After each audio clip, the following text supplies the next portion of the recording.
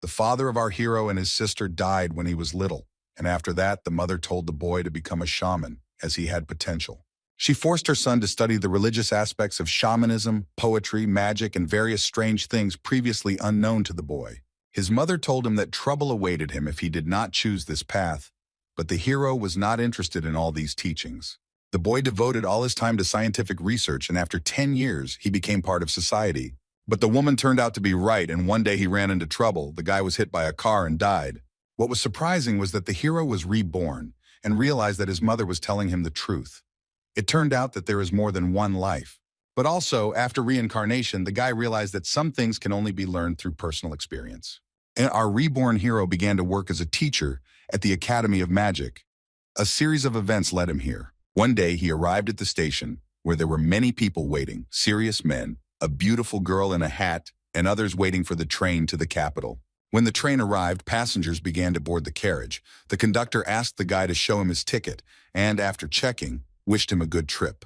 After the man, other passengers entered the carriage, and the future teacher went to look for the seat indicated on the ticket. After searching, the man found his seat, fourth car, third compartment, seat 403. He thought about it.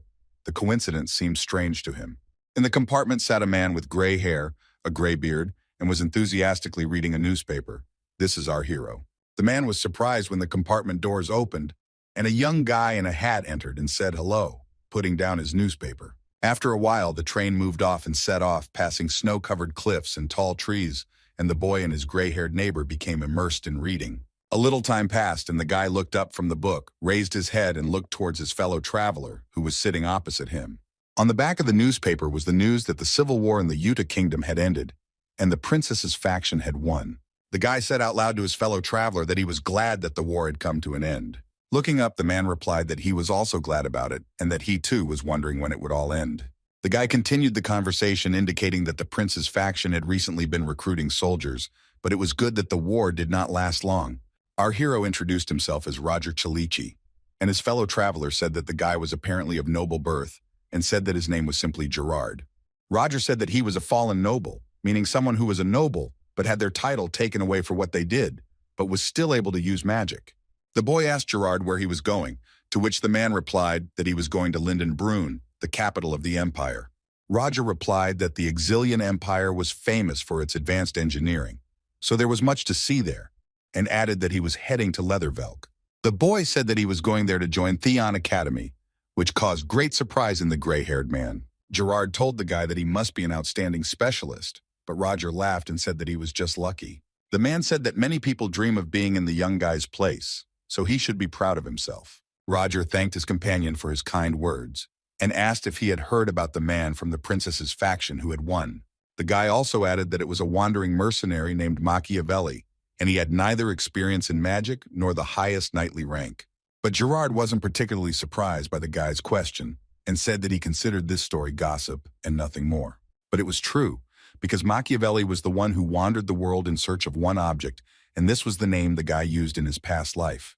Gerard asked the boy if he would take charge of a class at Theon's academy, to which the boy replied that he would be in charge of the second-year students. The gray-haired man looked at him sharply and said that he was more capable than he thought, thereby confusing the guy. Gerard wanted to say something, but suddenly there was a loud sound and the carriage began to rock violently. The men couldn't understand what was happening. The guy assumed that the engine had probably exploded, but the fellow traveler said that this couldn't happen because he was protected by magic. The man told the boy that it was probably a trap and they had set it up to rob rich merchants or nobles, and if they had set off the explosion, then there was a magician among them. The heroes decided that they needed to hide or get off the train, and Roger said that he would go first and asked the man to wait for him. The fearless guy left the compartment to see what was going on and realized that there were no passengers in the fourth carriage. Gerard was concerned about the safety of the other passengers, to which the guy said that the compartments were protected by magic. The man replied that it was still dangerous to remain in the compartment if the same magic spell had been cast on them, the protection of which had been broken. Roger and his companion could not understand why the robbers were not here yet, since the explosion occurred in the third carriage. Gerard said that if he had been in the robber's place, he would have headed to the first carriage first, because that was where the first-class passengers were. The man suggested that the guy go out through the back door, and at that moment, behind their backs, a robber flew into the car, kicking out the window. Roger reacted quickly to this and turned to face the robber, and told Gerald to stand behind him. The hero saw the robber, a green mask half hiding his ugly face with scars and a terrible look. In an instant, the robber took out a sharp antique knife and decided to pounce on Roger and Gerald, who were standing there. The guy realized that he needed to defend himself and used a magical blow, which hit with such force that the robber flew back several meters.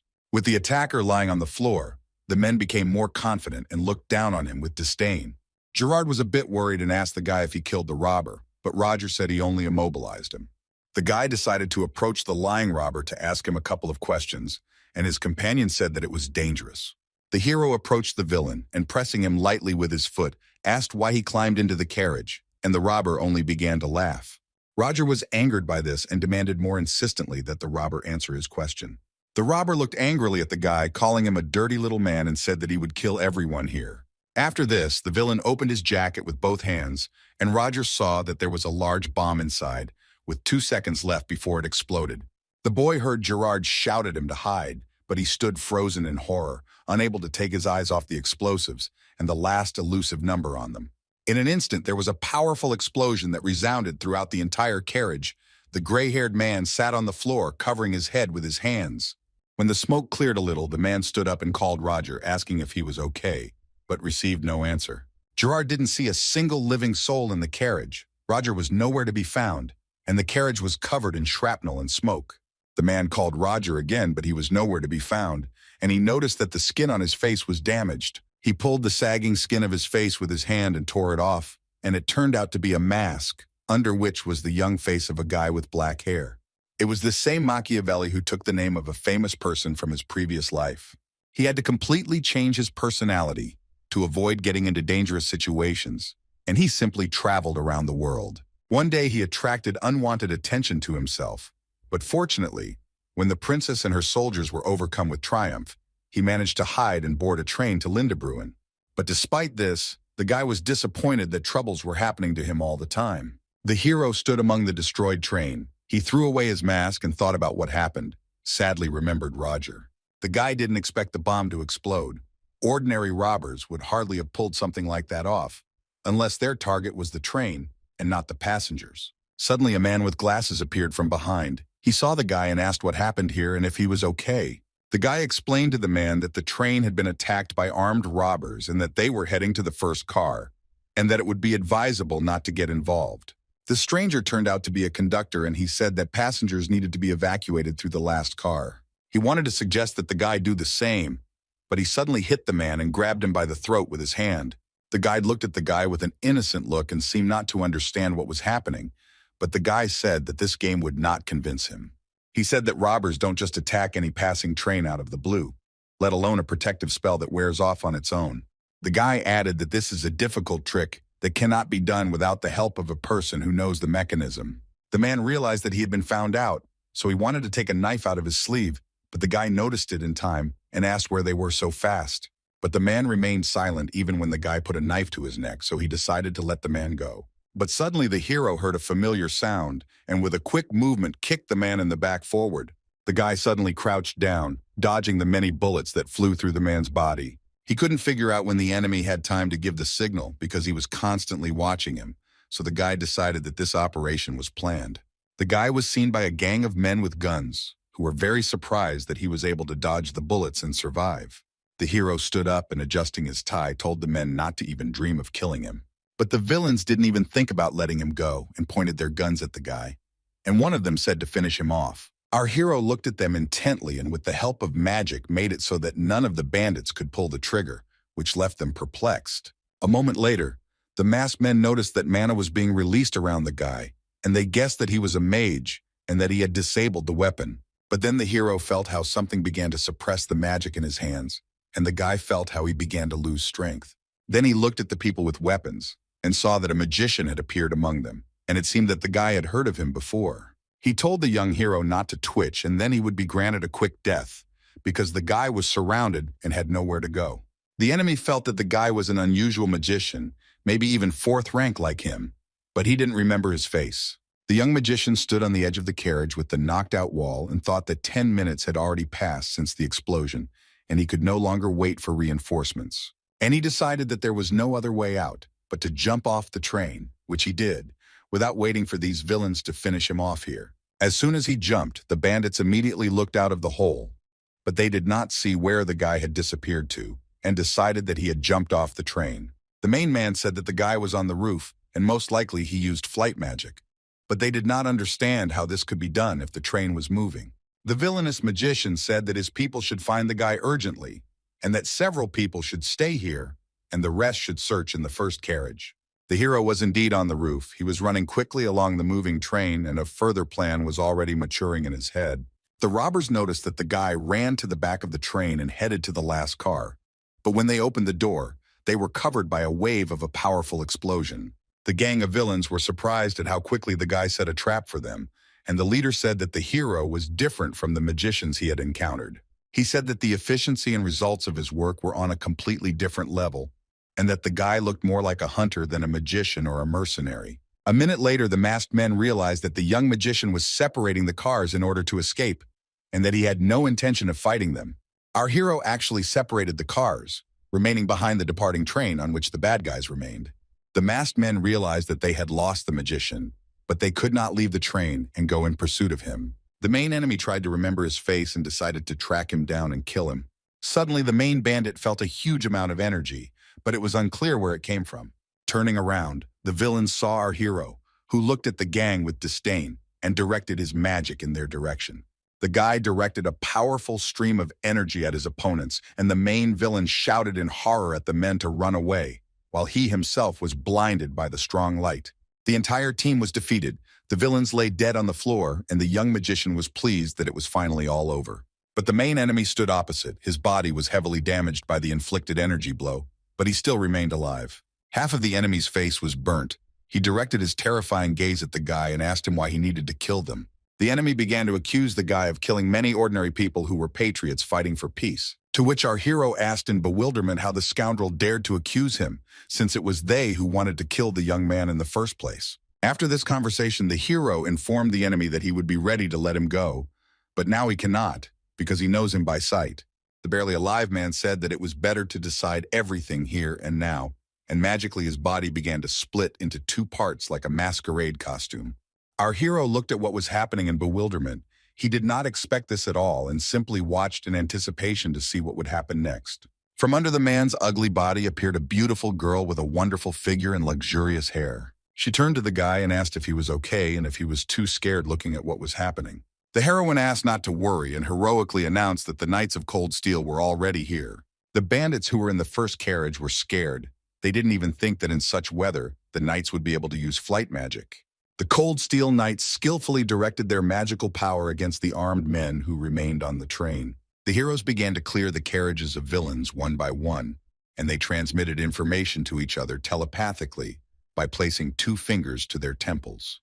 So they got rid of the bandits in the first carriage, and then in the second, and the passengers were finally safe. Soon the knights reported to the girl, who was a lieutenant, that the situation on the train was completely under control, and she praised them for their excellent work. The Knights of Cold Steel ensured that passengers reached Leathervelk Station safely.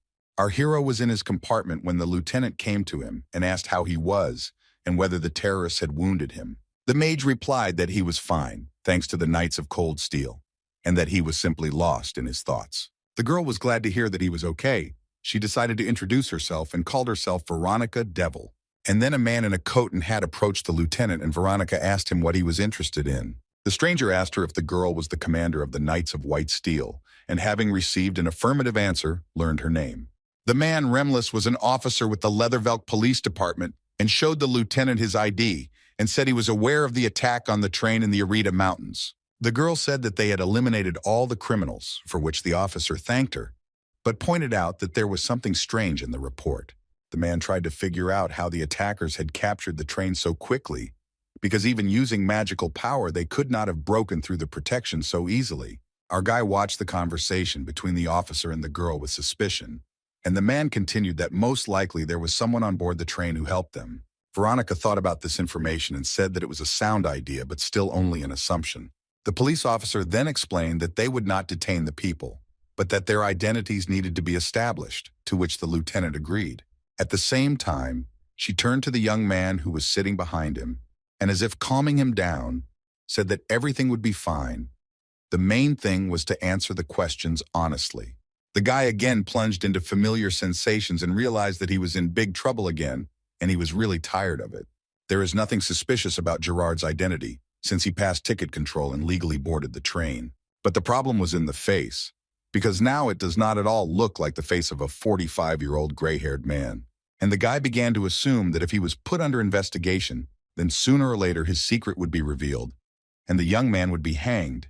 And if he was lucky, he would be subjected to severe torture. The hero understood that he could not escape, since the street was full of police officers and knights of cold steel. Besides, the lieutenant was merciless to criminals. Now she is smiling while talking, but if she suspects something, the guy will be in trouble. After a while, the officer took out a list of passengers and said that our hero had nothing to worry about. He just needed to confirm his identity. The man asked the conductor to give him a ticket corresponding to seat 403, which indicated 2 passengers, Roger Chelici, 25, and Gerard, 40 years old. The policeman looked at the guy and asked him where the second passenger was, because there should be 2 of them in the compartment. The young man told honestly how during the attack he was caught in an explosion when they were passing the Arite Mountains, and that he then fell off a cliff. Despite the fact that the guy hid his appearance, he told the truth about his fellow traveler, although the officer sensed a catch in the young man's words. The policeman told our hero to stay put, to which the lieutenant of the Knights of Cold Steel stood up for the guy and said that the guy could not be a suspect. Veronica informed the officer that our hero was fighting terrorists when the knights arrived, and traitors do not behave like that. The officer felt uncomfortable that he suspected the guy of setting him up and asked him for forgiveness, calling the young man Mr. Roger. Our young magician sat with a confident look, and of course the problem had been resolved. He was mistaken for Roger, and he didn't even have to invent anything. When Veronica and the policeman saw the recording that the guy was accepted to work at Theon Academy, they were very surprised and asked him if it was true. And taking advantage of this idea, the young man replied that this was so, and that he was the new professor Roger Chelici. After that, he took his suitcase and was about to leave. At the station, the officer apologized again, and the guy thanked him in return for being able to get here. The police officer insistently offered to give the young professor a ride to the academy, saying that he could not do otherwise, because the future of the empire was in his hands. Roger really wanted them to leave him alone and politely refused, justifying himself with important matters.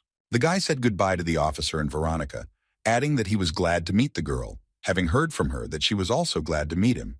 The young man walked further away from the station, mentally rejoicing that he had succeeded and that this journey was over. In his heart, he asked for forgiveness from the real Mr. Roger, who died, and thanked him for saving his life. The guy was helped by the fact that the quality of the photos was not the best, and it was really difficult to distinguish him from the real Mr. Roger. Our hero moved away with relief, thinking that the problem was solved and now he was okay, wondering where to hide and how to create a new personality. But then one of the passers-by called out to the boy, calling him Mr. Roger Chelici, and saying that he had seen him talking with the knight. It was an older man who called himself Wilford and said that he worked at Theon's academy, and after hearing about what happened, he came to meet the guy. The man offered Roger to take him to Theon, and the boy gave in. He was so tired of these people that he simply agreed to the offer. The young man got into the man's carriage, which was pulled by a metal horse, and they headed to where the old man had promised to take the boy. On the way to Theon, our hero thought that all this was not good. He was met by an unusual employee of the academy, because he had a fit body and he appeared very unnoticed. If the magician escaped using a stupid excuse, it would seem suspicious and the man would follow him, so the guy decided to postpone the escape. Since Gerard was presumed dead, our hero has been nothing more than a ghost in this country, meaning that if he were to disappear, no one would notice. It was good that at least now our hero had an ironclad alibi and could live the life of Roger Selena. While thinking about this, the carriage brought the young man to Theon, a huge territory with many buildings. The boy was surprised by the size of the academy. Wilford informed the young man that he would take him to the Rector and take his luggage. The academy was very large and bright. There was a large clock in front of the central entrance, and tall columns stood around it. The young magician entered the spacious room, and, seeing a woman sitting at a table at the end of the hall, said that his name was Roger Chelici, and that he had arrived on behalf of the Rector. The lady was a young girl. She introduced herself pleasantly as Eliza Willow, and said that she was waiting for Roger.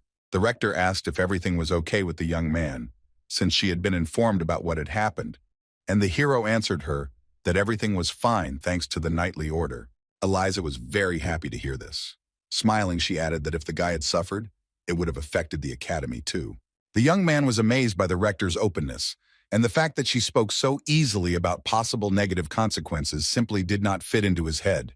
But what bothered him even more was the strange feeling that arose as soon as he entered here. The future professor looked at the rector and could not discern in her sly gaze whether she had revealed his secret or whether she had met Roger before. But a minute later it became clear that it was not, because the girl happily expressed her admiration for the young man's appearance and said that she was glad to have their first personal meeting. The guy thanked him for the compliment, and Eliza said that he would become popular among the students and handed him the sheet, reminding him of the information that she had apparently sent to Roger. The paper indicated the salary, that the employment contract was for 2 years, and also that food and accommodation would be at the academy's expense. But the contract did not play an important role, because the magician was planning to run away soon. But the salary confused our hero, because it would be 30 imperial gold coins a month, that is, 30 million dinars. The rector, seeing the boy's surprise, asked if he liked the conditions, although she herself understood that they had bribed the young man.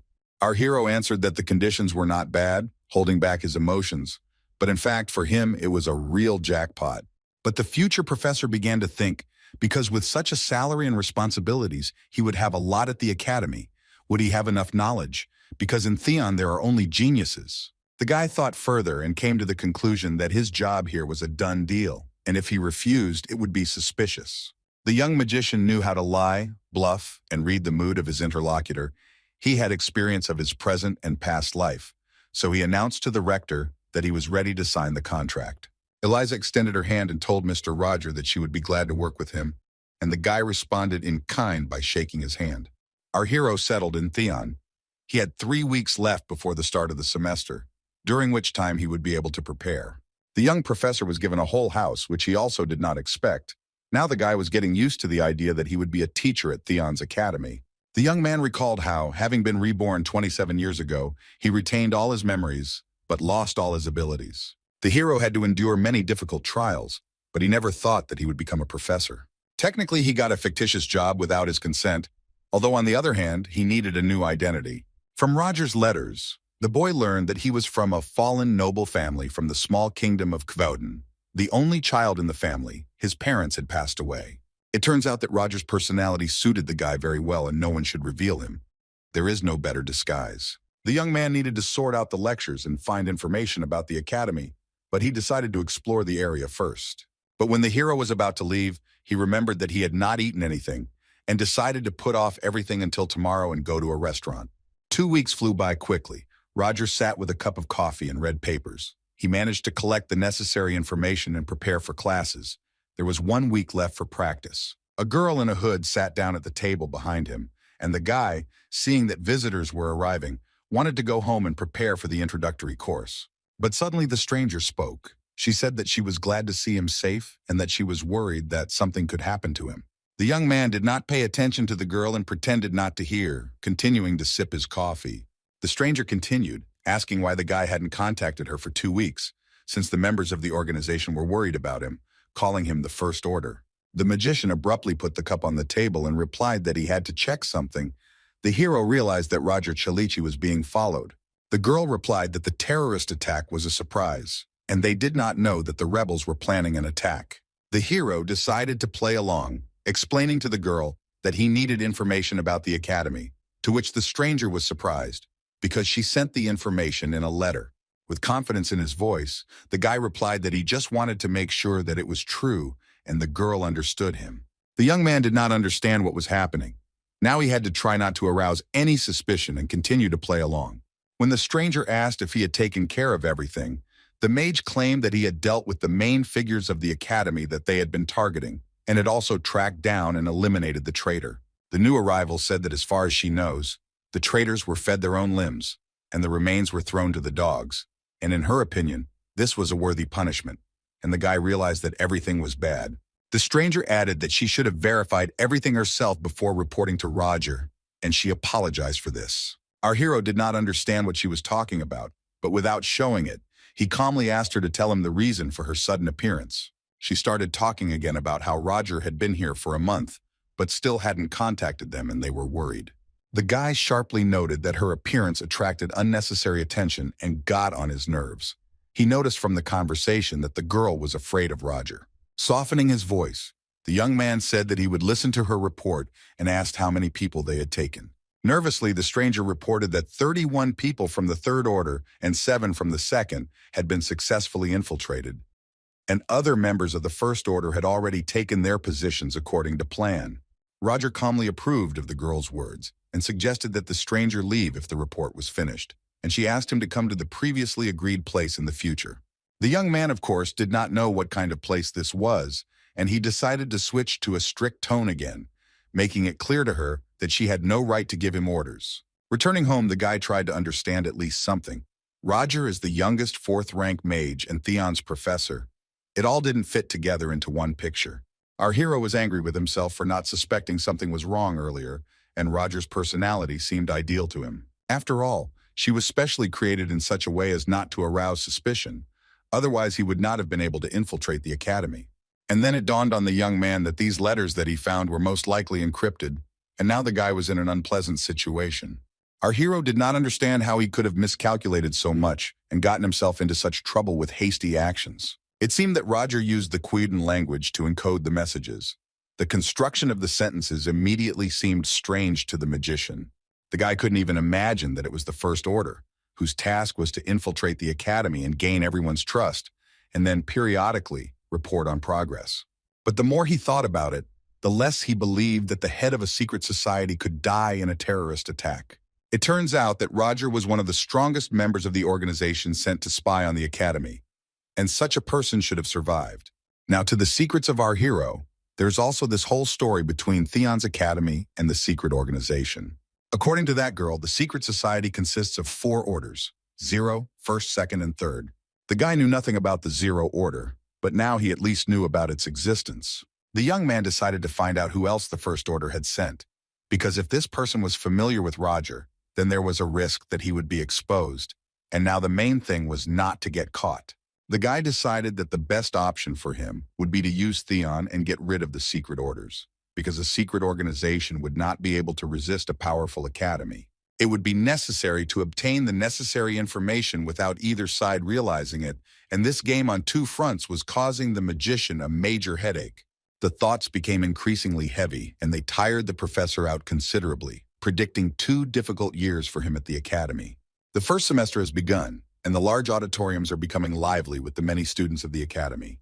There was a blue-haired student sitting in the audience, listening to a conversation that had started between other students in the back seats. One student was telling the news that the subject of spell theory and visual representation of the elements would be taught by a new professor, because the previous one had suddenly quit. The second guy added that their professor quit when a student embarrassed him in front of everyone by showing that she was more capable than him. They were talking about a girl with blue hair. The student's name was Flora. When her friend said that the boys were talking about her, she sheepishly expressed her misunderstanding, as if she had done nothing wrong. The students continued to discuss the new professor, one saying that he had a brilliant reputation and had written a lot of reports while being a military officer. The second student said that he was not some simpleton, but a respected person, and that this professor was also a fallen nobleman. A blue-haired girl named Flora listened thoughtfully to the conversations and thought about how stupid it was to jump to conclusions so early. A couple of minutes later, the professor himself entered the classroom, tall and important. The role of teacher suited him very well, despite his age. The conversations in the audience died down. Everyone turned their attention to our hero, and he announced that he was their new professor, Roger Chaliki. The students froze and looked at him with wide-open eyes in surprise. There was something mysterious and incomprehensible about the professor. Roger warned the boys that while they didn't have a schedule yet, he would make a few announcements, and then they would begin the main course. The young teacher added that he would teach students spells, but the structure of the lesson would be unusual for them, and they would learn not only theory, but also develop practical skills. He also indicated that the first year would also be able to attend classes. The students began to whisper about these announcements. Apparently, this was unusual for them. Roger asked the second years to be quiet, understanding that the workload would be the same for everyone. One of the students raised his hand and wanted to know the reason why the professor decided to combine the courses. It was a blonde with green eyes, Flora's friend, and when the guy saw her, it seemed that he had already seen this girl before. The professor replied that he considered it his duty as a teacher to allow everyone to gain something useful from their classes, regardless of their level of preparation. Roger also said that one shouldn't expect standard lessons, but the girl asked for more details since she didn't understand. Not wanting to reveal all his cards right away, the teacher suggested that she attend the next class if she was interested. Turning once more to the audience, the magician warned that if anyone thought they could earn good grades without trying, simply because they were a new professor, they would be disappointed. Our hero thought that it would be easier for him to teach as few students as possible, despite the fact that he was well prepared. That's why he set these rules. The pride of the second-year students would be hurt if they attended classes on par with the first-year students. And besides, no one would want to study with him if it was difficult. The professor finished his lecture and invited the students to ask questions who had any and froze in anticipation. One guy was interested in whether his heavy energy was due to his work as an officer, and one girl wanted to know if it was true that he was the youngest fourth-rank mage. There were many questions, but no one had the courage to ask even one. Even the blue-haired student only smirked at his words. Roger finished the lesson and walked down the corridor, thinking about why no one wanted to know anything about him. He even prepared the answers in advance. Then the guy realized that he had apparently hurt their pride and regretted not being more friendly with the students. The professor looked around and saw girls and boys standing on the sides. Their faces were slightly puzzled or even scared. It seemed his assumption was true. Suddenly a girl came up to him and said hello, and then asked if she understood correctly that he was the new Professor Sir Roger. The beauty said that her name was Selena, and that she was also working here for the first day. And then she offered our hero lunch, and they left the building. On the street they met Braino, a professor in a body who teaches how to summon golems, Matilda, who is responsible for the curse and dispelling magic section of the spells. Roger also introduced himself and said that he taught the theory and practice of spells, thinking that the new professors of the academy had gathered here to get to know each other better. A young man wearing glasses stood nearby and watched the teachers talking and cast unfriendly glances at them. Matilda quietly told Roger that this man was Professor Chris Benamore, and he was the first of all to join the academy, and he was also a nobleman. It turns out that among them there was one nobleman and 3 commoners, not counting Roger himself, and they are the best in their fields. And among them there may be another member of the First Order. Our hero thought about Chris Benamore, but the fact that he was the first to join the academy doesn't mean anything, and you can't take your colleague's word for it. The man in glasses began to mutter irritably that he couldn't stay here any longer, that they were all commoners, and he was just interested in looking at the new teachers. Then the evil professor added that if anything, he was on his own and didn't want to deal with anyone, especially Roger. Addressing our hero personally, an impudent man named Chris warned him not to act like a big shot. Matilda was very outraged by the behavior of this professor. She convinced Roger not to pay attention to the bad teacher, because his status does not give him the right to look down on them. The new teachers decided to go to lunch without the man in glasses, since he was against them, and our guy was no longer alone. The night before the first lesson, the girl who came to the cafe in a hood wrote information in the academy chat.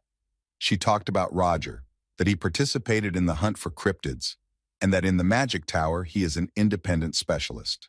The girl told the other participants in the conversation that she would not allow the professor's first class to be disrupted and would make sure that many students came to him. The next morning, our hero was heading to his first lecture, and he was wondering how many students had decided to stay, since he had specifically warned that his classes would be difficult.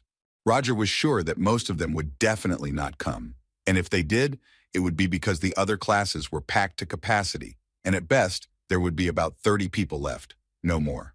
The young professor entered the auditorium and was very surprised. Almost all 80 seats were occupied. The students felt the atmosphere change when he entered. Some thought he really was a military officer. Roger saw how many first-year students there were. Weren't they afraid at all to attend classes with second-year students? The guy's first thought was that he had been set up by the girl in the hood who came to his cafe. But then the teacher dismissed this thought and decided that he had simply underestimated the students, because the best of the best study at Theon Academy. Roger's final version was that he had awakened their competitive spirit and they wanted to prove something. The guy had no choice. He had to do his job, and he introduced himself again, since there were many new faces in the audience. When the mage said he would teach everything about spells, one student asked if that meant he would teach all 4 training profiles. The professor answered the boy sharply that he had not yet given permission to ask questions, but today he would be accommodating.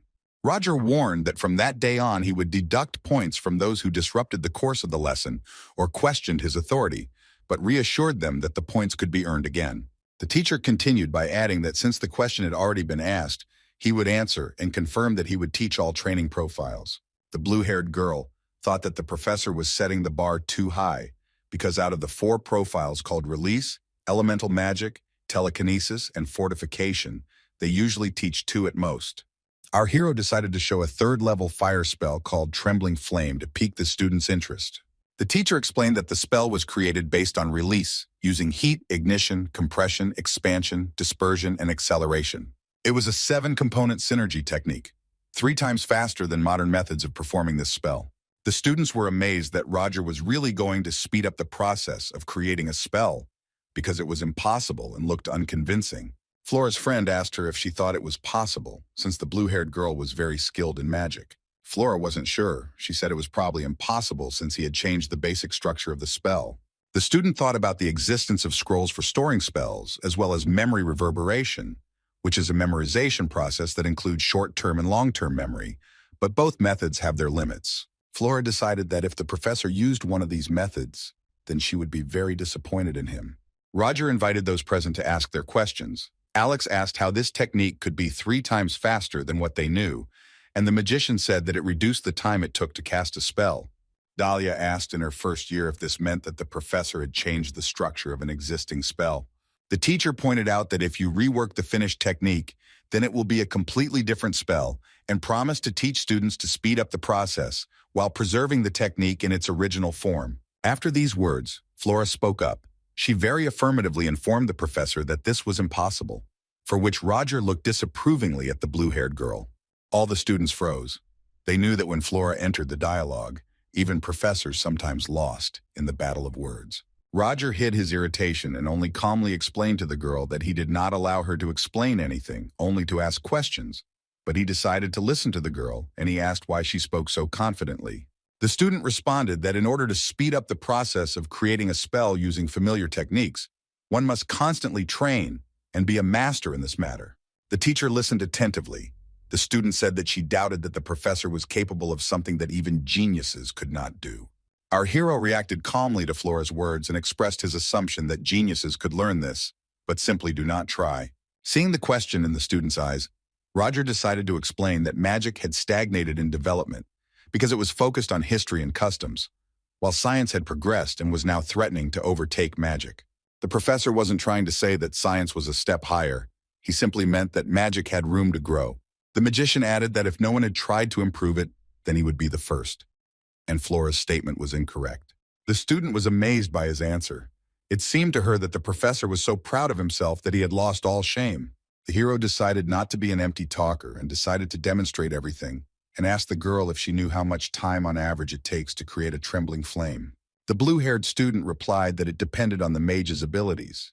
If it was the 3rd rank, then about 10 seconds. A mage of a higher rank would do it in 5 seconds. The teacher confirmed that this was true, but it was not necessary to base it on rank, and he gave students as an example. Flora guessed that it would take the students at least 5 seconds, but specified that she could do it faster. Roger asked the girl to come to the board and set an example for everyone, as her confidence was impressive. The student agreed and found herself in front of an astonished audience and created a trembling fire as Roger had requested. Her classmates were amazed at the speed of her technique, and one guy said that it was immediately obvious that she was the daughter of the Lumos family. The professor measured the time on his stopwatch at 4 seconds, 78 milliseconds, commenting that he found it hard to believe that she was a second-year student. The magician praised Flora, calling her performance flawless, but she coldly replied that there was nothing special about it. But when our hero added that it was still too slow, the student's eyes simply widened. Roger clarified that she was a little short in time. The best time for a 3rd-rank mage was 4.41 seconds, to which the girl replied that she would speed up if she practiced. The professor continued to tickle the student's nerves and announced that 4.41 was also not a fast enough result. The audience was stunned and could not even imagine how fast their teacher was. Roger ordered everyone to watch how to create a flickering flame and made a movement with his magic wand. Flora watched the process and did not understand what he was doing because it was a different technique. The students were amazed. The process took a second or even less, and the blue-haired girl became even more convinced that the magician had completely changed the structure of the spell. The professor asked the students if they all saw the process and said that he would repeat it again for those who did not notice. Roger did the same thing again with ease, baffling everyone present and even Flora. It took 0.24 seconds to create the flickering flame, much faster than the official record, and the mage was sure that they had now changed their minds. The teacher explained that the spell might seem strange since it was the first time he used a different technique, but nevertheless it remained the same. In other words, he used one technique to create another, that is, he changed the initial data and came to an already known result. The magician continued to explain that it was necessary to create a kind of program, as if the magician's body was equipment and the accumulation of magical power was data. And then the programs called techniques would activate the software, that is, magic. All this that the professor described, he called the source code, and this is where Roger's explanation ended. Flora was very puzzled. She had never heard of such magic, and now she was wondering who this man Roger Kaliki was. The professor said that she interrupted the lesson without his permission, and all because she was biased towards his words. The girl was ashamed of her behavior, and she agreed with Roger's words, although she was so sure that she was right. The teacher added that the girl had acted unreasonably rudely towards him, so he promised to deduct 10 points from her grade. The blue-haired student's friend couldn't believe it. How could they find Flora, the one who was higher in knowledge in the entire second year? Clenching her fists, the student was already heading to her seat, suppressing the storm of indignation inside herself. But suddenly the professor turned to her again and clarified that she had shown the perfect technique for creating a trembling flame, so he was returning 10 points to her. He also added that he respects diligent students and praised Flora, even squeezing out the word thank you. Overall, the students were glad that it all ended this way, and that the penalty points were canceled. The friend asked the blue-haired student how she was, but Flora looked pleased and thanked her for her concern. Cheryl was surprised at how quickly her friend let it go, but in reality, her friend hadn't been open with her. Roger took off his coat and announced to the boys that this was just an introduction and that the lesson could now begin. He went on to say that he would select students who would listen carefully and teach them the source code, so he recommended that they work hard. Of course, this inspired the students, as well as filled them with fear of what they considered an impossible task. One of the guys remembered how he heard bad gossip about the professor from the students and did not want to come, but now he realized that he was afraid in vain and that Theon is the strongest academy. After an hour of laying out the theory, the teacher finished the first lesson and, asking the students to review the material at home, left the classroom. After he left, the students began to discuss him, share their impressions, and say that the professor was simply incredible and that no one had ever seen anything like the source code. But there was one arrogant guy who began to belittle the others, explaining that if such nonsense impressed them, it meant they were all commoners and there was no place for such people here. He walked up to the bespectacled boy who was admiring Roger and began to hover over the student questioningly.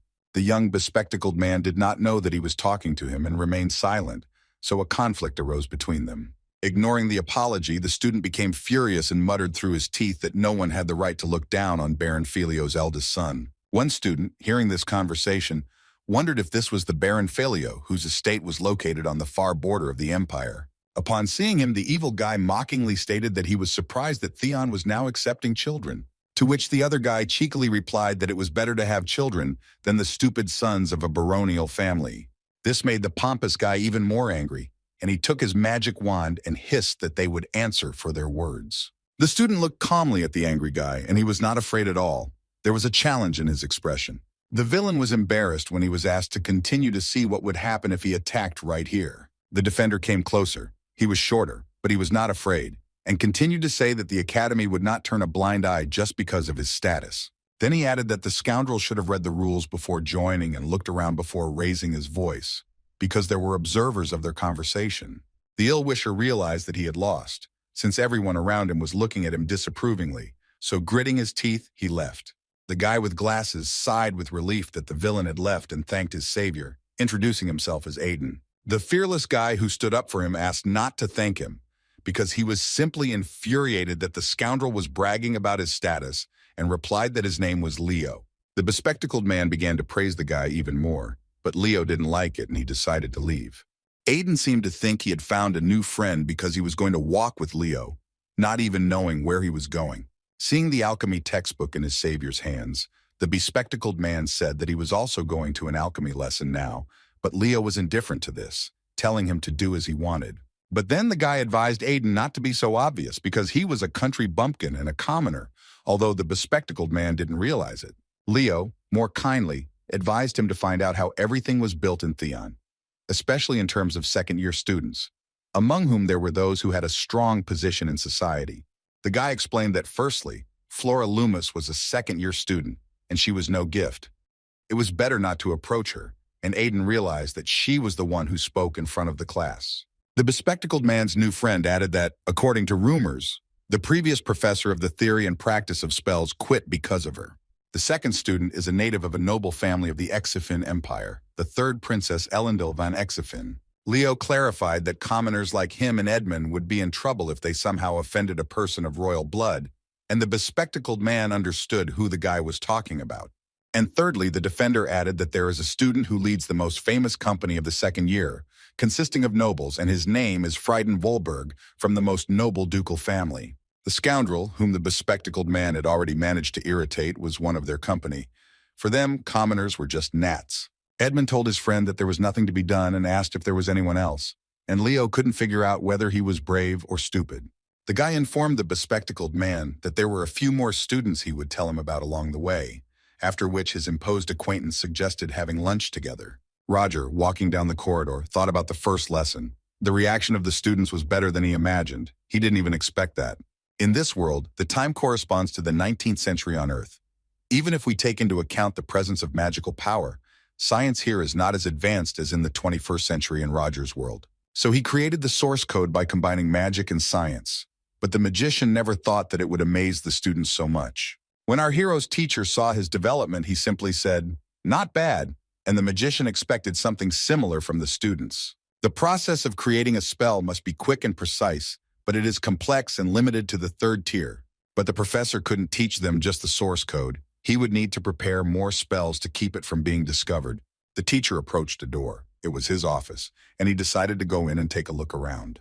Roger walked into the office, but the first thing he saw was a girl with long white hair and a long dress. It was the rector of the academy. She was apparently waiting for the professor, invited him into the office, and asked if he liked the interior. The girl explained that each professor at the academy had a personal space allocated to him, and Roger could use this space at his own discretion. The teacher was surprised by the meeting, even a little confused. He asked what brought her here, to which she laughingly replied that she just wanted to know how he was doing. The girl was touched by Roger's frankness, and she continued that as a director she was obliged to keep an eye on him. Our hero felt a strange tingling sensation in his body when he met Eliza's gaze. The director was surprised why the professor was so calm, and the magician, apologizing, replied that the portion of surprises for today was full. The guy thought to himself that running into a ghost at night would not be as unexpected as meeting Eliza. The girl explained that the other teachers were more surprised and that Roger was the last one she visited.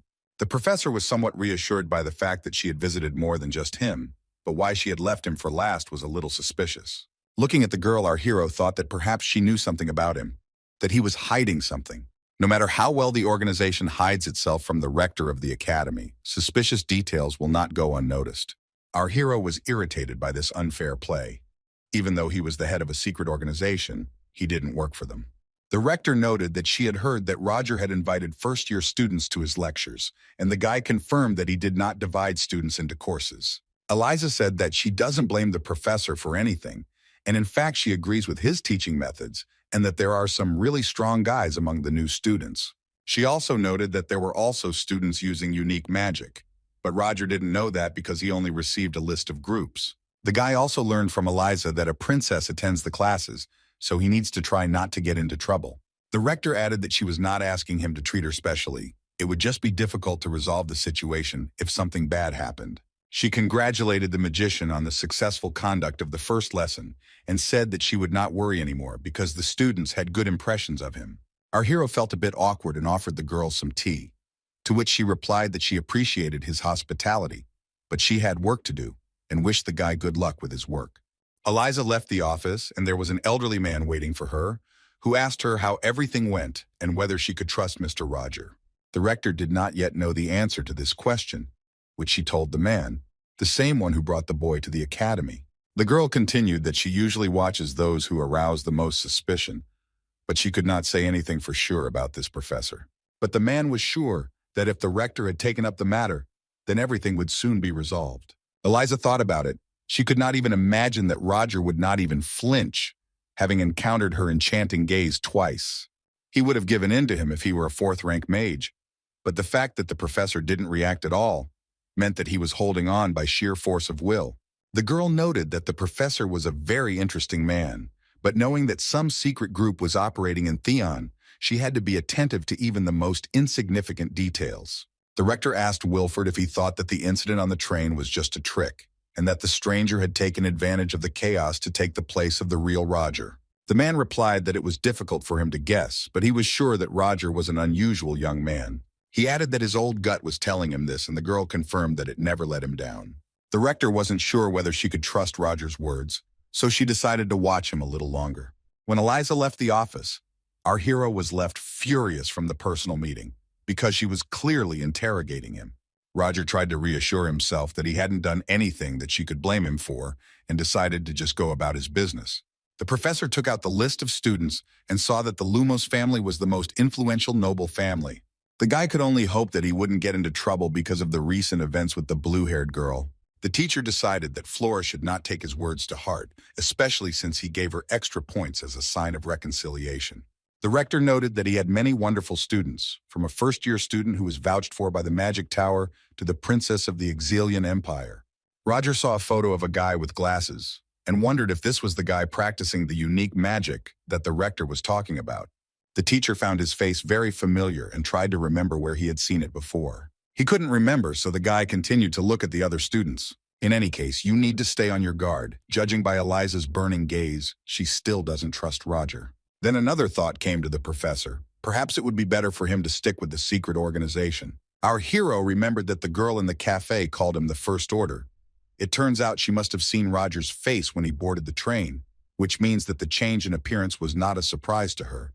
The guy knew how it would all end if he was caught, and there was no guarantee that the secret organization would protect him. And Roger once again decided to remain a professor and do everything in his power, and then there was a knock on his door. It was a stranger who came to give the teacher the schedule of rounds.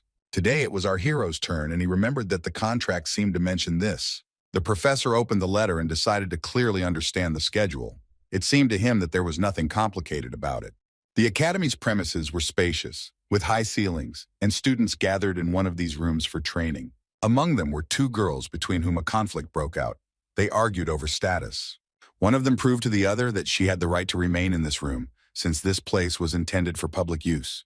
A student of lower status suggested to another that she should leave if she was not satisfied with something. In response, she heard from a girl who was apparently of a higher status that such an uncouth commoner did not dare to be insolent.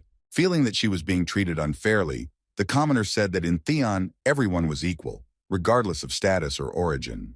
Lady Denema explained to the girl that they say this so that she and others like her do not feel deprived, and another guy added that commoners are very stupid. The students from noble families laughed at the commoner, who realized that no matter what she said, they would not listen to her. Lady Denema turned threateningly to the poor girl and said that if she understood everything, then she should beg her forgiveness for her behavior. The students laughed at how stubbornly she stood her ground, because she knew how it would all end, and when she started to leave, Lady Dynamo was very angry that her words were ignored. The angry student took out a magic wand and wanted to stop her, calling her a cur. The boys from the noble families called out to Dynamo. They were afraid that something bad might happen. A stream of magical energy poured down on the commoner. She was very scared, but suddenly someone muffled this magic and it dissipated. This enraged the angry student even more. She shouted at the whole room, asking who dared to interfere with her action. Somewhere from the upper floor, the students heard a male voice asking why they were fighting in a hall intended for training. It was Roger. He threatened the students that the school year had just begun and they were already getting into trouble, and called it disrespect for Theon Academy. Everyone present froze in bewilderment. They never expected to see a new professor here. Our hero, using the magic of flight, descended down, explaining that he wanted to limit himself to a warning, but it was a one-sided attack. The girl from the noble family said that there was no problem, and it was necessary to protect the honor of her family. Roger addressed Lady Dynamo very sternly and announced to the entire hall that all of Theon's students were equal, and that no matter how noble your lineage is, and despite the disapproval on the girl's face, the professor said that he simply could not turn a blind eye to it.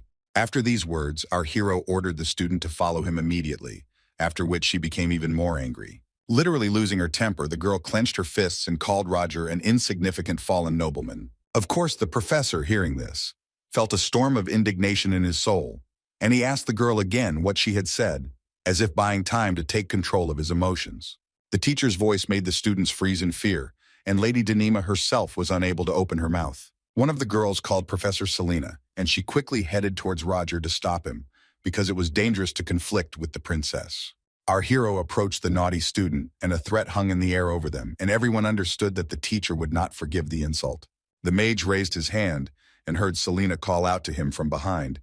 Everyone thought that Roger was about to vent his aggression, but he dropped his hand on Denima's shoulder.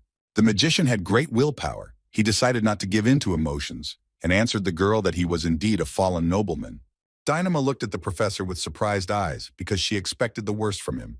The teacher looked calmly at the student and continued that she had made a correct point, but everyone was in Theon, and he was a professor, and that she was questioning his authority. Softening his voice even more, the magician said that the girl had just arrived, and it was probably not easy for her to get used to the new environment. Roger added that he would assume that she had misspoken, and said that he would let her go this time, but of course he promised her disciplinary action for her rude behavior towards her classmate. Our hero saw that Selena approached the commoner and asked the student if she was injured, to which he heard that everything was fine. Roger announced that he was leaving the students with Professor Selena and then left, leaving behind him the astonished crowd. The commoner, whom the teacher called Renee, was delighted that he remembered her name and that she attended his lectures. The girl understood that she was an ordinary commoner, no different from the other students, which is why she was so delighted by the professor's words. Having analyzed the situation, Renee decided that he was not as bad as it seemed and as others said. Now she felt that she could trust him and follow his example, and decided that she would study even better from now on. After what happened, Roger went outside and sat down on one of the benches. His head was hurting terribly, and it seemed like he was turning into a monster. The magician felt like another minute, and he would go crazy, so he took a bottle of pills out of his jacket pocket and took them. A minute later, the guy felt better, and he thought how good it was that he had these pills. Roger was puzzled as to why this was happening now, since he had almost shown me his weak side. The symptoms appeared as soon as he entered the first training ground, when he could still control it. But when he felt worse, he was about to leave, and then that girl started screaming louder and louder, so he couldn't help but intervene. The guy hoped he had done well, but he knew his face was a complete mess, and he probably didn't look very good. Looking at the last empty bottle, our hero understood that he could hold out for about 5 days, but most likely he would have to use magic, and besides, saying goodbye to the prescription for the pharmacy could be dangerous. Roger was thinking that he urgently needed to contact that guy so that something that shouldn't happen wouldn't happen. On the second day, our hero, Professor Matilda and Selena, were having lunch in the dining room. She was telling yesterday's news. She spoke about how students saw a dark figure sitting on the roof of a building in the city last night. The mage said that it sounded like an urban tale about a ghost, to which Selena replied that there were witnesses to its appearance on Theon's territory. She added that it could have been something else, but it was probably a werewolf. It is not surprising to encounter such an unusual phenomenon in the academy environment. There are even stories about Theon's 7 ghosts. The girl spoke so enthusiastically about it that Roger drew her attention to the fact that she knew a lot of ghost stories. Selena began to justify herself, saying that she had not specifically sought out information about the supernatural, but simply wanted to find topics for discussion that would be interesting. Matilda decided to start a conversation about how the magician demonstrated an unusual technique during the first lesson. She asked what the name of something innovative that the professor had created by speeding up the spell creation process was. Roger called it the source code. Other teachers in the cafeteria noticed this conversation, and apparently they also became interested. Matilda asked again if this was true, and the teacher confirmed it, although it was not the most appropriate conversation. Professor Matilda and Professor Selena could not believe that such a spell existed. Roger looked around and saw many people present in the dining room, with a silent question in their eyes, and he could not understand what was going on. Matilda explained that the problem was that everyone wanted to know the secret of his magic, and hinted to Roger that rumors spread quickly. At the same time, the girl asked Roger if he was sure that he could reveal the secret of such unique magic here. Professor Selena informed the magician that the magic tower could issue him a patent, but he replied that he was not interested. The guy thought to himself that it would really be better for him not to ask for any patents. If he let his guard down, he would easily get a knife in the back. The other professors were already actively burning Roger with their gaze, Among them was Chris Benamore. He was looking with a gaze that could kill. The teacher was preoccupied with thoughts about the werewolf. At night, he left the house, and the idea came to him to walk around the area to look for him. The werewolf did exist, and he was already watching Roger try to find him. Suddenly, the monster overtook the guy and, doing a somersault in the air, fell on its back, but the magician was not caught off guard. The professor turned to the werewolf and asked where he had been for so long and why he had pulled such a trick. The half-beast replied that Roger could at least pretend to be surprised, since so much time had passed since their last meeting.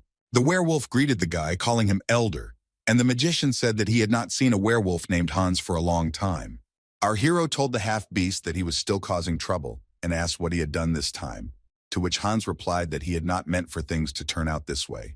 The werewolf explained that he did not expect that the dog, which had been sitting in the woman's arms a second ago, would suddenly jump off and rush at him. Roger found the situation funny, not to mention Hans, who felt as if someone had cursed him. Hans was actually a human, but he has one peculiarity. As soon as he is bitten by animals, he immediately takes over its gene and turns into that animal, whether he wants it or not. The werewolf asked Roger if he had brought the antidote, after which the guy took out a syringe with green liquid. Hans thanked the guy and gave himself an injection. He really didn't like staying like that. The antidote worked quickly, and the half-beast began to turn back into a human right before our eyes. And if it weren't for the magician, Hans would have had to suffer like this for several more days. Roger was reminded of the day they met, when he received an order to catch a cryptid animal that was not recognized by academic science. The magician was then very surprised to see an overgrown chihuahua in front of him, but then the guy sorted out the situation, and Hans, one might say, was lucky. When the acquaintance turned completely into a normal guy, the magician said that his name was now Roger Chalici, and he was Theon's professor, and told the guy his whole story. The former werewolf exclaimed that Roger was simply incredible, and was surprised that he had not yet given himself away, to which the magician replied that it was a matter of life and death, and he had no choice. Hans was surprised that in addition to everything else, this Roger also turned out to be a member of a secret organization. He was very amused by this story. Our hero added that he was called the First Order and asked Hans to stop laughing, as it was not funny at all. Roger's friend said that he had definitely heard about the First Order. Recently, some guys came to the underworld and the Order was chasing them. The magician thought for a moment and said that he was sure that it was them and asked Hans what their company was called. The werewolf named her Black Dawn and added that Roger might be lucky to survive, but one mistake and he would give himself away. The professor agreed and said that he needed to get ready and asked Hans if he had brought the suitcase that the magician had asked him for. Hans handed him the suitcase, and when asked if he had looked in it, he replied that he was not crazy enough to rummage through Roger's things, and even if he had wanted to, he still wouldn't have been able to open it. Roger asked his friend why he had asked in the letter to wait 2 days, since they both needed the medicine so badly, and why they couldn't meet right away. Hans's face showed confusion. He really didn't understand what the guy was talking about, because he didn't write this letter. Our hero explained that the day before yesterday, he had heard a rumor about the appearance of a werewolf, to which Hans, even more surprised, replied that he had only arrived in the city today, and that he did not need to wait 2 whole days. There was a pause between the acquaintances. They did not understand what was going on and how to sort it out, and why there was such confusion. And suddenly, unexpectedly, everything became clear by itself, as the guys suddenly saw a real werewolf. It turns out that the beast that Selena talked about really existed, and Roger was wrong to think that it was Hans. Roger's friend suggested that they get out of here, but the magician said that if they moved, the werewolf would notice them, and he was apparently out hunting. Roger looked closely at the monster, and seeing a pendant on its neck told his friend that he should check it out. He explained to Hans that there was something sparkling on the werewolf's neck, and that they must have put this thing on him on purpose. But it was unclear who would do something like that. The professor took a loaded pistol out of his suitcase and told his friend that now they would find out everything. The last time Hans saw Roger shoot was when he was hunting cryptids, when he had a different personality. His name was Van Helsing. The werewolf was sitting on the roof of the building, and he looked terrible. It was a big wolf with huge fangs and glowing eyes. At one point, he made a jump and found himself down next to the guy himself. Roger was right. He had a chain around his neck. Our hero had many questions, and he understood that he could get answers only by catching the monster, and nothing else. The werewolf lunged to attack Roger, but he only stood imperturbably next to him, creating a magic circle around himself. The monster couldn't even reach the guy. He was writhing from side to side, making jerks, but losing the fight. Roger just stood there, and the werewolf growled, rushing around the guy, and then fell to the ground completely exhausted. Hans looked out from behind the building and did not understand why the monster was behaving so strangely. Perhaps he ate something wrong.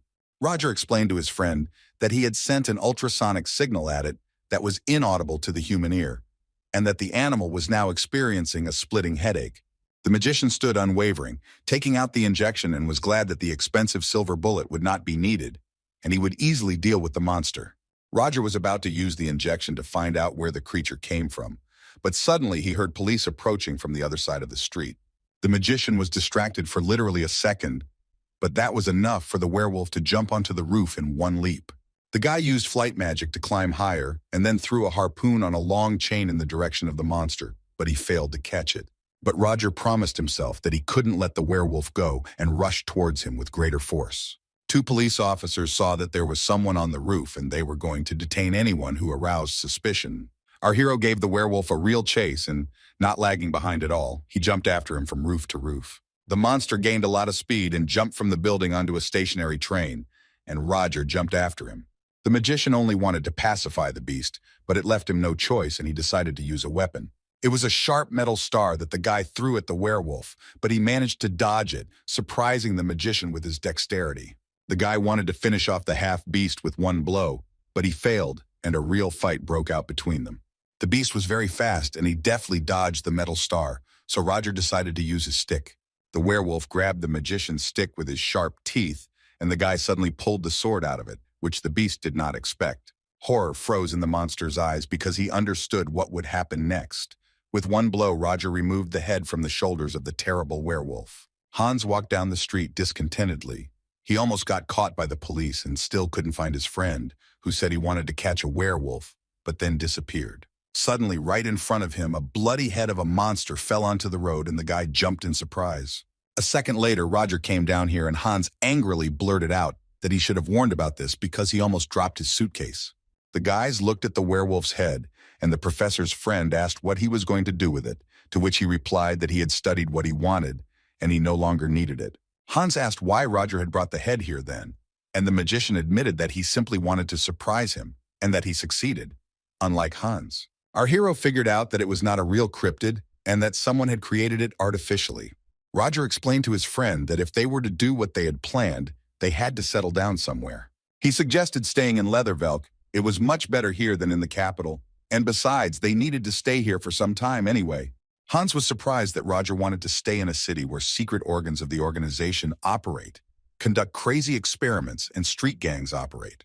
The professor explained that this was precisely why this was the most suitable place, and they would get lost in all this chaos. They just needed to collect all the necessary information, and since he was being watched, it was Hans who had to do it. The magician asked his friend to keep him informed of everything, then he would make his move, and the guy agreed, because he was a professional at this. Roger couldn't wait for the situation to resolve itself, but since he didn't have the opportunity, he had to at least make allies first. It's unusual to meet a werewolf in this era. The pendant on him suggests that he was an experimental specimen, and this was an unusual experiment. The morning papers reported that an unidentified killer was still active in Leathervelk, with 5 murders committed last Sunday, bringing the total to 10 victims. The identity of the criminal has not yet been revealed, but witnesses claim to have seen a terrible beast with black fur. According to the police, it is simply a crazy killer whom they will soon find and arrest. Roger was surprised why they wrote about Sunday because he got rid of the werewolf's body on Saturday. There might have been other werewolves, and this thought upset the professor, and troubles continued to haunt him. This morning, there was a meeting of professors. They gathered in the large hall, where Roger arrived last. When our hero appeared in the room, he saw a large table on which the professors were sitting. There was a free chair next to Selena, and she called Roger to sit down next to her. As the magician walked through the hall, those present whispered among themselves, saying that he was a fallen nobleman and that he had invented an amazing spell. As the teacher sat down next to Selena, she asked if he had heard the news that 2 first-years had been attacked the previous night. Fortunately, they remained alive, but still received serious injuries. As if left by the claws of an animal, the students who came to their senses responded that it was a terrible beast. The girl continued that apparently the rumors that appeared last week were true, and there were also victims in Leathervelka.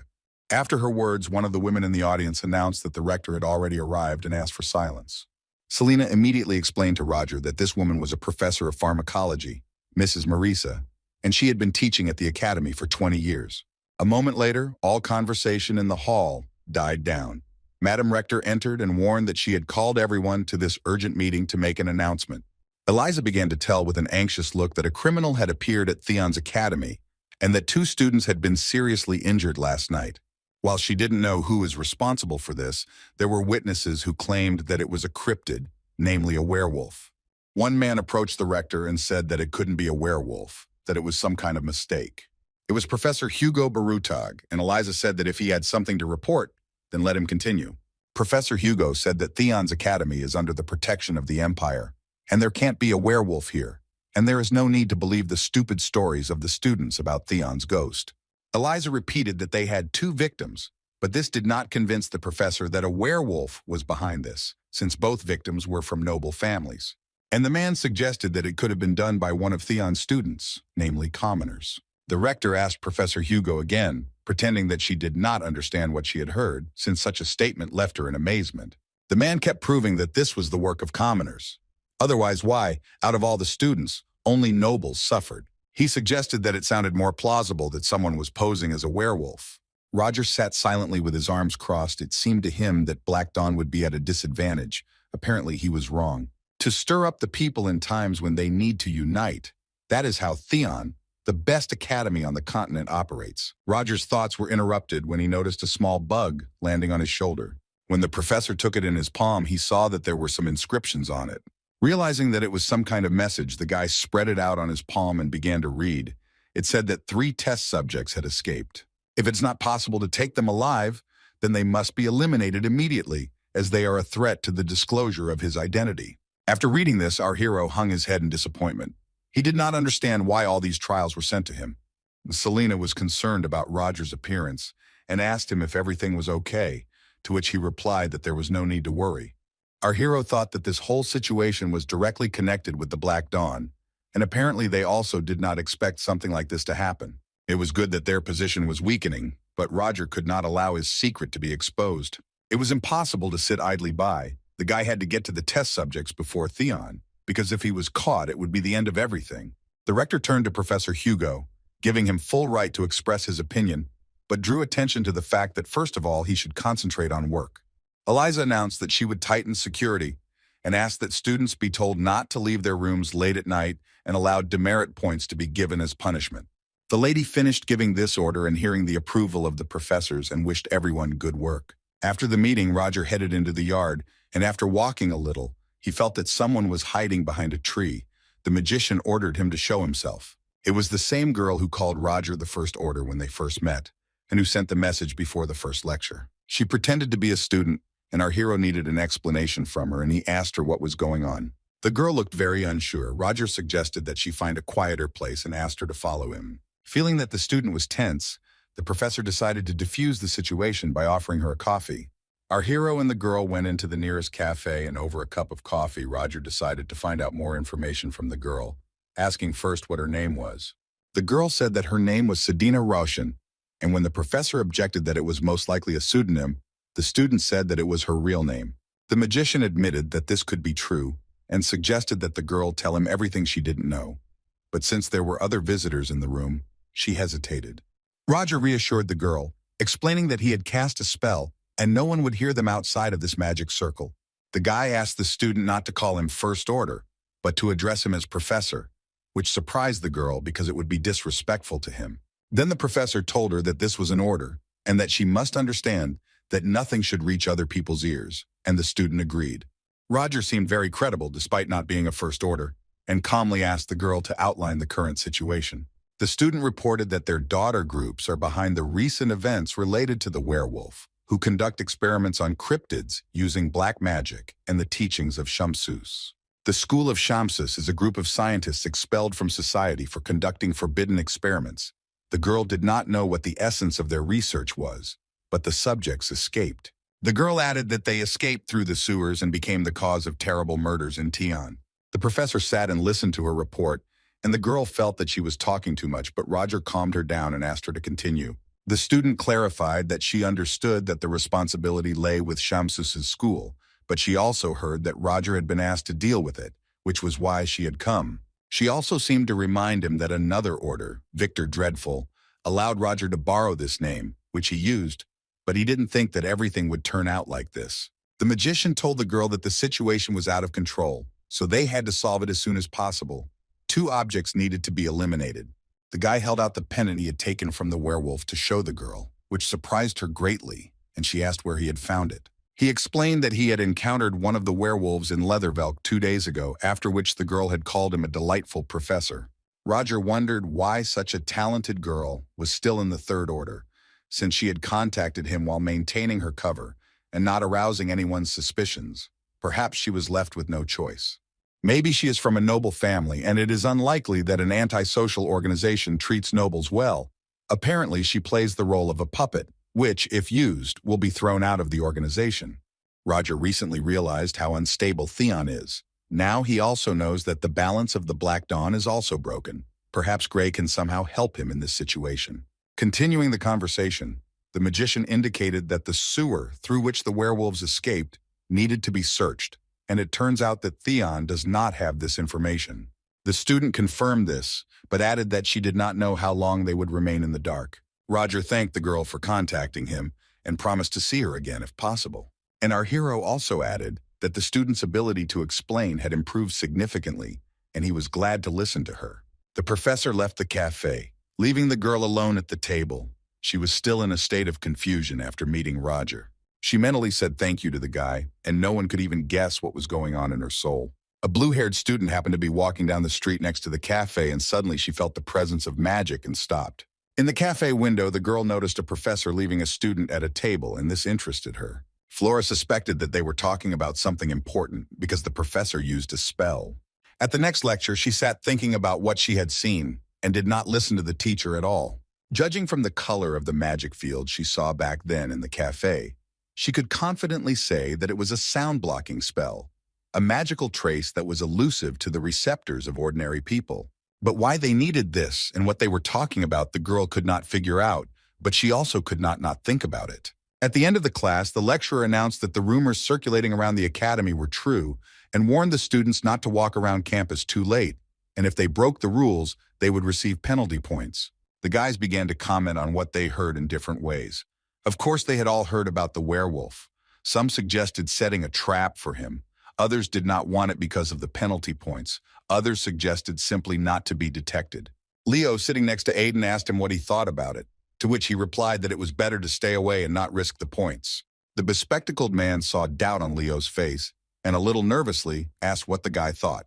But his friend agreed that it was better not to take risks and leave this matter to the professionals. A girl with red hair approached the guy and, a little brazenly, rested her hands on the table.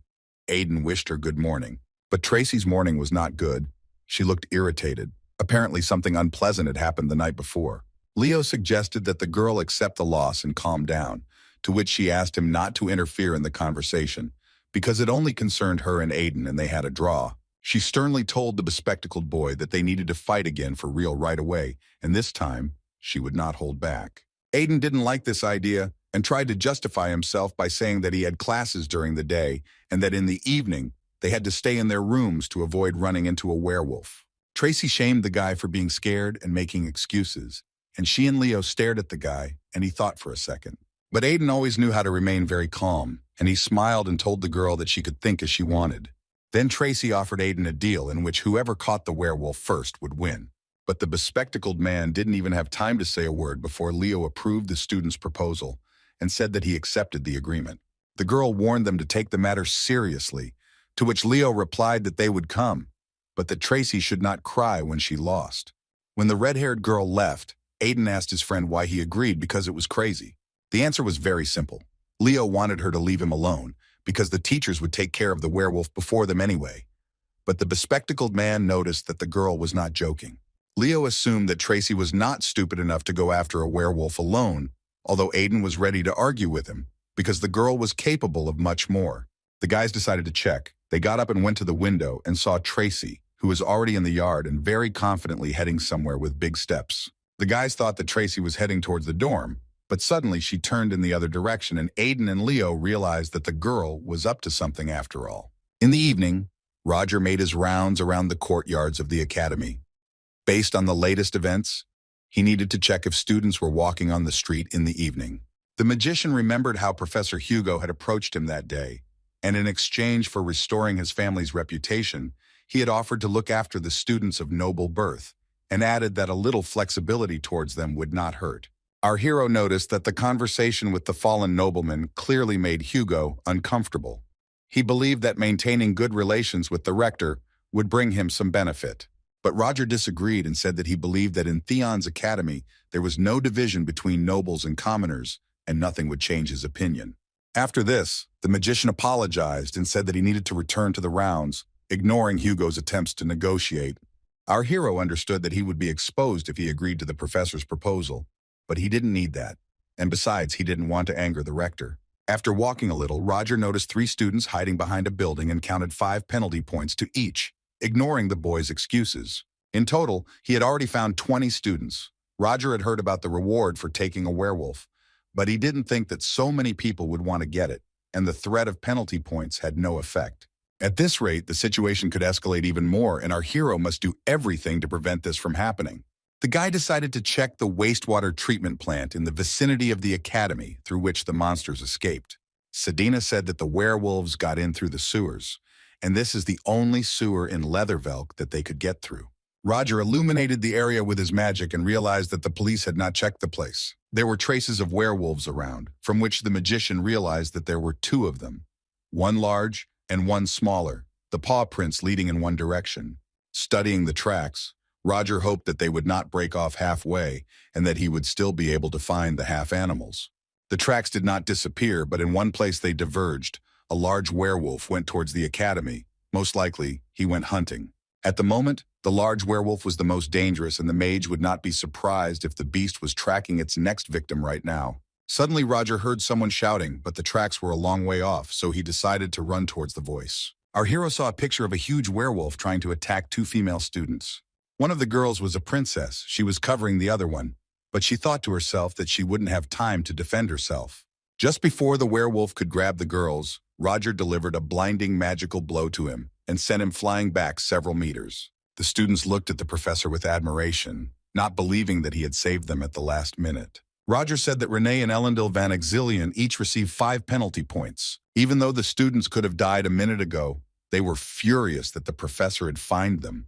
They were already doubting who was more dangerous, the werewolf or Roger Chalichi. Elendil asked the professor why he had not made sure the girls were okay, to which Roger replied that she had no right to raise her voice at him.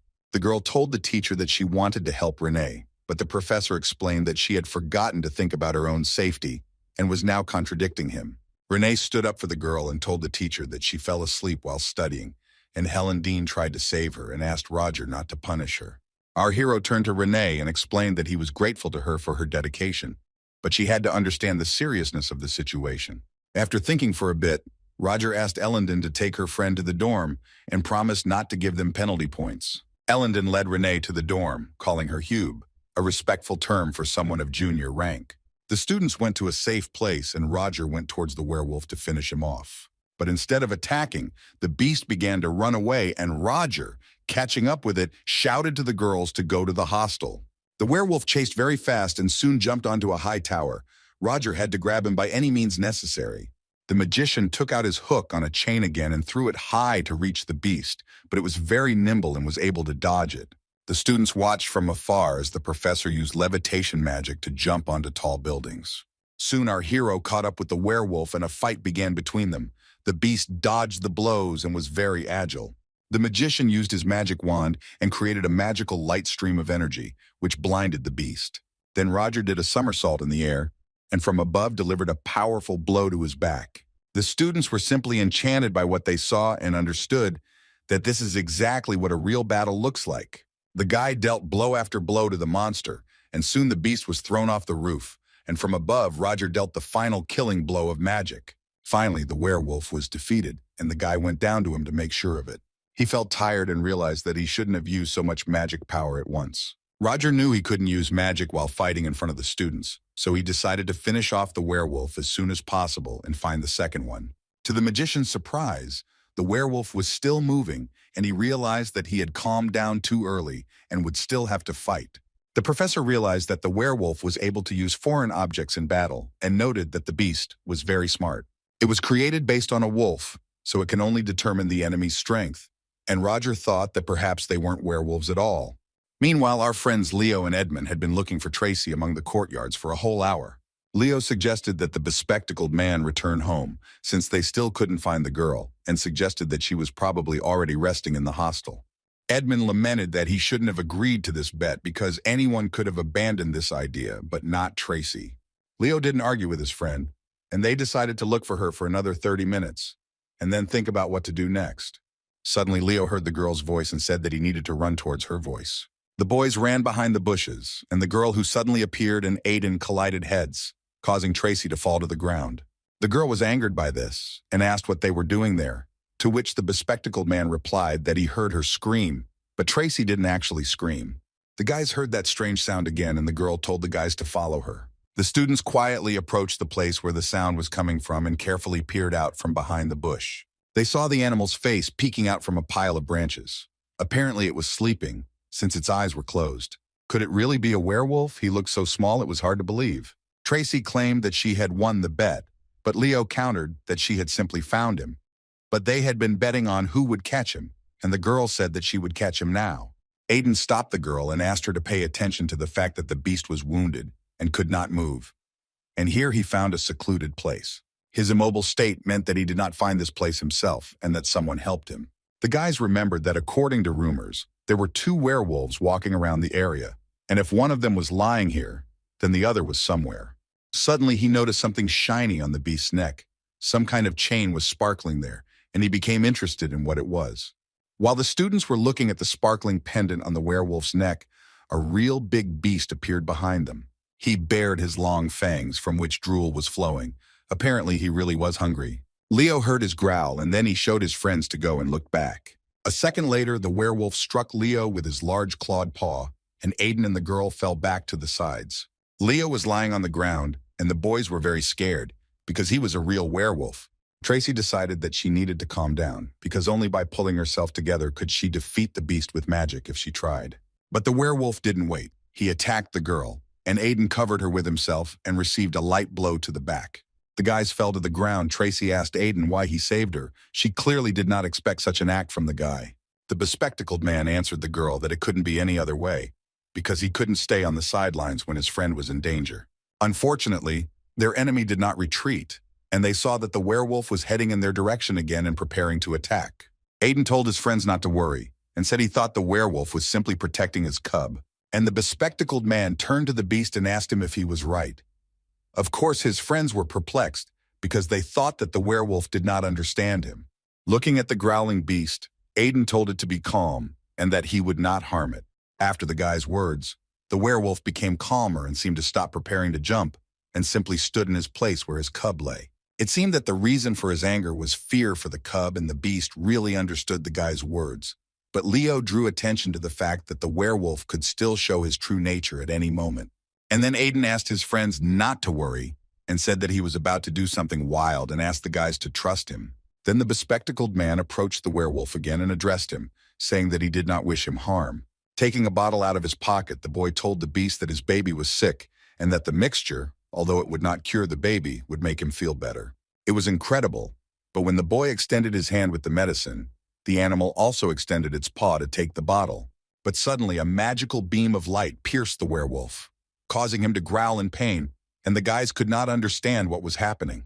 The monster's paws were tied with energy threads, and behind it, the students saw Roger, who was coming to their aid, and asked the guys what the hell they were doing there. Tracy and Leo tried to explain the situation to the professor, but they clearly couldn't do it, and Roger, seeing that the guys were stressed, told them to go back to the dorm and explain everything to him later. But Aiden had another task. He stood between the professor and the werewolf and covered the beast with his body, asking Roger to stop. The bespectacled man explained to the professor that he thought the werewolf understood human language and asked him to think before killing the beast. Our hero very calmly asked the boy if he understood what stupidity he had just said. The guy tried to explain to the professor that this was not nonsense, but then he saw his gaze. It was somehow strange and sinister. A moment later, Roger threw Aiden away with one movement of his hand and directed his magic at the werewolf. The bespectacled man did not expect such a reaction, but he saw the strict persistence of the professor, who continued to pacify the beast. The magician told the students that tomorrow the boys would receive their punishment, and now he ordered them to go to their rooms. On the second day, Leo, Aiden, and Tracy were sitting in a room at a table, each thinking about their own things.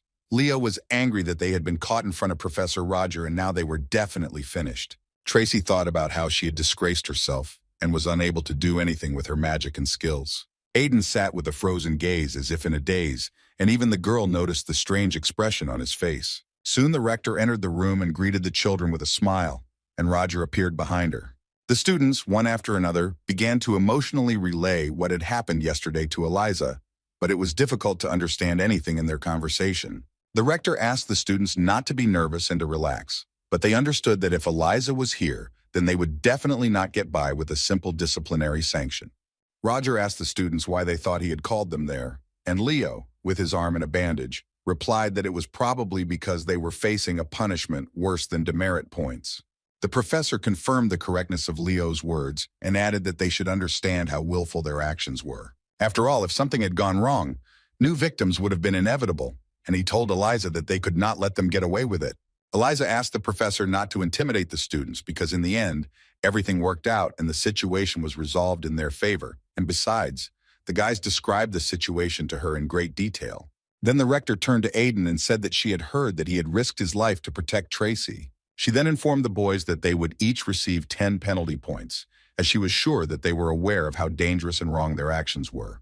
But the rector also could not reproach them for the actions they decided to take in such a difficult situation. So she also gave them 20 points each as a reward. The students were shocked by this decision. Turning to Roger, Eliza asked if he objected, to which he replied that he would not dare contradict the headmistress, and she suggested that they return to their studies. Leo and Tracy left the room, and Aiden paused for a second and looked towards Roger and Eliza. The rector told Roger that she did not expect him to ask her to be softer with the students, for which the professor thanked her and said that he hoped the students would not find out about his request. Regarding the werewolves, Eliza asked the professor if he noticed anything strange about them, to which Roger replied that nothing caught his eye. In any case, the rector was grateful to Roger for his work, because thanks to his dedication, no one was hurt, and she suggested that he continue in the same spirit. Left alone, our hero began to think about what happened yesterday.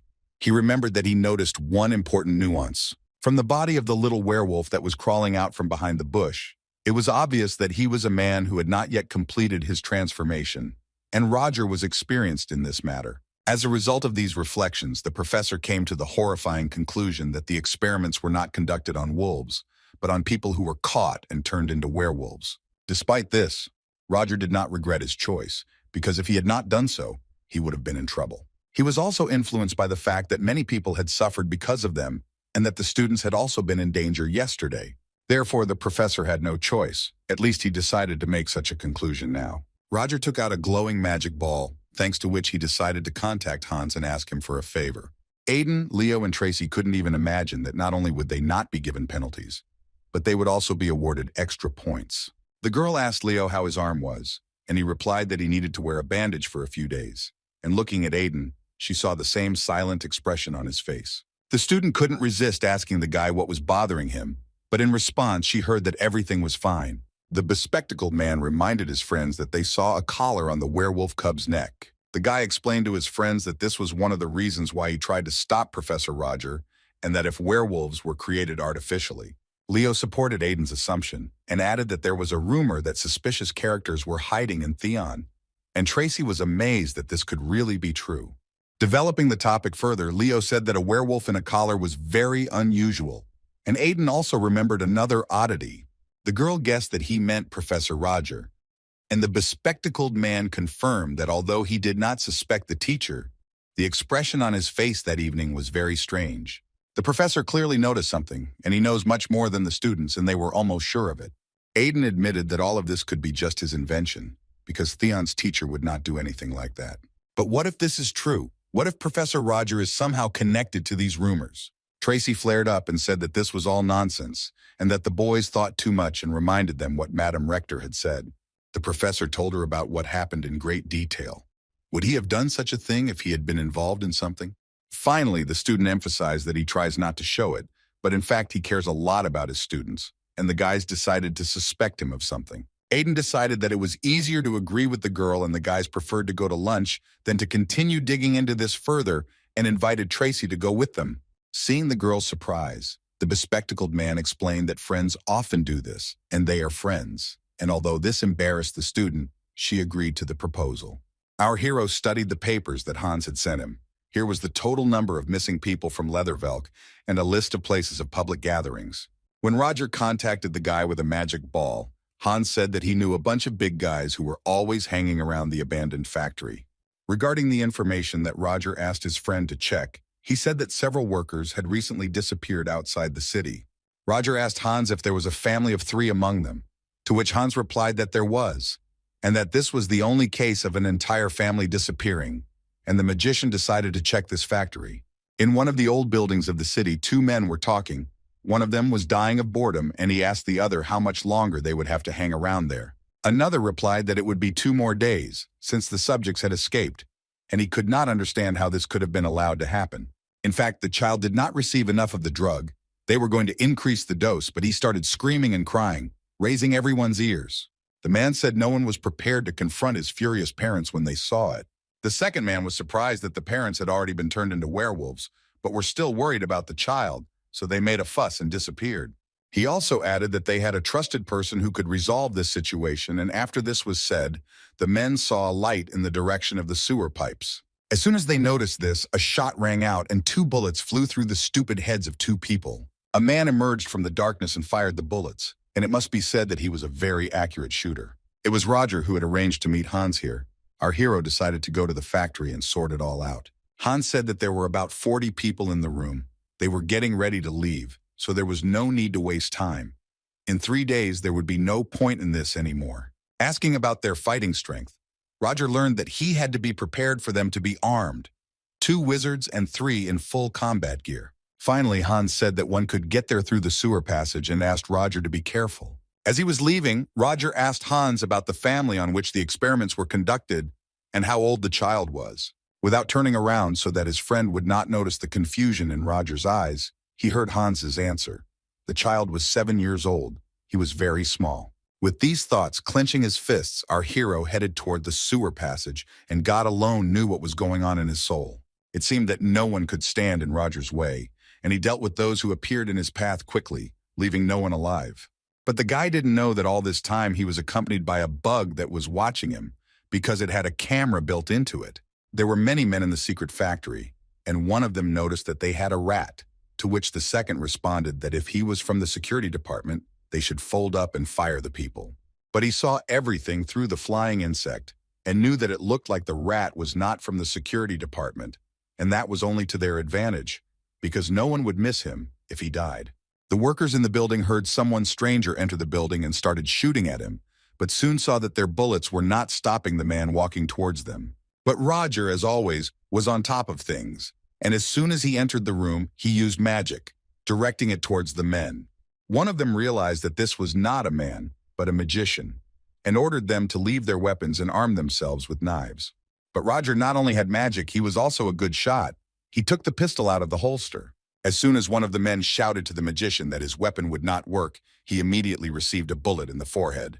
When the villain's colleagues saw him lying on the floor, they were stunned to find that the bullets were magic. Suddenly, a man in a metal robe stepped forward with a huge weapon in his hands and pointed it at Roger, hissing that magical power would not protect him against this thing.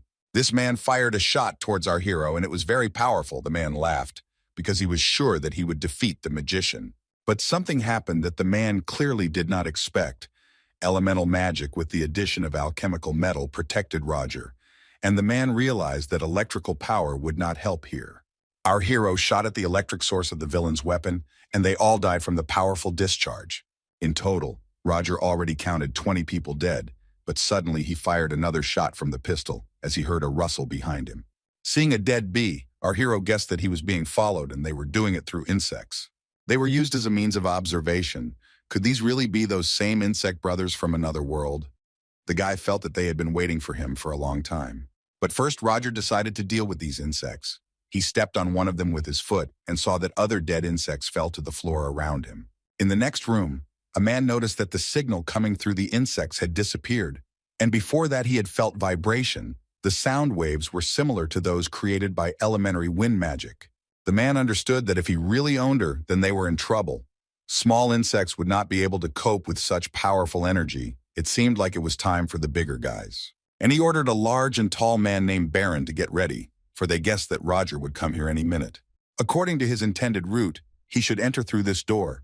So the villains armed themselves and decided to give the magician a warm welcome. Soon their power went out, and the men rushed to turn on the backup generator, and one of the men told Hen, who was standing nearby, that this was another trick of their bastard. Hen did not answer, and the man, looking in his direction, saw that he had no head on his shoulders. The man jumped up from his seat and cursed at what he saw. He couldn't understand when the enemy had managed to get in here, since not much time had passed since the power went out. Our hero's enemy thought that he had to strike before their guest did, and a large centipede crawled out of his sleeve. But he wouldn't have had time to do anything because Roger was already near him and struck him with his hand. The villain could not understand why the magician was fighting hand to hand, but he understood that he had to keep his distance, since the guest was dangerous. And then Roger used the technique of trembling fire and directed it at the man, who stood in horror in front of the flamethrower and did not understand how the magician made it so quickly. Another minute and Roger almost defeated the enemy, leaving his body burning on the floor, and everyone in the building noticed that the magician was already inside. The man on fire was still alive and trying to get to his feet, but Roger walked up to him and fired a bullet from a pistol into him. The men who remained alive could not believe that the magician had destroyed the brothers with such ease. A moment later, our hero barely noticed the large paw of the insect that was trying to strike him. He managed to react and jump back. Roger looked at the headless body that lay on the floor and saw how it turned into an insect. The body writhed on the floor and groaned in pain, and a mouth appeared on the man's palm that made these sounds. The speaking palm turned to Roger and said that his arrival was unexpected and that before he even had time to appear, the magician had already finished off Brino, the headless man. Our hero joked about him, saying that even a severed head didn't cause him any discomfort.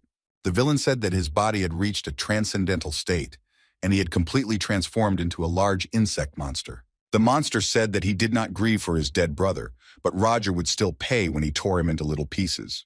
The people who were in this building became frightened and began to run in different directions, screaming. The monster didn't care that his people might get hurt, and Roger first decided to shoot him with a pistol, but the bullets didn't affect him. Then Roger used magic and directed fire at the monster, realizing that it was much stronger than he thought.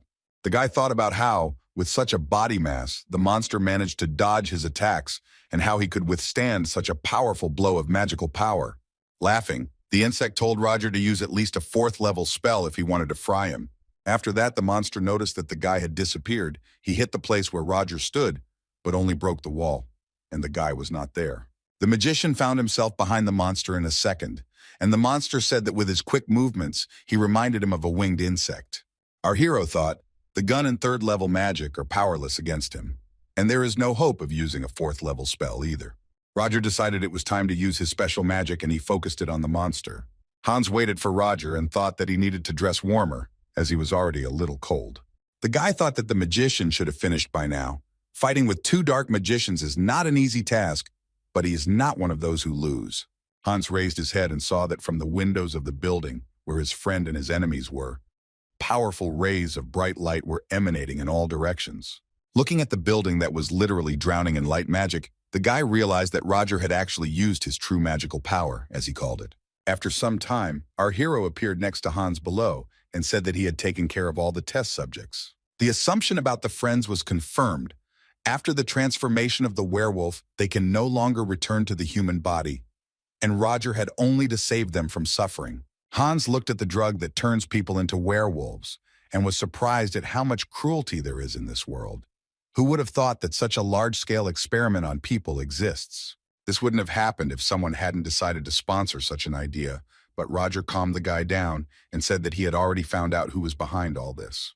Hans did not expect to hear such news, and he realized that his friend had gone too far again. In any case, the guy understood that he would not be able to stop our hero no matter what he decided to do, and on that note, they parted ways. Roger decided for himself that he would find the person who was behind all this and take revenge for the people who suffered. There were shouts in Belfort Rixon's house. He was again scolding his servants. He was shouting that they only wanted to fill their bellies at his expense and that none of those present were capable of doing their job properly. He called his mates scum, idiots, worthless creatures who didn't deserve a penny. Belfort quickly headed to his office and cursed under his breath because one idiot and the other, and whoever you take, no one knows their duties. He was thinking about a business in which he had invested so much money that no one had ever dreamed of it. And the workers were not even able to keep track of the experimental subjects. Belfort thought about how soon he would receive the results of the study and be able to proceed to the next stage, the production of a drug with which he could restore his youth. But in addition to giving the appearance of previous years, it will make a man stronger and more perfect. Suddenly, Belfort heard someone whisper his name on the balcony and felt someone standing behind him. The old man asked who was speaking, and at that moment Roger abruptly laid him on the floor and pinned him down with his hand so that he wouldn't break free. The man was frightened by how skillfully Roger struck him and, sensing danger, called security. Our hero explained to the old man that no one would hear him since he had installed a sound barrier around the perimeter of the room. Roger said he would ask Rickson just one question and asked him to introduce the surviving 7-year-old child. That he, like his parents, had to face this monstrous reality when they were turned into werewolves. Roger asked him to imagine a child looking into the eyes of his killer with a smile of gratitude before dying. The magician asked Belfort what he thought it must have felt like to be the man who had no choice but to burn his family to the ground along with him. The scoundrel laughed as he realized that it was Roger who had gotten rid of the escaped ones and told him that there had been a misunderstanding and asked him to let him go so they could talk. The magician asked the old man to answer his question again, but he replied that by killing them, Roger did not disrupt the course of events. Belfort continued that there was nothing wrong with the guy killing a couple of scumbags, because he gave them the opportunity to do something useful for once in their worthless lives, a chance to serve the development of humanity. Roger said he had heard enough and injected the drug he had picked up from the factory into the old man's neck. Our hero didn't feel a drop of anger. The worthless old man would simply feel what he made others feel. When the old man asked what he was doing with it, the guy explained that he had looked through the records of his research and could say that they were quite interesting. It turns out that even a small dose of the drug can turn a person into a werewolf. But what was most interesting was that if you take a large dose at once, you can expect interesting consequences. Belfort began to transform into a large werewolf who writhed in agony and experienced terrible pain. No matter how hard Roger tried to convey his feelings to him, he still wouldn't understand, so instead, he made him experience what they were experiencing. The mage removed the magic that was blocking the sound, and Belfort's guards heard that the sound was coming from Mr. Frickson's room, and they ran to check. Running into the office, they saw a large monster and tried to understand where it came from. One man shouted that the monster needed to be pacified and waved his magic wand, ordering those who did not have magic to look for Mr. Rickson. The guards began to cast magic spells on the beast, but it was very tenacious and they increased its firepower. Meanwhile, Roger came to the room where the drugs were kept in the safe. Hans was surprised at how much of it there was, and the magician suggested that he take a little for work and hide the rest. Our hero went somewhere and his friend suggested that he first look around, since it took him so long to get to that place, but the magician simply left. Roger said that next time he would need a more suitable cover person, and Hans advised him to have a good rest in that case. On the second day, reporters gathered near Belfort Rickson's house, and one of his courtiers told them that their master had been eaten by a monster. According to the guards, when they arrived, there was no trace of Rickson left, and a monster was raging in the room. And perhaps the rumors about his involvement in dark magic were true. The reporters learned that the magicians dealt with the monster. It took them an hour to burn the beast. Suddenly, the National Security Agency appeared near Rickson's estate, and with them, the Knightly Order of the Night Serpents, led by Protector and Grandmaster Terina Lionhall. The correspondents were surprised. Is the situation really so serious that it requires the presence of the NSA? It seems the news is worthy of a sensation. With the NSA and the Order of Night Snakes, the events are taking a completely different turn. Terina Lionhall approached the guard at Belfort Rickson's estate and ordered the gates to be opened. The guard replied that he had been ordered not to let anyone in, but the woman's look was frightening, and he forced him to obey. Terina and her assistants entered the house, her businesslike manner indicating that she was determined to figure out what had happened. Grandmaster Lionhall was met at the house by Chief Inspector Teveran, who saluted her and said he was pleased to meet her. Terina thanked him for his work and announced that from that moment on, the case would come under the jurisdiction of the National Security Agency, and ordered him to provide all the evidence and information they had collected and leave the crime scene. Tevrin ordered his employees to leave the building and handed over the job to the National Security Agency. When the investigators left, the assistant complained that it was difficult for her to remain serious all the time, but the guy next to her reminded her that there was no point in whining because it was her job. But the girl did not agree with this and said that since there was no one around, she could forget about her image a little. Lloyd protested because they were night snakes and always had to save face, and it seemed like he was the best at it. In turn, Tarina asked her assistants not to forget why they came here and simply try to maintain a confident appearance under any circumstances. In the middle of the room, the night snake saw a terrible monster lying on the floor, which the magicians had defeated yesterday. The Grandmaster said that according to rumors, Belfort not only practiced dark magic, but was also involved in hunting cryptids, so the monster's intervention could not be called a simple coincidence. Lloyd read the witness statements, and they all agreed. Everyone said that the monster had appeared and Rickson had been killed. Tarina's second ward noted that the monster's body had burned down to the charred bones, and it would be impossible to find any traces. The monster, which had turned into a large piece of coal, lay in the center of the room, and the night snakes decided to inspect the room. Tarina noticed that the painting that was hanging on the wall had been moved, but the wall was clean. The girl found a niche in the wall behind the moved painting, but it was empty inside. Based on the width and location, the Grandmaster assumed that there was a safe here.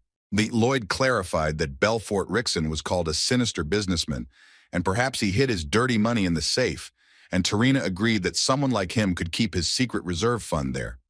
At least until yesterday evening, the safe was still inside, which is indicated by the absence of dust, and Tarina tried to put everything together into one picture: the sudden death of a multimillionaire, a monster, and a missing safe.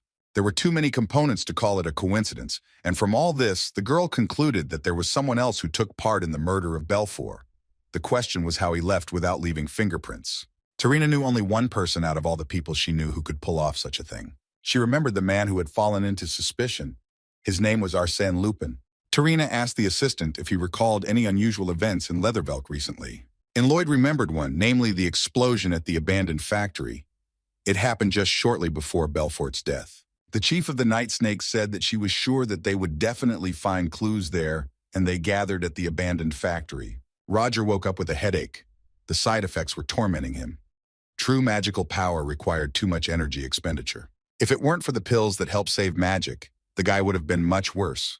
So the magician took them, and he finally felt better. Our hero was pleased that he had burned all the werewolves in the lab, getting rid of the evidence, and could now forget about this situation. Although no, there is still someone the mage needs to deal with, and it was Aiden. He did not retreat until the very end, blocking Roger's path. The magician was worried because he must have been holding back his emotions poorly, and Aiden could have noticed something, since he was standing closest. The professor immediately set the werewolves on fire, but it only took a second for the student to see something he shouldn't have. Roger hoped that everything would work out, but it was not a fact that Aiden would remain silent, and then our hero would have only one thing left to do: kill the bespectacled man. Professor Chalici recalled how his student bravely stood before the werewolf and wanted to give him the medicine. In the end, our hero decisively came to the conclusion that he could not kill the student Theon. It was too risky. Besides, Aiden is not an easy student. He is under the supervision of the Rector. If something happens to him, the teacher will immediately fall under suspicion. Roger's head was spinning with these thoughts, but right now he had to focus on resting and healing his wounds.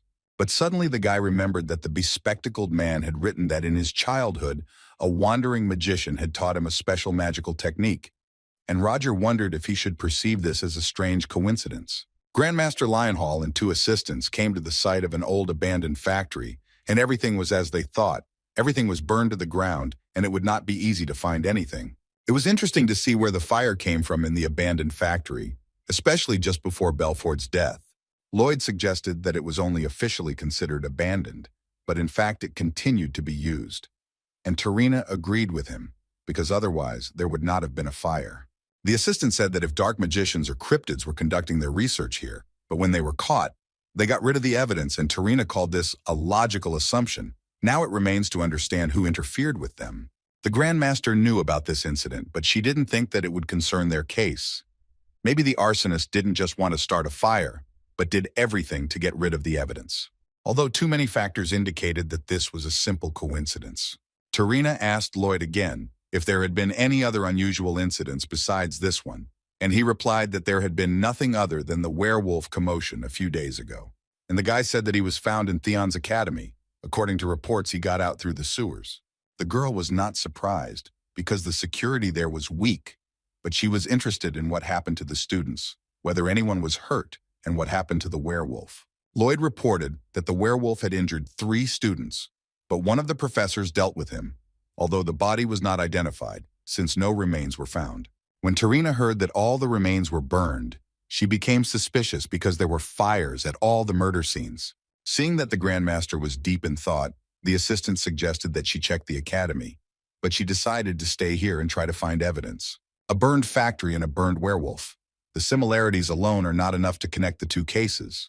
But if the girl finds out that the same person is behind them, she will regard it as a threat to the Empire. On her way to the lecture, Renee thought about Professor Roger. Was it true that he hunted a werewolf? After all, he was a military officer and also participated in catching cryptids. He immediately seemed like an incredible person to the girl. The student was looking for a free seat and there was none on the edge. There were only ones in the middle, but she was sure that no one would want to move and noticed that everyone began to avoid her. Soon the girl noticed a free place at the entrance and then Elendil greeted her, asking her if everything was okay. Renee also wished the princess good morning with a smile, but thought that she was very unlucky, since now other students paid attention to her. Now every nobleman wondered how this plebeian dared to sit next to the princess, and even pretended that they were close, and why they communicated so well.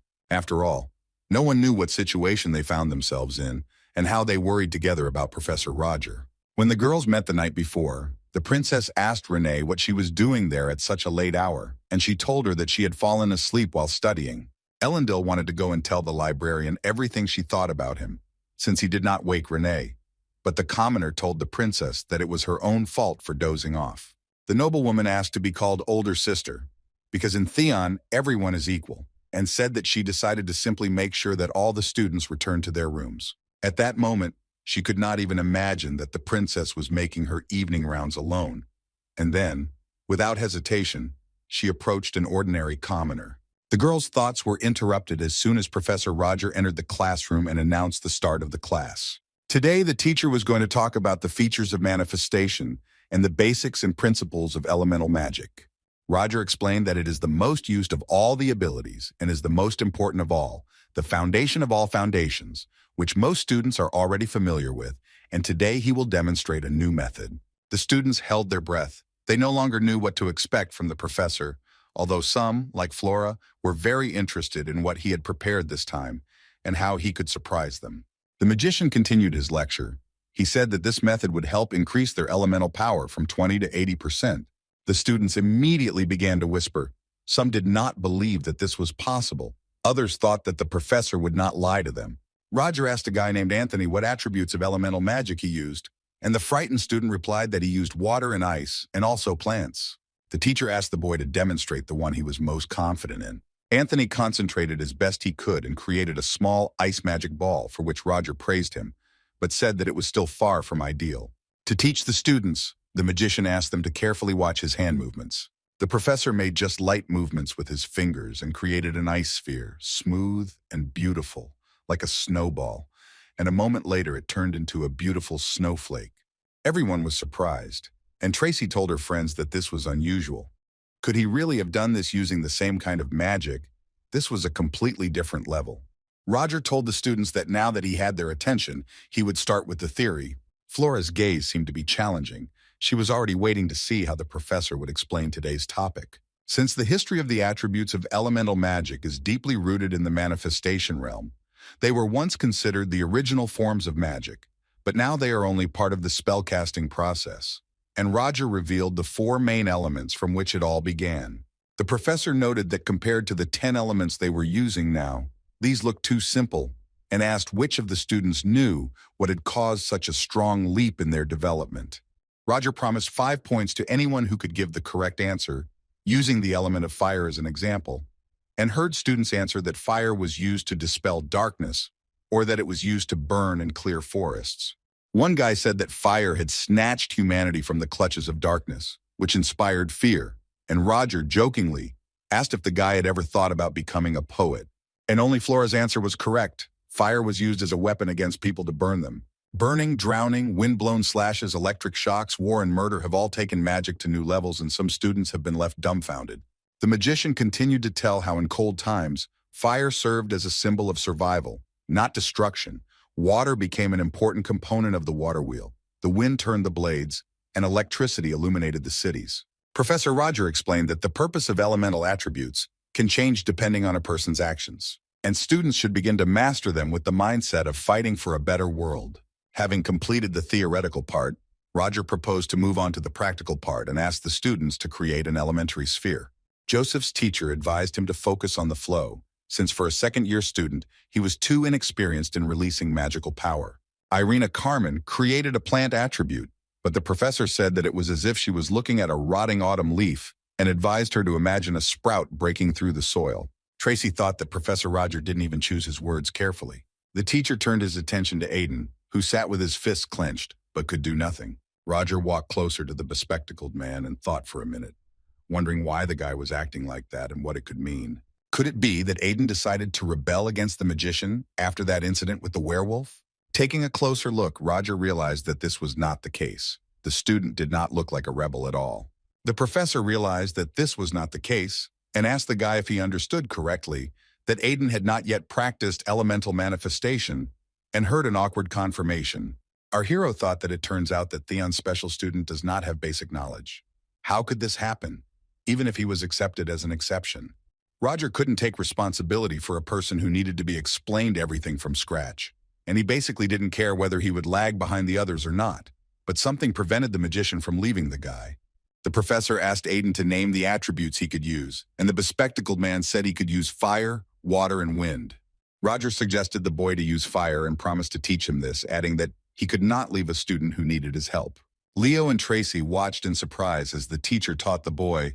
He said that first you need to accumulate magical power. Aiden created a magical sphere between his palms, and Roger advised him to now think about how he turns it into an attribute, that is, fire. The bespectacled man did not have fire, and the magician said that thinking about the goal is not enough. The guy must allow his senses to open up. Aiden closed his eyes, and Roger asked him to remember the brightest flame he had ever seen in his life. Its shape, sound, smell, touch, everything he had felt then. And the boy remembered it was 8 years ago, during a snowstorm, the bitter smell of burning logs and charcoal, the aroma of stew in the cauldron, the whining of his sisters and his mother's grumbling, the smile of his father returning home. There was little food, and the cold wind crept under the fabric of his worn clothes, and in that harsh winter, the fire blazing in the fireplace calmed Aiden. He felt this warmth as if it was yesterday, and heard encouragement from the professor. He opened his eyes. Aiden felt the warmth not only from his memories. Now the fire he had created himself was between his palms. The student was happy because he succeeded. This feeling arose together with a moment from the past. Roger smiled and praised the guy, noting that his flame warmed, but did not burn. His heat was not capable of causing harm, and added that he thought he knew what Aiden was thinking.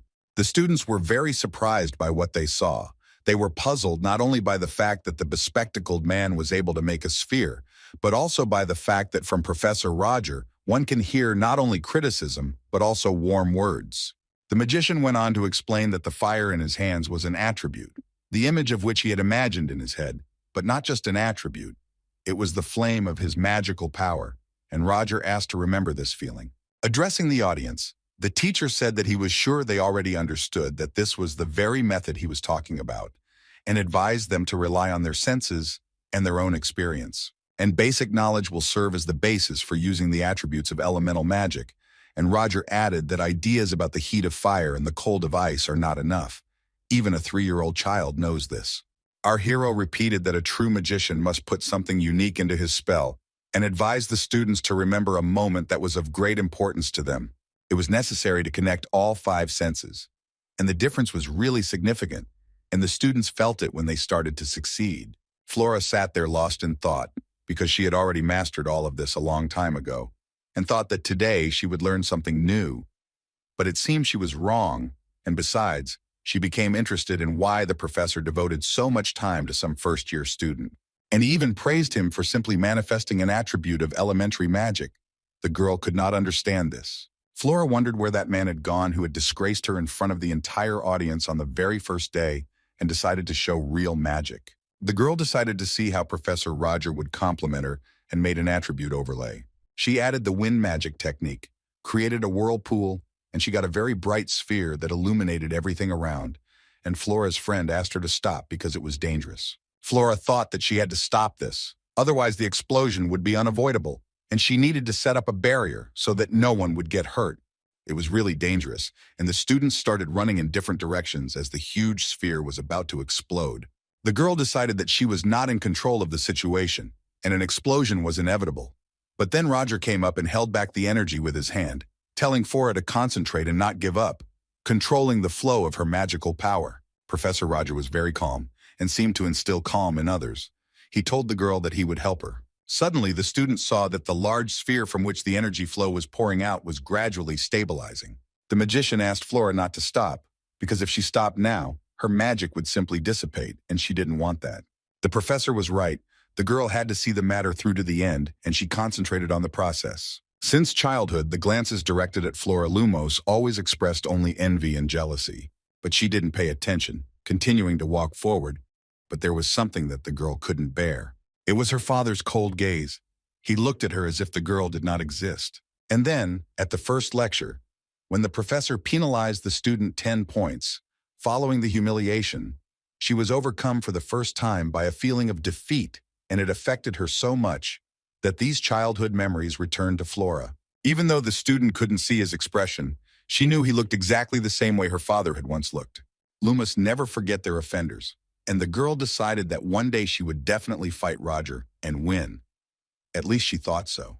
A little time passed and the student succeeded. She stabilized the situation. When the spell process was completed, the professor approached Flora and, looking at her with a stern gaze, told her that she had acted very thoughtlessly. The magician explained to the girl that it wasn't that she tried something new and failed, because that's normal. Everyone makes mistakes, but the fact is that she put other students at risk. But Flora was outraged to hear that she had clumsily applied 2 elements because she thought she had done it well. The professor meant that when combining fire and ice, making the 2 opposing elements complement each other is a very difficult task. And yet Flora Lumos protested. She did not deny that she had gone too far in trying to add a 3rd element. But as for ice and fire, the combination was perfect. Our hero didn't answer, but simply decided to show with an example how to properly combine ice and fire. Professor Roger continued to explain to the girl that she should understand the difference, because she managed to freeze the fire and it looked beautiful, but one picture is not enough. The teacher asked the student what she intended to achieve by doing this, whether she simply wanted to brag. The blue-haired girl closed her eyes, and it was obvious that these words hit her heart hard. Roger finished his experiment with combining elements in magic, and his sphere turned into snow, which greatly surprised the students. Using the ability of fire to cover large distances and the coldness of ice, he combined them into one spell. Using the same elements, he reworked them into something more practical, and Flora Lumos realized that she had failed completely. But suddenly the desperate student heard words she did not expect to hear. Roger said that he did not blame her for her lack of skill. He noted that the girl had a unique talent.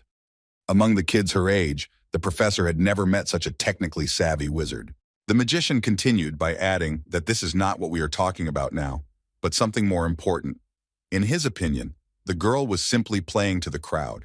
Professor Roger, placing a friendly hand on Flora's shoulder, said that he had no right to tell her what to do, but he still advised her to choose a different goal. And at the end, he added that it was for her own good. And at that moment, the girl looked at the magician with completely different eyes. Roger called the other students to come back and take their seats in the auditorium. The professor returned to his teaching position, and Flora was left to ponder what had just happened. Analyzing the conversation with Roger, the student realized that there was no reproach or mockery in his eyes, only sincere concern, which was not even in the look of her own father. Flora's friend was very worried about her and immediately ran up to the girl and asked how she was feeling. The blue-haired student replied that she simply had a headache from using a large amount of mana, and it felt like she was about to faint. Flora became interested in how Professor Roger was feeling, since he had spent much more energy than she had. And our hero was thinking about the fact that he shouldn't have taken a pill before class. His head was splitting terribly. He also thought about how Flora was able to not only combine the elements, but also complete a top-level spell from the 3 elements. He remembered how the teacher had once scolded him harshly after a similar prank and wondered if he had been too strict, hoping that his words had not hurt her. But even if that was the case, the magician was confident that she would definitely cope with this and would listen to his advice. These were not empty words. Walking through the auditorium, the magician noticed one peculiarity. There were no weaklings at all among Theon's students. The rector mentioned that this year, many talented children, the so-called golden generation, entered the academy. The professor noticed that Renee was unable to manifest an elemental attribute, or rather, it did not exist in principle. Our hero announced to the students that classes were over for today, and as an assignment, asked them to review everything they had covered today. And then the magician turned to Renee and asked her to follow him into his office, which surprised the girl very much. In the office, the professor asked the girl to wait, and at that time the student was puzzled as to why he called her. Did he really want to conduct a personal interview? Or maybe he was going to kick her out? She was almost certain of it, because how could a student who couldn't demonstrate elemental magic have the right to attend classes on the theory and practice of spells? But the girl really wanted to continue attending the professor's lectures. The student saw Professor Roger pick up some papers, and the thought immediately occurred to her that this could be an application for a transfer to another teacher, which she really did not want. As soon as the teacher said her name, the girl immediately blurted out in one breath that she would try and do everything he asked, just so that he would not forbid her to go to classes. Confused, Roger asked what she was talking about, and when she said that she thought it was a transfer application, the teacher asked her to stop talking nonsense and take the book, as he was already tired of holding it. Renee took the book that Roger gave her for independent study and told her to study it, and a new path into the world of magic would open up for the girl. The magician said that he knew one person, and this book is the result of her many years of research, the book of non-elemental magic. Renee said with surprise that it turns out there are other wizards who control non-elemental magic, and asked what this person is doing now. Professor Roger reported that she had already left this world, and the girl noticed sadness in the teacher's eyes. It turns out that now Renee will not be able to study other types of magic except elemental, but she really wanted to master elemental magic, and the magician asked her what she thought about a person who can only work with one element. The girl replied that such a person was probably untalented, but Roger said that this was not so. Magicians who were able to practice only one element were incredibly talented in the area of that particular element. They are professionals in their field and can influence natural phenomena. Roger poured the student a cup of tea and asked her what she thought about non-elemental magic. Renee replied that this magic does not involve the use of elements.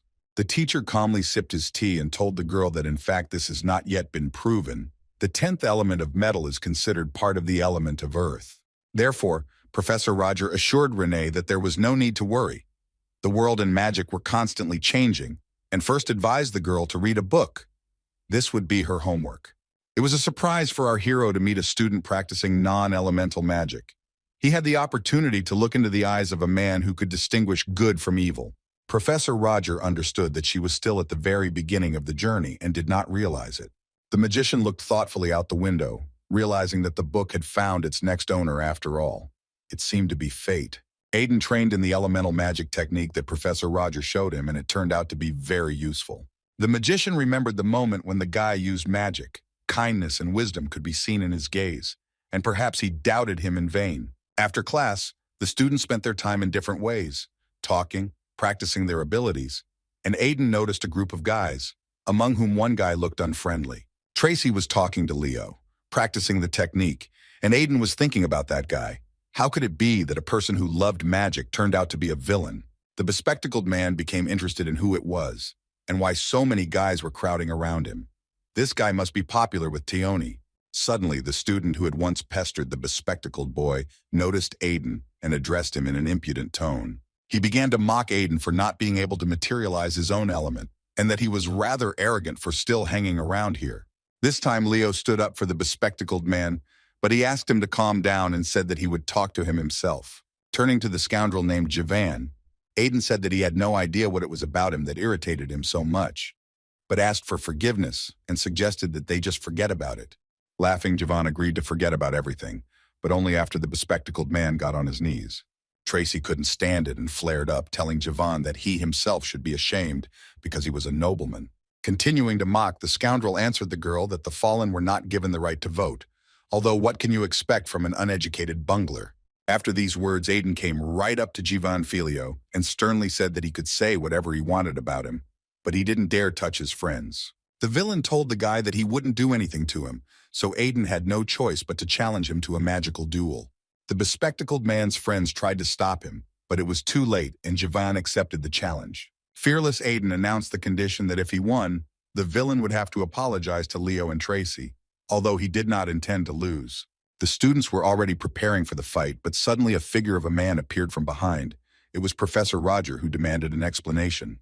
The magician seemed very calm as always, but inside he was raging, because Aiden had gotten himself into something again, as if he were the main character from some manhwa. Jivan deceived the professor by saying that he had challenged his opponent to a duel, and he agreed. The mage said that a duel between first years was not good, but the scoundrel objected, calling it a fair fight. This caused hostility in Roger, and he tried to understand what was wrong with this guy. But a few observations, and the professor understood what was going on, looking at the student, who had gathered a whole team around him, which Aiden had noticed at first. Jivan did everything to impress that student who had a very intense gaze.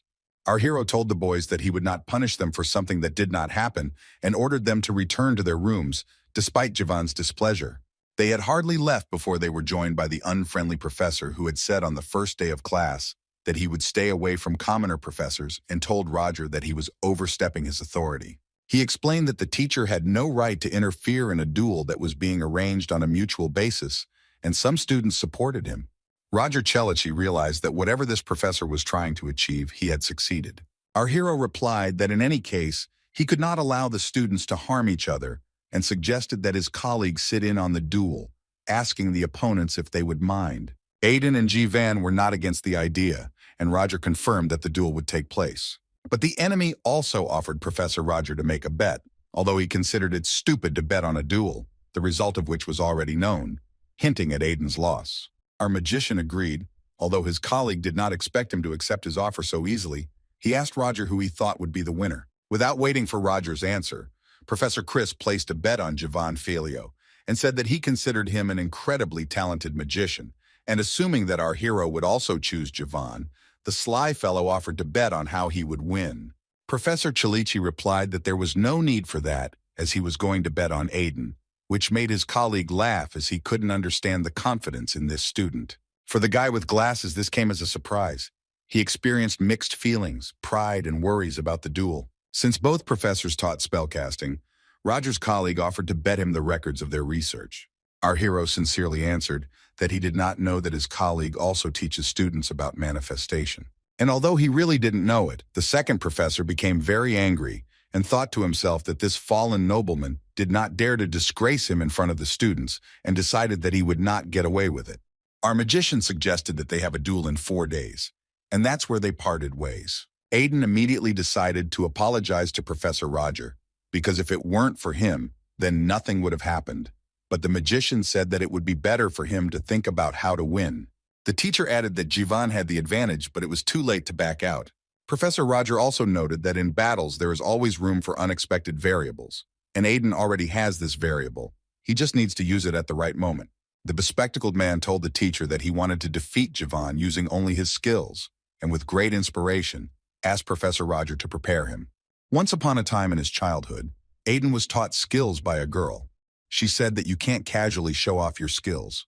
Otherwise, trouble will not keep you waiting. Moreover, this is how she earned her living, and the guy didn't want her to die of hunger on the street. This did not mean that the girl forbade the use of these techniques. She said that as soon as Aiden felt that he needed them, let him act. She once said that in life, there always comes a moment when you need to make a choice, and then you need to follow the call of your heart. But Professor Roger did not understand why the boy asked him to teach him skills, and decided to explain to him that he made a bet, knowing about his extraordinary abilities. Despite this, Aiden states that he wants to win with skills. Roger did not understand what these skills were that he did not know about. Although what difference does it make? In any case, it's a good opportunity to test his level of preparation. And our hero agreed to help and said that he would show Aiden how to gain an advantage in a magical duel. The magician added that training could seem like real torture to the guy. And besides, he couldn't guarantee him victory. And the bespectacled man agreed with all of this, and they started right away. Professor Roger thought that their opponents seemed to be celebrating their victory already, but it would be interesting to see what would happen to their confident faces in 4 days. In the evening, returning home, Aiden realized that he almost died during training, and it was only the first day. The guy was interested in why Professor Roger was so confident in him. The bespectacled man thought that he was not using the most traditional magic, but did the professor know something that he did not know? With these thoughts, the guy fell asleep. Our hero's unpleasant colleague guessed that Roger Chalici was giving personal consultations to Aiden, and although Roger didn't show it, he was sure that our magician desperately wanted to win. He asked Jivan Falio what his goal was, to which he replied that he wanted to strike down the impudent commoner. Professor Chris explained that Jivan had to show the unbridgeable gap that separated commoners and aristocrats. He doubted that the guy would lose, but decided to play it safe and took out a bottle. It was a magic amplifier. The professor handed it to Jivan and ordered him to drink it before the battle. The student was scared because if he was caught, he could be expelled from the academy, but the professor calmed him down and said that this was a special invention of the Benamor family and no one would know anything. The professor added that that insignificant brat would use every possible method to defeat him, so they would do the same. At the end, the unpleasant teacher added that even though his honor was slightly offended, he would never give in to a pathetic plebeian. On the day of the magic duel, many students gathered at the training ground to watch the spectacle. Many said that the aristocrat had a better chance of winning, and that his level of training was higher than that of the commoner, but there were also those who believed that Aiden also had something to show. Someone remembered that he had been involved in catching the werewolf, but they pointed out that it was Professor Roger who had dealt with him in the end, not Aiden. Many of the students knew that Professor Roger had been helping and training the bespectacled man, and that Professor Chris, who was in charge of the second opponent, was leaning towards the aristocrats. The evil professor heard students discussing him and Roger and saying that they both teach spell practice, so they are always compared and it must be unpleasant. Chris thought that today he would knock Roger's arrogance down a peg or two and all these people would witness his defeat. Suddenly the professor heard his name and saw that other teachers and the rector had come to them. Eliza greeted Professor Roger and said that she was told that there would be something interesting here, so she came with Professor Hugo. Madam Principal asked Roger who he had bet on and heard him say that he had bet on Aiden, so Eliza concluded that Chris was rooting for Jivan. The lady said that she was looking forward to the battle and hoped that no one would get hurt, and she was assured that there was no need to worry.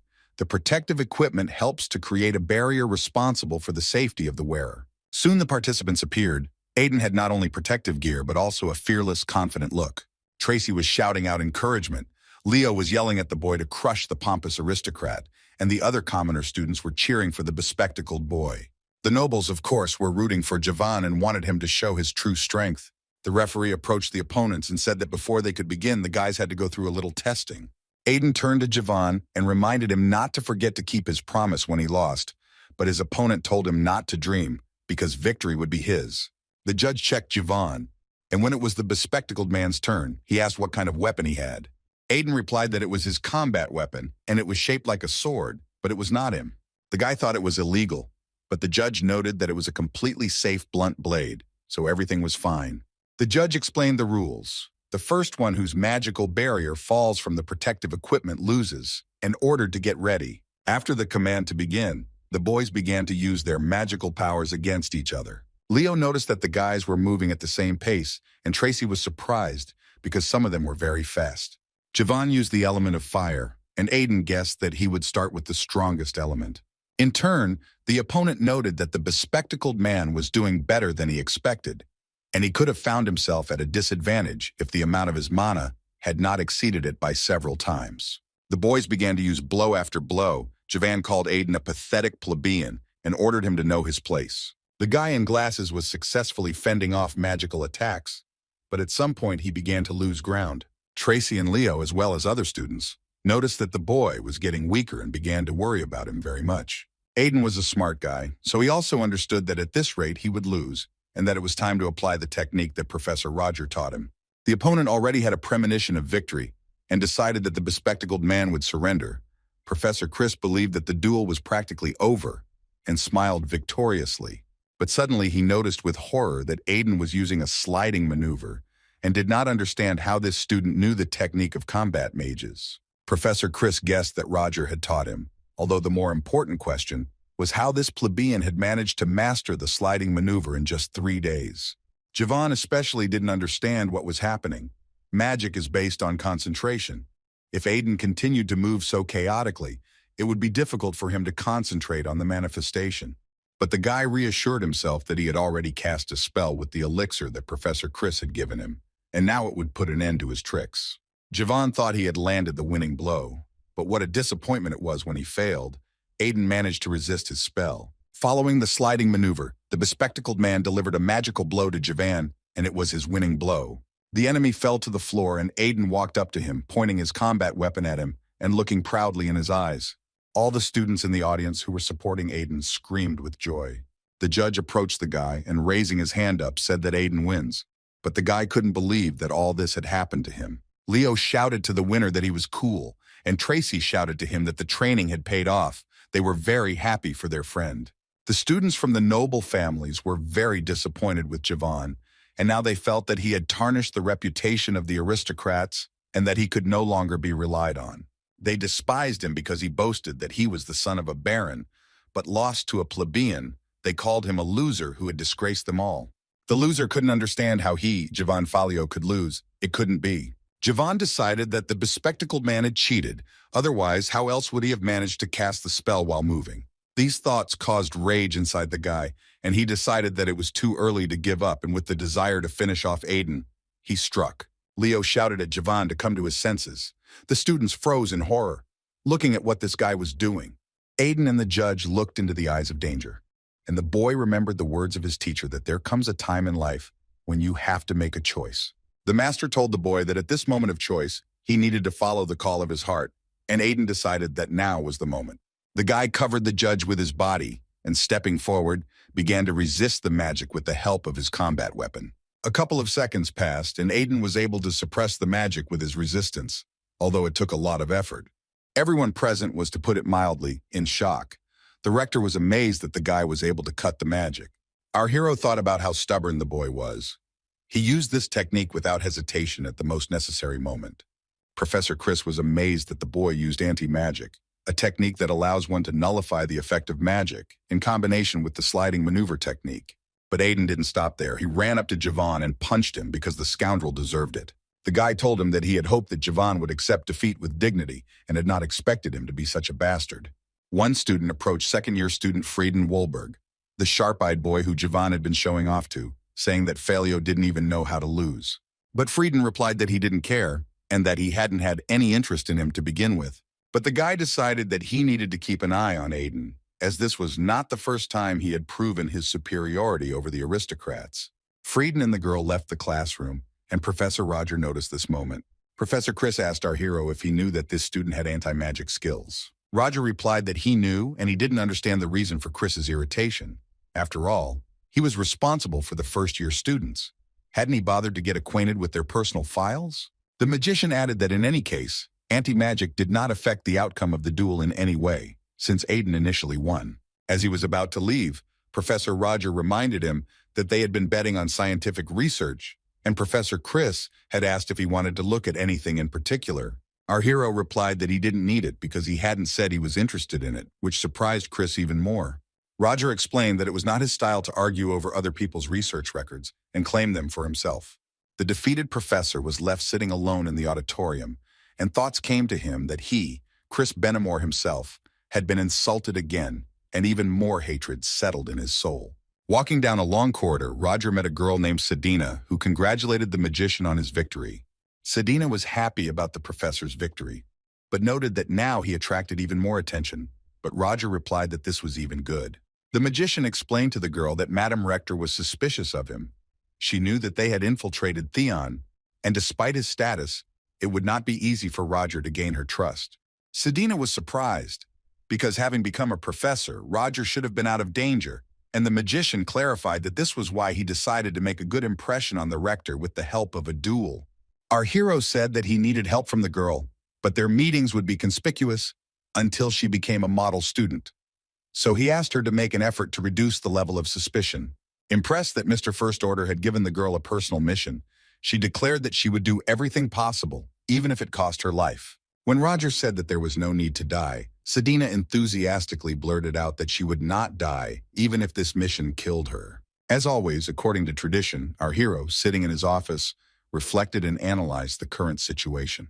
The recent event allowed him to convince everyone that he was acting in the interests of the Rector, and also to make it clear to Black Dawn that he cannot act rashly. But this cannot last forever, and Roger must create his own organization. This is the conclusion he eventually came to. The mage's thoughts were interrupted by a call from Hans, who said that he had checked the nearby areas as Roger had requested. The friend also learned how things are in the criminal world, and understood how to act in order to maintain his position, but it looks like it's time to use force. Roger said that Hans had made a good point. It was time for the heavy artillery and that he was moving out. Our hero's friend said that it would take a long time, but Roger replied that he would try to make sure that everything ended as quickly as possible. The main villains gathered in a large house. They discussed what to do next based on the latest events. Hyunnim was furious. All Belfort had to do was invest the money they had invested into the project, and the bastard just went and died, leaving them with nothing. One of the men asked Hennim if they should find another fund, and he replied that this was exactly what he wanted to discuss with the guys and think through the next steps to scale their business. Suddenly, the man heard someone strange enter the room, and from the doorway offered to figure out what to do with the idiots from the Black Rose. Those present looked around and, seeing how the stranger was confidently heading towards them, pointed him towards the exit. The stranger approached Hennim, who rudely suggested that the guests get out of here. But when the newcomer called the man Dotry the leader of the Scarlet Group, he realized that this was not a random passerby whom he did not know, and he decided to ask how he knew him. It was Roger. He replied that they had not met before. It was just that the man was quite famous. Our hero apologized for forgetting to introduce himself and said that his name was James Moriarty.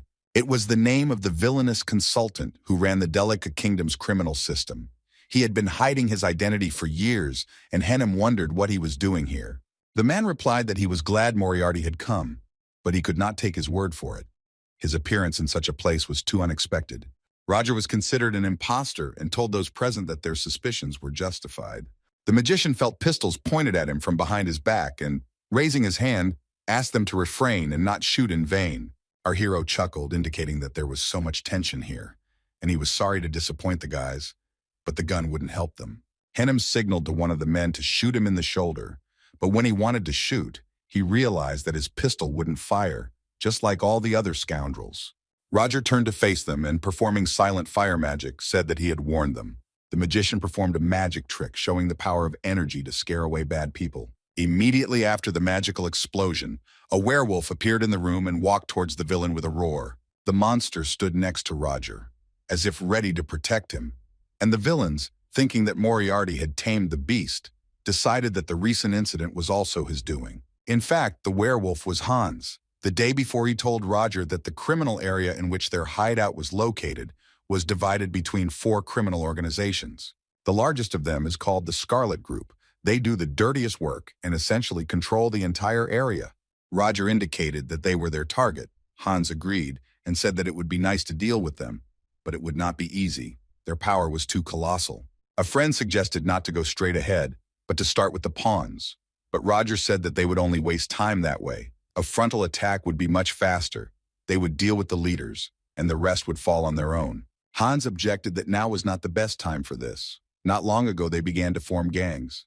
This happened just after the death of Belfort Rixon. Roger noticed some connection between the Scarlet faction and Belfort Rixon. Perhaps all these incidents and victims that Rixon was behind were the fault of the Scarlet faction. Hans suggested that maybe they were doing Belfort's dirty work. Probably the death of the moneybags had really pissed them off. And the magician clarified that since this situation had united the crazy bastards, maybe they had come for their souls just in time. The friend couldn't convince Roger that this wasn't just some lousy gang. They were real mercenaries. There were even half-knights among them. But no one could argue with our hero. And he replied that there was nothing wrong with that. They were still far from being a knightly order, although that didn't mean they were weaklings. After this dialogue, Roger told Hans that he needed his help. His friend clearly did not think that he would take part in this. The magician's friend realized that Roger wanted to use him to instill fear in the villains, and sarcastically replied that he loved playing the role of a target. Hans once again reminded his friend that when a fight broke out, he would not count on him. He would immediately run away, to which Roger asked his friend to simply pretend that he was a formidable werewolf. Hyunam looked at them and wondered if he was the real James Moriarty or not. He couldn't underestimate him. He certainly assumed that he used magic, but he never expected to see a werewolf's pet. The man decided to pretend and smilingly told Roger that he was now sure that he was the real Moriarty and asked for forgiveness for not admitting it right away. Our hero suggested moving on to the main purpose of his visit and said that he was going to build a business in this city. Hyunam replied that they would be happy to help him with this and asked what kind of business. Roger immediately decided to make it clear that he despised vile organizations like them and said that today he would put an end to the existence of the Scarlet faction. After these words, the scoundrel froze for a minute and then shouted to his comrades to take the best and finish them off. The villains flashed their knives. The werewolf told Roger that it didn't look like these guys were running away with their heels flashing, and the magician ordered him to prepare for retreat. Hans quietly left when our hero, having hit the floor with a stick, used magic to bring darkness around, and the villains panicked. Using darkness and shadow to instill fear into a weakened enemy, a spell that places a curse on them, is called bonding magic. The bandits tried to attack Roger and kill him in pitch darkness, and Hyunam kept waiting for the fight to end and for the uninvited guest to be defeated. But when the battle stopped and the magic dissipated, the man saw among the corpses that lay on the floor, the magician stood there, safe and sound. When the villains attacked Roger, the aura was able to cut his magic. The magician thought that perhaps these were those same knights. Despite the gang's persistence, our hero did not think that he would lose to them. He decided to use poison. When the men saw Roger throwing a vial of poison at them, they were scared, but then decided that if the body was covered with magic, then it would not be harmed. Our hero knew that his opponents were powerless against direct contact and poisoned them with a dagger. Once the poison took effect, it left the man powerless and the magician could easily defeat them. Roger Chelichi could easily deal with any villain. It seemed he had no equal. One of the men, who was still alive, told the magician that apparently he was not Professor Moriarty, since he never had any fighting skills. Our hero answered him that he was not obliged to explain anything, because the man would die anyway. The enemy thought that the opponent's loss of vigilance would allow the guest to learn about weaknesses, and he would maintain victory as long as he acted cautiously. The villain made a sharp dash towards Roger, and he in turn threw a bottle of poison at him. The opponent thought that this would not work. He just needed to dodge. While making the maneuver, the man realized that his sword was rooted to the ground. He couldn't believe that it was because of this bottle. Roger took out his gun and pointed it at the enemy, and the man realized that he needed to drop the sword and start dodging. He had no problems with reflexes. But suddenly, from the shadow of the villain, a sword appeared, which pierced him through and through. The enemy did not even think that this was possible because magic can only be used near the caster's body. To be on the safe side, the magician fired a bullet into the villain and left him lying dead on the floor. This was the last of the attacking men, and Roger could calmly approach Hyunam, who realized that he was now at a disadvantage. As if nothing had happened, our hero politely invited the bandit to continue their conversation. When Roger had learned all the information he needed, he finished off the villain and decided to have a drink at the bar. Hans came to him in his usual form. He took off his disguise because he could not stand it anymore when he smelled blood. Seeing Hyunam on the floor, he joked that he was scared to death. Roger replied that not yet, but now that he had the information he needed, he planned to pass it on to the rest of the organizations. Hans asked what he was drinking, and Roger said it was 38-year-old Gorgonian, and wanted to try it too, and started looking for a glass. Despite the fact that he felt sick, he decided to drink it even if he threw up. Satisfying his friend's interest, Roger said that he would find a couple of useful people from the Scarlet Group and say goodbye to the rest. Barely alive, Hyunam told the guys that there were documents and an account book on the second floor of the office, and that they would help. Hans said that it looked like he had a lot of work ahead of him, and asked Roger if he thought it was too much. The magician warned his friend that he was prepared, that he had acquaintances who could help, and that there was no one better for this job, and Hans was very surprised by this. He didn't really believe that they would come to help their friend, but Roger replied that they said they would come as soon as they finished their work, and asked Hans why he hated them so much. The guy called them all crazy, but added, seeing the expression on Roger's face, that of course it was not for him to judge. Hans understood that even if he was against it, they would still follow Roger's plans, and asked if he was afraid to act so frivolously, since the Rector suspected him. Our hero reassured his friend, as he believed that they would not be followed. Those magicians would not take risks, especially while spying on the Rector, and it won't cause a response, and Hans said that it sounds plausible. The guy asked Roger what he planned to name the organization, because if he planned to take control of Leathervelk, he would at least need a name. The magician thought about it. They had about 10 people in their team, including the two of them, and he came up with a great idea. Roger came up with the name of the organization Unknown, which translates as unknown. Hans began to say the name out loud as if testing the word, and eventually said that he liked it. The friends drank another glass to the creation of the new organization, and Roger began to joke that God forbid Hans would start biting if they drank any more. At breakfast in the cafeteria, Professor Selena asked Roger why he didn't have an assistant, since his lectures were attended by 80 students, a number that was difficult to manage. Roger replied that he didn't need an assistant and that he had no difficulties giving lectures. Selena was surprised by this, and she told the professor that he was incredible, but the magician remained silent and did not really want to talk. His colleagues all began to wonder in turn how the professor had been toiling away for so long without an assistant. Roger asked Selena if she had an assistant. The teacher replied that there were, but since she didn't really need help, she only had 3. Roger tried to understand that if she said she didn't need help, it turns out that professors usually have 10 assistants. Looking at Professor Chris Benamore, the magician understood that he definitely had more than 3 assistants. The colleagues at the table began to give Roger advice that he also needed to take on several assistants, at least 5, otherwise it would become harder and harder with each passing day, and they even offered to help with the list of good students. Our hero learned that assistants receive additional pay and tutoring. Even new professors have about 6 of them. Some assistants research magic under their professor instead of the main training, and it was like a normal 21st century university.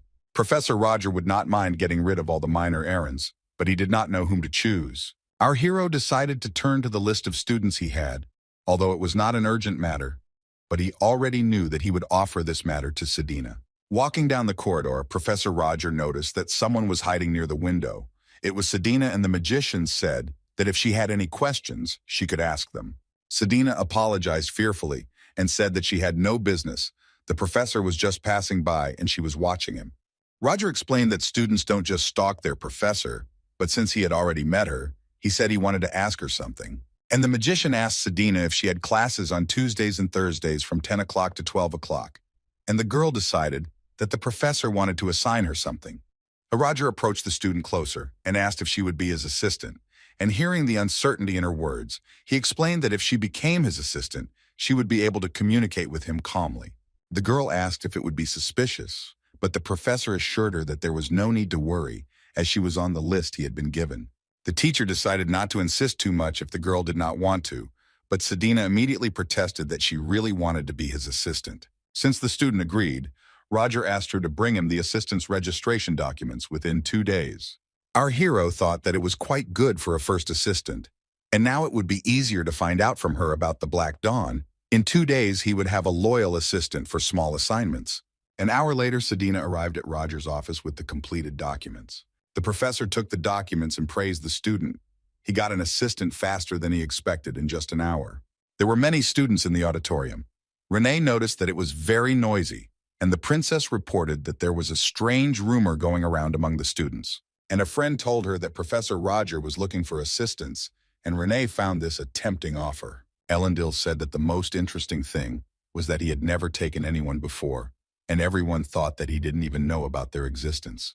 But Renee was surprised how the professor could not know this. But the most interesting rumor was about the Universal Stone, which fulfills the wish of anyone. They say it is hidden somewhere in Theon. Renee wondered if such a thing could exist, to which Elendil replied that there were still many unsolved mysteries. The princess explained that Theon is the heart of magic. Maybe she is exaggerating, but there is probably even an artifact for this. Flora also thought about the Universal Stone and thought that it was so childish, the authorities would have appropriated it for themselves long ago. The girl was more interested in the fact that the Superman was recruiting assistants for himself, students who were paid by the professor. Naturally, Flora believed that only talented people like her were suitable for this, and she would definitely be able to pass if she was highly recommended. Someone announced that the students should be quiet because the professor was coming into the classroom, but how surprised everyone was when it was not Roger who entered, but Sedina, and she had the material for the lesson in her hands. Flora was the most surprised of all. She couldn't believe that the professor had already chosen an assistant. A couple of minutes later, Professor Roger appeared in the audience. He praised Sedina for her good work and said that she could go. Our hero noticed that the students' facial expressions were very strange.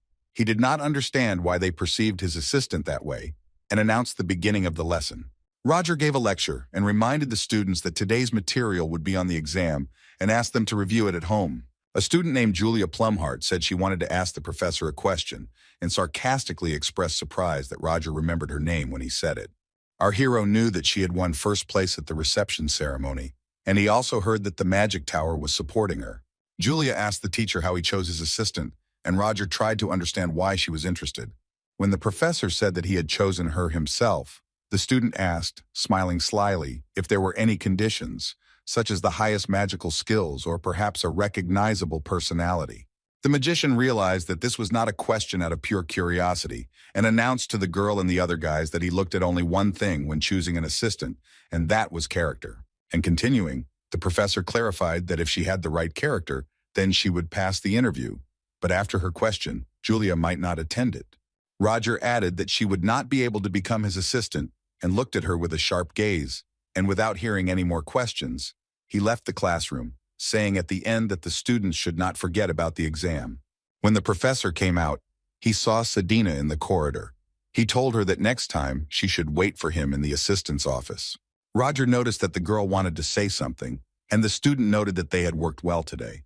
The professor handed her a stack of papers and pointed out that these were the assignments given for today, and asked Selena to take care of them by the end of the day. As Roger was leaving, he heard someone speaking to him behind him, and looking back he saw Flora, who said that she had heard that he had chosen an assistant. The magician confirmed that this was the case and asked if Flora wanted it too, and if he asked, she replied that she didn't need it. The girl said that she wanted to thank the teacher for saving her last time and giving her good advice then.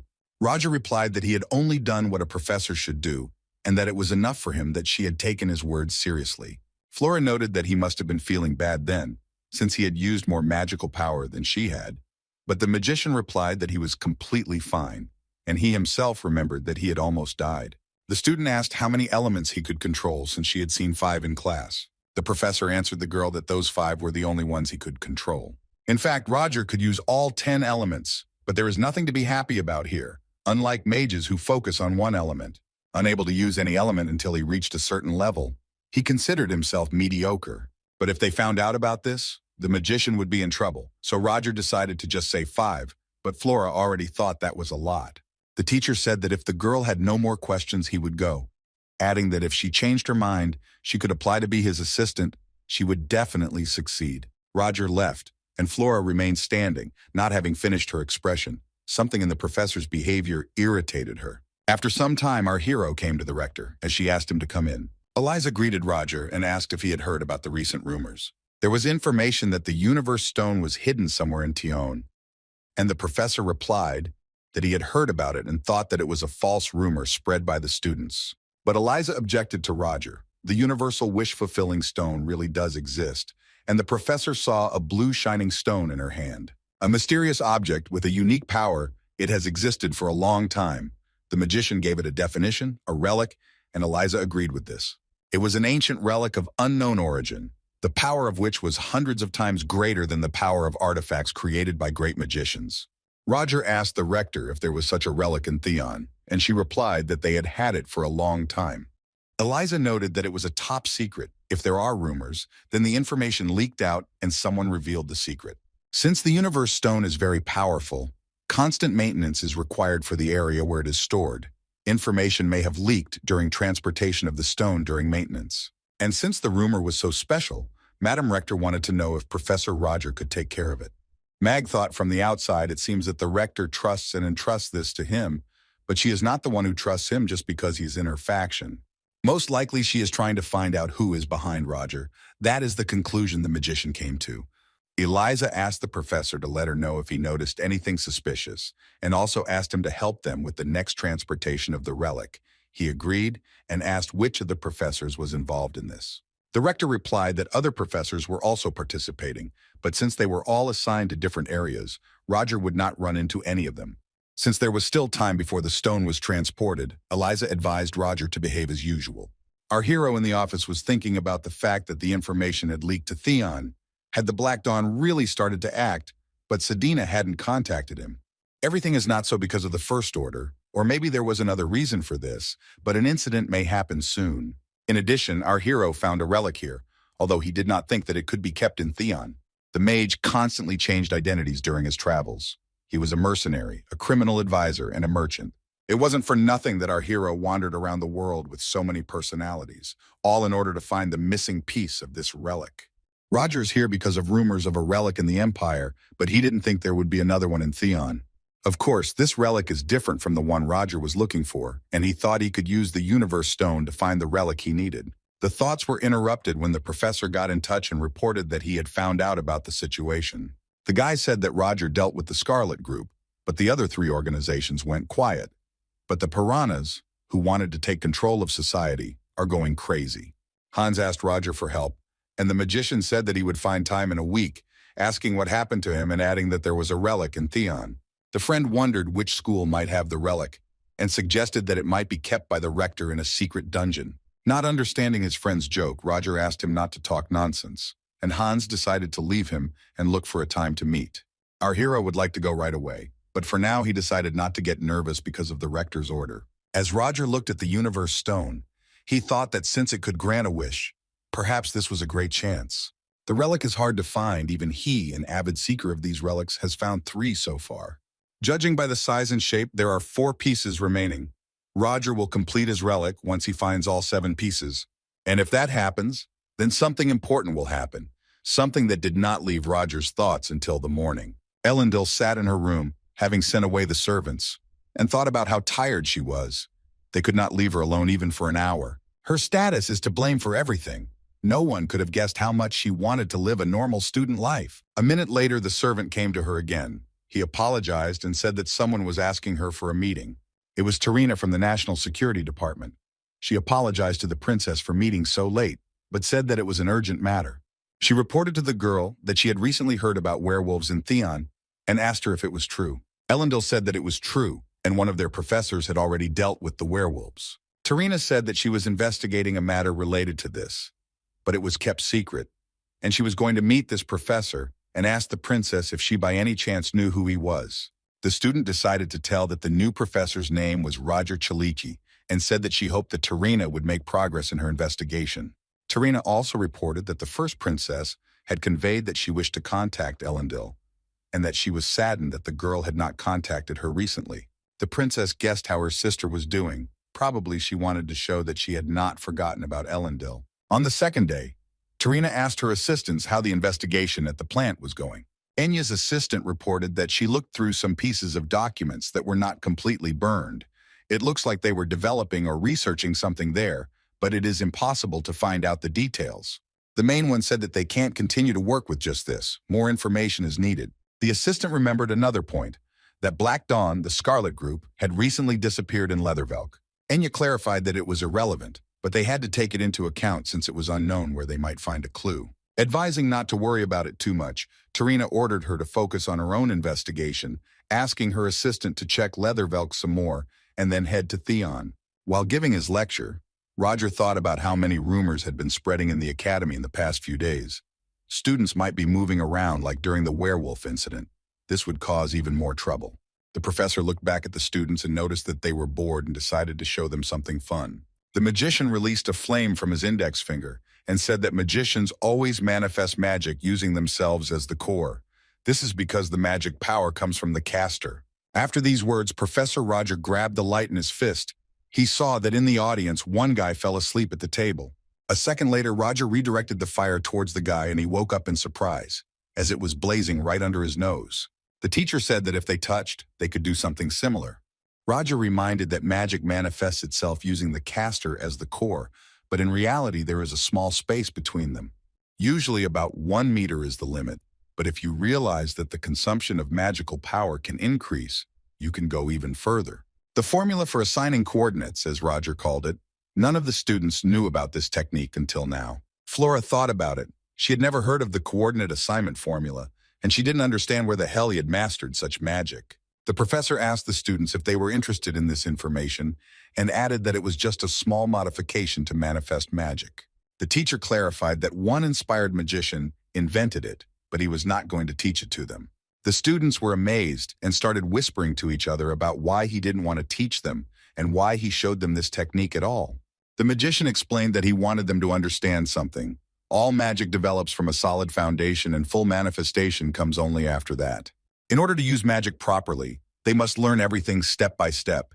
Even if they are bored or think that he is saying obvious things, they must first focus on learning for their future. At this point, Roger decided to end the lesson for the day and told the students that if they figured out this magic, they could come to his office at any time. He would appreciate their efforts. Entering his office, the professor found Selena there. He asked her to wait outside the door as they were trying to contact him. Eliza informed Roger that the matter was urgent. The universe stone had been stolen. She had underestimated her enemies too much. They knew about the reserve storage for the stone and attacked them when they were not ready. Despite all the rumors, Madam Rector thought that everything would be fine and they would quickly sort it out, but this was a mistake. Eliza said that they are chasing the bandits. If they use the power of the stone, the situation will get worse. Roger understood the complexity of the situation. He asked the Rector how much time they had, and she replied that it was until midnight. The Rector noticed anxiety in Roger's voice and asked what was the matter, to which the magician replied that it would be better if she got down to work without asking questions, and she decided to leave the matter to him. Our hero knew that this would happen, but he didn't think it would happen so soon, and it was unclear what those guys were thinking. Roger had not yet gotten rid of the Rector's suspicion. Perhaps she considered him one of them. This situation was suspicious. He doubted whether this was really the First Order. Thinking about the situation, the professor called Selena to come into the office. Upon seeing the girl, Roger said that it seemed that the subordinate had acted of his own free will and asked her to explain from the very beginning what exactly had happened, and Selena reported everything. According to the investigation, it all started with the Third Order requesting information. While researching information about Theon, they found a document related to the Universe Stone.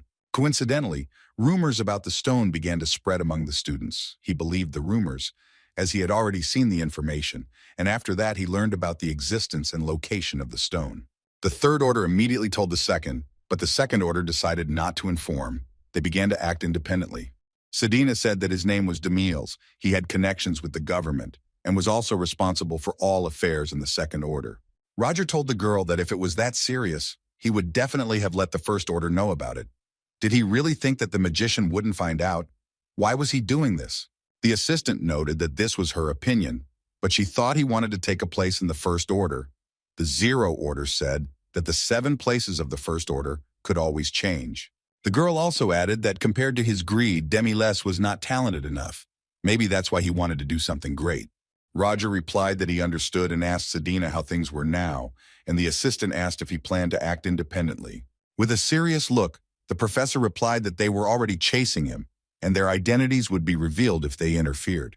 The girl said again that now he and his accomplices are on the run after stealing the stone. She only knows that they went towards the quiet forest. Our hero stood up and said that it was time for him to start acting, and Selena asked what she should do. The professor replied that she did not need to do anything. She had already done the work, telling him all the information, and praised her for her good work. The girl was so embarrassed that tears appeared in her eyes. She could only say a modest thank you. Roger thought about it.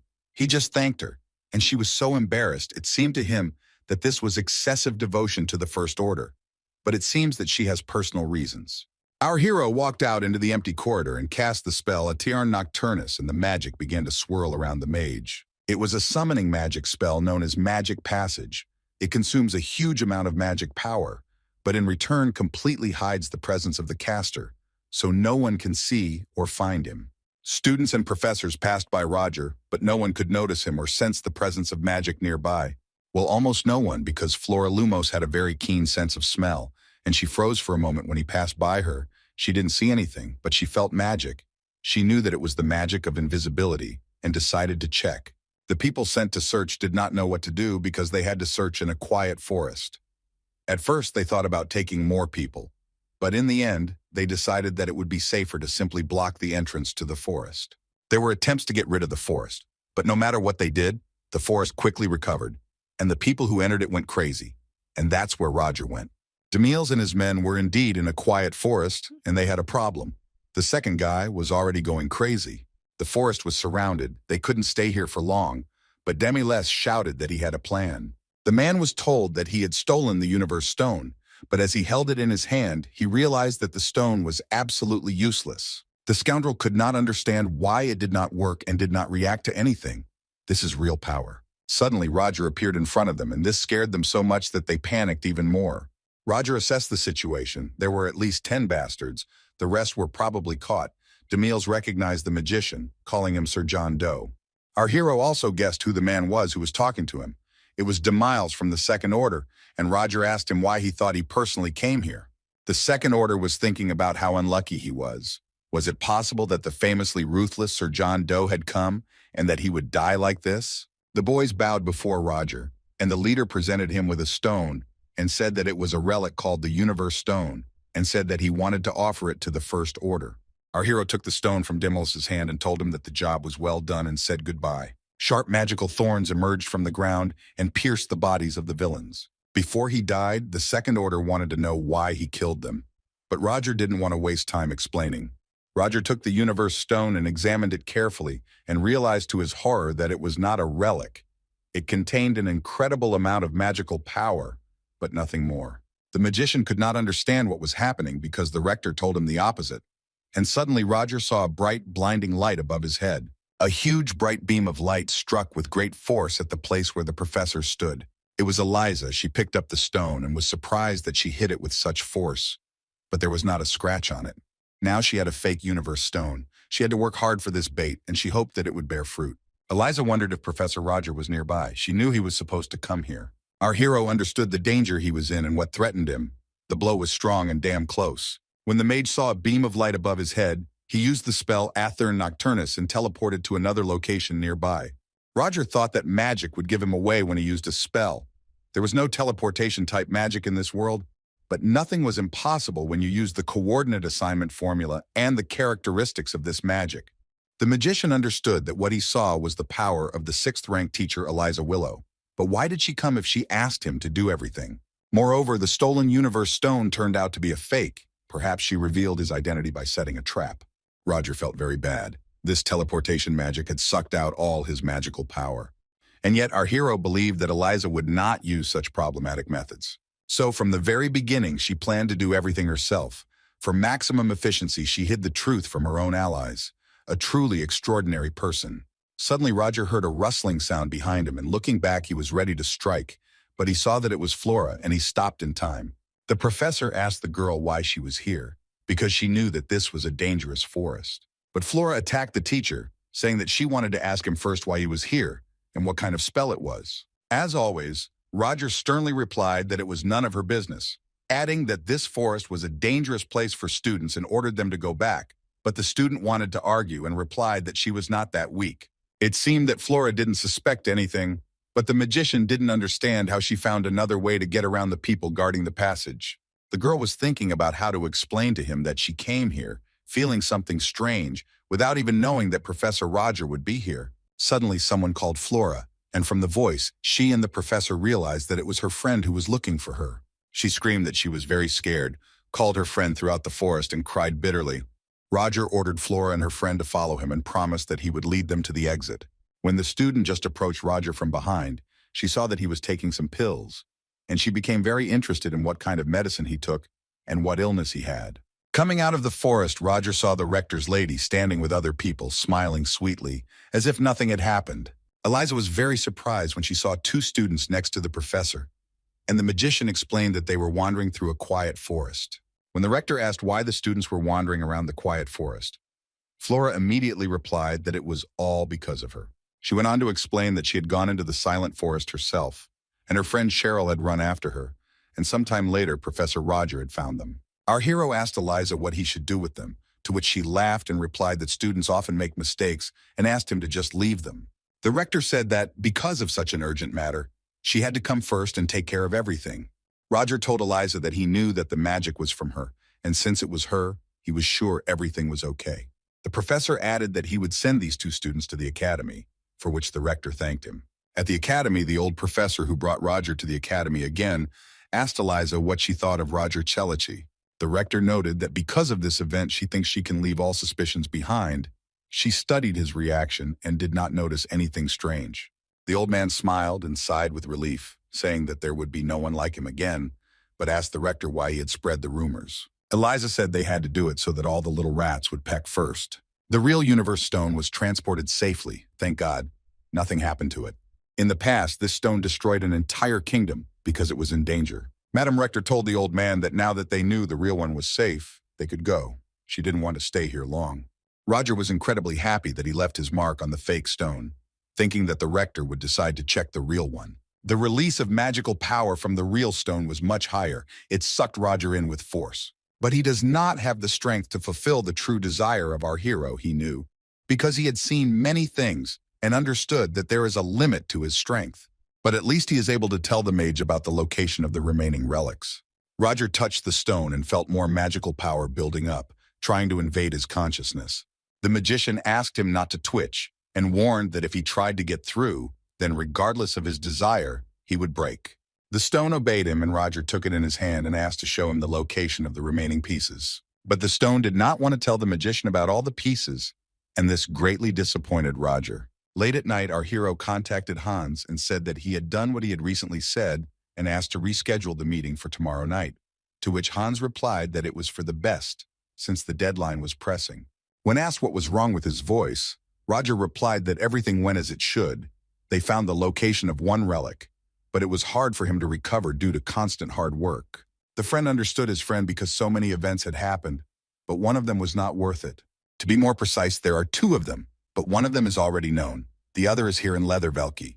Roger explained that based on the image the relic showed him, he believed it was in the Kunst auction house. Hans noted that the Kunst auction house was the only one in the area. He had heard that something big was about to happen there soon.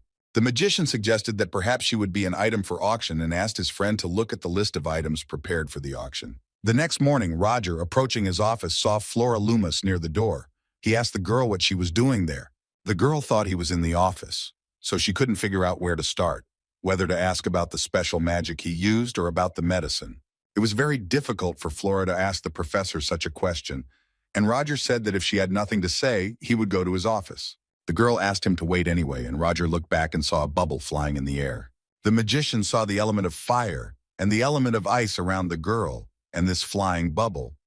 And Flora asked him what he thought about her formula for assigning coordinates. Roger replied that she surprised him and that he had no idea that there were students who could master the formulas. The student said that she was simply brilliant, that she was the only one among the students who managed to do this, and asked the teacher if maybe she should be rewarded. The professor thought about it and suggested that Flora give her the highest score, but the girl said that these were just numbers and they were not worth her effort. The student indicated that she would like to receive something else that was similar in value to an A. Professor Roger asked the student to come into the office, and she noted that it was her first time there. Our hero decided to show the student the research laboratory and took her to another room. Flora tried to understand what the hell he was researching.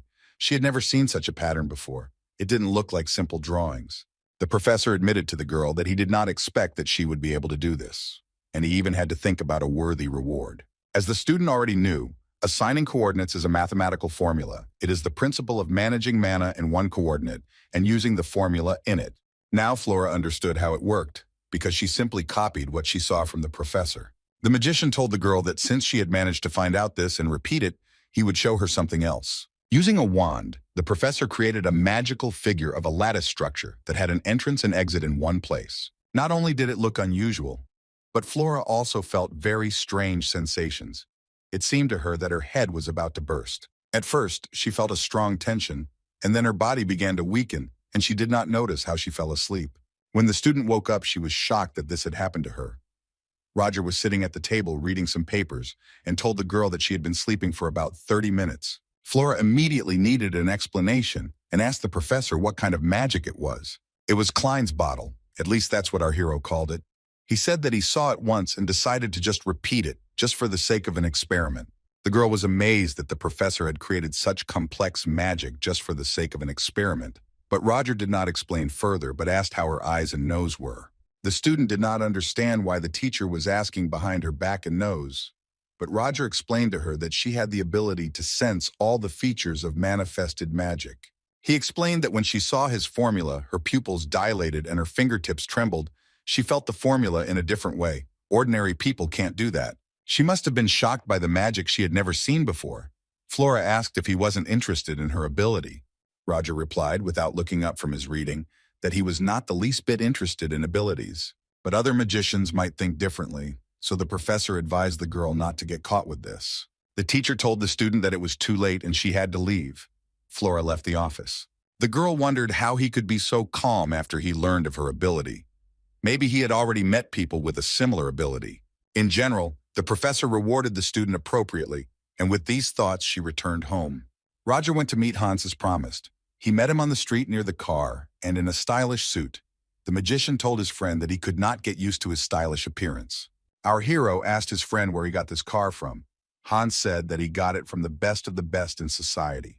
The friends went to a social party where music was playing and guests arrived in fancy dresses and suits. Roger noted that it was too bright and noisy here. After all, it was a famous place. Hans replied that it was better than some dirty place. The guys had an appointed meeting place on the 4th floor, and that's where they headed. But at the entrance, 2 men blocked their way.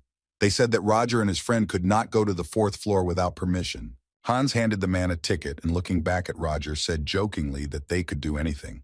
The man pointed to the hall and politely asked them to pass, and the friends went to the designated place. Roger noticed that the atmosphere on the 4th floor was indeed different. A friend said that this place was used for meetings of underground organizations. And I will continue that this is how they created unwritten rules that warned that fighting on the 4th floor is prohibited, so there is no security on this floor. Roger was sure there was a reason why they invited them to such a place.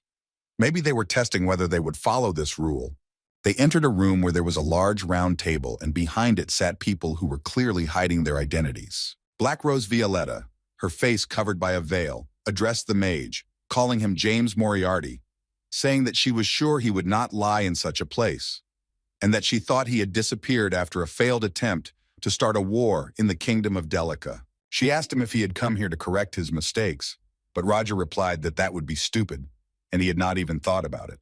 The girl told the magician that she couldn't trust him. A man without evil intentions destroys the Scarlet Group as soon as it appeared here. That's strange.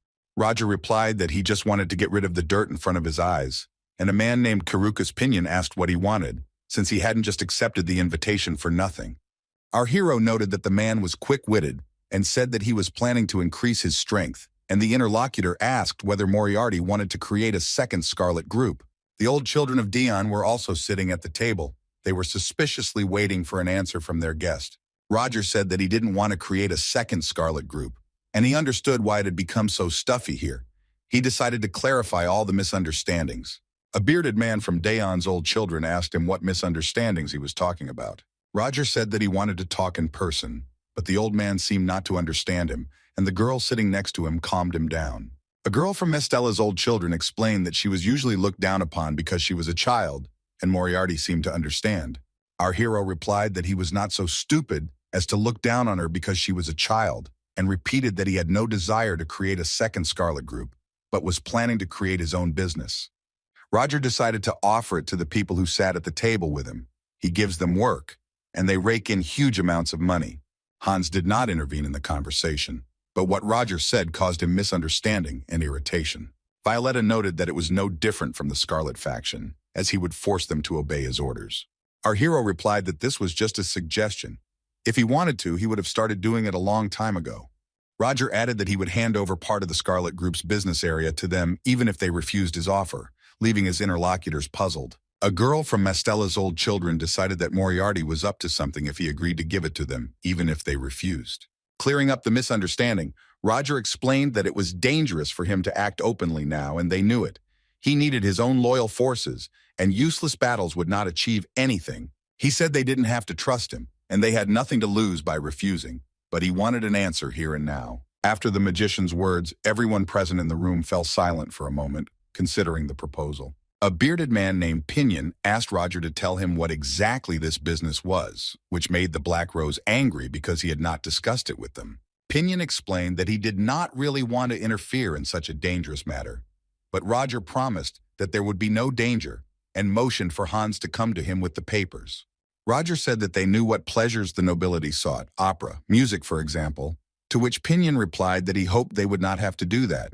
The man looked at the papers, and the magician clarified that he would need more elegance from them, telling a story through play, music, and dancing. Pinion exclaimed that he was sure Moriarty saw a future in this and agreed to take on the job. Black Rose Violet asked what Moriarty wanted in the end, to which Roger replied that he wanted change. Our hero told us about a forgotten region, which despite the local industry and forges, only awaits gray skies and a gloomy future. Roger wanted to change this dark and gloomy alley into a place where people could live and see only a bright future. He had also pitched this business idea to other organizations, so he asked them to review it before making a decision. Walking back down the dark street, Hans praised Roger for the fact that his ideas were incredible, and he had received the approval of all three organizations. But the magician replied that he had merely brought other people's ideas to life. Violetta called out to them from behind. She was unaccompanied and asked Roger to speak to her personally. Our hero asked his friend to go ahead and said that he would catch up. Hans assured him that he could take his time. Black Rose asked if Moriarty really thought the business he proposed would go well, to which Roger responded by asking if she thought otherwise. Violetta said that the current clothing market was controlled by the nobility and rich merchants. She wondered if she had a chance. Roger responded in a reserved manner that their target audience was not them. Light and comfortable clothes that people could use in everyday life. If people liked this idea, then everyone would turn away from fashion. And yet the girl insisted that they would not be able to evade attempts to interfere with them, to which the magician replied that she needed to overcome this because she could not hide forever. Roger said that she no longer had to worry about protecting her sisters, and if she accepted his offer, he would take responsibility for their protection, and once business was up and running, she could work her magic on fashion as well. Violetta didn't think he would recognize it, but Roger explained that mages can recognize other mages. It's not something complicated. Since the girl had agreed to work with the magician, she decided that she could no longer hide her face and took off her veil. Black Rose had a pretty face, but she had a burn on one cheek caused by magic, and Violetta said that it was the work of a mage who thought she was his property. She noticed it too late, so even the healers, the apostles of Lumensis, were powerless. Having shown her disgusting appearance, Violetta decided to put the veil back, but Roger grabbed her hand and asked her to wait. The magician touched her face with his hand and said that since she had trusted him and shown him her secret, it would be right for him to reveal his secret as well. There was no trace of the burn left on her face. Roger told her to look in the mirror. Black Rose looked in the mirror, and her eyes opened wide in surprise because there was not a millimeter of damaged skin left on her face. This is what Roger called real magic. Our hero said only one thing, that Violetta was too beautiful to hide her face because of this burn. The girl became embarrassed and said that it was dangerous to put something like that on display now, and Roger had no choice but to agree. Violetta said that it was time for her to get to work, as he had ordered, and added that their meeting today had been significant. Suddenly, the magician called out to the girl and grabbed her with his hand, sharply pulling her towards himself, as he noticed that they were trying to kill her. Violetta saw an arrow fly past her head and hit the wall. She was very lucky that Roger saved her. The guy asked if Black Rose was okay. She replied that everything was fine. He wondered who had set up the ambush, although Roger had his suspicions. Roger didn't expect a whole gang, but they saw several people with guns approaching them. One man told him how a big shot like James Moriarty could wander around here without guards. Our hero recognized these people as the remnants of the Scarlet Group and asked them if they had forgotten how their group had fallen apart. Roger remembered this, so he prepared himself. But then he smelled the scent of dispersal and asked Violetta not to use magic, since it would be difficult to control. And the girl was surprised that he even knew this. One of the villains recognized the voice of the Black Rose and was glad that he had not waited in vain. He had not thought that they would grab two big shots at once. Roger asked Violetta if she was going to fight, and the girl replied that they had already been caught and there was nowhere to run. The magician said that they would have to dance, hinting at a battle, and the girl noted that she could dance well enough not to feel jealous of other people. The villains surrounded them from all sides, and Roger and Violetta stood with their backs to each other, and the guy asked the girl to back him up. A fight broke out. Our heroes fought back with dignity, but they were unable to defeat the gang. One of the villains shouted that even with magic they were no match for them, but the other man replied that they were already tired. There was not much left. Violetta complained to Roger that she no longer had strength, that she was no longer the same as she was in her youth, and the magician advised her to increase her endurance when they ran out of this shit. Our hero tried to find the guy who shot among the villains. Could he have hidden somewhere after the ambush? He used the hard-to-get scent of dispersal and easily controlled his murderous aura. It seems like there is a professional hiding among these guys. A moment later, Roger grabbed the girl sharply and, using a magical sliding maneuver, rushed away from the bandits. The main villain began to shout at the men for letting the couple escape and ordered them to chase after them. Black Rose asked Roger in confusion what he was doing, and the guy explained to her that there was a professional killer among the bandits, and if they continued the battle, the advantage would be on their side. Violetta said that she heard that there was a group of killers who came from the southern desert, people who kill others for money. Roger realized that these were Calisarp's killers. He asked the girl to be careful and not to bite her tongue, because he planned to climb onto the roof with the girl using a hook on a chain. Our heroes flew high up, but the bandits also seemed to have mastered such magic and, lagging a little behind, chased after them. On the roof of the house, the villains finally caught up with the heroes, and they had no choice but to fight off the blows again. Violetta protected herself from the blow with her umbrella, but to her disappointment, she saw that it had practically turned to dust. Roger explained to the girl that this was a special poison that the Calisarp bastards used, and it corroded absolutely everything, and she asked in horror what they should do now. The magician suggested that she either wait until they ran out of throwing knives or get out of there. Violetta liked the second option better, so Roger told her to hold on tight, picked her up, and jumped off the roof. The villains rushed down after them, but when they landed, they did not see our hero there, but only one girl. Violetta stood there and simply complained that Roger had abandoned her here and run away like a coward, lamenting that she hadn't thought he was that kind of person. The bandits thought that he had left her and run away, although they didn't really believe it. It looked more like a trap, and he was using her as bait. The killers realized that he was hiding somewhere nearby and began to look out for his location. Suddenly, one of the villains saw a shadow and hit that place, but upon closer inspection, he saw that there was no one there. It was just a distraction, and Roger stabbed him from behind with a dagger. Roger boasted that it was just a feature of his magic. Although he slightly took advantage of the scent of dispersal that remained on the mana, he used it to transmit the sound. Our hero thought he had finished with the bandits, but Violetta suddenly shouted to him that there was danger from above.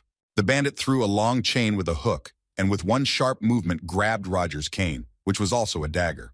The killer rushed towards the magician to kill him, but suddenly saw that he had another weapon.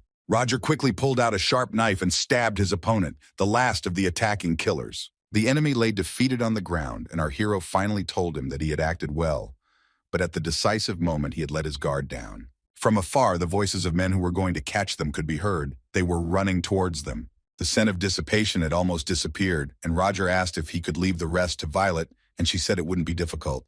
The bandits caught up with the couple, but suddenly saw a large wave of magical power flare up, and in an instant they were destroyed. Black Rose noted that there seemed to be no more minions left. She didn't think that they would set up an ambush after the group disappeared. Roger informed her that they were forced, most likely paid by the killers. It was definitely not Belfort Rickson because he killed him. Violetta heard about Belfort's death, but she couldn't even imagine that it was the work of Moriarty, that is, our hero. The magician explained that Rickson had done dirty work while he was financing Dutry. At one time, he had humiliated the honor and respect of other people, and he would not want to exist under his sky with such people. Roger was going to hand over the Dutry recruits to Violetta, and in exchange for her finding the one behind it, but she reminded him that she would be busy with the business he proposed. When our hero asked if she could handle all this, he hurt her pride, and Black Rose said that she could handle everything better than he expected. Roger was fine with it. They said goodbye, and the guy wished Violetta good luck. When he returned home, he heard noise in the house from the street, and when he entered, he saw Sheridan beating Hans for not coming to her when she called him. Sheridan Eonfid was Roger's colleague. The dwarf developer greeted the mage, and Hans asked his friend to save him from a petty bully. The magician told the girl to look at something better than to make fun of the guy. Sheridan exclaimed that he had damaged the wire while carrying another person, and now the clamp wouldn't work, and she had said it was only for one person. Roger replied that he had to, and the girl said that she would fix it. It would only take 10 minutes, and asked him to wait there. Hans complained to his friend that the little brat hated him. The magician wanted to say that he was just a weakling, but asked him not to forget that she was older than him and to be more patient when talking to her. When they first met in the mines of the Delica Kingdom, Hans thought she was a child. The guys remembered that she was kept there as a slave, if you can call it that. The girl sat in the mines and collected explosives. If those bombs had exploded, they would have died. Even the captain of the Knights would have died if something like that had exploded kilometers underground. Hans remembered that some left-wing types were pestering Roger. The magician replied that he had already taken care of them. They were from the Scarlet Group. The magician added that there had to be someone behind them and asked his friend to find out about it. But Hans was already confused because he was already dealing with the items at the auction. And now Sheridan called him and Roger told him to first help the girl and make sure that she did not touch the gunpowder. Looking out the window, our hero thought that if the girl said to wait 10 minutes, then they would finish in 30, and he would rest in the meantime. On the street, he saw 3 people in raincoats walking past the house. Their movements were light and quick. You couldn't even hear their steps. A group of people moving in sync at such a time. Roger thought they might be knights. One of them looked back and almost saw Roger in the window, but he managed to quickly dodge. From the conversation of these people, the magician realized that she did not see him. At first, it seemed to him that they were knights, but this silver hair reminded him of someone. It was the patron of the Knights of the Night Serpent, Terina Lionhall. Roger wondered why she was in Leathervelk. He heard that she was assigned to investigate the murder of Belfort Rickson. Did she really think that this murder was connected to the recent incident? It was good that Roger got rid of the evidence. He didn't want to cross paths with this terrible man anymore. Sheridan came into the room and fixed the device. It took a little longer because she decided to tidy up the rest of the parts. Roger noticed that it had become smaller and thinner, and the girl suggested that he try it out.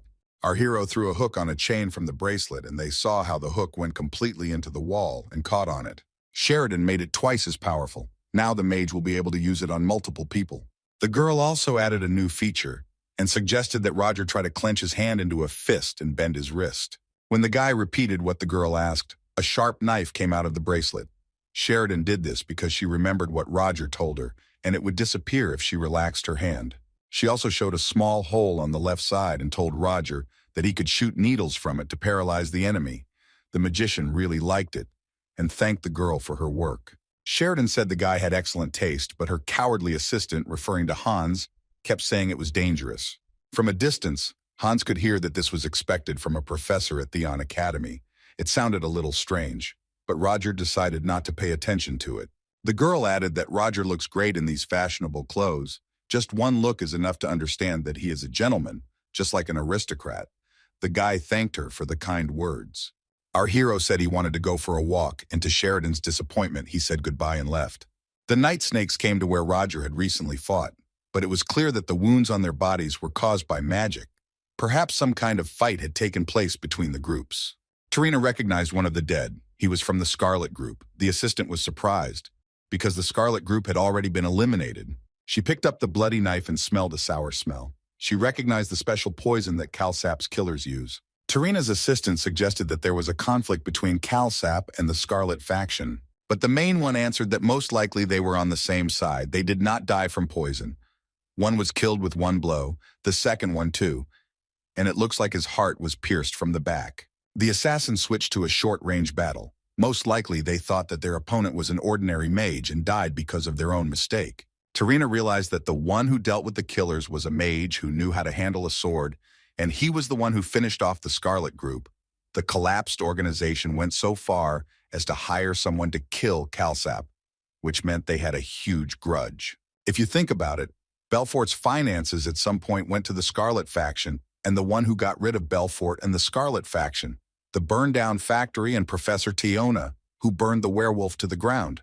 Terina had the general picture and told her assistants that the investigation was almost complete and they could leave. Lloyd was surprised because they were not even one step closer to completing the case, to which the main one replied that she had a guess.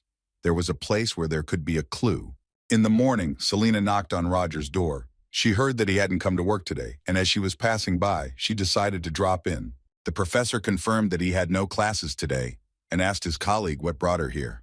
Selena told Roger that a knight from the State Security Service was looking for him, and she decided to go in and tell him. The guy realized that new troubles had overtaken him, but without showing it, he said that he would meet with him. Our hero went to the academy, and entering the office, he saw that a young guy was waiting for him.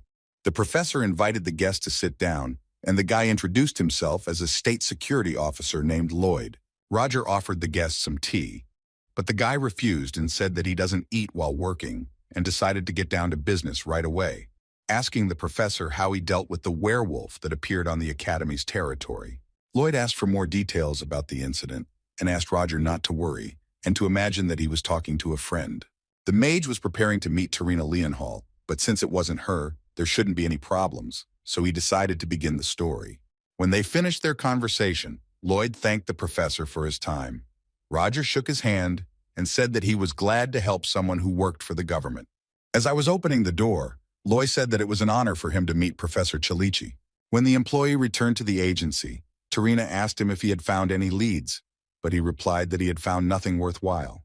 The main one reported that they even got a warrant for an investigation, but there was nothing useful in it.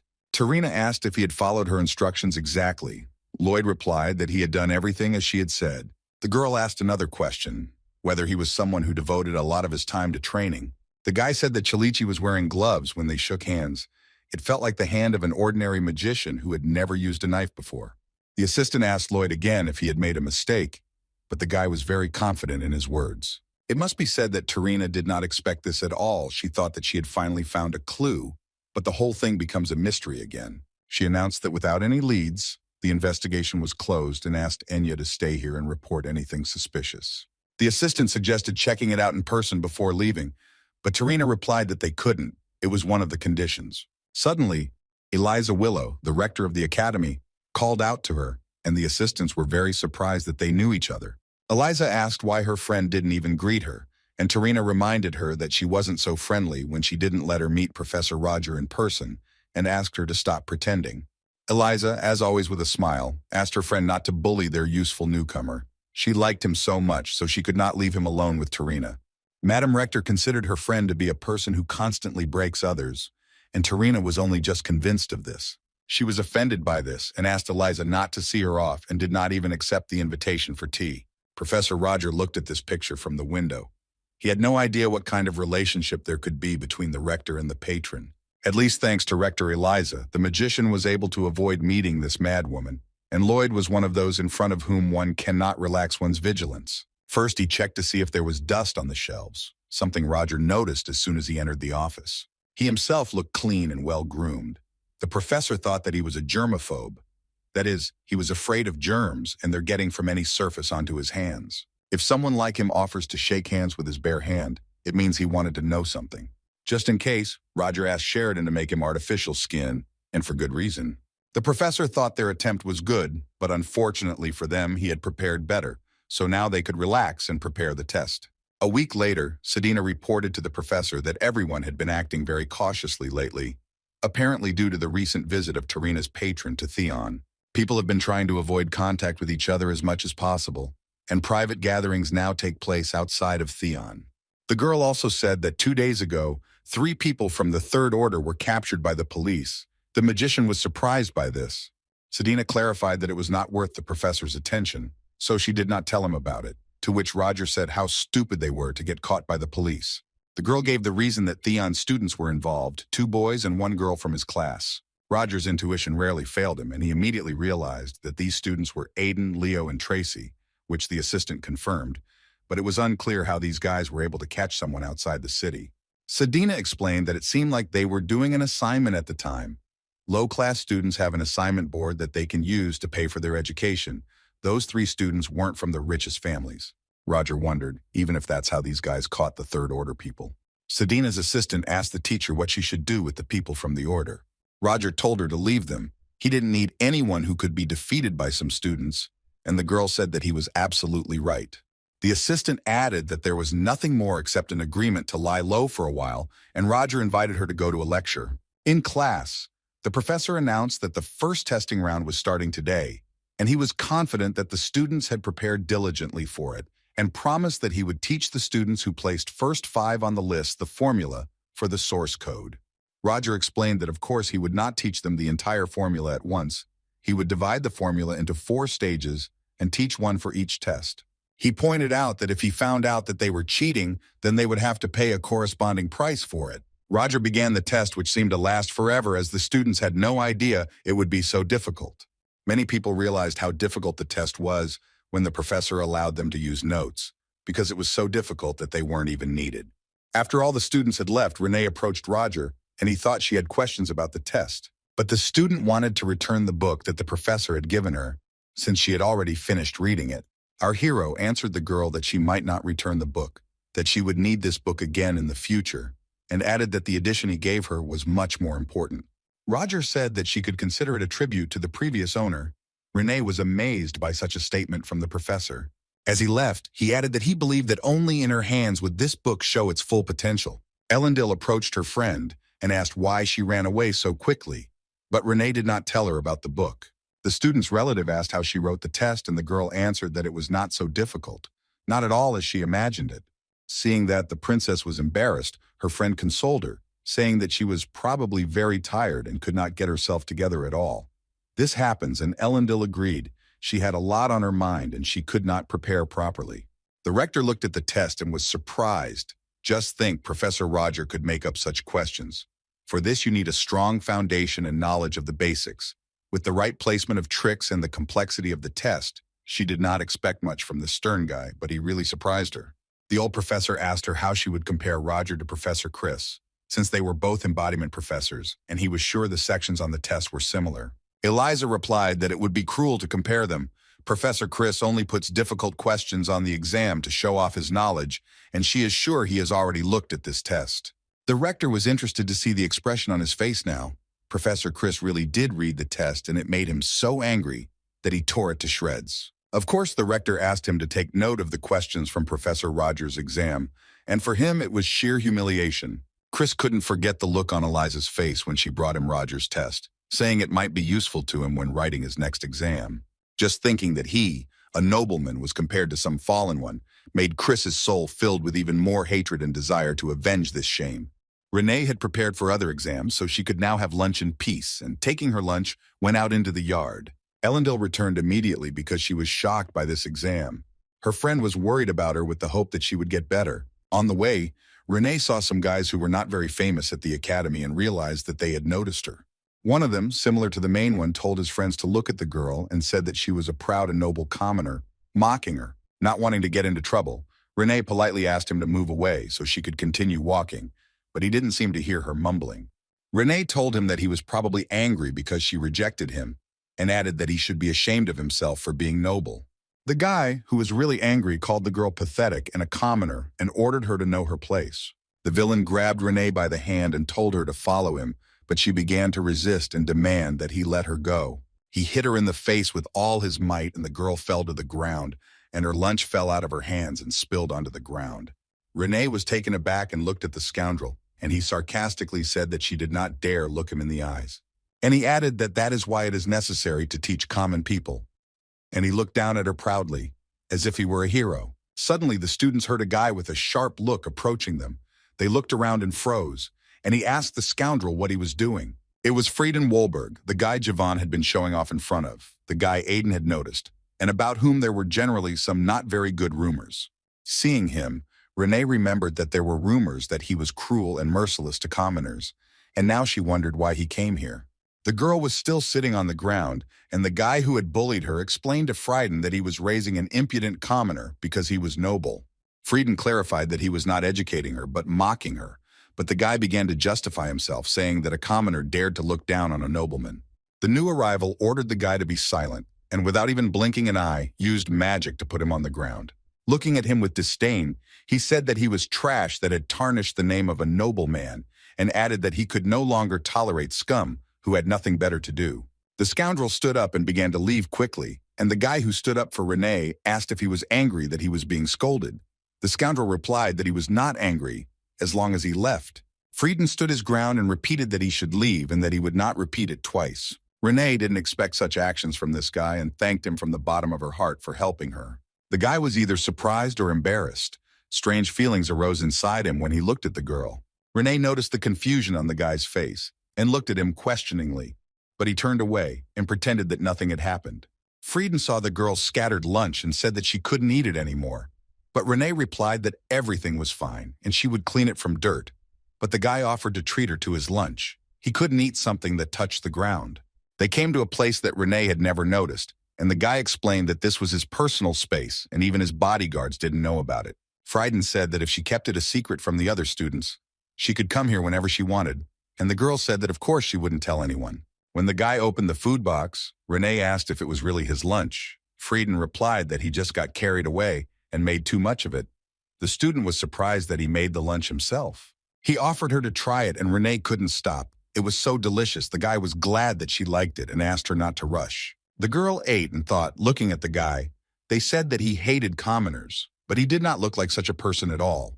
This was further proof that you should never trust rumors. Professor Selena was in the courtyard of the academy. She turned to Roger, who was passing by. She asked the professor if his exams were over, and he replied that they were over, and he was already on his way to check them. Roger realized that Selena would have a practical exam, and she confirmed this, clarifying that practical exercises are more useful for summoners. She asked if Professor Roger wanted to watch, and he agreed because it was clear from looking at her that she was nervous about her first exam. Selena looked at the professor so pleadingly that he firmly decided to watch the exam, and she invited him to follow her into the garden.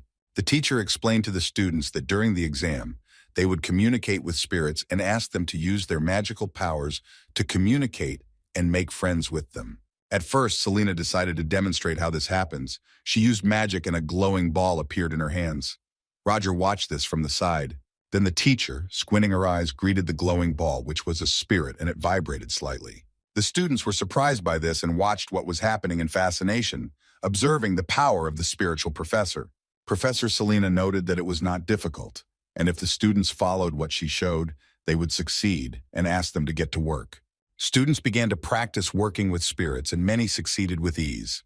Selena asked Roger if he wanted to try, since it was easy, but the mage refused, saying that he was not the kind of person the spirits liked. The colleague, laughing, said that this couldn't be because the spirits were very kind and decided to prove it to the professor. She summoned the spirit and was surprised to see that the glowing ball in her hands began to tremble. In her practice, there was nothing like this. She noticed that even other spirits did not approach Professor Roger.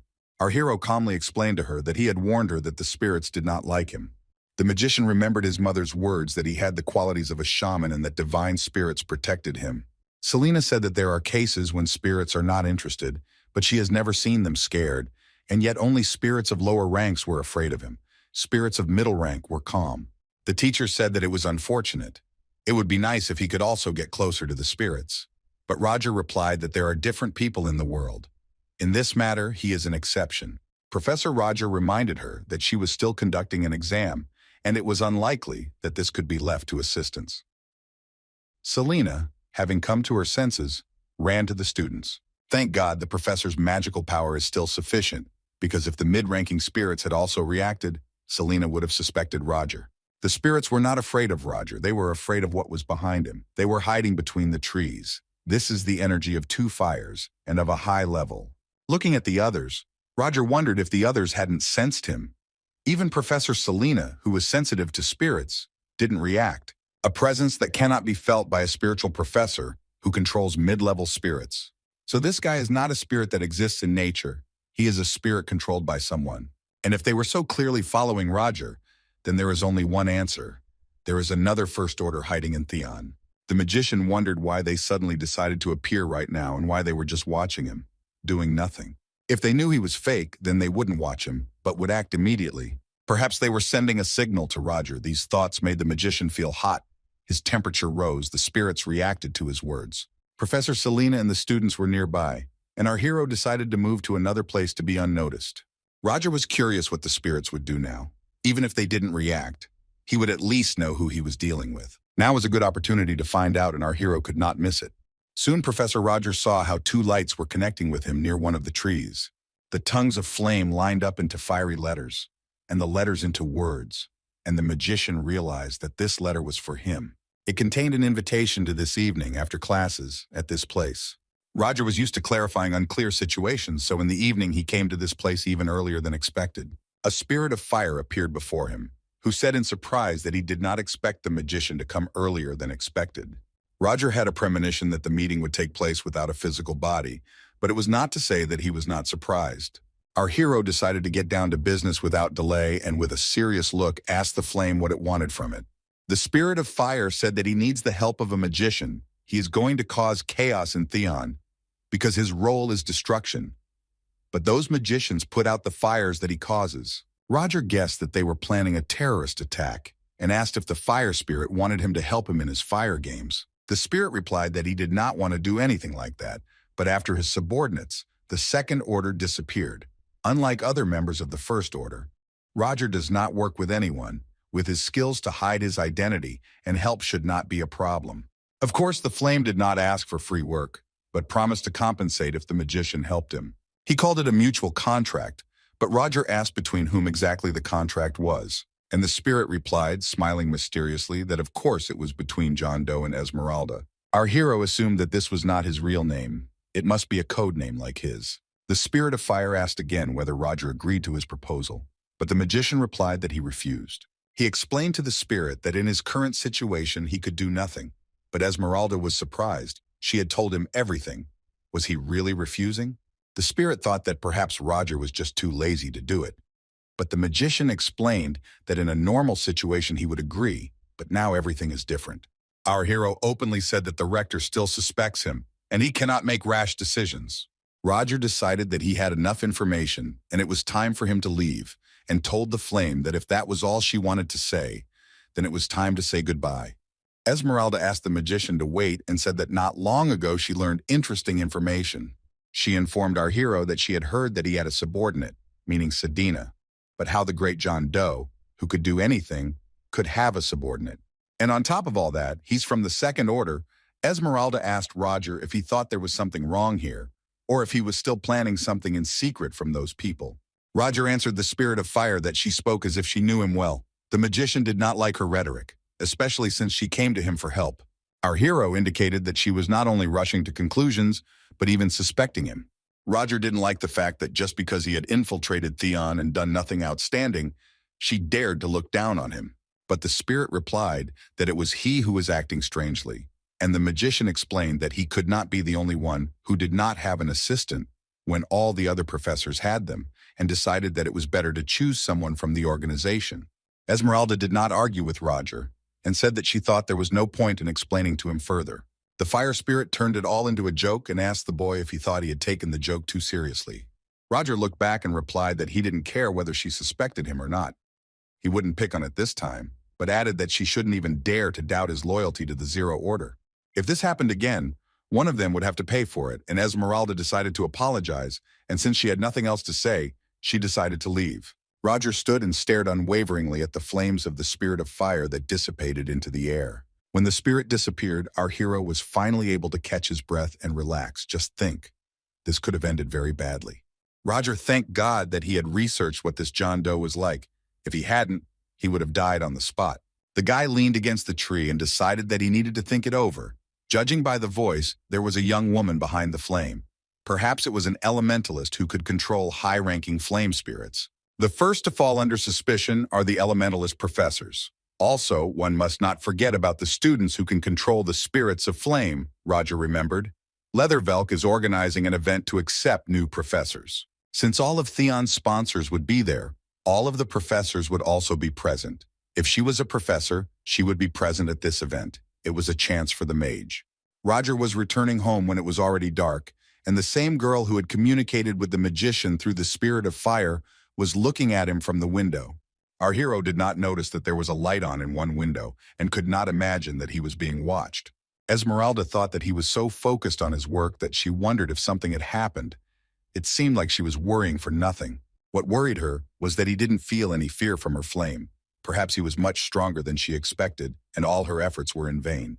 Walking down the corridor, the girl suddenly remembered that the event that Roger had also remembered would soon take place. Esmeralda didn't want to go to that event, but she was reassured by the fact that the main role would not be hers, but someone else's. Renee was walking home from lunch that afternoon. She didn't expect to be able to have lunch with Freuden again. It seemed he had no bad intentions. Since childhood, she could determine who had evil intent or ill intentions towards her. The only people around her who don't have any ill intent against her are Elendil and Freuden. Professor Roger was also one of those people who treated Renee well. No, the professor did not have any good intentions towards her, rather sadness or guilt. But the girl did not know why. The girl met a guy whom she greeted. He knew that her name was Renee and that she was a first-year student. The guy introduced himself as Freud's friend, Henry Presto, and said he knew she had just been with Freud. When asked how he knew this, Henry replied that he had his own methods, and he was also interested in what Freuden had been doing lately. While talking to the guy, Renee felt that he had no evil intentions towards her, but he was dangerous. Henry saw that the girl was looking at him strangely. He asked what he had done wrong and assured her that there was no need to be so afraid of him. The guy raised his index finger as if remembering something and offered his help as a way to settle their relationship. He said he had a part-time job that paid well and was fairly safe, and he was sure the girl knew that Theon's students were mostly commoners with no money. Renee asked the guy why he was telling her this, since they had just met, and he explained that he was shocked to see Frieden spending time with a commoner like her. The girl didn't understand what was so surprising about it. She just thought he was a good person.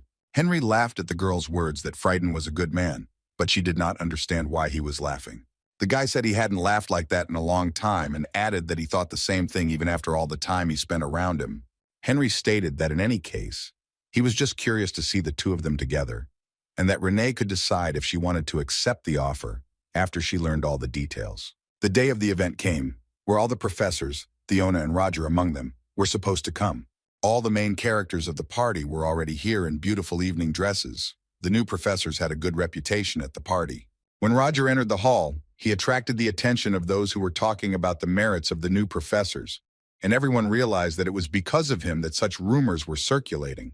Roger Chalicki looked confident and majestic. He managed to delight all the noble people in the city.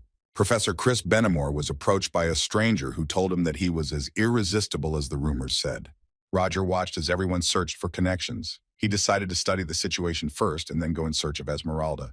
A certain Count Deckers approached the professor with a glass of wine, but the magician immediately made it clear that he was not in the mood for conversation.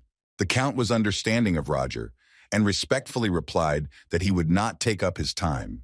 Our hero rejoiced, because since he had attacked the Count, no flies would bother him, and he would take advantage of this to find Esmeralda. But Roger heard Selena's voice. Some unpleasant guy was pestering her, and she couldn't get rid of him.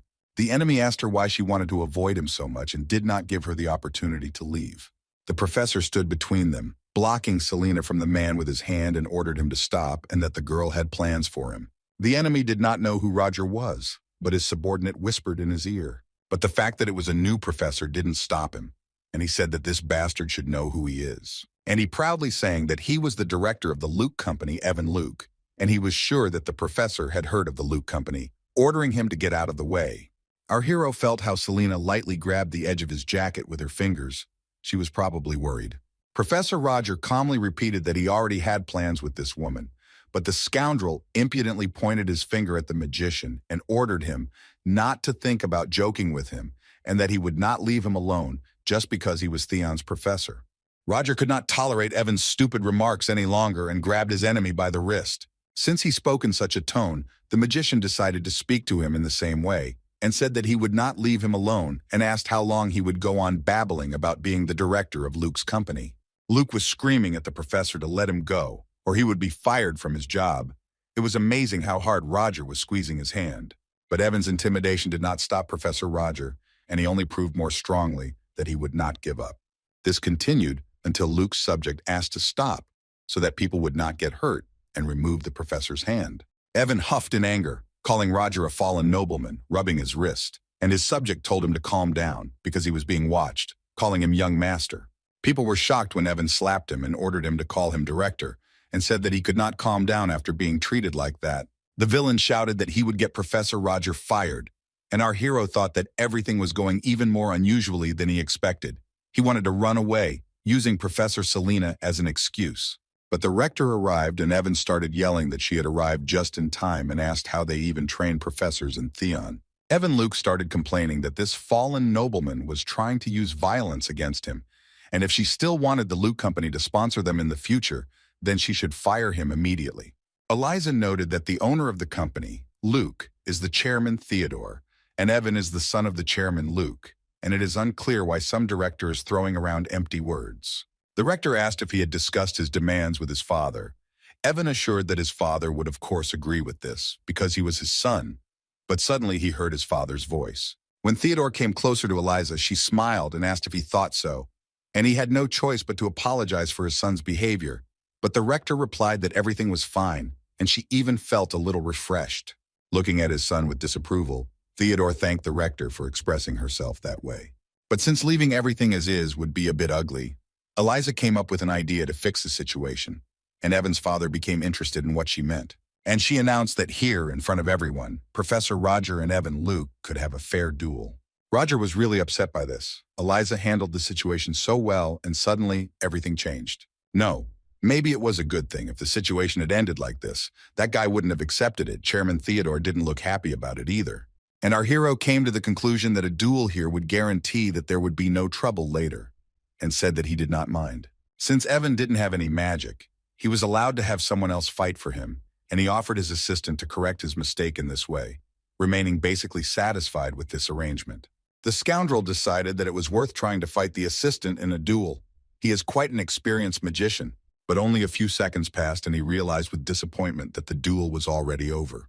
Roger Chalicki was declared the winner, and Evan's assistant was defeated and lay on the floor. The company's bodyguard, Luke, was also considered a difficult opponent, but seeing how quickly he was defeated, Evan realized that the rumors about Roger using unique magic formulas were true.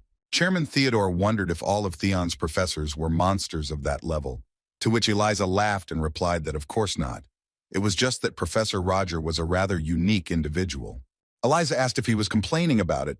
The chairman realized that his face gave him away. It seemed he was getting old, but he said that since it was a fair fight, he should accept. Theodore asked not to worry about his stupid son. He would have a good talk with him, as expected from the chairman. Eliza noted that they were on the same wavelength. The chairman said that he wanted to ask the rector for something, to which she immediately answered no. He was surprised, because he had not said anything yet. Eliza guessed that he was going to ask her to introduce him to Professor Roger, and asked him to refrain from addressing one of their professors. Our hero went outside. He was glad that it was all finally over and now he could focus on his goal. But it was not to be. From behind, he heard Professor Selena calling him and he stopped. Roger asked if she was okay, and the girl replied that everything was fine. She received an apology personally from the company's chairman, Luke, and thanked Roger for his help. Having learned that the magician had no further plans, Selena invited him to go with her to a meeting with professors of animism, who believe in the existence of the soul and spirits and the animation of all nature. To say that Roger was lucky is to say nothing, because it was a great opportunity to find Esmeralda, and they went to a meeting. There were 4 professors sitting at a round table. Professor Sosluna greeted the guests and asked Selena who had come with her. She introduced Professor Roger, and one of the girls said that she heard that he was appointed to the 2nd year as a new professor.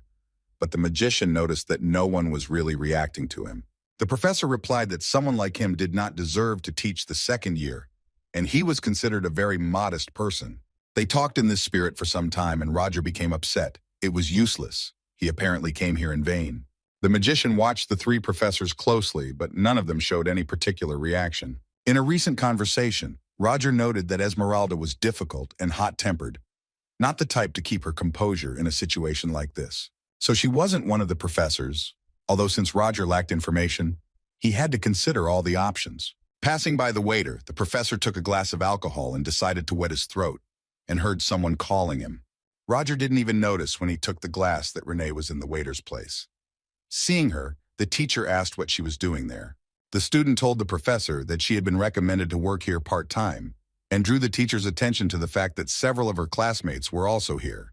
Roger thought about it and advised the girl not to overwork herself and go home before it was too late. Renee thanked the professor and left. Professor Selena walked up to Roger. She was also surprised when she saw Renee as a waitress. The colleague said that she knew the girl before, and then she saw another student who worked here, and the magician asked who she meant. Selena pointed to the girl and noted that she was a new student, but already well-versed in animism. It was Joanna Lovett. She was just serving a glass to one of the guests, and Roger noticed her. Come to think of it, he had completely forgotten about the students. Since Esmeralda was a high-level animist, he thought that she would definitely be a professor. But there could also be professionals among the students. So the magician took a closer look at the girl and noticed that she was heading somewhere. Having given the last glasses from the tray to the guests, the student purposefully headed somewhere. Joanna walked over to the table where the trays were and put hers down, as it was empty. After that, she turned around, leaning against the table and simply looking into the hall at the visitors. Roger was surprised that she had really left only to put down the tray. Our hero thought that he was probably paying attention to the wrong things, and at this rate he would miss important details. Roger overheard the conversation from the side and looked towards the conversation. One man was talking about guys who wanted to start a business. According to him, they bought fabric. It seems they are going to start producing clothes. The interlocutor noted what the lower-class people are thinking about. The magician realized that this was about Violetta. She was acting even faster than he thought, although she was trying to hide it, but apparently she was already in despair, which meant she could be relied upon. The guests said how dare they not know their place and conduct the affairs of commoners on the territory of the imperial family. and it was obvious that they would soon go bankrupt, and decided to simply watch them over a glass of wine. Roger took a sip and thought what idiots they were. Their inaction would eventually turn into a huge wave that would change the course of the future.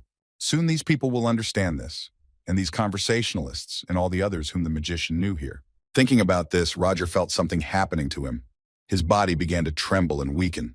Our hero dropped the glass from his hand and it fell, smashing on the floor, and the crash attracted the attention of some people. Professor Selena was worried about Roger and supported him, asking if everything was okay. The magician pretended that everything was fine. It was just that the floor was slippery. The professor said he would be back soon, just going out for some fresh air, leaving Selena confused. Professor Chris noticed that something was happening to Chaliki, and he was very interested. As he stepped outside, Roger tried to drown out the voices in his head that demanded he accept them, their power, calling the mage the chosen one. The guy took the pills out of his pocket and took them. Thank God that their effect was very fast and he felt better. Roger realized that by focusing on the quick duel, he had used up too much magic power. He had been too careless, and he hadn't even noticed it. But he didn't notice not only this, but also that Professor Chris was hiding around the corner and spying on him. He could smell the medicine.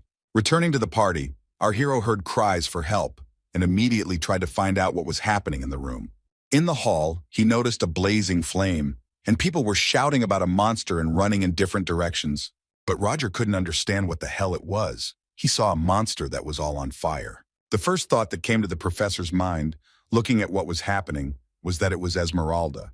People couldn't understand where this monster came from, but they didn't think about it for long, because the priority was to evacuate the visitors. One woman shouted for people to run to safety and pointed with her hand towards the exit. Suddenly, spirits appeared in the air. People were screaming. They were scared because they did not understand what was happening. It was Angela Anderson, Teona's fifth-year animism professor, and Viorano Dentis, Teona's fourth-year animism professor. They called upon the spirits to help them defeat the fire monster. But to their amazement, none of the attacks worked. Someone noticed that something similar to fire was falling from the ceiling. When it got on clothes, it was impossible to extinguish it, and the person could simply catch fire. One man warned the others not to touch the falling flames. If the black flame touched their clothes, they should take them off immediately. Roger noticed that it was different from normal fire. It was closer to magma, and its destructive power was, too. In that case, it is not just a high-level spirit, it is a spirit of the highest level that has already reached the 6th rank. But suddenly the magician wondered why the spirit was in humanoid form. Usually they take natural forms, for example, animals or plants. Our hero felt that something was wrong, and he decided to take a closer look at the monster. If you think about it, this bastard doesn't have a normal lower body, which means he was incarnated with the help of a medium. The biggest advantage of using a medium for summoning is that the identity of the summoner can be hidden. Roger remembered that there was a very suspicious silver tray in the center of the table. Everything is as our hero thought. Joanna Lovett is Esmeralda. It's a pity that he drove these thoughts away from himself then. It was impossible to follow her now, although Roger had found a way to break through the fire and he could take care of something else. Apparently one of the walls of the building couldn't withstand it and collapsed, and Renee was lying on the floor under its ruins, and Roger rushed to her. Looking at the monster, the girl understood that she needed to get out of here, but she couldn't cope with her legs. Apparently they were injured. Suddenly she saw that the monster was being attacked with magical blows. The monster was thrown away from the girl by magic, but Renee remained lying under the ruins and could not get up. The girl tried her best to get out from under the rocks, but she felt terrible pain. Professor Roger used magic to throw away all the ruins in one moment and picked up Renee in his arms, asking if she was okay. The girl was shocked by what was happening, so she was emotional, so she couldn't even immediately pronounce the professor's name. She didn't even notice when the magician was able to teleport her to a safe place away from the monster. Roger said that she hurt her leg. The wound was not very deep, so he applied some medicine. Renee had a certain sense of déjà vu in this situation, and she stared at the professor. He asked her what was the matter, and the girl asked if they hadn't met before. Renee looked at the professor. He had a chain around his neck, a high collar, and a pointed chin that seemed to remind her of something. Professor Roger pretended not to understand what she was talking about and replied that she was mistaken. The girl wanted to explain, but the guy interrupted her and said that he had finished treating the wound and told her to leave because it was dangerous here. Renee asked if Roger would go, but he replied that he had to do his duty as a teacher. The girl thanked our hero for saving her and went to the exit. Roger returned to the hall where a huge fire monster was raging, with which the magicians were trying to fight. It was Eder Nocturnus. The professor had time to understand who he was dealing with. The magician got closer to the monster. He thought that this monster's games would end here. The professors of animism fought the monster with all their might with the help of spirits and held out for quite a long time. Professor Virano used the element of water. He directed his power towards the monster. This time the magic worked and the monster lost its arm. It no longer burned with fire. This gave optimism to those present. Everyone understood that they had a chance to win. But it only took one attack for Unsalan's spirit to start to disintegrate, and it didn't do as much damage as expected. After some time, everyone saw that the monster's hand began to recover and became covered in flames again. Professor Virano shouted at Professor Angela to quickly recall the spirit of Ventuswalp. Indeed, looking at the spirits, it was clear that they would not be able to cope with the fire monster. Professor Virano understood that their level of power was not enough, and as luck would have it, the Rector left, although she may have been the spirit's target. Suddenly a shadow appeared in the midst of the flames, growing and transforming. It was Roger Celici, and he showed up with the goal of destroying the monster once and for all. The magician began to fight with the help of the elements. He threw ice daggers at the monster, which flew one after another into the fiery body. Under the magical blows, the monster did not look as menacing as before. Professor Virano noticed that the monster was moving strangely, as if it was trying to protect something. Amid the flames, one could see a silver tray, the same one that Joanna had carried. Professor Virano realized that this thing was caused by a medium, but Professor Angela was very surprised. Roger lacked strength and was unable to use high-level magic due to exhaustion. The professor found a way. He used spatial magic and dealt a powerful blow to the monster. Now the magician knew for sure that this was the last blow, and the monster would be destroyed. It was clear that the fire spirit could no longer resist, and his body was already disintegrating into small flames. Professor Virano and the other magicians could not believe Roger's power because the monster was very strong. Suddenly realizing his doom, the spirit turned to Virano, Roger, and the other guests. He called people scoundrels and told them to be sure that one day they would burn to the ground. Roger challenged him to try, as if to make it clear that he could easily beat him now and next time. The flame of the fire spirit dissolved into the air, and at the end he shouted that he would definitely make sure they all burned. A couple more seconds and all that was left of the monster was smoke and light ash, which flew around. In a conversation with Professor Virano, Roger revealed that the lower half of the spirit was not properly formed, and upon careful examination of the blurred parts, it was discovered that the creature was connected to the medium. The colleague was surprised that the professor had managed to discover even this, but Roger replied that anyone in his place would have figured it out. Virano admitted that he had not noticed it at all. Since he was well-versed in animism, he had not even thought about it in that way. Contracts in animism are made in such a way as to be fair to both parties, which is why forced summoning, which spirits hate, is almost never used. Professor Virano added that he had never heard of a spirit that hated people. Roger asked if spirits usually didn't look like that creature. His colleague replied that they didn't, that spirits were representatives of nature, for the most part, and didn't care about people. He didn't think that such a spirit could exist, and he couldn't react quickly. However, thanks to Professor Roger, the damage was kept to a minimum. Virano was especially surprised by the magic the mage used at the end, and he asked if it was a spatial movement, which Roger looked at with caution. Virano assured our hero that he shouldn't react so sharply to this, because he had already lived for quite a long time and had seen a lot. And Roger confirmed that he placed some magic power at a certain coordinate and then manifested it. Virano didn't even know it was possible, and the magician explained that it was difficult at first, but once you got used to it, it became easy. But Roger's colleague knew that even when people got used to it, they couldn't easily control it unless they had innate spatial abilities or something. Professor Virano asked Roger how he was feeling, and our hero suspiciously asked what he meant. A colleague asked if Roger had experienced any strange symptoms when he used magic, while not in the best condition. For example, did he hear strange sounds? This phrase aroused the interest of our hero, since the voices in his head did not give him peace. The guy added that perhaps he was worrying in vain. It's just that sometimes you meet people with a more developed mindset than others. The world classifies them as geniuses, but doing so is a little wrong. If geniuses are people who, in order to reveal their talent, break some of the barriers of human capabilities, then these people have no barriers at all. At first, this may seem like a blessing, but it is not. People do not realize that the barrier that suppresses them is actually a reliable wall protecting them from the outside. That's why the guy asked Roger again if he had ever heard strange sounds. The magician replied that the concept he was speaking of was incredibly interesting, but unfortunately, it had nothing to do with him. But Roger added that he was still very interested in whether there was anything else that could be added to it. The elf replied that unfortunately that was all he was told in his youth. And our hero noted that for people back then, it was most likely just a legend. Professor Verano thought Roger was a very unusual person, but as for his theory, he was probably imagining things. Roger closed his eyes and thought that no ordinary person could have handled this in their right mind. The professor decided to ask the elf Verano again if there was anything else. A colleague told the magician that they were hearing voices from outside, but he wanted to know if there was anything other than sounds. Professor Verano replied that as far as he knew, these were only voices, and that ordinary people would not be able to perceive these voices. Roger asked to imagine what they were capable of, and a colleague suggested that this might be the start of the next stage, such as worsening symptoms. By the next stage, Verano assumed that a person would begin to see certain things. The elf continued that this was just a guess, and if something followed after this, then most likely they would be able to make contact personally with them, that is, the gods.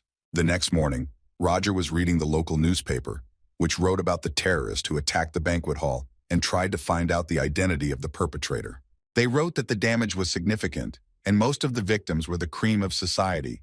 The magician thought that if this was Esmeralda's goal, then she had half succeeded. Roger thought it was good for them too, since they had discovered Esmeralda's identity, but he didn't know if he should pass on the information about her to Theon. Although Esmeralda has only just begun to act, if her identity is revealed immediately, Black Dawn will suspect him, since he destroyed that spirit. So it was not time yet, and Roger decided to watch and wait for the right moment. The newspaper also wrote about Evan Luke, the guy Roger had a row with at the party yesterday. He was the head of the auction house Kunst. Because of yesterday's incident, Evan increased the auction's security. The mage thought it was a shame. Violetta approached Roger's table and coquettishly asked how he could invite a lady at such an early hour. The magician asked her for a meeting, but was slightly surprised that she came anyway. The girl invited him to go with her, because he was interested in how the slums had changed. She took him to a street that had recently been reconstructed and asked him to look around. The street was much cleaner than before. They used about 80% of the budget to widen the road, as Roger said earlier. Soon this street will be filled with artisans. Other groups also followed his suggestions. Kirukus is working on a musical that will replace the circus, and their elders were preparing the magazine that our hero mentioned. Violetta said that they planned to collect fairy tales and stories by unknown writers. Even though they told the kids to spread rumors, the girl told Roger that it might not work. But the magician reassured her that it was okay if they didn't succeed. They just needed to be told to do everything they could for publicity. Any business requires initial investment, but the girl noted that there were not many people willing to invest in them and showed a recently opened studio. Violetta said that they planned to start with affordable clothes and then gradually invest in luxury brands. Roger noticed that she was beaming with joy, of course, because she always dreamed about this. After they had looked at everything, the professor invited the girl to go with him and meet some people. She asked who he meant. Roger clarified that he wanted to introduce Violetta to the people they would be working with.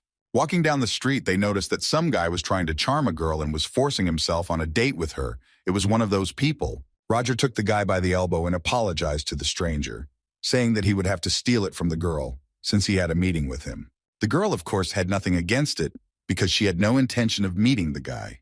Roger's acquaintance noted that they were supposed to meet later and watched his stranger leave, but the magician replied that he thought he would be late if left alone.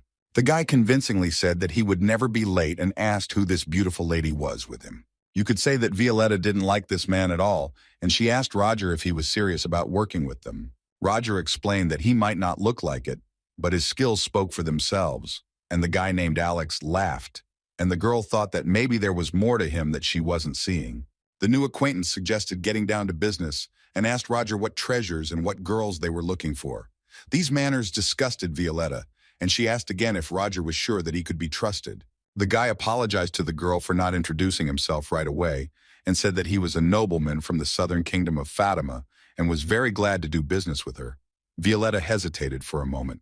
But our hero warned her that he was actually a fraud, and the girl was offended by the fact that he had just tried to deceive her. Alex pretended to be done with the jokes and asked why they had called him, and Roger promised to explain everything in detail when they returned to the shelter. A new acquaintance asked Roger what would happen if he came to the shelter and was disappointed.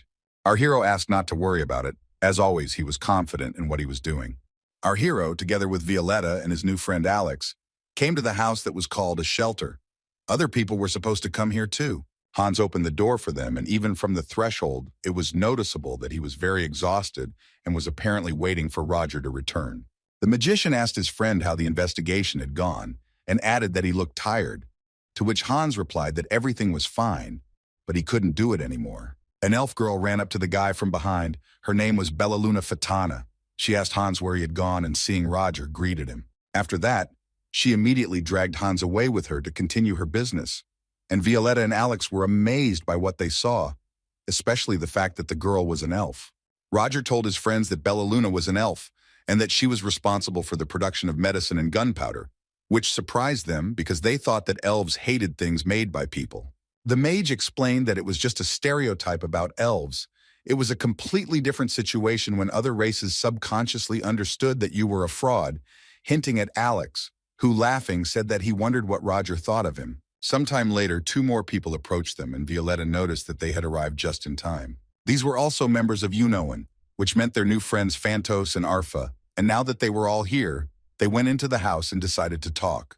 They sat down at the table, and Alex was the first to introduce himself, and when he finished, Roger offered to tell the big guy about himself. He was a man of few words, and only said that his name was Phantos. Alex asked in surprise if that was all he wanted to say about himself. The boy who came with Phantos said that his name was Arfa, and that he had no last name, and explained that Phantos was still a quiet one, and he hoped that they would understand him. Hans said the boy didn't look special, and asked how they met the leader, as they called Roger, and Harp replied that in short, Mr. Roger was his father. The friends were shocked, to put it mildly, but the magician explained that this was a special case and he was not his real son. The boy said that when he was born, he knew little about the world and calls him his father because he taught him a lot. Roger decided to introduce Phantos himself, but before doing so, he asked him to take off his hat. When he took off his hat, everyone saw that he was a beastman. Roger explained that among beastmen, he was physically developed. He worked a lot where his strength was needed, for example, hunting whales. Hans was simply amazed, because firstly, he did not expect to see such a thing, and secondly, he thought that beastmen were afraid of water.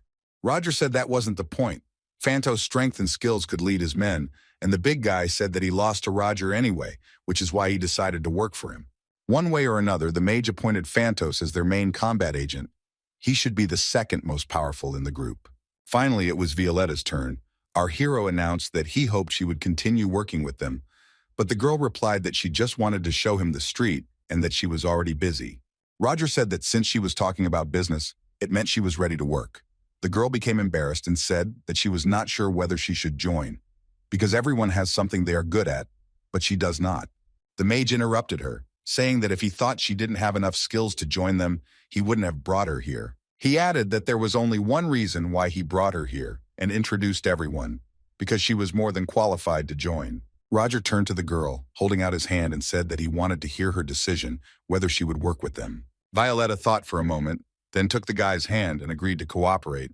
They sealed it with a friendly handshake. And so Roger's team was assembled. Now all the necessary members were there. He did not regret for a second that he chose these people. Our hero looked at the assembled guys and understood that he had chosen the best of those he knew. They were even better than he imagined.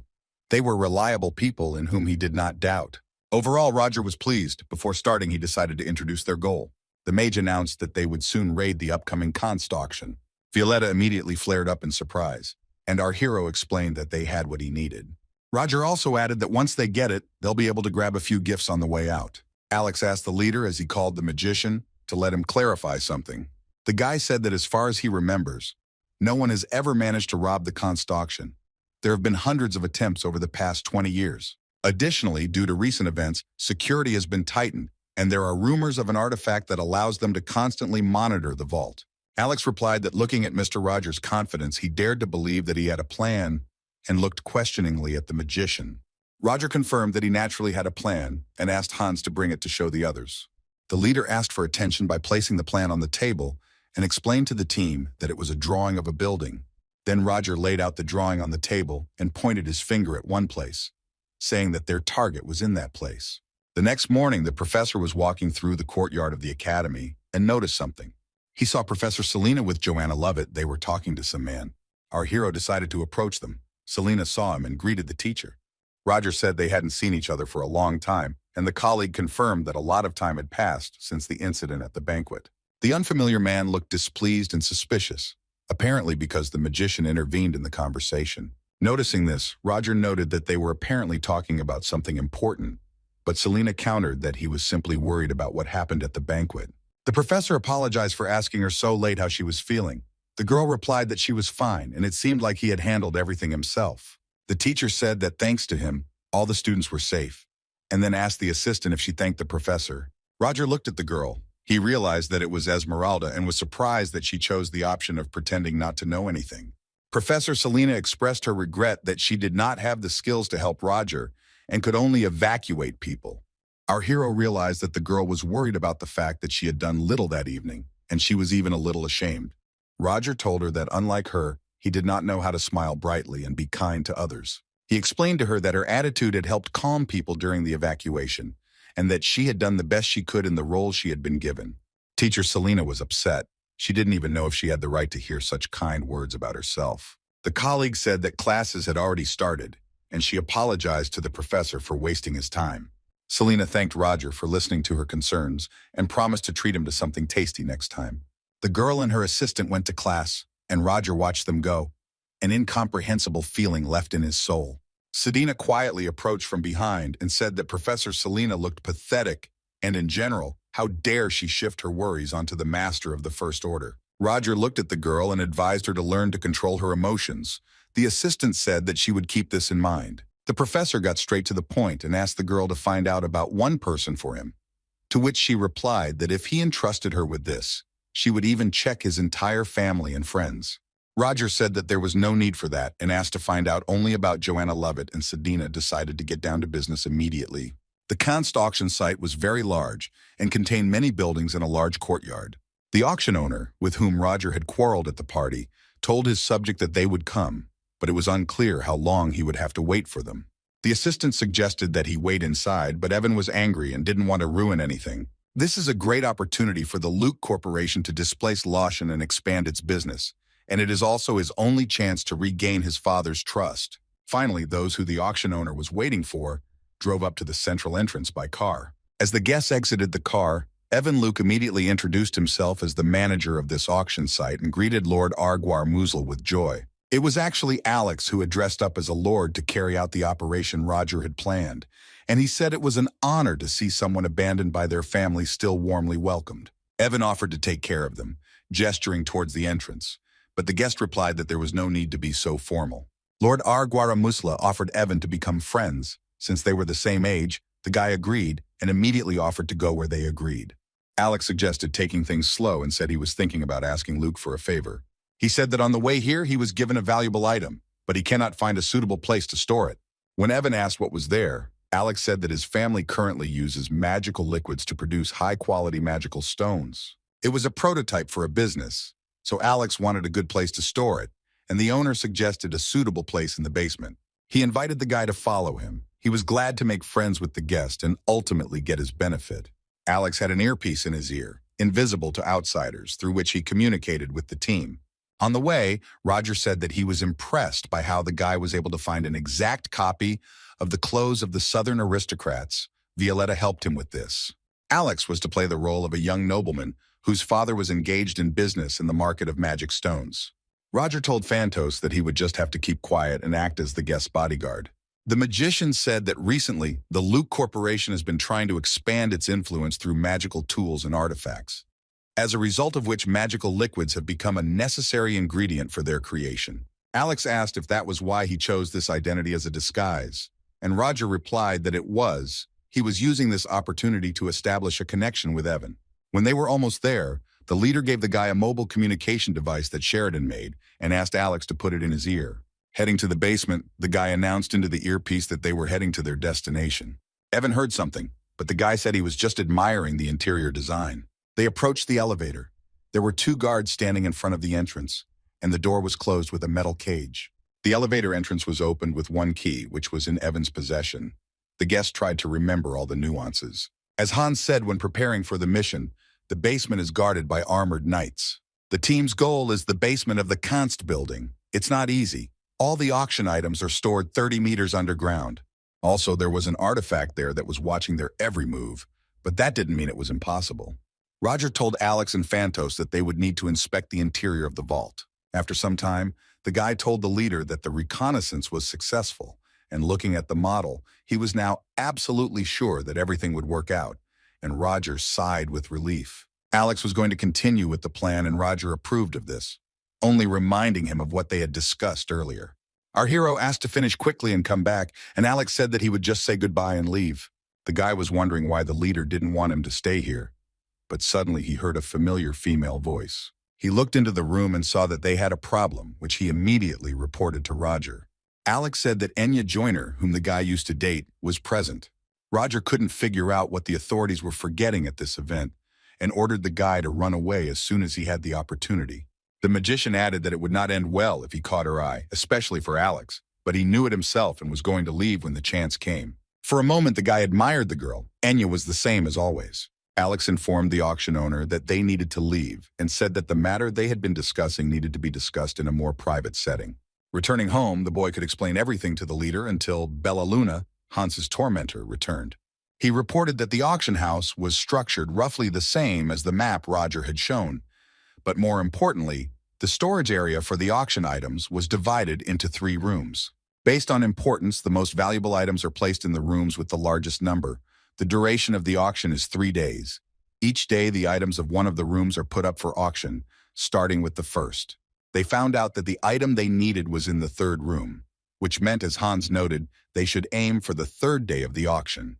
Roger countered by saying that their plan would be implemented on the 2nd day, as security would be increased on the 3rd day. Alex added that on the 1st day of the auction there would be too many strangers. The 2nd day is the most suitable time.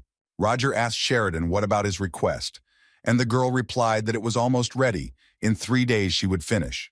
The magician asked Violetta to look for a specialist in construction or interior decoration, and she had one in mind, Mr. Oldkiss. The girl noted that as far as she knew, a knight from the intelligence service would be present, but Alex assured her that it was just a low-ranking knight, and there was nothing to worry about. Violetta objected, because when their plan goes into action, there might be more than one of them. Alex said that he knew this knight, and his friends asked him what if they met during the operation. The guy said that they had met each other a long time ago, but there was no need to worry. He would perfectly fulfill the role assigned to him. Roger also announced to the team that there would be no problems. The information they received today was enough. The professor had a hypothesis that cast doubt on their plan, but since it was only a hypothesis, the plan remained the same. An important person showed up at the Lezer Velkaji railway station today. She came by train on business. The girl got off the train and told her assistant that she had finally arrived in the city of Leathervelk. She called her assistant and told him that it was going to rain soon and asked him to stop messing around and come to her. The detective's assistant, Betty, asked the girl not to hurry. He had too much luggage and she could barely drag it along. The assistant didn't understand why she had taken so many useless things with her, but the detective replied that these things gave her endless inspiration. Suddenly, papers fell out of the bag that Betty was carrying and scattered on the ground, and this made him furious. Why carry documents about incidents for the past 5 years? The detective told the guy that he had to move quickly and that the papers he dropped were very important. Betty didn't understand what the rush was about, and the girl reminded him that it would rain soon. This was a problem, and the assistant asked when he would go. The detective said that humidity, precipitation, and some other factors had to be taken into account. The girl showed 5 fingers, and the assistant thought she meant 5 minutes, so she started counting down 4, 3, 2. And when the detective showed 1 finger and said 1, to Betty's surprise, it started to rain. The assistant shouted that it was raining, but the girl was not at all surprised because she knew about it. Moreover, she had calculated it. The detectives opened the umbrella, and Betty said that they needed to take cover because all the pages would get wet. The papers could not get wet, and the assistant began frantically collecting the pages in a panic. On one of the pieces of paper that the assistant was collecting was a photograph of Roger Celici. Looking around, the young man noticed that a magical dome had appeared above them, preventing the rain from falling on them. Betty wondered if this was the detective's plan. Why didn't she do it from the beginning? A private detective named Casey Selmoy, holder of the title Greenwater of Celadon, loved to joke with her assistant and smiled sweetly. Casey told the assistant that she had heard that strange things had been happening in this city lately. Activity from suspicious organizations, werewolf ambushes, which is why they had come here. Betty asked the detective if werewolves were not a common occurrence, to which the girl replied that these were not ordinary werewolves. and besides, this was where his last traces were left. The assistant could not fully understand who left the last trace, and Casey answered, the trace of James Moriarty.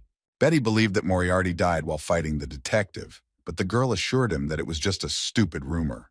The assistant asked about the rumor that they fought at the waterfall near the cliff and fell together in the end. The girl called this rumor true. Casey explained that the difference between these rumors is that the man is not dead. Her intuition tells her so. The young man did not understand what intuition was for. If there was amazing ability for inductive reasoning, the girl added that it was not just intuition, she had evidence. Her evidence was the newspapers and data that the assistant was now carrying in his bags. The investigator said that 5 years ago, in the kingdom of Datura, werewolves raided civilians, the so-called Bloody Night. Then a large and twisted monster appeared, the Beast of Gévaudan. The man who hunted this monster was none other than Abraham Van Helsing, but he abandoned his reputation and was never seen again. 4 years ago, in the kingdom of Fatali, adjacent to the empire, in a country ruined by the exploitation of the nobility, a mysterious thief with a black shadow, Arsène Lupin, appeared. He operated for about a year and stole a lot of treasure, then disappeared and never appeared again. 3 years ago, a man appeared in the kingdom of Delica who tried to start a war, James Moriarty. He also suddenly disappeared and was never seen again. And also, the civil war that recently broke out in the kingdom of Utah, the winner of this war was Machiavelli. He disappeared at the end of the war. Betty finally realized that Casey was trying to say that all these people were the same person, and the proof was the girl's calculations. And the detective added that the last place he went was this very town, Leatherville. But she didn't know why someone with such abilities would hide their identity and wander the world. Casey said that either way, he's the man who once brought the empire into chaos. If he's alive, they'll have to finish him off. The detective took the assistant to a good place where they decided to stay. It was the auction house Const. The auction house has guests again. Evan Luke welcomed Princess Elendil Van Exilian. The princess said she was pleased to meet him and immediately asked for a room where she would live, as she was a little tired. Evan was glad to see the noble people here, and with all politeness offered to take her to the VIP room. Elendil noticed on the way to the room that everything here was very expensive. If you sold even just one thing, you could help many families. Roger was also present, and through his earpiece he gave the command to begin the operation. Alex was very happy about this. His hands were already itching. He already thought that he would die of boredom after such a long wait. First of all, he needed to meet Violetta downstairs, but suddenly he saw a familiar figure nearby. It was Enya. Unfortunately, she happened to be right there, and the guy decided to quickly turn away so that she wouldn't notice him. He contacted Violetta and said that it would take some time to untie the laces and go downstairs. Of course, it was a code. The girl thought that they had just started, and everything was already going wrong, which meant she would have to do it herself. The first point of the plan was to find the key to the elevator entrance, which he and Alex had to do together. The girl chose a young guy and coquettishly asked him to help her, as she had drunk too much. The main task was to steal the key and bring it to Roger. Violetta asked the guy to take her to the room. He took her to his room and said that she could rest there. The girl thanked him and said that he was very kind. The stranger said that she first needed to sober up in order to find her room and closed the door from the inside. As expected, approached Violetta. No longer with such a kind face, he asked if she wanted to play a fun game with him. Violetta answered playfully, smiling that she really loved games, anticipating what would happen next. And at one point, which the guy didn't expect at all, she grabbed his hand and threw him over herself. And when he was already on the floor, the girl mercilessly struck his frightened face with her fist. Violetta asked the stranger how he liked this game, but she heard nothing in response. He was unconscious. The girl didn't even think that she would knock him out with one blow. Apparently, it was not for nothing that she learned to strengthen her body with the help of magic.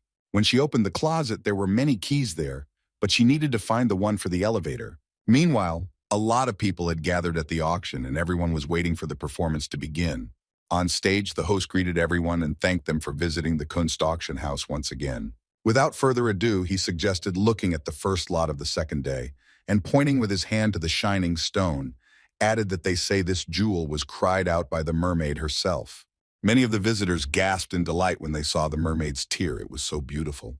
The bidding began. Someone offered 5 million, someone 200 million. Elendil was surprised. Could it really be a mermaid's tear? It was so unusual. There was a girl sitting next to the princess. She told her that the mermaid's tear may seem beautiful, but it is fake. It was the detective, she called the princess by name, and noted that Elendil was apparently bored with the auction. The princess asked if they had met before. Casey replied that they were strangers. The girl just looked bored, and that gave her away. Not many people would openly show their displeasure in a place like this, and her hair was slightly rumpled at the back, indicating she had recently been lying in her room. Although the smell of air freshener from the room remained on the girl, she did not use perfume. This is not befitting a nobleman who pays attention to what other nobles think of him. Casey explained that in order to not care what other people thought of her in a place like this, she had to be royalty, especially since there were rumors that a princess had come to the auction. Elendil said that since the stranger was sitting in the VIP room, it meant she was an unusual person, and she apologized for forgetting to introduce herself, handed the princess a business card, and said that her name was Casey Selmoy, and she was a detective. The princess was very surprised. Could this really be the same famous private detective, Water Mage, who also received the title of Greenwater of Celadon? And for Casey, it was a great honor that she recognized her. Elendil asked what the detective was doing in Const, and she replied that she had been invited here as soon as she arrived in Leathervelk. The girl added that incidents always happen at such big events and suggested calling it her detective instinct. Roger felt that everything had gone wrong from the start, but Violetta was doing her job as best she could. The magician thought about joining forces with the guys, but suddenly someone nearby turned to Roger. It was Evan Luke. He said he was surprised to see them, and remembered that the last time they saw each other was in that banquet hall. Luke added that he didn't even know what Roger was doing there, but he was very glad to see him, and asked if the guest was enjoying the auction. Our hero replied that the auction was, to some extent, worth visiting. Evan sarcastically noted that he could only see as much as he knew, but Roger didn't want to get involved in the conversation and quickly left. Luke told Roger that since he was suddenly going somewhere alone, he decided to order the guards to escort the magician, but to treat him impolitely, since he was an important guest. Professor Chalici decided that Evan was specifically following him, apparently wanting to show his power. Roger knew the plan would fail if they followed him, so he decided to contact the team immediately. Through the earpiece, Hans heard that Roger was currently unable to move and was waiting for reinforcements, and the guy was precisely that reinforcement. The boy Harp, seeing that Hans was hesitating, said that it was time for him to go. The boy took the device that was supposed to help him get to any place and asked to call him Kafka. In turn, Arfa asked to be called Dumas, to which Hans replied that he was going to call him that anyway. Hans realized that they would be a little late, in which case he had no choice but to go with Arfa. The device for some reason blinked red, but still did not work. The guys were figuring out the device and didn't even notice that someone was watching them from the side. Suddenly, the man with the flashlight rushed towards the boys and shouted suspiciously at them what they were doing there. Hans realized that they were caught. He didn't even think that they would patrol this alley. Confused by the sudden situation, the boy told the young man Arfa to do something. The boy turned to the patrol, who shone a flashlight and saw that it was a child and was a little confused. The guard wanted to ask where the guy came from, but before he could say a word, Arfa pounced on him with a powerful blow. Watching this picture, Hans could not understand how the boy knocked out this man with one blow, and who the hell he was. The boy asked the young man if he was a knight, but when Arfa said the knight's designation, Hans realized that he was not, and simply praised him for his good work. Hans suggested that the boy tie up the guy and hide him in a pile of garbage, to which Arfa agreed and said that it sounded good. They hadn't even managed to hide the guard when they heard the second patrol calling him from around the corner. Hans didn't even have time to realize how Arfa, in the voice of the knocked-out guard, shouted to the second that he was here. The second patrol asked him what he was doing in that alley, and the young man shouted at him not to come there. He needed to take a leak. He told him that he would come soon and added that he had examined it, and there was nothing strange here. After that, the boy asked Hans with admiration how he did it, whether the voice was the same, but the guy was completely shocked by his abilities, and finally suggested going inside. Alex didn't expect Enya to be up there, so he had to quickly go down the stairs. He thought that he needed to hurry, meet Violetta and take the key. He opened the doors to the room. Violetta was passing by him, and suddenly she pretended to slip and bump her nose into his chest, and he caught her so that she wouldn't fall. Alex, as if not knowing the girl, asked if she was okay, to which she replied that she was okay, she just slipped. Violetta politely thanked the guy, hugging him with one hand and discreetly handing him the key with the other. When the guard noticed them, Alex and Violetta had already gone their separate ways, without arousing anyone's suspicions. The guy told the team that he had the key and was heading to the elevator. The big guy replied that he would wait for him there. He had the ability to disappear and reappear unnoticed using magic. No one could see where he was. When Alex got to the elevator, the big guy was already there, He just wasn't visible, and when he responded, the guy was very scared.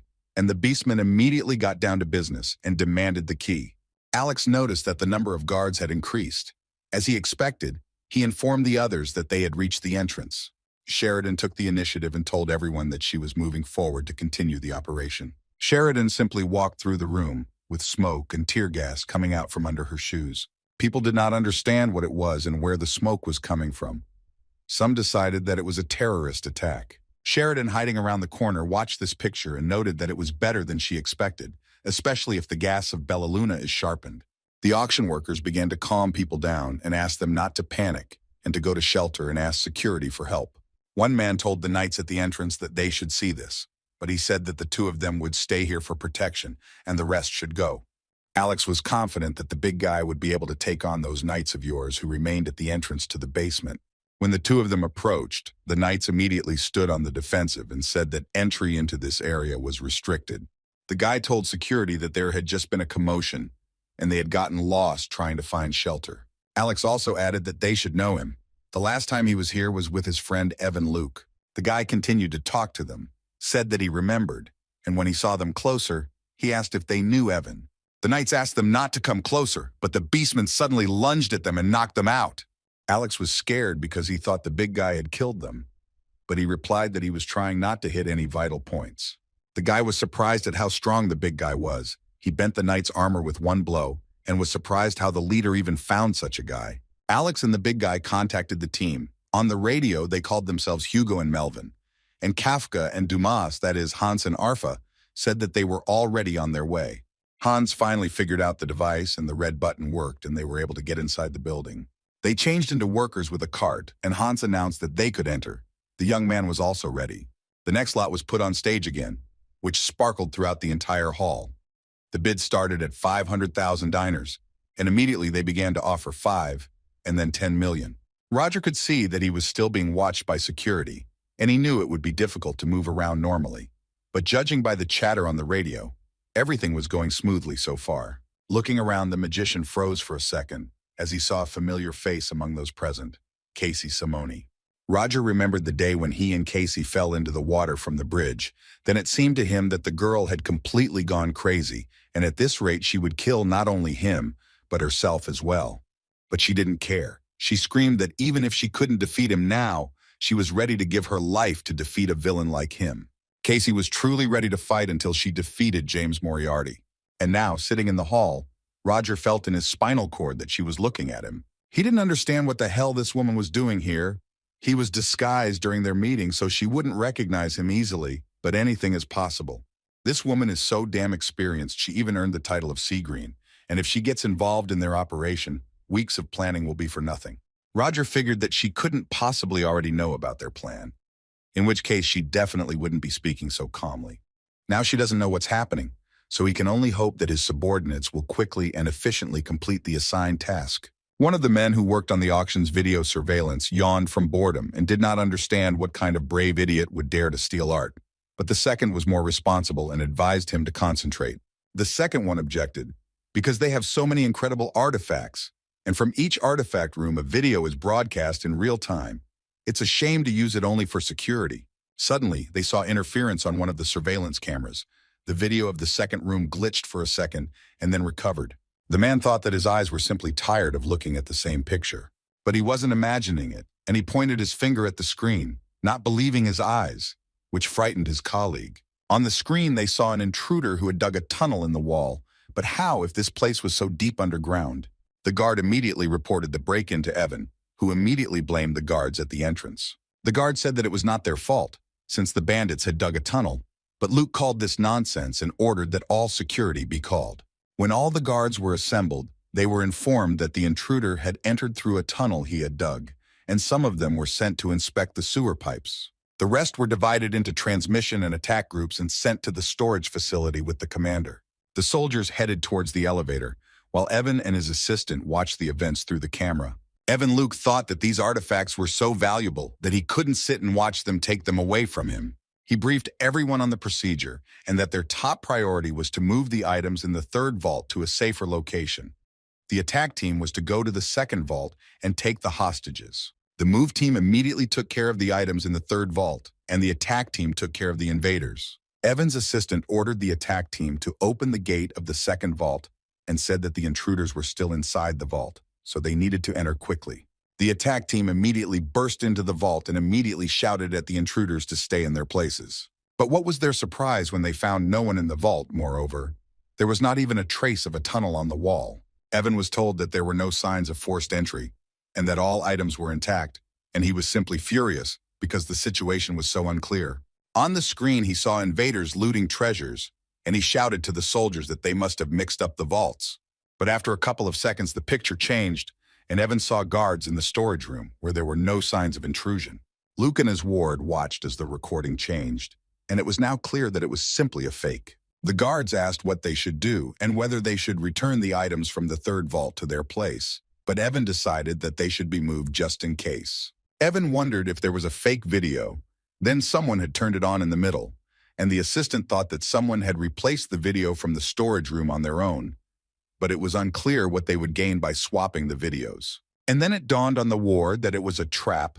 The second storage was a trick, and they had been targeting the third one from the very beginning. They had provoked them into moving objects.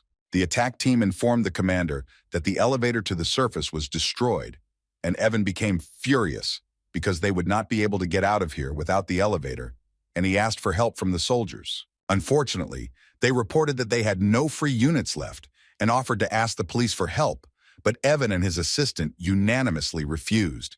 If even a word about what happened slipped into the world, the entire auction would be over. The soldiers demanded an answer as to what they should do, but Evan was confused and did not know what to do next. The assistant took the initiative, shouting that they would personally go and stop them, and ordered the attack team to gather all the remaining guards. But when the commander pulled the door handle, he realized that it was locked from the other side. And on the other side of the door stood Sheridan, smiling slyly, as she thought about how they were all gathered in one place, as if asking to be caught. She thought Roger had come up with an incredible plan when she first heard about the artifact vault. She didn't know what to do. The mage told her that he wanted to replace the video storage with an artifact and asked for a transmission hacking device. And Sheridan, who called herself Wells, promised that the mission would be accomplished. And now the matter was finished. The artifacts were in the hands of our team. Everything worked out very cleverly. 30 minutes earlier, Hans and Arfa, dressed as workers, put two guards, who had been knocked out by the big guy, in a cart and hid them, having tied them up first. They themselves put on iron suits. The young Arfa found them very comfortable, but Hans found them a bit tight around his stomach. All because Phantos had badly dented the armor when he hit it. They patched it up but couldn't fix it completely. And looking at the big guy's fist, Hans decided that he was very comfortable in it. Dressed in iron suits, they said they would be ready and would see each other downstairs later. Alex told Phantos that it was good that they hadn't encountered the security group, and the big guy remembered that he needed to check the location of the guards. Phantos used magic, which even Alex was slightly envious of, since he could use the manifestation of the spirit in this way. The beastmen saw that there were 8 guards in total, all of them scattered around different rooms. Fortunately for them, there were 2 guards nearby who had gotten separated from the rest. Phantos couldn't believe that they were just wandering around the storage room, but thanks to that, they easily took care of them, tying them up and getting their armor. The beastman felt the worst in the armor, and Alex advised him to just endure it. Not everyone is as big as him. Soon it all started when the fake video was turned on. The main commander began to distribute soldiers into teams.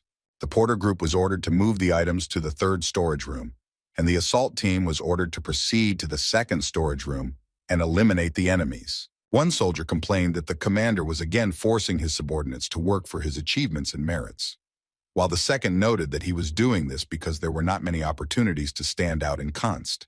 Hans and the Harp heard this conversation, but then the soldiers decided not to be distracted and just take their duties seriously, because they would be punished if they did not work at their best. Alex and the big guy, dressed as soldiers, were also carrying a box with important artifacts. The porter group announced that they had successfully entered the elevator with the items, and the assault team handed over to the porter group to carry all the items to a safe place above, as instructed. There were now 8 soldiers in the elevator, 4 enemies and 4 guys from Roger's team. It took them only a few seconds to take down 4 security guards working in Const. Alex told his friends that there was one last step left, and he had damaged the lift so that the guys below could not climb up. Now they could safely leave the building when everything was loaded into the car. The team was about to leave. Hans reported that the plan had changed, so he needed the boss to check something, meaning the item Roger was looking for. He knew the real one was in the auction room, but he couldn't tell the difference between it and the fake, and if it was a fake, then they would have to look for it again. Sheridan replied that if the leader was with him, then everything would be fine. The team waited for Violetta and got ready to leave, and strange thoughts came into Hans's head. Come to think of it, all these guys are pretty good at fighting, and it looks like that's not the only thing they're good at, while all Hans could do was gather information. The guy looked at the team with annoyance and wondered if they would just leave him behind. But then the guy decided that if that were the case, the leader would have abandoned him long ago and tried to focus on handing him the relic fragment intact. Hans knew that Roger would not be able to answer anything over the radio, so he simply reported that everyone had managed to escape safely, and he would take the item and bring it to him. The guy realized that it looked like the battery for the communication device was almost dead, so he just added that he would wait for Roger in the central hall, and they would meet there. At this time, the guards who were watching Roger learned of the situation and left the leader, and now he will be able to leave and meet Hans outside. Entering the room, Hans noticed that there was no one in it, and he thought that it was because of the sleeping powder that the little one had sprayed. But then the guy noticed men standing nearby, and this made him suspicious. And it was not for nothing that when the man looked back, he pointed some kind of weapon that created electrical discharges. Hans froze in surprise. He stood under this blow and could do nothing.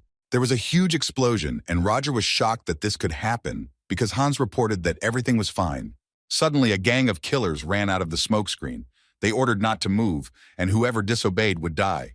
One elderly man stood up and asked who they were and how they dared to come here. The bandit repeated that he ordered him not to move and shot the man straight in the head. After this, the visitors began to shout and call for security and began to run away, each believing that their safety should be a priority. The main bandit ordered to kill all these people, and they will be able to take the valuables from the corpses. Roger realized that they were robbers and that they were able to get into the auction room because of them. Suddenly, our hero saw a man running into the hall and shouting that he wanted all the greedy nobles to die. When the man opened his jacket, Roger saw the explosives that were strapped to him. Our hero realized that this was a dynamite vest used by the Liberation Army. Roger was definitely not wrong. This is the same method as the Liberation Army. It was not only robbers, the Liberation Army also targeted this place. Max used his combat weapon to direct a huge stream of energy and pierce him through and through. The bandit was thrown away from Roger, but the bomb still exploded with a very loud sound.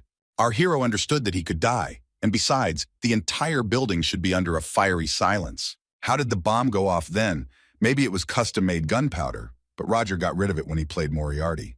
The magician saw that the large doors had finally opened and people were starting to come out of the hall. He saw a dying guard who was saying something about a curse and black magic.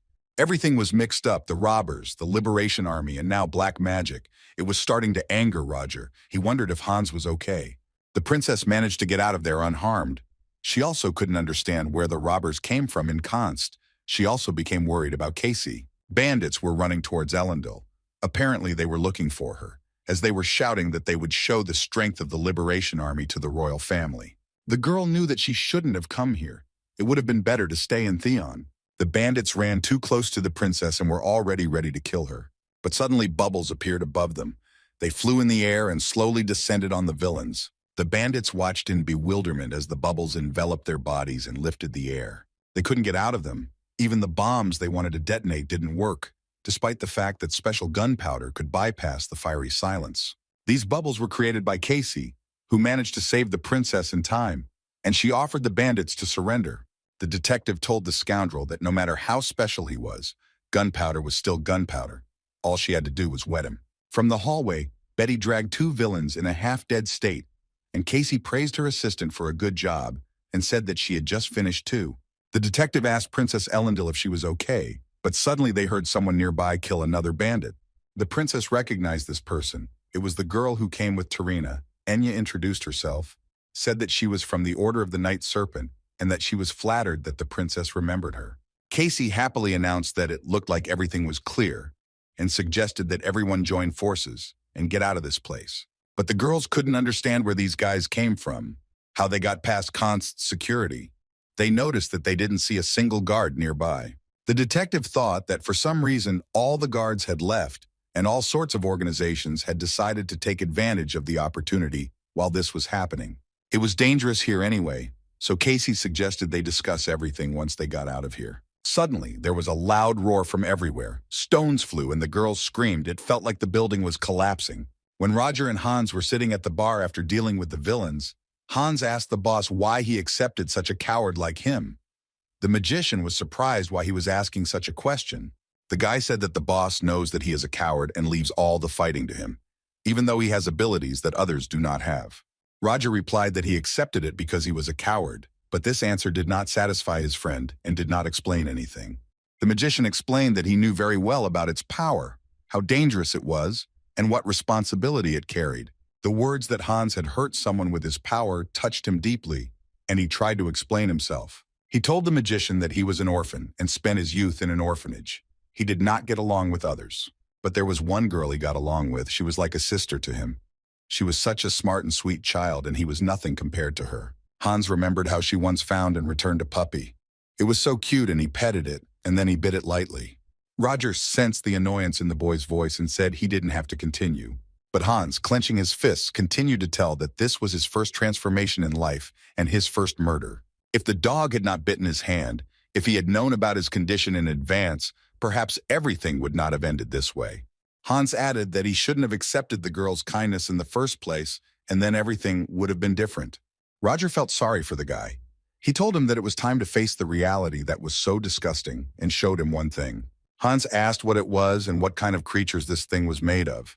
It even scared him a little. It was a very wonderful knife. Our hero said that when the time comes and Hans eventually runs away, the magician will not blame him. But if he still wants to fight back instead of running away, he can use it as a last resort, and Roger will respect his decision. Now, after the explosion, Hans was lying on the floor. He had a large bloody wound in his side, and he did not immediately understand what had happened.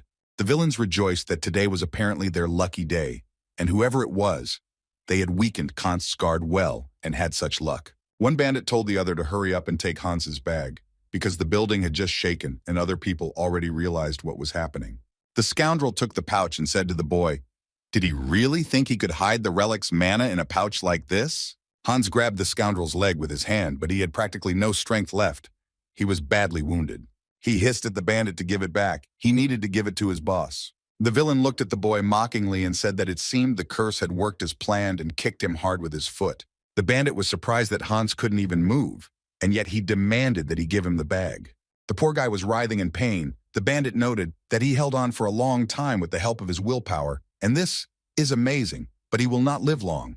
As he was leaving, the scoundrel added that he would show him mercy and leave him to die and let him try to survive it if he could. Hans's body seemed too heavy to him, and he barely managed to say to the bandits that this thing was not for them, the bastards. The boy thought that if someone had been here instead of him, they would not have allowed the relic to be taken so easily. That he could just lose his job. He was a coward from the start who would be nothing without the help of his boss, and the guy tried to stand up. Hans decided that it was all because he was weak. Until the very end, he was only holding him back. The guy heard a strange sound, as if something fell on the floor, and he saw a knife lying on the ground, the one that his boss gave him. Hans decided that if this was the end, then this was the last time he could use it. The guy asked to burn everything he had and drove the knife into his hand with all his might. The boy had flashbacks of the day he was bitten by a small dog, and it led to the murder of a little girl. It brought terrible mental pain to Hans. The guy used the knife to release all his power from himself and turned into the monster that lived inside. The scoundrels had not yet managed to leave, and hearing the noise, turned around to look at the bastard again. But to their surprise, they saw not a dying guy on the floor, but a huge monster that towered over the bandits. The villains looked at the beast with horror and could not believe their eyes, but not for long, since Hans quickly finished them off. The monster came out into the hall, and everyone was shocked by what they saw. Even Casey was amazed. People ran away, frightened by such a terrifying monster, and only Roger recognized Hans in this monster. Alex asked the beastman what he was looking at. Phantos explained that he had a strange feeling about the auction house, something dangerous. He felt the smell and presence of something extraordinary. Phantos said that he had encountered a beast of this level several times, although this one might be even stronger than any beast. Alex wondered what could be coming from the house auction and remembered the conversation with Roger. He asked the magician if the phantoms were the second in combat power among them, then who was the first? Perhaps Roger. Our hero objected that it was not him. The magician excluded himself when he made this assessment. Alex asked if that meant he was in first place, to which Roger replied that he was in third. Although he had gotten good grades at the Night Academy, he had not yet reached that level. But who was first then? This question did not leave Alex for a second, and the leader answered that it was Hans. The auction house was in chaos, and Evan Luke was just at a loss. He was practically crying for his goods and jewelry. He realized that he had screwed up, and this was the end for him. The assistant tried to calm him down, saying that Evan had managed to escape safely, and that the evacuation of the guests was also being carried out accordingly.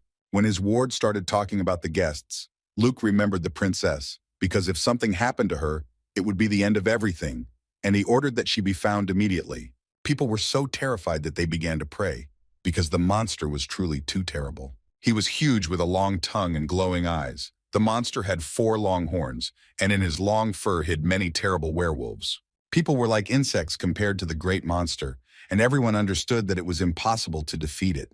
But after some time, Evan Luke and his assistant realized who they were dealing with. They couldn't believe their eyes. He was back again, the monster that had wreaked havoc in Duramante 5 years ago. The Beast of Gavaudan, that's what people called this monster that caused so much grief. Compared to the monster, people looked like insects. They were confused and scared. The monster jumped from the building to where the people were standing, and the ground shook under their feet. Evan and his men began to run away when the monster reached out with its paw to grab them. But suddenly someone cut off his finger with a long sword and a sharp claw, so Evan and his assistant were able to escape. A man with a sword on a horse shouted that the order would protect this place and told the people to evacuate while they had time. But looking at the monster, he was also shocked. He heard that the auction house was attacked by various groups. But what kind of monster it was, he did not yet understand.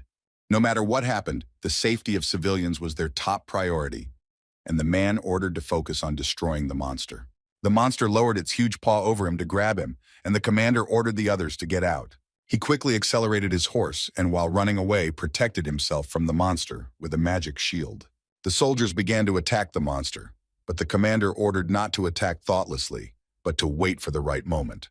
The commander noticed that the speed of the monster was great and did not correspond to its size, and this was dangerous. Meanwhile, Casey saw a hole in the wall, and since the building was about to collapse, it was necessary to get out of here quickly, and the girl said to stay close to her. They were in a tall building, and jumping into the hole was too dangerous, but with the help of Casey's magic, they managed to escape. They found themselves in a large bubble that the detective had made and gently descended to the ground. Casey asked Betty, Enya, and Ellendil if everyone was okay, and they replied that they were, thanks to her.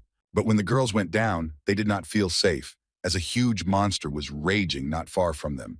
Betty said it was the beast from Givaudan, and Enya asked if he meant the monster that appeared in the kingdom of Duramang 5 years ago. Enya said she thought he was already dead, but Casey was sure, because his dead body was kept in the Duramang Royal Museum, and she saw it. The order commander noticed that someone had slowed down the monster, and if it was an ally, then they had a chance, and he commanded to attack. Casey used water magic to hold back the monster and was partially successful. She was able to slow it down a little, but it was too strong to hold back. The detective could physically feel how powerful the monster was. It was very difficult for her to restrain it. Suddenly, the monster's red eyes flashed. He became furious, and the girl noticed that her magic had dissipated. Casey couldn't gather her mana. His howl affected the mana consumption, and this was very unusual for an experienced detective. She panicked a little. The girl knew that if she let something like this confuse her, then she didn't deserve her title, so she concentrated even more. Casey created a knightly order out of water. It was supposed to have more power to fight. The commander of the order was very happy about this, and he had hope for a chance to defeat the monster. Both the order and the Knights of Water rushed to attack the monster, and it roared and raged throughout the area. Roger ran through the building and saw dead people around where the monster had recently passed. Among this, he noticed ominous mana and traces of black magic, as well as the mark of an animal bite. Our hero approached the hole in the wall and looking down wondered if Hans had actually used it after all. Looking down at the monster being attacked by the knights, Roger thought that Hans had no other choice. He was sure of it. The magician quietly said towards the monster that he could not stop him in this state and that he would return when he was properly prepared. Roger silently begged that Hans could be patient until then. He would come back and save his friend. Soon the knights began to notice that their attacks were working, as the monster's heads began to fall to the ground, and they decided not to stop. Casey noticed that the eye sockets of the skulls on the monster's shoulders were glowing, just like last time. And the girl decided that this was the same magic that was then, and she needed to prepare for it. The detective also noticed that her magic had not dissipated, and she also felt some kind of vibration. Something strange was happening, and Elendil shouted for everyone to pay attention to the other side of the street. From around the corner where noise was heard and vibrations were felt, something was approaching, but in the dust it was impossible to make out what exactly. Soon, as it got closer, it became clear that it was a horde of rats. It seemed like there were thousands of them. It seemed like the monster was controlling them. Casey was really angry about this. Why rats? She's most afraid of rats. The detective used magic to block the passage for the rats with water, preventing them from getting any closer. The girl saw that the rats were climbing the walls very efficiently. It seemed as if there were no barriers for them. Casey was literally cringing with disgust and lost her composure a little. Noticing this, Betty and Elendil decided to help. The knights noticed that hordes of rats were approaching from all sides, and they decided to stick together. But the rats didn't just come here. They got to the severed heads of the werewolves and formed a body to revive the monsters. The knight commander noticed that the severed head and the rats had turned into a werewolf, meaning that it could reproduce. And suddenly the thought occurred to him that perhaps he was the reason for the sudden appearance of werewolves on that bloody night. Could it be that they were once again confronted with the same monster that had destroyed so many lives? The commander asked his soldiers to concentrate, as they had to get rid of them before more appeared. They had to stop them no matter what, because if they can't stop them, the nightmare of Gavaudin will repeat itself, and that can't be allowed. Casey noticed that they were recreating too quickly. She couldn't even focus on the beast of Gavaudin right now. Within seconds, more rats came crawling in. Betty shouted that there were too many animals here and they needed to leave. But Casey objected because there were still citizens here who had not evacuated. The girl noticed that when she was distracted, the monster began to fight off the water knights and she started over again. Rats were crawling on her legs and it was very disgusting, but the safety of civilians was the main priority, and she had to somehow buy time until everyone evacuated. Enya said that at this rate they wouldn't make it in time, and the detective asked her and the princess to evacuate first, and she didn't care what happened to her. Suddenly, everyone around noticed that the monster froze and the other werewolves also stopped moving and looked somewhere up. In the sky, under the light of the moon, they saw a black shadow that was slowly descending. How amazed Casey was when in that black shadow she soon saw none other than James Moriarty. Roger went down, disguised himself as Moriarty so that he would not be recognized, and approached the monster. Betty asked the detective if she was sure it was Moriarty, but she was sure, and that mask covering his face and his imperturbability in front of the monsters. And this frightening aura that the girl felt, she was sure it was definitely James Moriarty. This man is the most dangerous creature here. Even the monsters understood this and froze before his arrival. Roger told the monster that he hoped he would recognize him, but it seems he was wrong, although he understands that it is very difficult to resist the madness of the beast. But our hero still felt that Hans was still alive, and saving a subordinate was the leader's duty. Roger took out his sword and made a big jump, ending up on the monster's head and plunging the iron into the monster's eye. Casey noticed that Moriarty was moving quickly, or rather, he disappeared and appeared in the blink of an eye. He teleported. Roger quickly jumped and cut off the werewolf's head that was on the monster. The detective watched this and thought that there was no point in cutting off his limbs. The heads would just become new werewolves. But to Casey's surprise, the head that flew off the monster suddenly disappeared instead of falling to the ground. The girl was amazed. It turns out that this is a sword made of a special material or some kind of magic. But still, Casey decided that now was not the time to watch, but to continue fighting using her abilities, and she used water magic again. The detective shouted to Annie that they might get caught, so they needed to get out of here. She suggested trusting him for now. It seems his goal is to get rid of the beast. It's a little offensive to admit, but he is incredibly experienced. Roger jumped up again, and a multitude of bottles of tear gas, which the magician liked to use, rained down on the monster. Casey, Betty, and the girls ran away and tried to figure out what Moriarty had planned. All the werewolf heads that were on the monster instantly fell off. It looked like he threw them off himself. Roger realized that he was discarding the damaged heads to grow new ones, and noted that the monster was smarter than the original. However, the monster himself knew that he had weakened after molting, and now it would be difficult to resist the magician's blows. Roger advised the monster not to get distracted and began to use more and more magic. Using a black shadow, the magician created metal swords that grew out of the ground and pierced the monster, and he managed to injure its paw.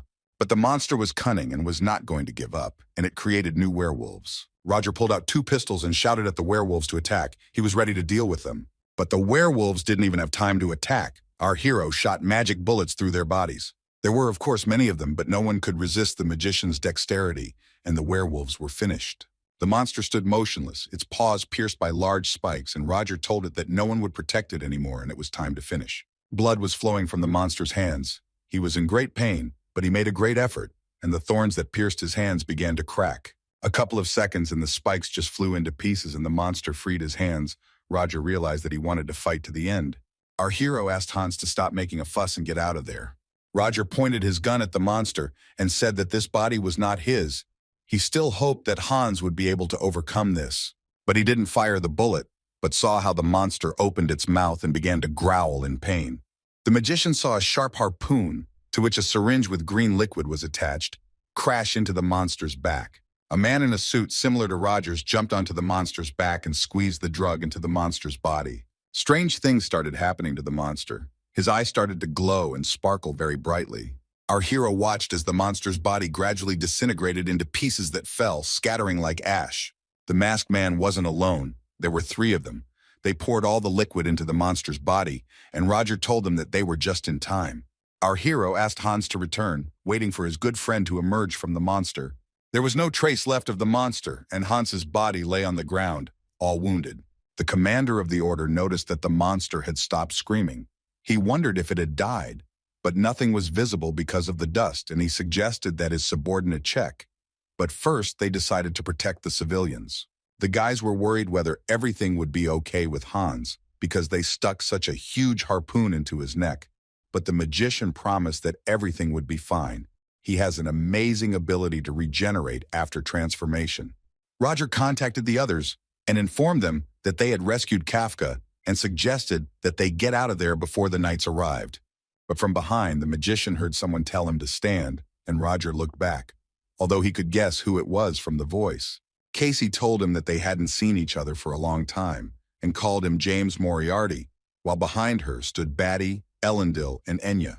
Roger agreed with her that they had indeed seen each other a long time ago and asked if she had been looking for him all this time. The detective replied that she had been looking and knew that he had not died then. The princess, Enya, and Betty guessed that she was talking to Moriarty. Roger said that she seemed to have no regard for her life, which she had barely managed to save, and that she should have pretended not to recognize him, which would have been better for both of them. Casey replied that it seemed he had underestimated her, and that she would not give in so easily to James Moriarty and Abraham Van Helsing and Arsène Lupin and Machiavelli, since these were all his personalities. And then the girl asked our hero under what name he lived in this city of Leathervelk. Casey added that now that she realized he was constantly changing identities, there was no point in running away. She would chase him to the ends of the earth. Roger replied that she was right and he had underestimated her. He knew she was sharp and decisive, but he didn't think she had researched his past. The magician thought that if he ran away now, she would still continue to pursue him, and he would not be able to hide if his identity became known. It wouldn't be easy, but it looked like he would have to kill her, which was the more logical decision in this situation. Casey said that all the troubles caused in the Exilian Empire were his doing, that is, the doing of his organization, and called him James Moriarty of Black Dawn. Roger was really very surprised, but the girl decided that she had hit the nail on the head. Looking at his reaction, he decided to pretend. He laughed and said that she understood even that, as expected from Casey's old enemy Selma. Roger noted that he wouldn't stop her if she wanted to grab him, but was that okay since there were probably terrorists and civilians who hadn't escaped the auction house yet? The girl responded menacingly. How dare he threaten her with the lives of peaceful people? And Roger said that everything depended on her. The mage warned that he was not going to give up so easily. Even if she caught him, the lives of the people inside were not guaranteed. Casey sarcastically called him a coward, and Roger changed his mind, now considering her annoying, but definitely capable. So he decided to use her as a hunting dog to tear apart the Black Dawn in his place. And our hero turned to Hugo, Melvin, who was holding Hans and Dumas, and said that they were leaving. The detective shouted that she wouldn't let him go that easily and concentrated water magic on Roger. The power of the water was great, but the magician surrounded himself and his team with a black shadow that protected them. Roger's flickering fire quickly destroyed the power of the water, and he told the girl that she had become better, but it was not enough to stop him. The assistant shouted to the detective that he would help her, and quickly jumped towards the team, but he was very surprised when his fist was blocked by a bare hand. One of Roger's team counterattacked and sent Betty flying with great force. Casey was worried about her assistant, but he replied that he was fine and only had a scratch. Enya also rushed into the fight. The masked guy parried her blow, and she was surprised at what kind of guy he was. His defense was no worse than that of a well-trained elite knight. Enya decided to use her stinging sword. She was sure that he wouldn't be able to cope with this. He easily fought this off, and the girl was amazed. The guy blocked the stinging sword as if he predicted it. She became very curious about who this person was, because she didn't know that under the mask was her ex-boyfriend Alex. Suddenly, out of nowhere, a girl in a mask appeared in the air, flying on an umbrella, alerted by magic. She reported that a squad of patrol knights was approaching. They could not waste any more time. Roger answered the girl, calling her Poppins, that they were leaving, and the whole team rushed into the portal from where the girl appeared. The detective tried her best to catch up with them and ordered James Moriarty to stop, but they were already at the top. She shouted after them so that he wouldn't think that this was the end. She was going to get rid of him and his organization. Roger smiled and told the girl that he was looking forward to this from Casey Selmoy. Once the detective and James Moriarty had a conversation, he asked her if she really thought that living among ordinary people, you remain the same as them. Do they fit into their low standards? Their world is so boring and tedious, and the people in it are so ignorant it's stifling. Standing among the many dead people, his clothes covered in blood, he added that he was going crazy with disappointment. Casey asked him why he did it. James replied that it was unexpected, because he thought she would understand. The girl was shocked. Did he really kill the child to tease her? Could this be the reason? He replied, is this a terrible mistake, since deep down she also hears the same voices he does? Disappointed, the girl answered him that she hoped that he was a good person, that all the small misunderstandings could be resolved through negotiations. But it turned out that she did not understand anything. And if this is the path he has chosen, then she will not hesitate to arrest him right now. At the auction house, the detective was informed by the order's commander that the initial investigation at the scene had been completed, for which she thanked him. He replied that he should thank her, because if it weren't for her, it would have taken twice as long, and added that, as she had ordered, they had seized the bomb from the terrorists. Casey asked to send her the results of the analysis. The soldier said that it was time for him to return to the crime scene, and he would be happy to help if needed. The detective wondered who was supplying the Liberation Army with such a dangerous thing, gunpowder, on which the silence of fire does not work. In the army itself, no one is clearly capable of this. The only thing that immediately comes to mind is the Black Dawn, which James Moriarty is associated with. After the monster disappeared, his friends immediately crawled out. It turns out that this whole incident was an experiment of the Black Dawn. First of all, it is worth analyzing this gunpowder in order to catch them all red-handed. She needs to prepare well, and then she will be able to catch Moriarty. Hans woke up in bed, looking at the ceiling, not understanding where he was. He had not yet fully come to his senses. Before the boy could open his eyes, someone asked him if he was awake, frightening the victim. It was Roger. He was sitting next to him and reading a book. He asked the guy how he felt, if he felt any pain or discomfort anywhere. Hans was in a state of shock. He asked our hero what happened. He could not remember anything. Roger calmly asked if the boy didn't remember how he turned into a monster, and his memory began to return. The guy remembered what happened the day before and was surprised that he did not die. The magician slammed the book shut and now asked to give him what Hans had found. The guy got nervous and started mumbling and asking Roger not to be surprised and to listen to him until the end. The leader replied that it was enough to beat around the bush and told him to simply give him what was in his right hand. Hans opened his fist and saw a shining stone there, and this surprised him no end. It was unclear where the artifact came from in his hand. Roger explained that the boy had been squeezing it ever since he transformed back, but Hans didn't realize it and was very surprised. The magician added that no matter how hard he tried to get him out, the guy wouldn't let go, so he had to wait until he woke up. Hans looked at the precious stone in his hand, and its light reflected in the boy's eyes. He himself did not know that he was capable of such a feat. He handed the artifact over to Roger, and our hero thanked the guy for his excellent work. Then the leader said that since Hans was awake, he should put something on and go downstairs. He was going to tell everyone something. When everyone was gathered at the table, Roger announced that even taking into account the unpleasant surprises, everyone had done a great job.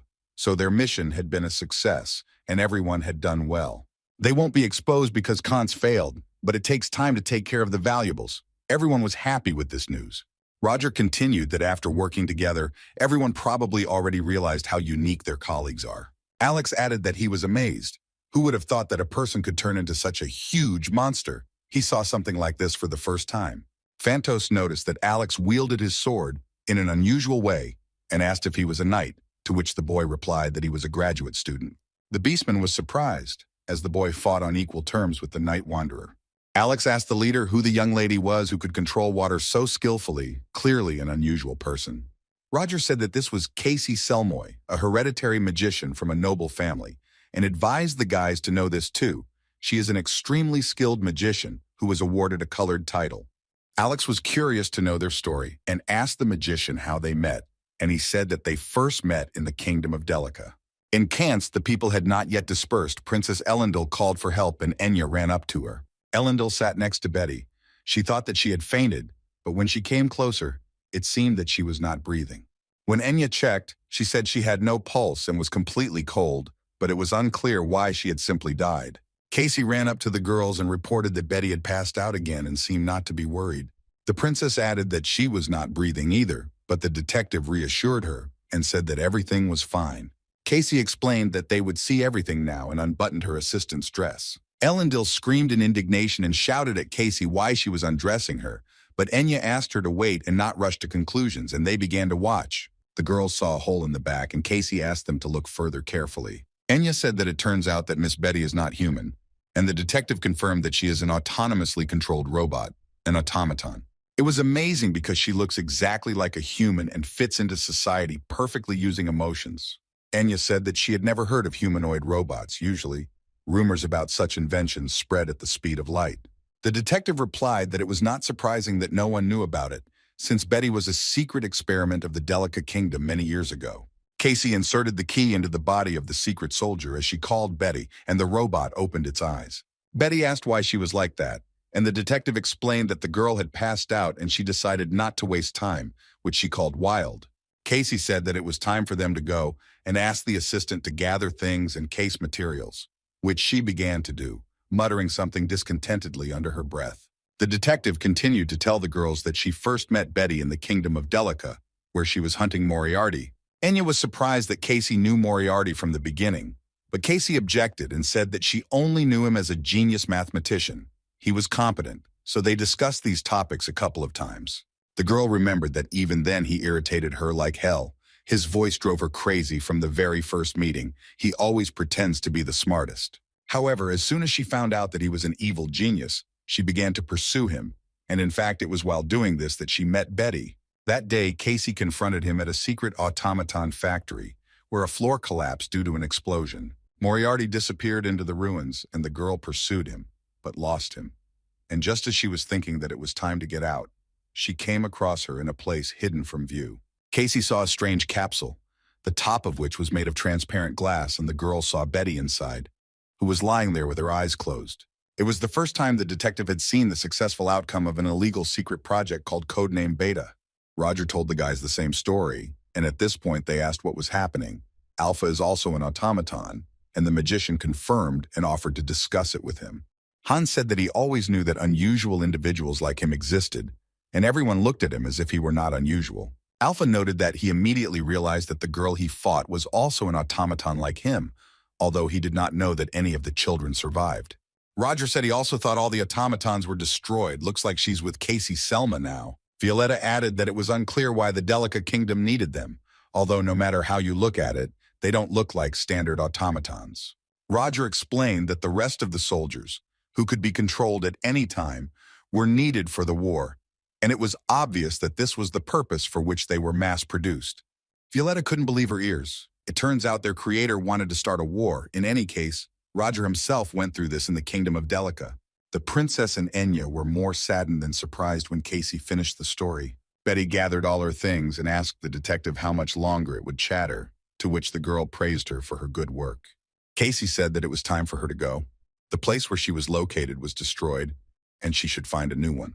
The princess, although belatedly, thanked the detective for saving her and promised to personally reward her, so she asked him to visit her when the opportunity presented itself. Finally, Casey added that she planned to stay in Leathervelka and asked Enya to say hello to Tarina. The girl was surprised that they knew each other and promised to say hello to her. The detective and his assistant Betty wished the girls all the best and promised to meet again. Reading the morning paper, Roger saw that, as expected, there were only hints of a monster, and news about the auction house was unfortunately being kept under wraps. Who would have thought that Casey Selmoy would pursue him all the way to Leathervelk and even find out his fake names? The mage decided to put a gag order on anyone with the Moriarty name. The only good thing was that he was wrong about the Black Dawn. Although he might have been right, his thoughts were interrupted when Selena approached him. The girl reported that she had finished sorting the material and Roger praised her for her good work. Noticing the article, Selena saw that the professor was looking through the events of the previous day, and the magician noted that everyone was so fussed about what happened. The girl said that they say that the Clockwork Knights caught a monster. Who would have thought that they are so strong?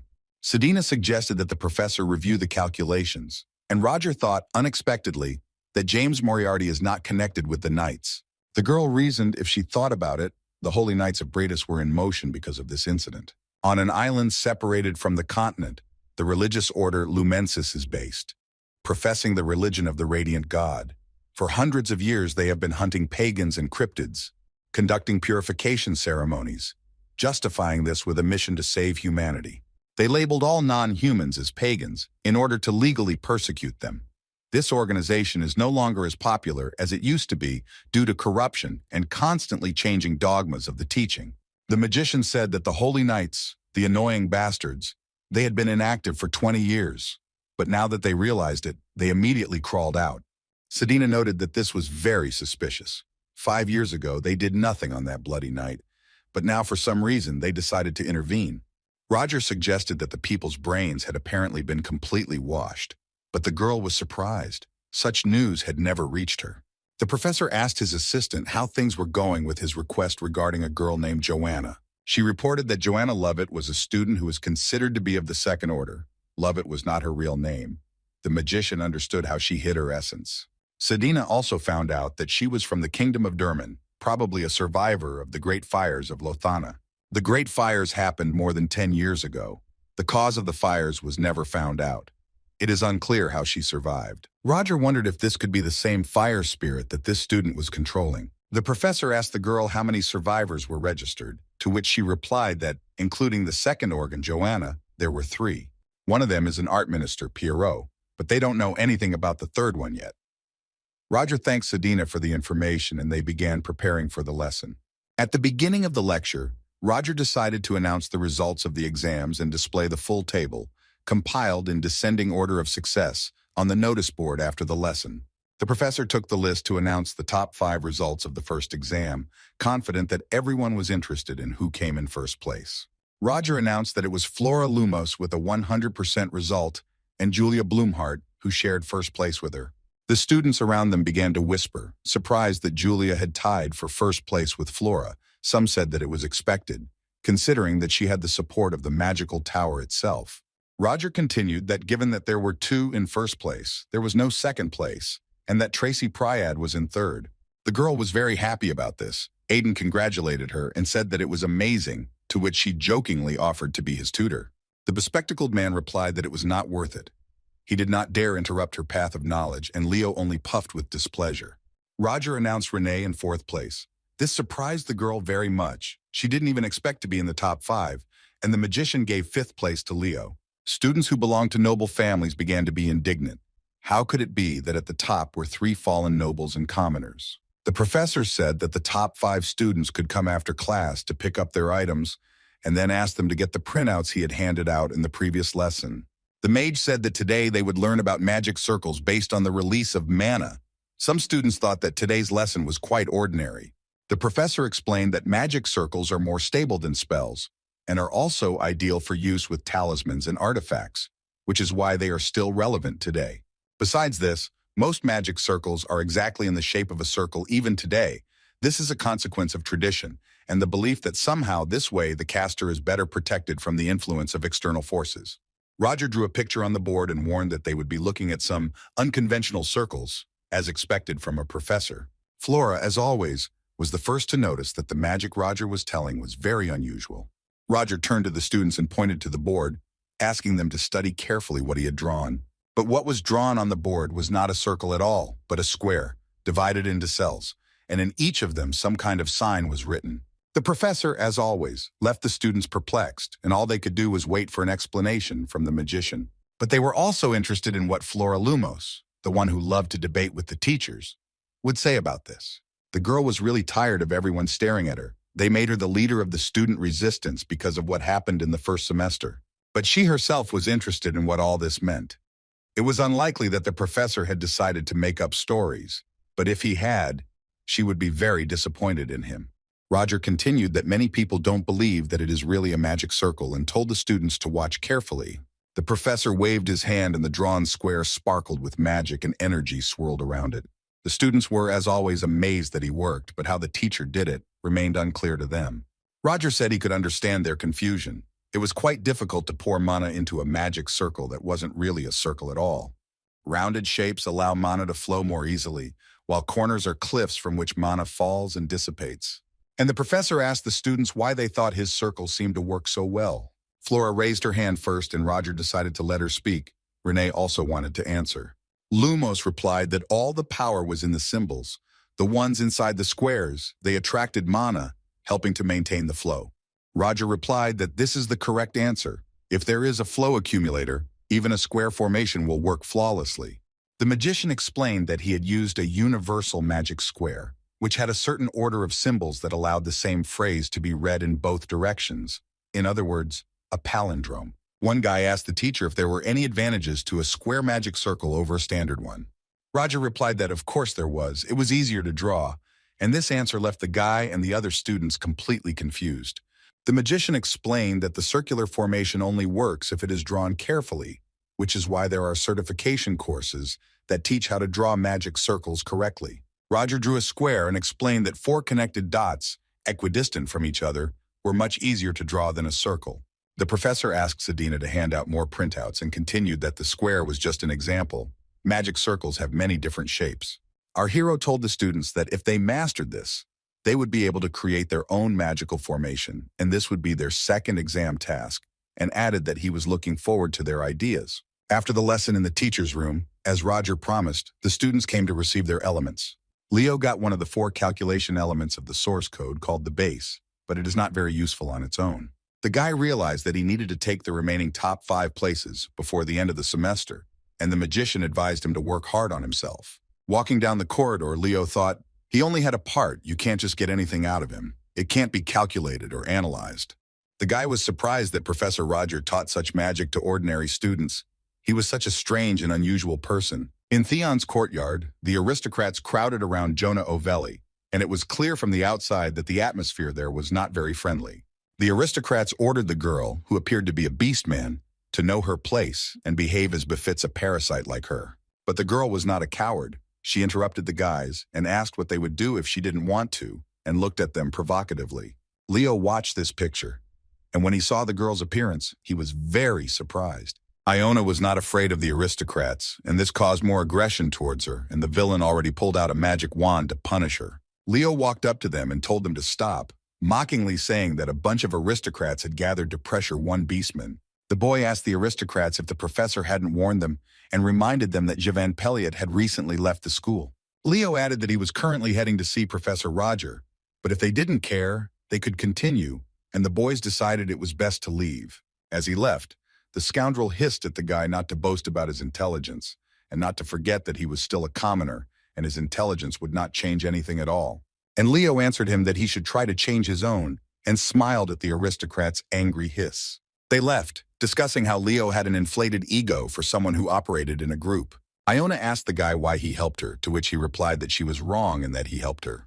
Leo explained to the girl that if he hadn't come to them, she would have finished off these guys. Jonah responded to this by saying that she would simply teach them a lesson, although Leo doubted that with such a thirst for blood, a lesson could be taught. The guy said that we should be glad that these idiots don't feel it. The girl was surprised that he wasn't afraid of her, and Leo said that only idiots like them should be afraid. The guy asked Iona if, since she entered the academy knowing how ordinary people treat beastmen, it means she is interested in expanding her horizons. Leo added that he had simply heard about the leader of the beastmen, who was kind to other people's lives. The girl said that he was a good man and called him Pegvinia Solda, which puzzled the guy no end. Iona explained to the guy that this was a saying of her people. In their language, they would be small but brave warriors, but Leo warned her not to even think of calling him small. The girl did not understand why he was so tense about this, because strength of spirit is more important than height, and he showed it in this situation. The guy asked the student to just call him Leo, although he wouldn't mind if she added the word warrior. While the guys were talking in the yard, Aiden approached them. Apparently, he had been looking for Leo for a long time. Glasses told them that he had accompanied Tracy when she went to get her element and asked Leo if he had received it. Aiden noticed that they were talking and decided to get to know the girl. She introduced herself, and the guy smiled back at her and offered to have a bite to eat together, despite the resistance of Tracy and Leo. Returning from the teacher's room, she was even disappointed that everything was done so simply. She had imagined some kind of complicated procedure. The girl didn't even have a chance to ask Professor Roger the questions that had been bothering her for a long time. Unexpectedly, in the corridor, Renee met Princess Elendil, and she invited the girl to have lunch together. The student felt uncomfortable. She apologized to the princess and said that she had already made arrangements with other people. This was unexpected for the princess, since she was rarely refused. But Elendil laughed and wished them a pleasant time, and Renee apologized again and said that they could arrange it for tomorrow. Renee thought it was good that the princess had understood everything correctly, because she was worried that she might be upset. The girl went into the yard and thought about how understanding Elendil was, perhaps because she was a princess. Elendil wondered who her friend had decided to dine with and why she had gone so far. The princess hid behind a tree and watched. She was very upset. She wondered if Renee really had a boyfriend. Elendil wanted to see the impudent face of the idiot who dared to seduce her innocent Renee. Suddenly someone spoke behind the student and she became so scared that she jumped up on the spot. She was sitting on the ground, and when she looked back, there was a guy standing next to her. He asked the girl what she was doing here. The princess said that if she heard correctly, he was going to have lunch here with Renee, and asked the guy if this field and flowers were his doing. Frightened Volberg looked down on Elendil and did not bow down to her at all. He did not like her claims. The boys sat down on the blanket. Renee felt uncomfortable, and the princess asked if decorating everything with flowers was really their cold wolf cub's hobby. Freuden told her that instead of reproaching him for his hobby, it would be better if she started a couple of her own. Renee decided to calm them down and asked her friend what brought her here. Elendil answered that she began to worry because she went far into the forest. The guy thought this was a lame excuse, and because of this obsession of hers, she has no friends. While the princess was indignant, Renee felt sorry for her and asked if this was really true. Elendil, of course, denied everything, but her friend noted that she herself had recently noticed this, because she always walks alone. Frieden said that Renee understood everything correctly. The princess has no friends at all, and sarcastically called her a poor thing. It was hard for my friend to believe this, even though it is difficult to make friends with a girl because of her social status, but she is so good. The guy said that besides social status, there are many other things, for example, the first princess Eileen von Exilion and her status. Since the girl didn't understand anything, he informed about the clashes between the heirs of the Yuta kingdom, fighting for the place of the head of the family. This is a common thing among brothers and sisters.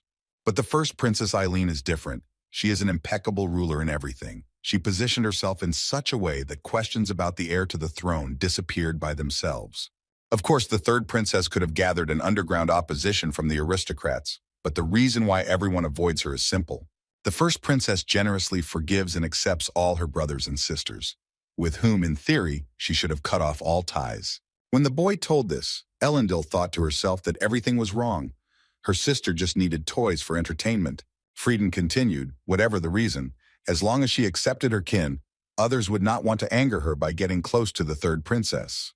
Meanwhile, the third princess, unsuspecting, hangs around the clubs, volunteering. It's hard to even imagine how the people who have become the object of her attention feel. Renee was shocked. Was the first princess really that impressive? Frieden replied that not at all. She too was once completely alone, without support. She had many enemies who sought to eliminate her, but then they all disappeared without a trace. The guy clarified that he didn't know the details. But after that, a rumor spread among the aristocrats that they needed to be wary of the shadow of the first princess. Elendil thanked her for the food. It seemed Frieden was hungry again, and Renee asked the princess if she had really seen the beast of Gavaudan up close. The girl said that this was true, and she still couldn't believe that she survived. Her friend was glad that she was okay. Elendil was happy today. This was exactly the kind of student life she wanted. Chatting with friends, worrying and caring about each other. The princess remembered the recent incident and wondered. Renee wanted to know if that monster really died. That day, Casey asked the princess to tell everyone that the incident had been settled by the knights, as they could not yet reveal the truth to the world about what had happened.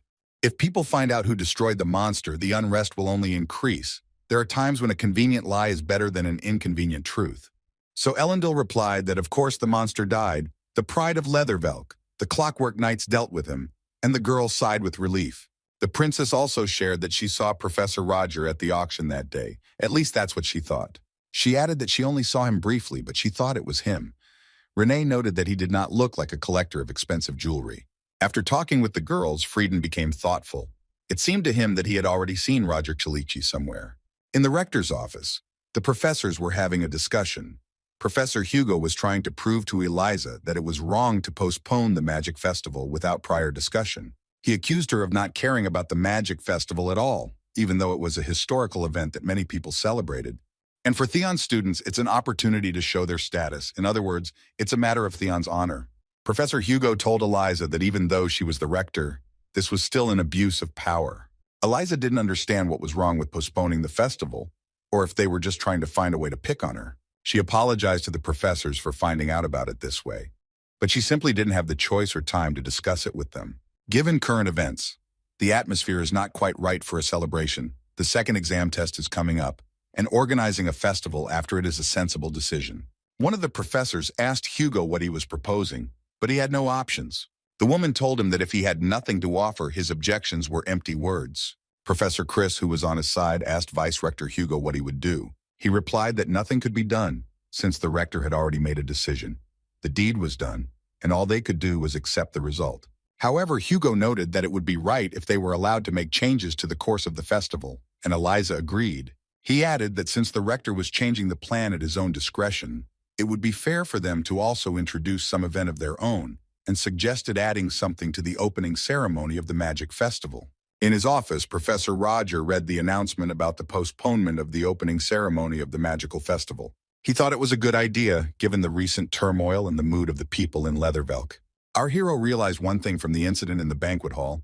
Esmeralda would definitely attack a crowd like that at a festival. And Roger decided to try to find a way to make her reveal herself. And then Theon would take care of her.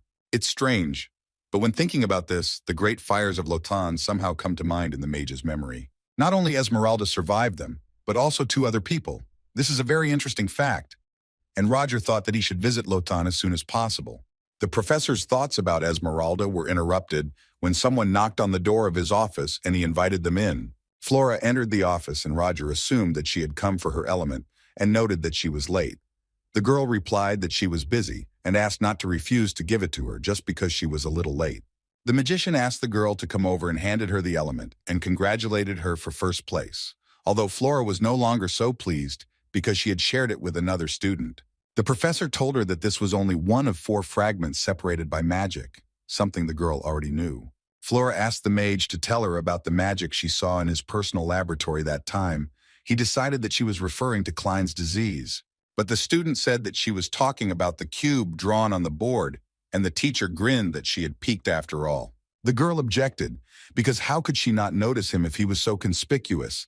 And the professor said that she could pretend that she had not seen him.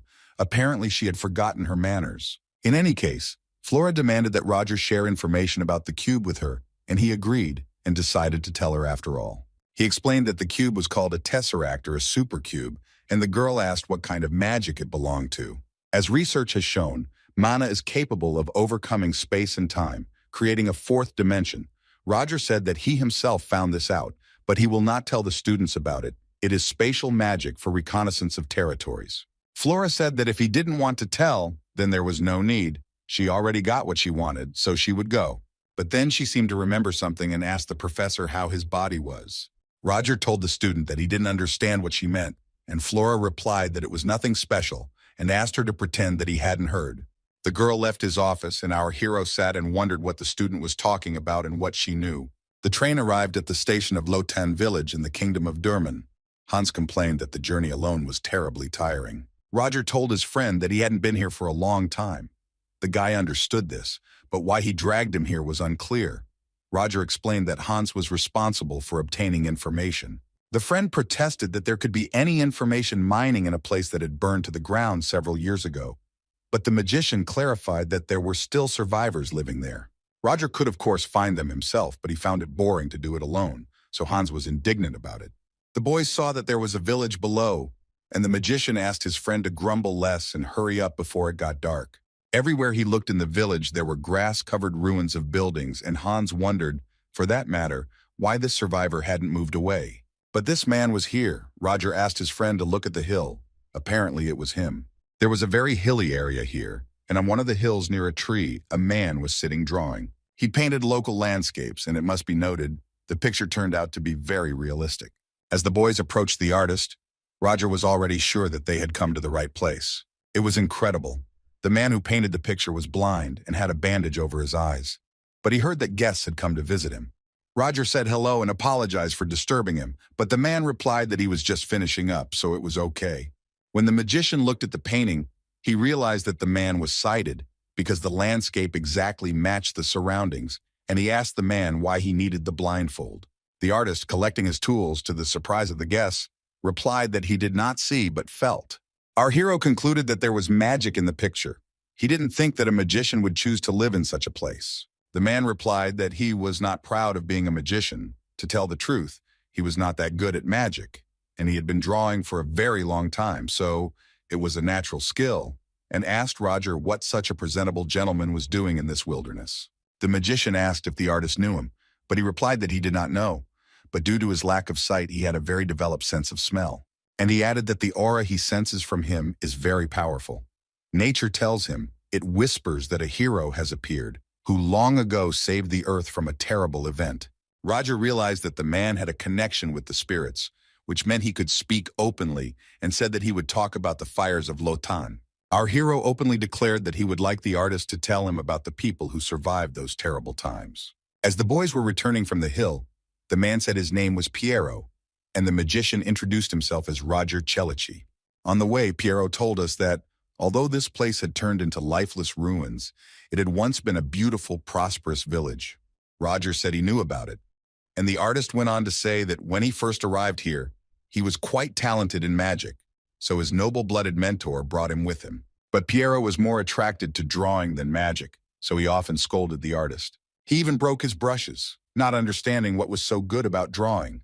At first, Piero tolerated it, but he could not withstand his pressure. Eventually, he escaped and chose the path of an artist. Wandering around the area, he decided to settle in Lotan. The man explained that it was not easy to get used to the unfamiliar environment. He would not have been able to do it without her help. The magician asked who he meant.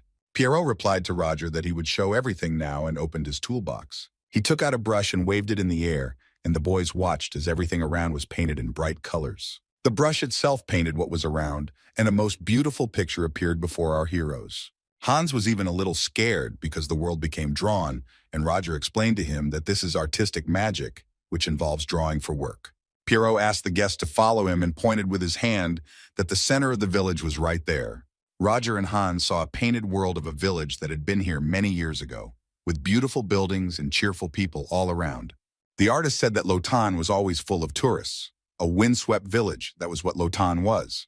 And the pride of this settlement was she, the girl whom the boys saw on the road with a basket in her hands. But they did not see her face. It was smeared, and Piero explained that he could not convey her beauty with his skills. She was kind and cheerful, always communicated with others with a smile on her face. And she also had an innate similarity with spirits. They also loved her, and their name was Esmeralda. She also survived those fires. It was she who helped Piero settle in Lotana. Thanks to her, the village always had a friendly, warm atmosphere, and it was peaceful here. But that world was destroyed with the arrival of one family of aristocrats who believed that they could do anything. One of the aristocratic guys told the girl that he fell in love with her at first sight and that she would go with him. The innocent girl did not even doubt his words. It was an honor for her to accept the offer from an aristocrat. Roger said that of course there was no sign of love here, and Piero agreed with him. The aristocrat craved her power, which came from a high affinity with spirits. The artist explained that she had a kind and innocent nature, which made her doomed to fall for obvious tricks. Of course, the villagers were not indifferent when they learned of the proposal. They did not wish her an unhappy life in the cold world of aristocrats. Roger realized that no one was in a hurry to intervene, and the artist confirmed it because her partner was a nobleman. The magician explained that if we are talking about the citizens of Durman of those times, then everything is obvious. When you go against the will of the aristocrats, you will definitely end up in jail for treason. But were they really just watching what was happening? The artist said that eventually someone intervened, one person plucked up courage, and then everyone else spoke out against the wedding. It was then that a terrible tragedy happened. People shouted at Esmeralda not to believe him, that he was deceiving people with his cunning speeches. They shouted that even aristocrats had no right to drag away a young girl and ordered him to get away from Esmeralda and get out of their village. The girl was then perplexed. The aristocrat called people pathetic serfs and did not allow them to contradict him. He ordered his warriors to kill all these people, and the girl realized what a mistake she had made. The soldiers started a real massacre, then decided to set the houses on fire, and the girl watched all this horror. The whole village was ablaze. Houses and people who were in them were burning. This fire went down in history. Looking at this, Hans was scared. Roger also could not believe his eyes that such a thing could happen. Pierrot said that everything was not as others thought and that the fire was not caused by a natural phenomenon. This was the bitter truth about the great fires of Lothan. Esmeralda asked to stop, because the villagers were not guilty of anything. She agreed to everything just to stop it. But the groom answered her that it was too late and ordered her to watch carefully the burning village. This is what happens when commoners go against the will of the aristocrats. Esmeralda could do nothing about it. She only cried, bending over the ground. The aristocrat said that it was even better that she despaired. He ordered the soldiers to bring the girl to him when they were finished here. His head was already hurting from the stench of burning smurds. Esmeralda sat on the ground in despair and could not believe that all this had happened. Just yesterday, this place was full of smiles. In just one day, all of this turned to ashes, and she reproached herself for it. Her tear, shining like a small flame, fell to the ground, and small fire spirits appeared here. The soldiers came for the girl and wanted to take her away, but they saw lights rising into the air. These spirits began to circle around the soldiers, which irritated them because they were low-ranking spirits. But the small spirits began to turn into one large spirit of fire, and the soldiers were terrified. They realized that it was the girl who was calling these spirits, and they asked her why she was doing this and what was happening. But this was no longer the same Esmeralda as before. This was the very embodiment of fiery energy. She said that she hated them all and ordered them to burn in hell. With her hatred, she created a very powerful fiery creature that was impossible to defeat and announced to everyone that she would burn everything they had. Esmeralda told the spirit of fire, who was ready to serve her, that it was up to him and named him Quasimodo. The girl shouted imperiously that she hated them all and asked Quasimodo to burn everything to the ground. The artist added that she thus burned all the soldiers who were there, and Hans assumed that she then left the village. Pierrot told the boys that it was that day that he lost his sight as a result of a fire. Roger noted that he was well preserved for someone who lost his sight in a fire, but the artist said he would have died if not for the help of one child. It was a girl of about 9 years old. She miraculously escaped from the fire and helped the man get out of the fire. The man thanked the girl for saving his life, but she said not to thank him. She just did what she had to.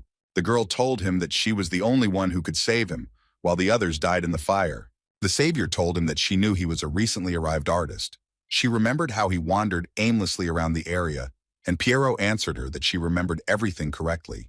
The girl noticed the man's serious burns. She assumed that he would go blind and that it would be a serious loss for the artist. But even so, he was grateful to her for remaining alive. But the girl didn't feel gratitude. These creatures killed all the villagers just because they objected to them. She would never be able to forgive them. With these words, the little girl left. The artist was interested to know her name, but he did not dare to ask. Pierrot was never able to leave the village after that, even though all that was left of it were nightmares. After all, this was the first place where he was accepted. It seems he became very attached to it, and he has a strong sense of duty. He wants to protect the village. As the years passed, he learned to put magic into his brushes, which was the only way he could continue painting after losing his sight. And that's the whole story. Roger thanked the artist and asked if he were a bad man. Would Pierrot tell him such details? The man replied that of course not, he was careful. But he added that in his drawn world, he sees all their emotions: empathy, compassion, rage. If Roger were a bad person, the artist would not have felt them. That's how he knew he could be trusted. The magician thanked Pierrot for sharing his past, which was full of pain. The man was grateful too, because for the first time he was able to speak out. It had been hard for him all this time because of his blindness, but now he even felt better. Finally, Pierrot said that although he knew it was impudent, he urged them to help those girls overcome this tragedy. After all, they were wandering somewhere alone with their despair. That was the last thing the man said to them. At dawn, Rogers and Hans were returning from Lotang, impressed by what they had heard from the artist. Roger thought that the decline of the kingdom of Derman was inevitable. They took pains to hide the truth about the fires in Lothana so that rumors would not spread. But you can't hide something like that from the people. Add to this social conflict and class inequality, and you get a revolution due to the accumulated anger of the common people. Even despite the failure of the government, There are still plenty of reasons why the kingdom fell after the bloody night, so it is understandable why most of the nobles fled abroad. Hans told the magician that in the end, they hadn't found out anything significant, so it was a waste of time to come. But he replied that at least they had found out the truth about the fires. Roger asked Hans to find out who this nobleman was, and he replied that he was a nobleman from Datura, blonde, early 20s. But that was not enough. The aristocrats of Datura fled to the Exilian Empire, and that was where they had to look first. Our hero noted that it may happen that he will be closer than they think. The day of the second exam test of Theon Academy arrived. The professor asked everyone to come forward as soon as he heard his number. Reading the answers of one student, Roger noted that she believed that the square shape of the magic circle was the only possible option, and did not even bother to change the symbols inside. She decided to take the path of least resistance without even trying to challenge herself. The magician asked her why he was even talking about the shape of the magic circles and gave her a D-. The student sat puzzled. The atmosphere was tense. Leo told his friend that this was no longer a test, but a bloody massacre in order of Q. The professor called number 13, and it was Aiden. Looking at the answers, Roger noted that it was a rather bold combination of classic circles and symbols, that Aiden preferred stability. Mana from such a circle will not go anywhere. The teacher said that the forms he showed were quite primitive. Unlike Aiden's forms, the student supplemented the classics and provided for the mana leak. It was a good job, and yet the boy decided to ignore the variety of forms that the professor talked about and use circles. Given this shortcoming, the teacher gave Aiden a B+. Some students were fuming as another commoner got a higher grade than an aristocrat. Roger called the next student to him. It was Flora Loomis. He looked at her answers. It was neither a square nor a circle, but 6 hexagons that were connected to form a triangle. The teacher thought about it, hexagons like a turtle shell. It was interesting, and there were no errors in the calculations. Roger announced that Flora Loomis received an A+ for her technical execution of a rather difficult form. The professor checked all the students' work, and Renee was the last to approach him with her work. Renee stood and looked at the professor. Roger asked her to show the circle she had invented. But the girl answered the magician, although she was uncomfortable that she would not have an image of the magic circle. The students started whispering. Everyone was confused as to why she didn't have a circle. Had she really ditched Professor Roger's assignment? Our hero tried to figure out what was going on and asked the girl why she couldn't invent a working magic circle, but Renee replied that she could, but it was problematic to depict on paper. The student asked the professor if she could use the space to show off her work uniform, and the professor allowed her. Renee thought for a long time about how best to implement her concept, but thanks to a book about attributeless magic, she had an idea. And the student decided to show the professor how much she had changed, and the students also watched with interest. Roger looked up to where the girl was drawing the shape and couldn't believe his eyes. It was a 3-dimensional magic circle. Looking at the teacher's reaction, she said that she knew that he would immediately understand her idea, and this even amused her. Roger announced that Renee was getting an A+, but he was very sorry that was the highest grade he could give her. The magician added that her circle was excellent. It was the best work. But when Flora heard this, she was amazed. No one had been better than her before. The professor asked Renee how she came up with such a formation, since it was hardly possible to conceive of something like this within the established time frame, let alone implement it. The girl started babbling that she was simply adjusting the magic circle to her own mana flows. And suddenly everything coincided in an amazing way. She didn't really control anything, when suddenly her mana outlined this figure itself, and the girl herself was surprised. Roger thought, in his practice he had never encountered mana that moved without the owner's command. Maybe she did it instinctively. The book he gave her could serve as an impetus for revealing her talent. The magician told Renee that in any case this circle was excellent and she was great. The girl was very happy and thanked the professor. The hero thought that if the mana outlined the figure by itself, then attributeless magic was no longer inferior to attributed magic. Here the bearer of attributeless magic demonstrates a complex 3-dimensional magic circle, which means attributeless magic is simply a special type of magic like spatial magic. Considering that officially spatial magic simply does not exist in this world, Roger only invented some kind of semblance of it. But if Renee's magic is related to spatial dimensions, then he will need this power. The professor announced that Flora Loomis, Renee, Julia Plumhart, Iona Ovelli, and Aiden were the top 5 who passed the exam. And since he was busy now, he asked them to come for the reward after the festival. After the lecture, students from noble families complained to each other that this time there were only 2 aristocrats at the top, and the commoner Renee irritated some people. It was the first time they had seen a professor praise someone so much. The aristocrats also noted that even Flora Lumos was not given such an honor, although they had always considered her to be the first among the students. Renee noticed that Lady Flora kept her eyes on her, which gave her goosebumps. Princess Elendil noticed that Flora was looking at Renee with a pretentious look and asked her what she wanted from them. But Flora passed by without answering the girls, but it was obvious from her appearance that she was unhappy with today's situation. Flora's friend walked behind her and smiled, as if smoothing over the situation, and asked the girls to forgive them.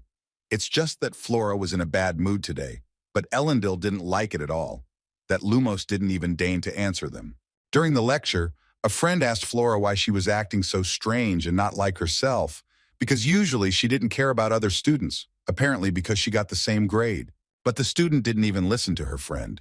She was infuriated by the fact that Renee had received so much praise, and it was unclear what kind of formation this was. She told her friend that she should have taken better care of herself and at least tried to study for the exam. Cheryl didn't expect Flora to be so rude to her. Flora added that Professor Marisa said that if the student does not perform well in the exams, he will be held back a year. Cheryl burst into tears and began to beg Flora to help her, because if this continued, she would never get a passing grade. And Flora advised her to just remember what was written here, then she would not fail, and her friend calmed down.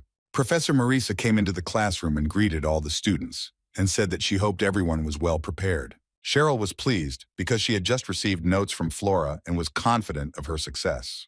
But when the exam was over, Flora's friend again fell on the table in tears. Her notes didn't help her. Flora realized that her friend had screwed up, and Cheryl said that she had barely managed to answer all the questions. Professor Marisa announced that since the exam was over, they could touch on an exciting topic that they had never discussed in class. And Flora told her friend that she thought they had something interesting in store for them. Marisa said that as the students already know, the transfer of mana is done between 2 people. But if the transferer is not experienced enough in this, the process becomes dangerous. As a result, a mystical phenomenon may occur, complete amnesia, or to use the scientific language of the magic tower, a breakdown of memory. One student asked another if this really happened, and she replied that apparently it did. She had heard about it before. Professor Marisa said that a former student had just given her talismans that could partially recreate a memory loss so that you could feel it. This is the latest development. The teacher asked if any of the students wanted to try it out, and Flora thought to herself, only if it was on someone else. The professor was asked if this phenomenon was dangerous. She replied that if you are unlucky, gaps and confusion of memories will form in your consciousness. But she said not to worry. Since this product has an extremely weak effect, there will be no consequences, but you need to be careful. A memory lapse can only be recreated by working in pairs, and the last memory you wish to conceal may appear to your partner during the lapse. Elendil suggested that Renee try. She thought the idea was interesting and she was not against it because the princess wanted it. Renee was worried that she might see something the princess wanted to keep hidden, like some secret of the royal family, but Elendil laughed and said not to worry.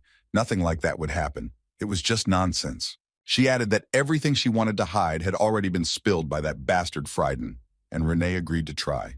Professor Marisa handed out talismans to the students, and Princess Elendil took one for herself. Flora also took the talisman and thought, it turns out that the couple needs to pour some mana into this scroll, and they will lose their memory. So cute that you don't even want to use it right away. Cheryl noticed that Flora was looking at her strangely, and she asked if she really wanted to try it on her. A friend asked her if she was against it. Cheryl replied that she was not, but that she was not yet mentally ready for such a feat. One couple of students had already tried the talisman, and the girl attacked her boyfriend, calling him a cheater and shouting that now it was clear why he didn't want to try it. The students watched this situation. Some were scared, some were amused. Elendil decided that it was time for them to try it too. The princess and Renee took hold of the talisman and began to pour some of their mana into it. Suddenly magic began to happen. The girls' pupils dilated and they felt very strange sensations. It was cool to see the memories during the mana exchange. It felt like a lot of time had passed even though it hadn't. When the experiment was over, Princess Elendil asked Renee what she had seen, and she cheerfully said that even on a birthday, inviting students you barely knew to a party was unnecessary. The princess was embarrassed because now her friend knew about her dark past from her first year of study. Renee added that she could understand the lady, and she thanked her. and then her friend asked the princess what she saw from her past. Princess Elendil told her that she had seen something very long ago. Renee was surprised and became interested herself. In the memory, she was little, about 10 years younger than she is now. The princess expected to see the memories through the eyes of an eyewitness, but she watched from the side.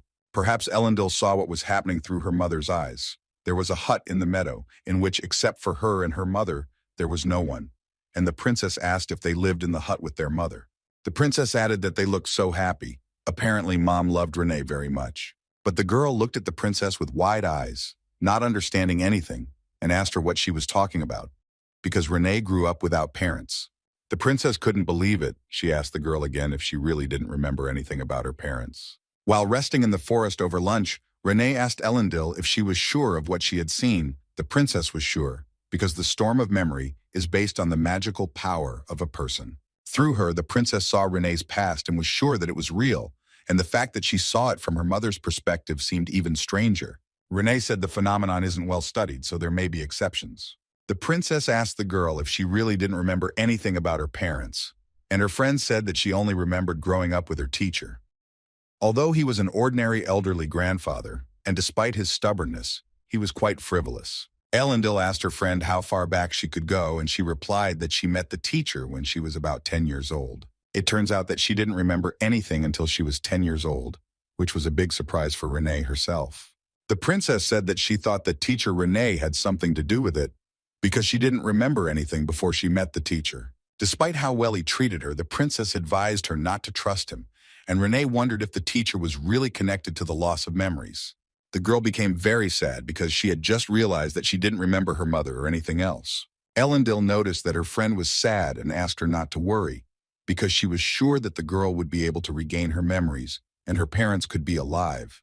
Renee wasn't too sure about this, and the princess promised that she would help her regain her memories. Elendil thought, if it was possible, she wanted Renee to remember everything, because Renee was her first real friend at Theon Academy. Frieden, approaching the girl, said that he did not remember inviting the third princess here. The guy asked Renee why she looked so sad, but the princess replied that it was just between them, so there was no need to worry. Another guy came up to them from behind. He laughed and said, "What a strange combination, the third princess and the youngest Renee." And Elendil asked what brought Henry Presto here. He laughed and asked her not to be so angry, and said that she probably still thinks that it was he who spread rumors about invitations to her birthday party back in her first year. The princess asked Renee how Henry knew her name. Was he making fun of her? To which he laughed again and said that it was painful to hear from a princess. Renee replied that the elder Henry had provided her with a part-time job, but since the girl had almost died in a terrorist attack, Elendil decided that he could not be trusted. Frieden asked to stop there, because the girls themselves knew that Henry was doing all this without any bad intent. The guy said that he was sorry in general, and as an apology, he offered another part-time job where they would pay 3 times more. When she heard this, she immediately agreed, and Henry said that he was very glad, and he would tell her the details later, and left. Elendil immediately pounced on her friend and began to scream. How could she accept the offer of this suspicious man? But Renee said that she needed money, so she agreed, and the princess asked if Theon's scholarship was not enough for her. Frieden said sarcastically that of course the wealthy princess doesn't know, but the people who manage the scholarships are mostly from the aristocratic faction, so the commoners naturally can't take advantage of it and earn it themselves. Of course, thanks to the efforts of the current rector, things have gotten better, but it is still very much lacking. The princess listened to this with regret. Elendil was pleasantly surprised that he knew about such a thing. She asked if he hadn't said that he didn't care about commoners, and Frieden asked her not to have any illusions about him. He simply said that he knew. The guy was about to leave, saying that someone had ruined his vacation.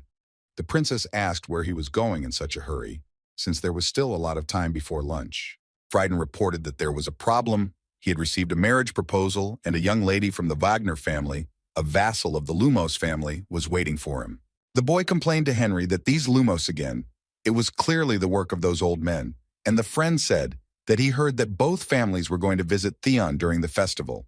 It seems that they want to create a partnership through marriage as soon as possible.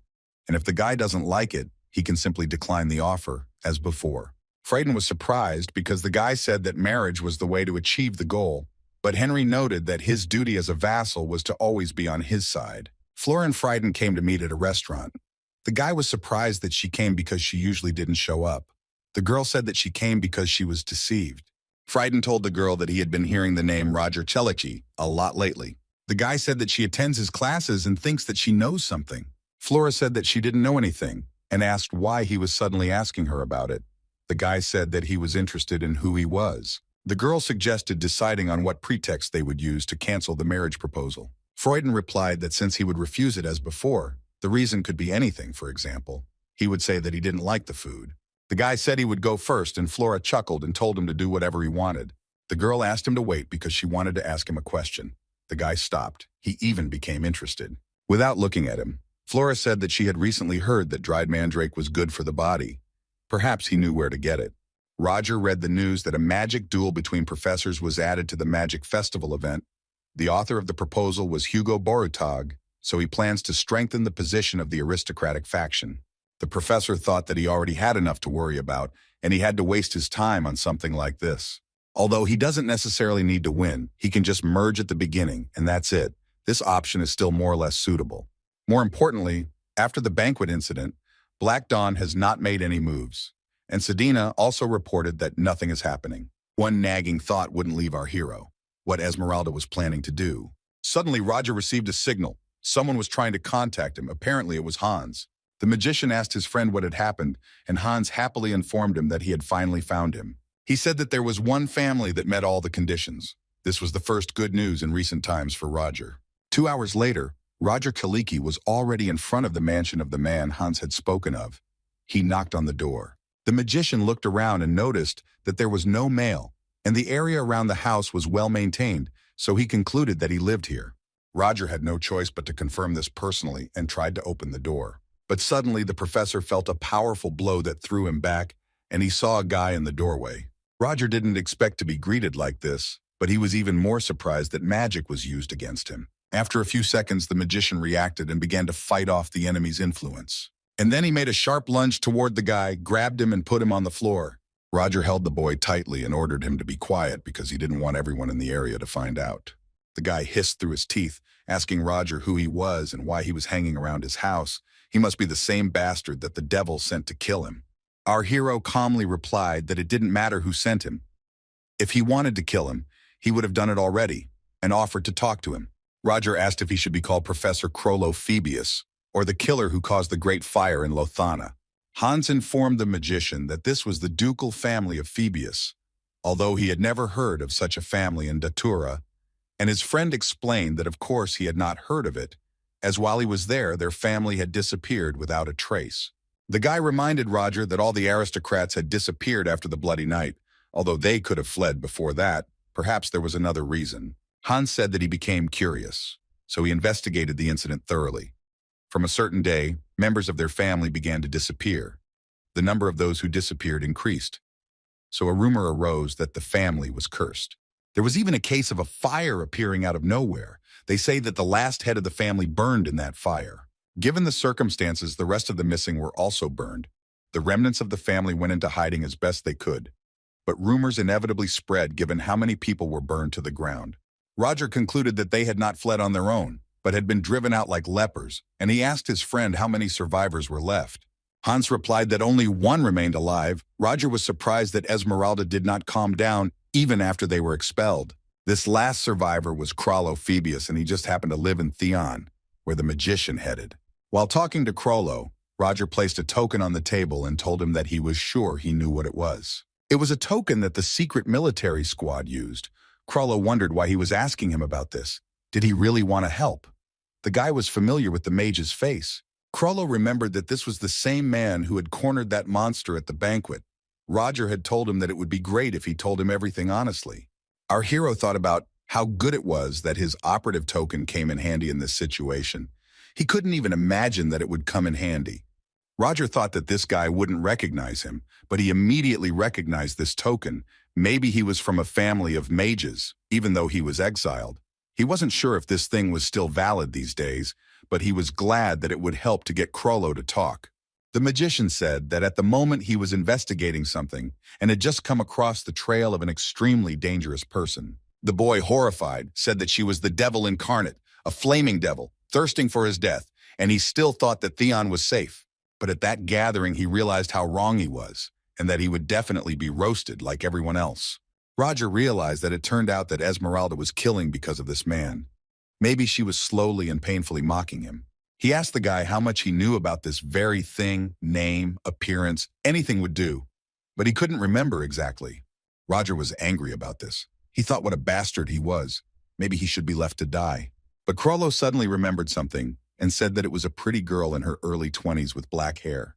The magician thought, Joanna of course looked like an adult, but she looked more like a student. Magicians and knights often look younger than their age, so anything is possible. Roger asked him if there was anything else and saw how the guy was straining himself to remember anything. Crollo handed the letter to the mage and said that it was she who wrote it to him, which surprised Roger. Did Esmeralda really send the letter personally? It said that she would visit Crollo on the last day of the festival, and he asked Roger if he could catch her with such evidence. Our hero replied that he couldn't figure her out with just this. Was it really possible that he could go through all the black-haired pretty ladies in 10 days? The guy suggested asking Theon for help. Roger asked him if he had forgotten that she had calmly shown up at the banquet just a couple of days ago, and neither he nor Theon's mages would be able to protect him. The guy asked him what he should do then, and Roger realized that he needed to use it to catch Esmeralda. The professor said he was glad the girl at least warned him when she attacked, since the date was known and the boy was safe until then. He added that she might change her mind if they acted thoughtlessly, so he warned her not to do anything stupid, and all the guy had to do was do nothing. It was the first day of the magic festival, and for Renee, it was the first magic festival in her life. The princess suggested that she have fun and create a good memory of the first festival. Renee was happy. She saw so many interesting things for the first time. The girls saw a field of spirits where they appeared to the people, and children played happily with them. There was also a haunted house where restless souls were summoned using necromancy to scare people, and some of the students really enjoyed it. Renee exclaimed in delight as she showed the princess the boys who had dressed up as zombies. But Elendil explained to her friend that they were just students from a local college and that they still looked normal. The girls were surprised at what they were doing to them, that they couldn't even enjoy the festival. In the distance, the princess and Renee noticed Professor Roger. They were always curious about what was happening to Roger Celici. He was with Professor Selena. There were rumors that the professors would patrol in pairs. Apparently today was their turn. Professor Selena showed Roger that there was a place where they sold love potions. She found it interesting. There was still time before the end of the festival. Roger didn't know what exactly Esmeralda would do, but he needed to prepare countermeasures in advance. Even if he uses Phoebe as bait, if she attacks like last time, it will be difficult to deal with her without exposing himself. Professor Selena poked Roger in the cheek and asked him what he was thinking about so much that he didn't even respond to his name. The magician apologized and said that he had a lot of thoughts in his head lately, and his colleagues suggested that he speak out. The guy suggested that he remove his finger first, and Selena laughed at how rude it was on her part.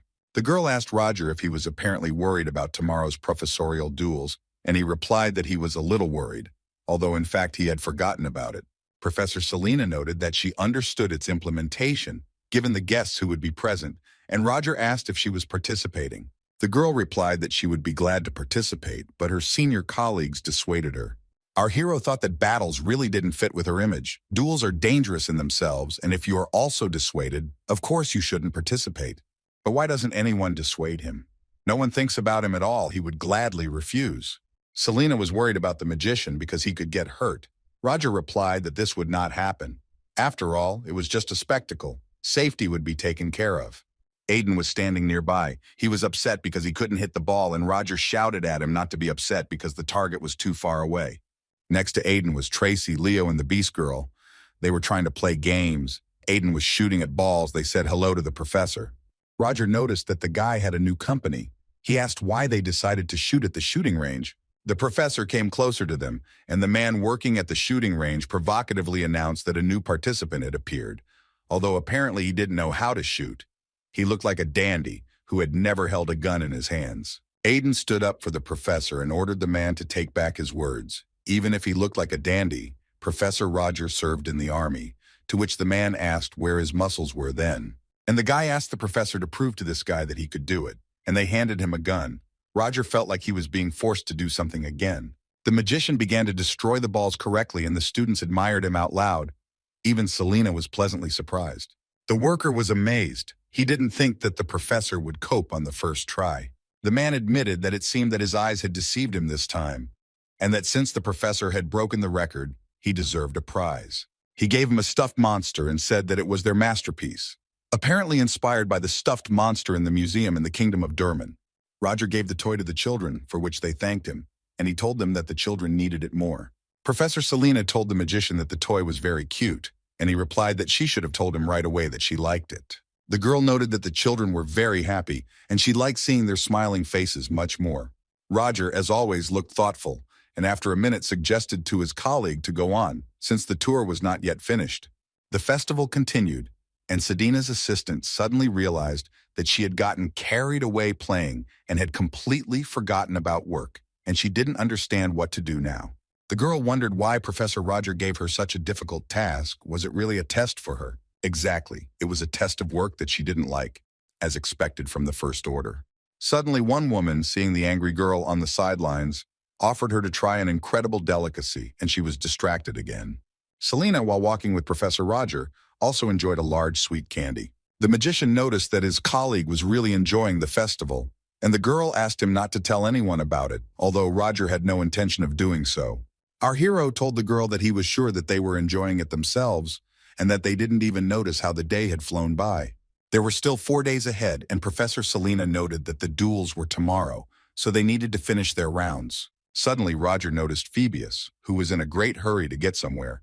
The magician wondered why he was here at such a time. Our hero told his colleague that he would leave her for a while, and he ran after his new acquaintance. Around the corner of the building, this damn bastard was strangling some girl. She couldn't even scream a word. When Roger saw him, he understood what was going on, as the villain was strangling her and telling her to die, calling her a devil. Without thinking twice, the mage directed a magical blow at Crollo, which threw him away from the girl. He came closer to the guy and told him that he had warned him to sit quietly. Crollo began to protest. He explained that this was his plan at first, but this creature continued to follow him, putting his life at risk. And he pointed out the girl to Roger, said that he had caught this devil, but the magician couldn't just believe him. Could this Phoebus have defeated her so easily? It was unlikely that it was her. The professor suggested that the rabbit discuss the details later. Our hero looked at the girl who was lying unconscious on the ground, and Professor Selena came up behind him. She asked Roger what was going on here. The guy even got a little scared, because he didn't expect her to come for him. The magician saw that Professor Selena was about to fall, so he made a sharp movement and grabbed his colleague. Thank God it was just a feigning spell. Well, anyone would be shocked by that. Although it's for the best, there's time to come up with an excuse. Roger ordered Crollo to move the girl to another place, but saw a strange expression on his face. He pointed his finger at Selena, and fear and horror were visible in his eyes, but what could this mean? Roger looked closely at the girl. Something was happening to her. Her pupils turned red, and she said that she really wasn't going to do anything until the end of the festival, and asked why he was doing this. Roger noticed that not only had her iris changed color, but her voice had also changed. It was Esmeralda's voice. The girl said that she was leaving, that she was an idiot for keeping her word, and the magician was just watching this with apprehension for now. Crollo looked at her with frightened eyes and told her to disappear and not come near. This was his very own devil. A couple more seconds and Professor Selena completely transformed into Esmeralda. Her hair became dark and her whole body was on fire, and she greeted Phoebus. The guy was so scared that he lost consciousness, and Esmeralda was surprised that he just saw her and immediately fainted. It's boring. Roger asked the girl if she had a split personality, or if she was just good at disguising herself, to which she replied that he saw through her instantly. As expected, he's amazing. She noted that this was their first meeting, since at the meeting of the First Orders, they all hid their identities. Roger asked her what she intended to do, why she had revealed herself, and what would happen next. She replied that since she had decided to open up, there was no reason to hide anything, and said that she wanted to finish off this guy and take her revenge. But he didn't seem to be planning on getting up. The magician asked what if her second personality remembered everything, to which Esmeralda replied that this child was pure and innocent. She knew nothing, just like she did before she met this man. Roger noted that she was being too careless so far, and if she attacked, he would finish her off in an instant. However, if he killed her, he would also kill her other personality, Professor Selena, and he had to make a choice. And this energy Quasimodo, it is constantly vigilant. Does it remember what happened during the banquet? It would be interesting to know. And Roger decided to retreat. He had no choice. And Esmeralda said that she would go. She couldn't kill him while he was unconscious. Esmeralda came closer to the magician and ran her hand over his cheek and asked him to keep an eye on Selena, especially since she really liked him. After these words, she began to transform into Professor Selena and regain her appearance. The real Selena and her energy returned. Even seeing it with his own eyes, Roger still didn't believe it. The professor connected with Selena and said that he would now tell her the location. She needed to come here as soon as possible. Roger covered both girls with his coat, and while waiting for Selena, thought that he had made a mistake after all. Just think, he hadn't acknowledged her right there. Joanna Lovett is just a girl who pulled Piero out of the fire. She followed Esmeralda and joined the Black Dawn in search of revenge. There was no point in making exceptions. He was obliged to suspect Selena as well, although it would not be surprising to be mistaken since there was nothing suspicious about her at all. However, even after the magician learned the whole truth, how can he kill Selena because she is such a good person? Would it be right to kill her, considering that she knows nothing about her evil nature? After a while, Selena appeared, holding cotton candy in one hand and a candy in the other, and the magician said that she seemed to be enjoying the festival to the fullest and asked her to take care of the girls. When Selena woke up, Roger was at her bedside. He explained to her that she seemed to have overdone it and suddenly fainted right during her rounds, so he carried her to the infirmary. The girl felt very ashamed. How could she faint? And the magician calmed down. Apparently, she doesn't remember anything, and that's good. The guy told her that since she had come to her senses, perhaps he would leave her to rest.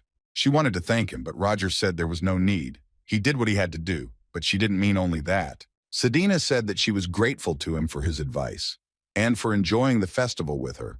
Maybe he didn't like it, but he still stayed with me, and if he got tired of her, then she asks to forgive her. Our hero assured her that if he had considered her annoying, he would have told her about it right away. He didn't express any dissatisfaction because he didn't even think about it. He himself enjoyed the festival today, thanks to her. When the professor was already leaving, the girl suggested that they enjoy the festival together next year.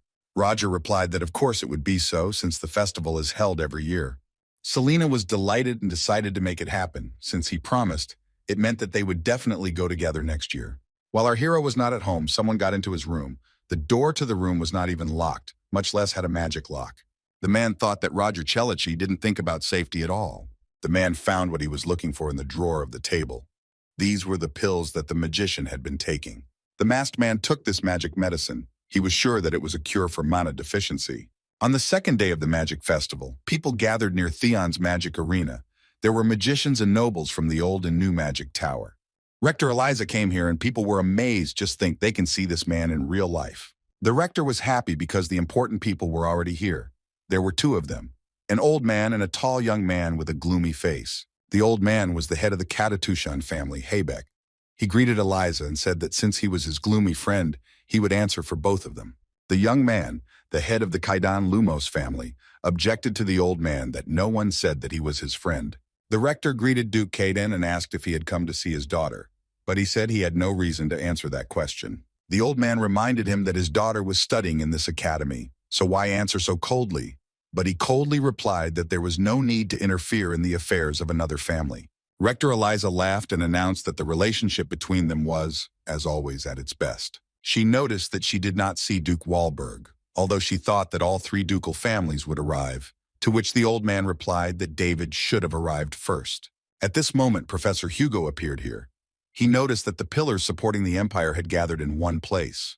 He told the guests that he was confident that this year's duels would exceed all their expectations. This time he had tried. The old man said in surprise, it turns out that it was Hugo who suggested holding such an event. The performance had already begun, and everyone turned their gaze to the stage, forgetting about Professor Hugo, although he still wanted to talk about his efforts. Jessie Luna, a fourth-year student, spoke into the microphone, introducing herself as the host and commentator for today's matches. Next to her was Professor Carter Block, a fourth-year teacher of practical magical combat.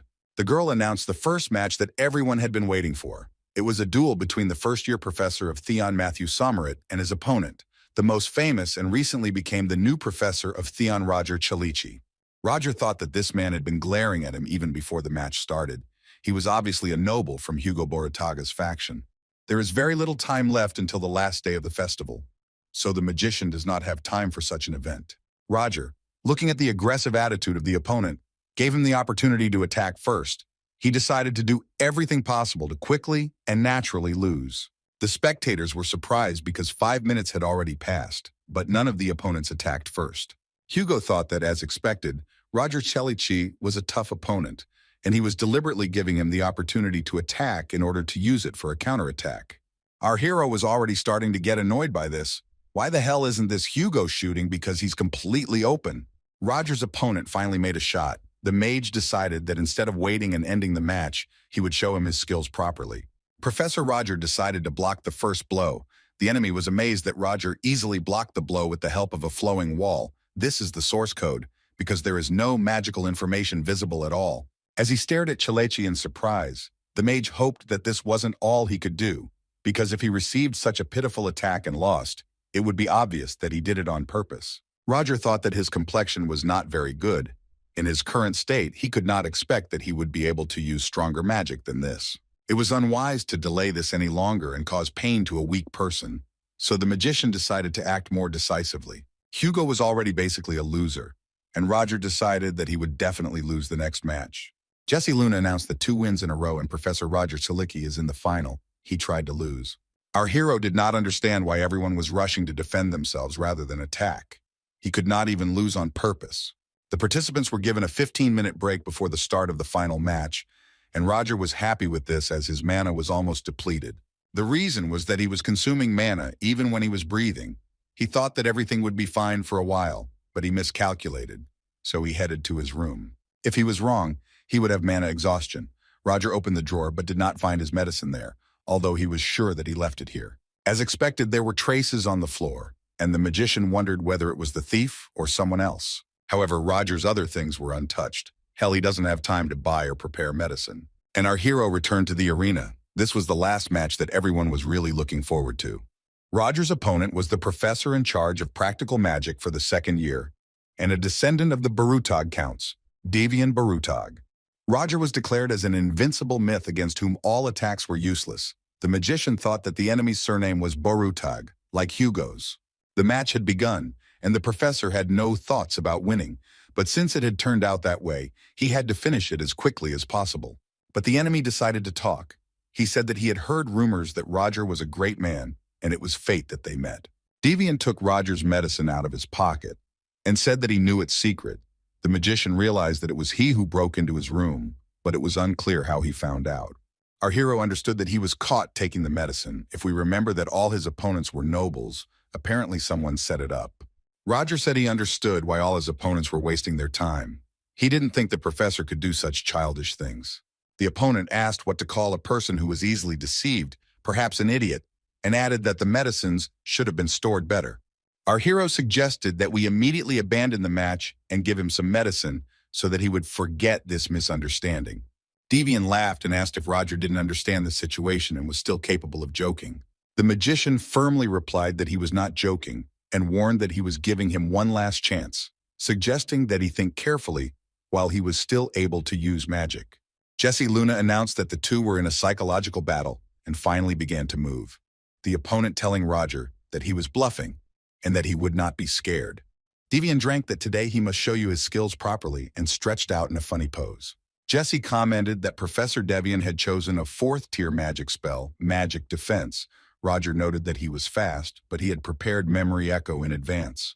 Magic Defense is a specialized defensive magic that blocks most magical attacks.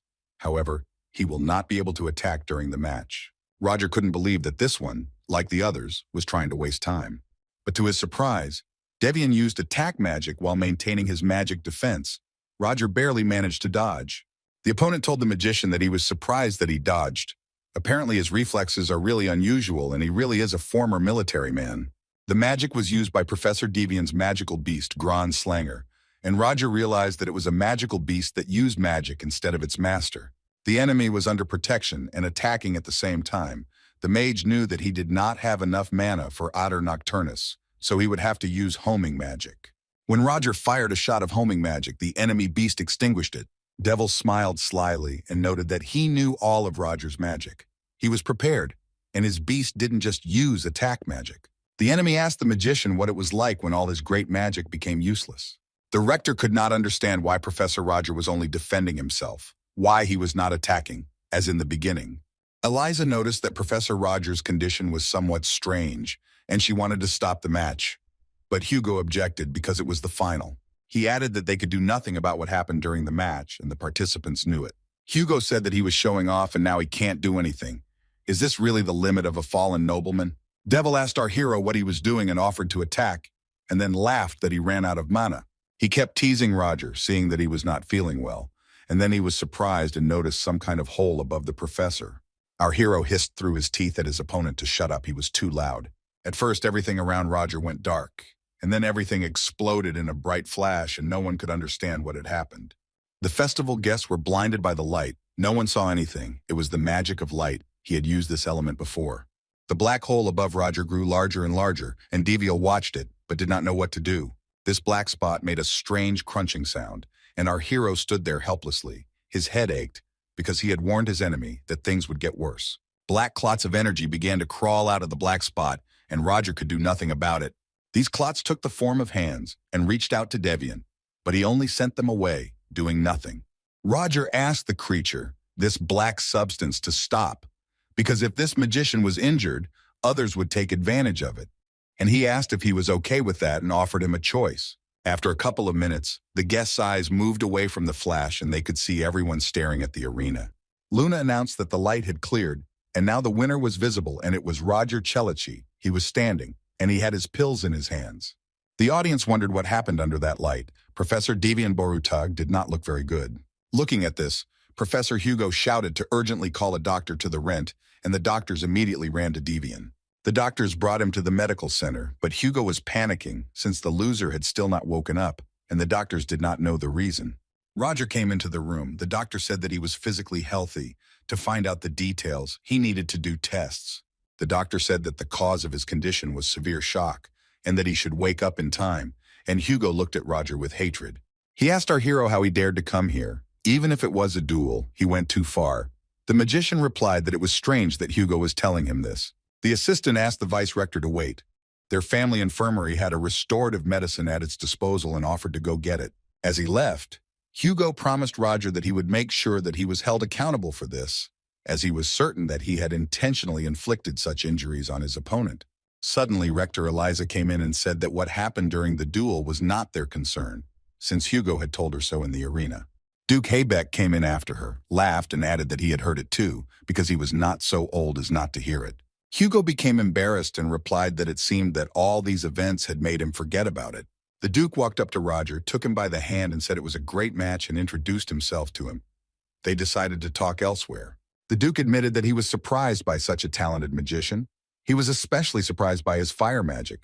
He was quite fast. Roger didn't notice when all these people had gathered here, and watching the way Eliza looked at him, he realized that she was talking to those who had come to meet him. The Duke noted that it was a bit noisy here, but they were all only here because of Roger, so he asked him to be understanding. The old man thanked him and the rector for holding back the crowd, and seeing that the magician had guessed, he said that he knew he was special. The old man apologized for wasting Roger's time and finally said that if he needed his help, he could contact him at any time, and the guy replied that he couldn't wait for their meeting. Roger thought that even though he was lying, he would be able to tell when he was trying to take advantage of him. However, in this short period of time, the magician figured out his motive. He retreated, realizing that it was not easy for him to get anything out of Roger. He is not one of the three great ducal families that form the core of the Exilian Empire. Although he acts friendly and frivolous, every action calculated to read people. Anyway, Roger is done here. The time has come. He must join Sheridan and Hans. As he walked out the door, the professor saw Flora Lumos heading into the building, and he asked her what brought her here. The girl replied that she was just passing by, but our hero saw that everything was not as she said. Roger said that he knew the girl had come to see her father, but Duke Lumos was currently negotiating with the chancellor, so he suggested that the student come later. Flora replied that her father had nothing to do with it at all, and Roger thought about it. A strange reaction. Apparently they had a difficult relationship. The student said that she would go now. She needed to prepare for the next match. The professor was surprised. Was she really participating too? The mage said that he shouldn't worry when it came to her skills, and she agreed. No matter who her opponent was, she wasn't going to lose. Flora left, muttering under her breath that if the professor was busy, then there was no need to come and all that. This only caused the magician to smirk. Looking after the girl, Roger thought that he actually had time. Maybe he should go and see. Sometime later, in front of the fountain, our hero met Hans and Sheridan. Roger told him it felt a little strange to stand and talk, so he suggested they walk. Sherry announced that she had a place she wanted to see and suggested going there. In turn, the magician noted that he also had an idea of where to go. The friends attended a demonstration of the golem, which was conducted by Theon's first-year professor Brino. He pointed to the new golem developed in Theon, the DT-3000. Hans was surprised that he brought a piece of metal, but Roger said that this was probably not all. Brino said that everyone had a strange reaction, but they had not yet seen the actual form of this new golem, and he inserted a crystal into the center of the device and explained that when the source of this golem, the mana stone, is equipped, the form changes. People saw how an incomprehensible piece of metal turned into a robot, a little clumsy, but it could move heavy objects or destroy them. Sheridan assumed that it would then be sent to places like mines. In its current form, it could be easily moved by simply rolling it around. Brino was pleased with the reaction of the visitors, but it was not over yet. The golem can also transform into a horse form. Roger thought it was like the transforming robots in the movies. I wonder if it turns into a car. Sheridan asked Roger if she could take a closer look at him. The magician, of course, allowed it, but asked not to go too far. Looking at the girl, Hans said that people might think that she was here to play, but the professor asked not to be so strict with her because everyone needs fasting days. Roger heard a girl next to him turn to him and ask for advice on something. It was Casey Selmoy, asking the boys if they knew where the arena was where the magic duels took place. Roger became nervous when he heard her voice, but then decided to calm down. She didn't recognize him yet. He decided that at such moments it was better to cover his face with light magic. People were bad at recognizing those who had changed even a little. Covering himself in this way, Roger turned and said that the arena was that way. The magician was worried whether it would work on her. The girl thanked him for his help and was about to leave, but suddenly froze. She turned to Roger and asked if they had met before, as he seemed familiar to her.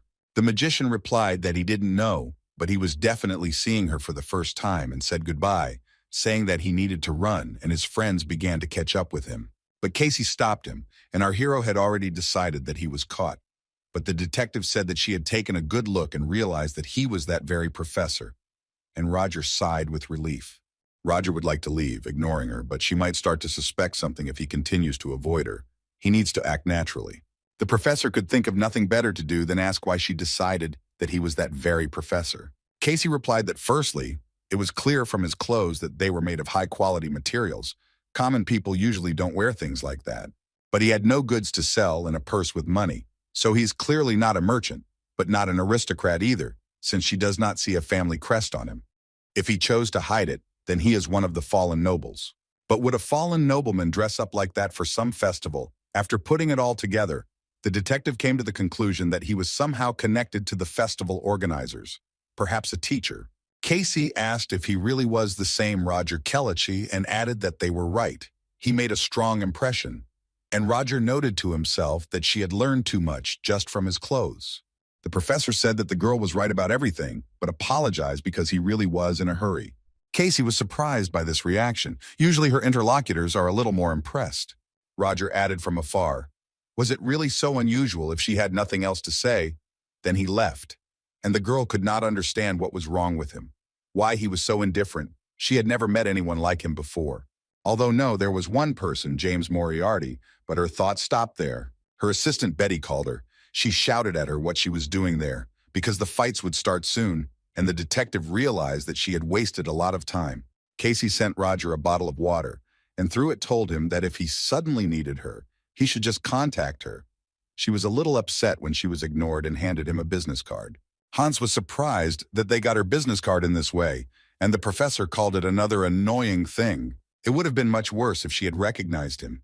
Maybe she just wanted to be friends, but Roger had caught her attention and it was pissing him off. He felt a faint trace of magic. She would know if he pulled this off. The magician told his friend that it would be a good idea to lie low for now and asked him to get rid of the clothes he was currently wearing. But Hans objected because she had just glanced at him and that was it, and he liked his clothes.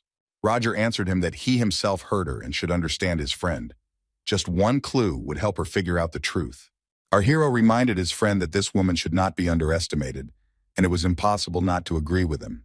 Hans looked at Sheridan and was surprised. This child was still chatting there. She even got the students involved, and he suggested Roger to go and pick her up. But the professor replied that he should leave her when she could still freely discuss her interests with other people. Hans shared that looking at Roger now, he begins to think that his sudden becoming a professor is simply a calling. The magician smiles as if he is happy for his protege. The friend added that, to be honest, he would be uncomfortable in such a place. Unexpectedly for himself, he is jealous. This well-appointed academy will never suit him. Roger told his friend that he understood that compared to them, the students of the academy looked like wonderful flowers growing in a magical garden. But their troubles were not the fault of these students. So why shouldn't they continue to smile carefreely? And Hans noted that since the magician said so, he had nothing to add. Although the guy added that anyway, there is a small age difference between him and these children, so why does he treat them so differently? Hans reminded his friend that he would be 24 this year. Now Roger understood why he called him Big Brother. He felt a little embarrassed that he had forgotten. The professor said several times that he was very sorry and asked him to forgive him. But this really irritated Hans, because he asked not to apologize. The magician asked his friend how the analysis of the drug from that incident with the werewolves was going. He reported that after studying the drug, it turned out that it had hallucinogenic properties, apparently due to the extract of pelham. Roger took the drug and said that they would investigate it immediately after their cases.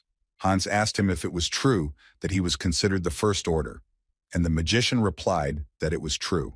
His friend asked him if he was ready for the consequences, since he was close to that professor. But the magician remained silent. Hans thought so. There was no point in asking. And he advised his friend that even if the worst-case scenario happened, there was no need to feel guilty. And he added that our hero had already experienced something similar, especially since there would still be innocent victims, no matter how hard he tried. The magician remembered when he was Professor Moriarty. His hands were covered in blood, and he answered Hans that he knew everything. Hans clarified that he only wanted to say that they could not hesitate if it was necessary for the cause. Roger himself knew that if they did not kill the enemies would kill them. Roger finally broke the silence. He said that they, living in a world of violence, walk side by side with death. The friend replied that this is true. This is the unpleasant truth of their work.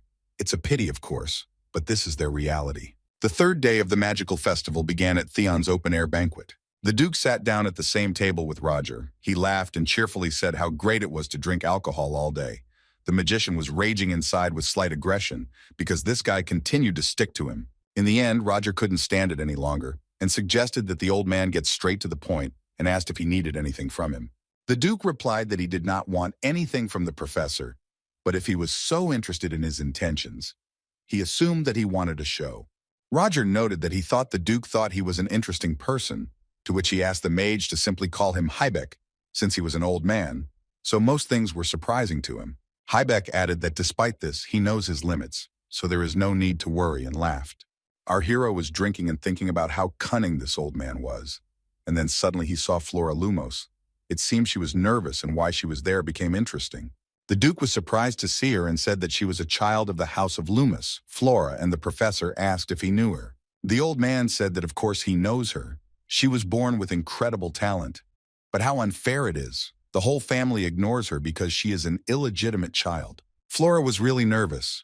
She walked and reassured herself that there was no need to be afraid. She just needed to say hello once. The current her was not the same as she was when she lived with her family. She told herself that she would show him that the child no one cared about could do just fine on his own. Now she won't be afraid. But before she could tell him anything, she heard someone notice her and start whispering, calling her a half-breed. It was her brother Kamel and sister Katrina, who asked her if a mudblood could call them by their names. Her brother told Flora that she looked good. Before, she didn't even dare to look at them. Camel called his father to see who had come to them. He looked back and asked what she wanted. Flora stood like a shadow and understood that her voice did not obey her, but she had to show them that she had changed, that everything was different now.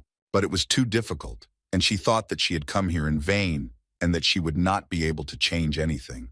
But suddenly the girl felt someone put a hand on her shoulder. She looked around and couldn't believe her eyes. It was Professor Roger. I must say, in this sunlight, he looked like a hero. He, without hesitation, with a proud look, asked these people if they had any problems with his student. The religious order of Lumensis, which oppresses the half-humans in the name of its one god, is guided by the scriptures of the true man, such as the Lumensis Church. However, they don't just shy away from humans. Purebred humans are considered the highest class, and demi-humans and their descendants are considered the lowest. The church simply divides everything into two, Not allowing other opinions, it is hard to grow up in a Lumensis family, which oppresses her all her life. The Duke told Roger that if Flora had been born into a different family, everything might have been different. The magician realized that this is why she is so obsessed with her grades, thinking that she will be recognized in the family if she becomes the best student. But even if she becomes the best, where is the guarantee that her wish will come true? After the old Duke told this to Professor Roger, he got up from the table and went to Flora. Our hero knew that if he interfered, nothing good would happen. Her life circumstances would not change in any way. He just needed to leave everything as is, pretend to be blind and deaf. And yet, Roger stood like a wall next to Flora and looked sternly at the Lumos family. How could he sit and do nothing after he found out about her problem? The Duke watched this scene and was surprised that the professor had intervened. He was a responsible teacher despite his appearance. Would he really go against the head of the Lumos family? This professor was really interesting. It is unlikely that Flora could have predicted that Professor Roger would come to her defense. Flora's father turned to the magician and said that it was a family matter and asked him not to interfere. The professor replied that he looked too serious for a family matter, and as a professor at the academy, he could not stand aside. Katrina Lumos told Roger that his demonstration fight yesterday was great and asked if he was really their Flora's teacher. She said she was surprised that she was considered an outstanding student, considering she was a pathetic half-breed of the Lumos family. Flora blushed with shame because now everyone would find out. Everything turned out even worse than before. Roger wanted to object, but Katrina interrupted him and introduced herself as Katrina Lumos and said that she was preparing to enter Theon next year. The girl added that her abilities were valued very highly and asked him to evaluate her abilities. She showed off her magic and asked what Professor Theon thought of her abilities. Roger replied that he thought she lacked the speed to cast her spells. It wasn't up to standard, minus 10 points. Her formation was also weak, minus another 10 points, and she wasn't serious about magic, minus another 10 points. The professor added that she simply created 4 icicles. If this is combat magic, then where is its lethality? Despite the girl's objection, the magician pointed out that it seemed she hadn't made a single effort to even understand why she was using magic, and he asked if she had been ordered to do so or if she was truly proud of it. And with more severity in his eyes, he said how she still had the audacity to be surprised that Flora was an outstanding student with her level of skills. Flora's eyes lit up. She wanted to cry, but at the same time, for the first time, she felt such support. The other nobles began to shout that Roger was being too presumptuous and why he thought he had the right to vote, being a simple teacher of Theon. This was too much for a fallen nobleman. The old Duke asked everyone to calm down, and although a conflict of interest was inevitable, there was no need to be too upset about it, pointing out to Roger that he had also gone too far. Flora's father turned to Roger and said that his daughter had acted thoughtlessly because she still didn't understand much, and asked her to forgive him. Our hero answered him that, of course, the blame for the act lies not only with the child. The Duke turned around and said, "It's getting boring here," and decided to leave, and his children ran after him. Roger asked Flora if she was okay, but she remained silent. She thought she needed to thank him, but she didn't understand why. The professor understood everything, so he said that it was time for her to go. Her friends were waiting for her, and left. Suddenly, the girl heard someone calling her. She looked around. It was her friend Cheryl. The friend hugged her, asked Flora how she was feeling, and invited her to come back. Duke Luma's son demanded that his father not let the impudent professor go so easily, and suggested at least sending a complaint to Theon and calling Flora. But his father replied that there was no use in that.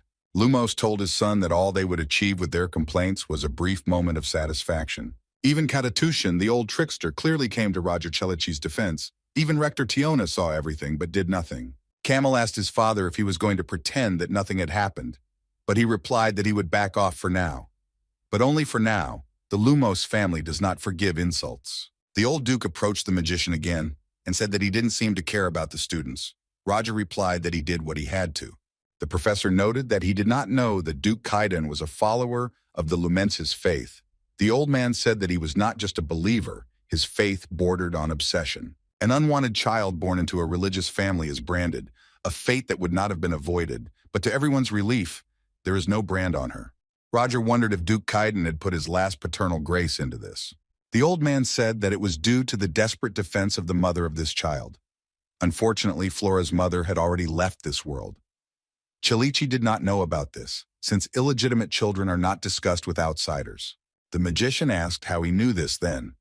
The old man replied that he was of the same status as him, and he needed to know at least one of his weaknesses. He couldn't be sure that he wouldn't target him. Roger understood that they were hiding information about Flora, not for her own sake, but for the Duke's own personal interests. It would be hard to even call such a person a father. The magician had no doubts about this. The old Duke said that Roger did not seem to be a talkative man, so he could tell him, and with that he was about to leave and greet the others. Roger stood up and thought it would be nice to take a walk before leaving, and suddenly he noticed that there was an insect sitting on him. Our hero took a closer look at the insect. It looked like Aiden's paper charm, and he caught the bug in his hand. It was written there that in addition to Joanna's second order, another order had shown suspicious activity. The mage remembered that the letter said that Esmeralda would make a move on the last day of the festival, and given Esmeralda's words when her identity was revealed, the letter spoke the truth. Then the likelihood that Joanna is now acting for personal gain is quite high, and Roger now needs to keep a close eye on the situation. The fourth day of the magic festival took place in the practical pharmaceutical laboratory. Roger could use whatever he wanted as a representative of the teaching staff. If Bella Luna only saw it, she would go crazy with envy. You just need to indicate in the journal that he uses it and can take whatever he wants. The magician thought that it was a pity he hadn't come here earlier. I was working on the drugs. Roger heard someone say they didn't expect to see him here. It was Professor Chris. He was sitting at the table doing experiments and asked the magician what he needed here. Our hero replied that he came here to make medicine, and Chris was surprised that Roger could also make medicine. A colleague advised the professor to first get instruction from a lab assistant, who was somewhere in the newcomers area, and Roger asked if Chris could also make medicine. Professor Chris got angry after the magician's words and told him that he specializes in pharmacy, actually. He slammed his fist on the table and asked Roger sharply if he knew what a huge contribution the Benamor family had made to medicine, but he was met with a firm no. Professor Chris was simply seething with anger. It seemed to him that Chalici was deliberately making fun of him, but he was really surprised that his colleague understood pharmacy, and he became interested in what he was going to use. Chris looked at the ingredients Roger had taken for himself and asked him with horror in his eyes if he was really going to kill someone. The patricia leaves, the chrysalis buds, all of it was deadly poisonous. Chris couldn't be wrong about that. He told Roger that even if he mixed these powerful ingredients and neutralized the poison, he would end up with a drug with a huge number of side effects. Our hero noted that his colleague was well versed in this and asked why he then taught the embodiment of charms instead of pharmacy, to which he replied that it was none of his business. Roger said he wasn't pushing for an answer, and he knew what he was doing, so there was no need to worry. Professor Chris was still sure that he was bluffing, but so be it. He didn't want to get involved in it. But still, he couldn't help but watch Professor Roger, and he continued to watch. Even after seeing the entire process, Chris still couldn't believe it. Without a single extra reaction, in one sitting, Professor Chalici made mana-replenishing pills from these ingredients. Professor Chris couldn't resist asking Roger why he needed mana-replenishing pills, and the magician replied for personal use, of course. A colleague noted that they were different from his usual pills, and he asked what kind of illness the magician had that required such dosages. Roger said he thought he wouldn't ask, given that he used it in exhibition matches. Chris replied that he didn't know his actions would have such consequences. He just wanted to put him in his place and didn't think anyone would get hurt. But still, he admitted that, frankly speaking, these were all just pathetic excuses. He had committed a pathetic act, unworthy of a true nobleman, and asked Roger for forgiveness. Chris added that in any case, what the mage made negatively affects everything except mana replenishment. It can't even be called a cure. His mana conduction system could be seriously damaged or even completely destroyed. Chris put the drug on Roger's table and advised him to use it together with his remedy. It is a special mana-regulating drug of his family. Our hero was surprised. Would he really give it to him so easily? The colleague explained that he was not guided by personal motives when it came to the patient. After all, he was a representative of the Benamor family. The magician shared that this was unexpected for him, and to be honest, he didn't think that Chris was such a person, considering everything that had happened. In the end, Professor Chalici decided to take the drug, since it was given to him, and began to finish what he had started. Chris asked if this was by any chance the powder of a magical plant that absorbs poison. The magician replied that he couldn't throw it away and poured it into the preparation, noting that the threat was quite real. Once outside, Roger contacted Hans and asked how Krollo Phoebus was doing and replied that he was sitting obediently in the room. The magician asked him to continue to keep an eye on him. The professor had to take care of Joanna Lovett. He had prepared a drug for this, and if it really does act on its own, then these idiots have split up. Our hero thought he could deal with Esmeralda, but he needed someone to take care of Joanna. Selena follows his orders. but only as long as they clearly correspond to Black Dawn's plans. Professor Roger thought about it because Joanna is a student, so he could try to connect a couple of people. 30 minutes later, our hero was already near Theon's student dormitory. It was already evening. Aiden found a small paper letter near the door and became very curious about what it was. Roger was standing below.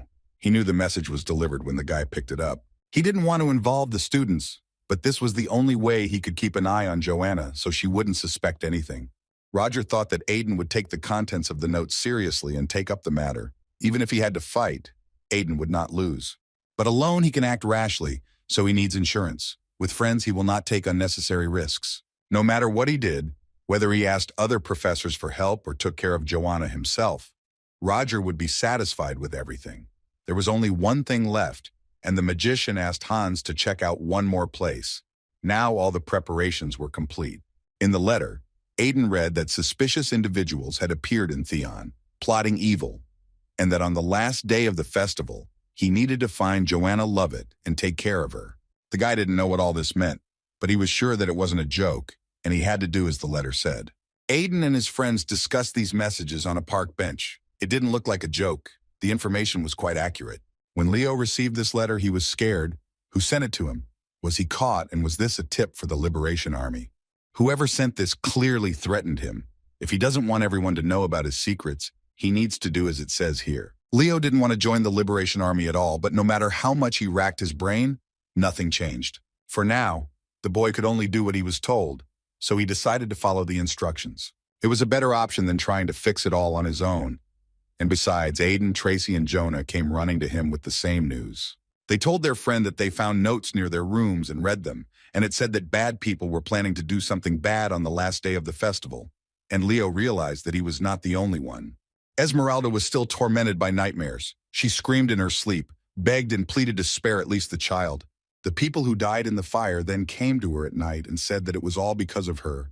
They should not have protected her. They repeated over and over again that nothing would have happened if she had simply quietly left the village, and that it was all her fault. Esmeralda woke up, convincing herself that it was just a dream. It was terribly unpleasant for her to hear criticism, even from the lips of the nanny who raised her. But soon it will all be over, and she will take revenge on Crollo by killing him tomorrow. But how can she be sure that this will be enough? The girl did not know what would happen after her. If she continued to take revenge, she would completely destroy her soul.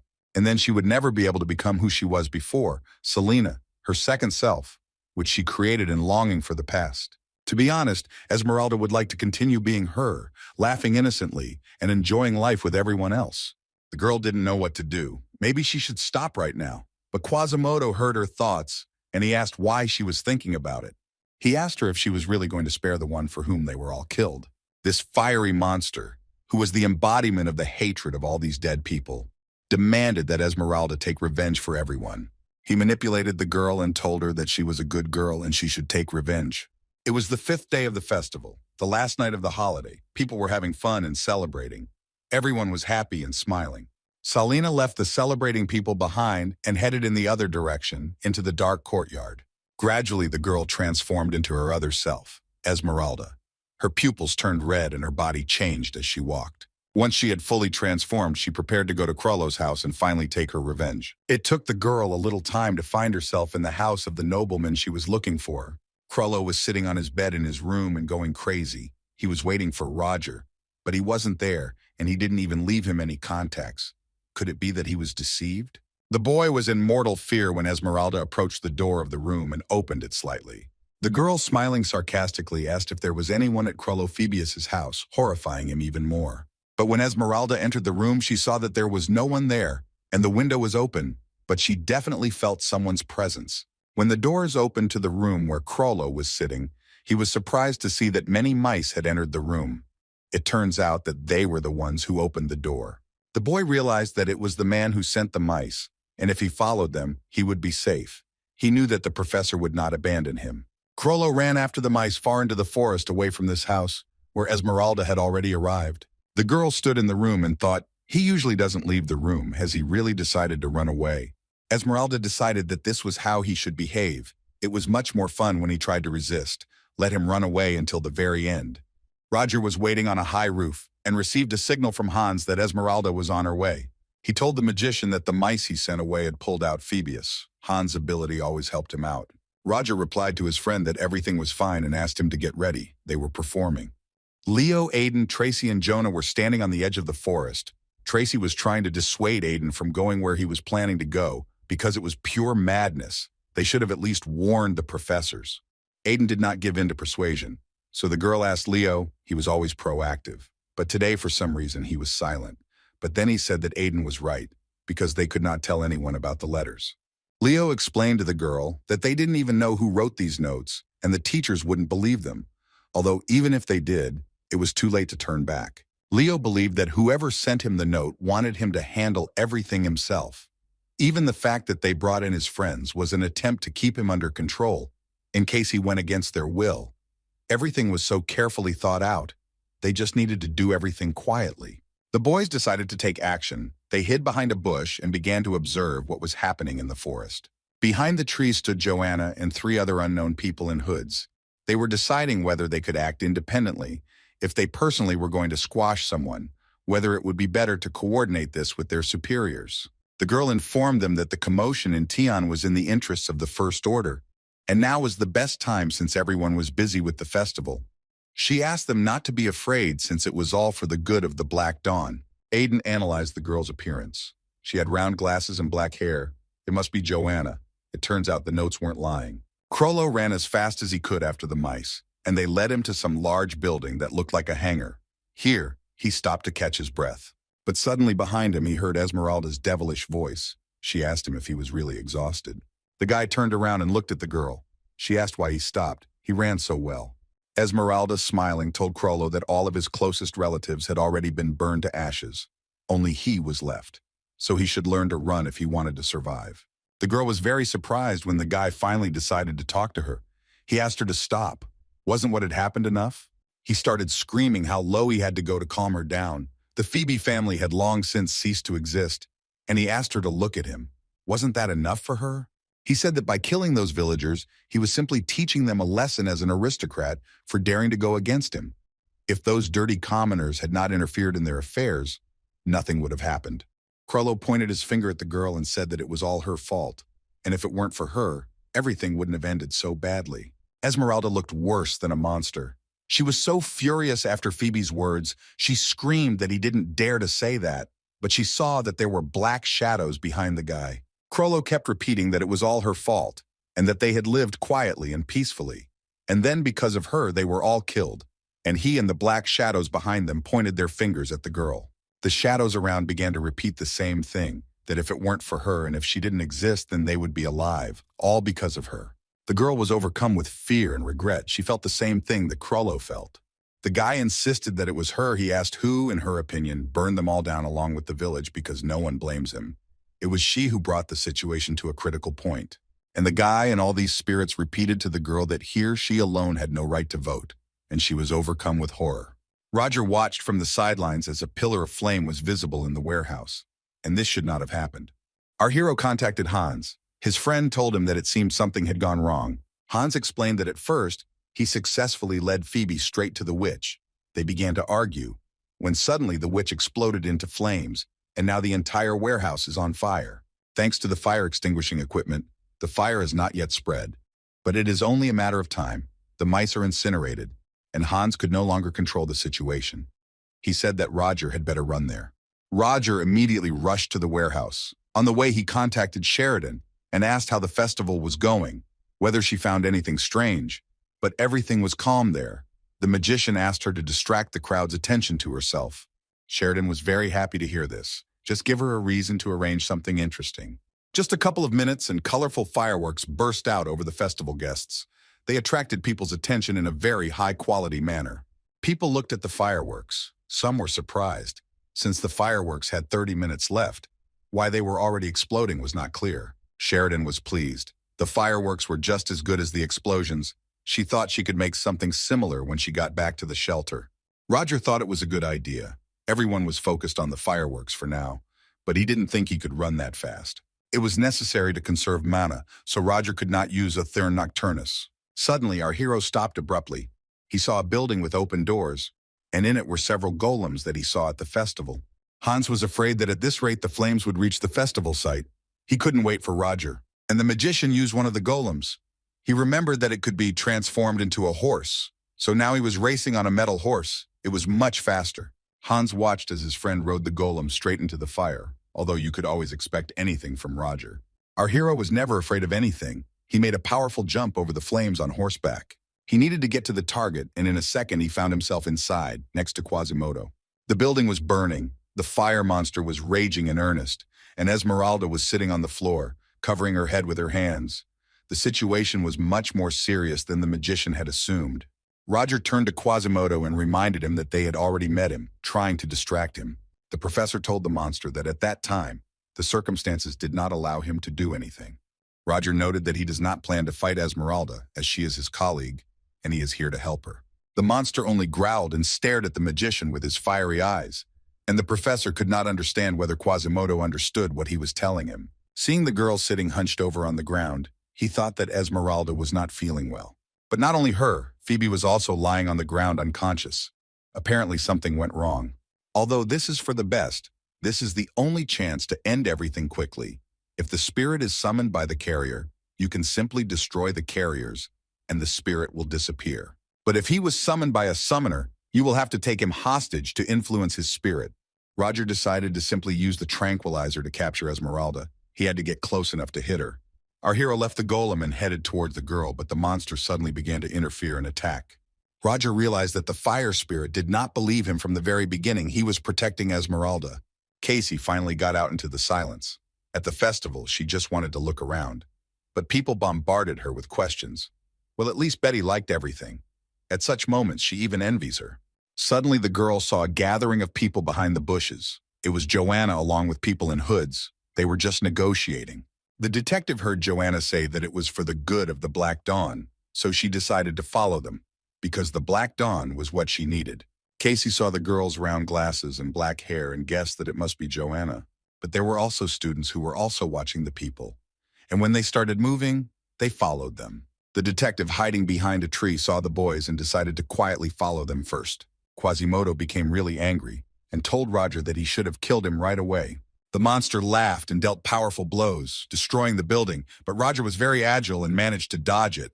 But the worst thing was that the monster blocked Roger's view of Esmeralda, making it impossible for him to use homing magic. And who would have thought that he would be able to navigate the battle so well without a direct order from his mistress? Such is the power of the First Order of the Black Dawn. Roger saw no other way out how to use the spell Aetern Nocturnus. But the professor understood that he would not have time to use the spell. The monster was cunning and fast, but the fire spirit also felt the magician's power. He called him a persistent fly and tried to fight back with fire bullets. Roger decided that now was not the time to think long, and he made a dash to attack. But Quasimodo attacked the magician again, and he had to fight off the fire strikes again, which greatly hindered him. Roger didn't like this very much. Would he really have to resort to divine power again? Although no, the risk was too high. The fire spirit pointed his huge fist towards the mage, and he commanded the DT-3000 to go into defense mode and block the attack. The golem rushed to the attack and stopped the fire, but soon it detected a life-threatening temperature, and it switched to emergency defensive mode. Quasimodo asked Roger if he really wanted to block it. He said that he was even interested in how long it would last. The professor understood that this was only a temporary measure. When the golem's reserves of defensive forces were depleted, he would have no way to fight face-to-face. Roger remembered the toxic byproduct he had made. Good thing he had brought it with him.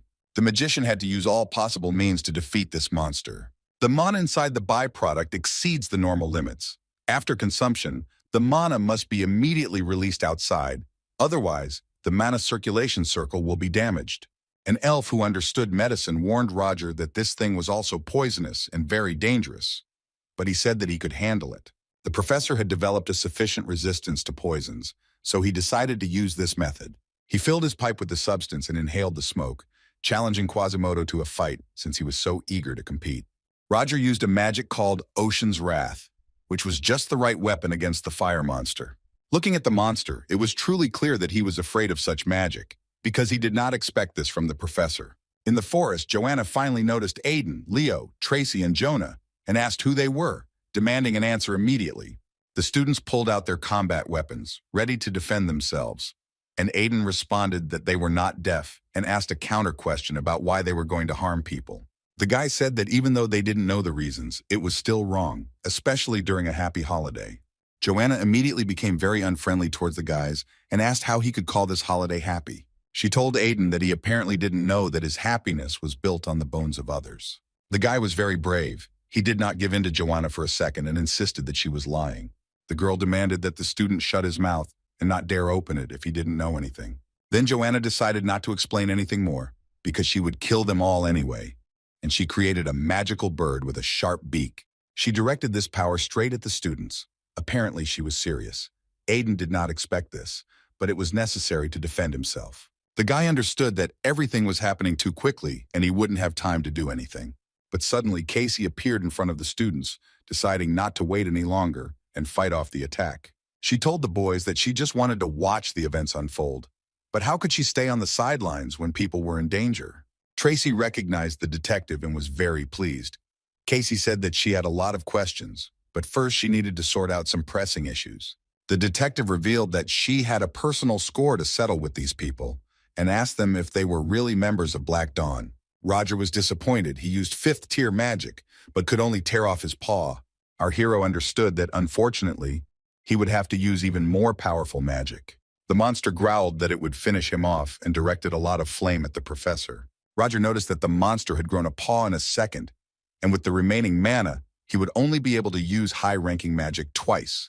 There was also time to find to complete the spell, but the golem wouldn't last long.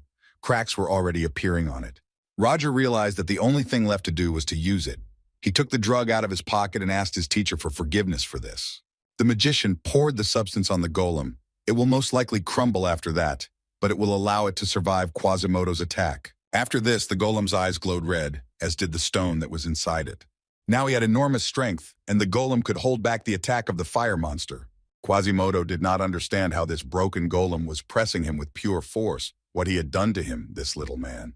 The monster shouted that he could not defeat him with his pathetic tricks and dealt a crushing blow to the robot, breaking it. But Quasimodo was surprised when he did not find Roger behind the golem, and he wondered where he had gone. The monster began to look for him, as if mocking him. He told the magician to get out and call him a pathetic little man all the time. Roger called Quasimodo. He was above the monster, hovering in the air and apparently planning something. The magician directed a large ship made of ice, which was hovering in the air at the fire spirit. Casey dealt with the hooded men, and Joanna was left alone, and the detective offered her to obediently surrender. Suddenly, Tracy noticed something in the sky and called out to her friends to look up at the sky. Everyone was shocked by what they saw. A large ice ship was flying in the sky, and they could not understand how this was even possible. Seeing this, Joanna was the most scared of all. As if she knew something, she immediately started running, and the detective and the guys ran after him. Casey wondered why she was running to the ship. Were there really representatives of the Black Dawn there? Although the main thing is that this spell does not reach the walls of Theon. If Casey was not mistaken, then these are the same spells from the ancient book that she once read. A spell developed by Lexler, a wandering wizard. It was a 6th-tier magic. It was Roger who used this spell, the Ocean Icebreaker, and used it against the fire spirit.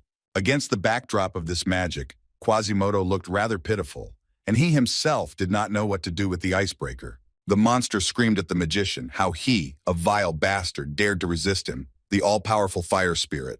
Roger Chalici reached Esmeralda and picked her up in his arms. She was fast asleep due to the tranquilizer the magician had injected her with. The spirits are connected to the consciousness of their master, so Quasimodo will soon disappear. But as soon as Esmeralda wakes up, he will regain his strength and appear. Professor Roger needed to seal it in order to completely get rid of the monster. The sealing ritual required the soul of a living being, and this had to be carefully thought out. So far, this is the only chance to deal with Quasimodo and Esmeralda, but was there really no other way? Roger's thoughts were interrupted when he felt Esmeralda wake up and put her hand on his jacket. Was the tranquilizer still not working? The girl opened her eyes and told Roger to run. If she lost consciousness, she would not be able to control him. Our hero did not understand what she was talking about, because based on his knowledge, everything should have been different. Quasimodo attacked the professor again, and he, not understanding what was happening, barely managed to put up a protective sphere. The magician was surprised. He was struck by 6th-level magic, but he had already recovered, that is, the summoner lost control, and the monster was now independent. Roger noticed a red thread coming from the girl's hand, and he realized that this thread connected Esmeralda and Quasimodo. The magician felt that memories were coming from the thread. It turns out that a memory breakdown was involved. And this was already interesting to Roger, a spirit that absorbs magic, greatly increasing the hatred and thirst for revenge of its contractor, although it was most likely a cryptid with the traits of a spirit. Although who cared what he was, Roger knew one thing: he had to defeat him. Apparently he invited Quasimodo to join them, and in return he offered to help him get what he wanted. Finally, everything fell into place, and it became clear to the magician why the spirit was able to move without the summoner's command. The professor informed Quasimodo that he knew that Esmeralda was, in fact, only a host to whose magical power and mind he had latched on like a leech. In fact, it was the spirit that controlled her. After all, she was just a puppet led by Quasimodo's first order. Roger asked the monster if that was true. He replied that Roger had figured him out, but it was too late, and since he had disabled Esmeralda, he could use his power to its fullest. The fire monster gained even greater size and power, and our hero defended himself with protective magic and thought about what to do next. Casey ran to the burning building. She definitely saw that Joanna was heading there, but where did all that flames come from? Behind the cover of flames, the detective felt echoes of the icebreaker's magic. The fire blocked visibility, but she wondered what was going on there. Casey had to move away as the fire grew stronger and spread further. The detective used water magic and stopped the flow of flames, but it still spread. Soon the students came running, but Casey ordered them not to approach and to bring help. The detective warned the boys that she wouldn't be able to hold back the flames for long, so they had to hurry. Professor Roger also had great difficulty containing the raging flames of the fire monster. He understood that he wouldn't last long. At this rate, he couldn't do without the ritual. Would he really be unable to protect anyone again? Suddenly, Roger heard Esmeralda's voice behind him. She said that she knew he was hesitating because of her. The girl told our hero that she didn't care, and he could do whatever he wanted, and added that while she was sleeping, she felt and realized everything she had done. Esmeralda turned into Selena, who said that she wished it all was a nightmare, because she had been so happy these last few days. But she had enjoyed her own power for too long. Roger put his hand on Selena's head and said that this would all end as soon as she woke up. The girl didn't even have time to utter a word before the magic began to work, and she fell into sleep. Roger said that it was not easy for him to decide to do this, but thanks to her, he is ready, and whether it is a nightmare or not, it is time for her to wake up. Meanwhile, Quasimodo continued to search for Professor Roger, and something had to be done. Suddenly, the magician noticed that spirits appeared around him, and he realized that they appeared because their mistress was in danger. He said that it was time, and he asked them to distract the monster for a while. The spirits rushed to Quasimodo, and he laughed at the sight of them and said that Roger apparently didn't even have a normal plan since he sent these spirits. The monster told Roger not to waste his time and to come out, but the spirits dealt him many blows that he did not expect. Soon Quasimodo realized that the spirits were just a distraction, and he saw that the magician was using a difficult level. This was the 9th node, the true foundation, the balanced yet powerful foundation, the root of all that exists, the reproducing element. The monster realized that he had to run, and he told Roger not to dare to stand in his way along with the 9th Sephiroth of the Tree of Life. But Quasimodo had no chance, since all the power of the Tree of Life was directed by the magician towards the monster, and there was no way to get out of it. The monster was completely destroyed. The fire was almost out. Only small lights were visible in some places. Roger felt that using such powerful magic was very exhausting. He had to be careful, otherwise he wouldn't be able to contain the divine power. The magician heard that Esmeralda had returned again. She called him John Doe and asked why he saved her. He replied that he didn't save her. He just didn't like the way that creature looked down on him. The girl smiled and noted that he was a bad liar for the mighty John Doe himself to save someone like her. Neither the girl nor Roger saw how behind her a large fiery hand opened its fingers to grab Esmeralda. Suddenly, the monster grabbed the girl and lifted her up. She screamed, and Roger saw Quasimodo. The professor shouted at the monster how he could even rise up after such a spell. Where was the limit of his survivability? Quasimodo screamed that he would drag Esmeralda to his grave with him and demanded that she give him more power. Roger saw how the monster was sucking mana out of her through their connection. The magician ordered the monster to release the girl and directed a stream of energy at him, which of course was ineffective. Quasimodo mocked Roger and asked him what was this weak attack. Could it be that he could no longer use powerful spells? The monster finally decided to finish him off, and the magician tried to understand. There must be at least something he could do. Suddenly, Roger had an idea because Krollo was here all this time, and the guy would be able to seal this creature with his help.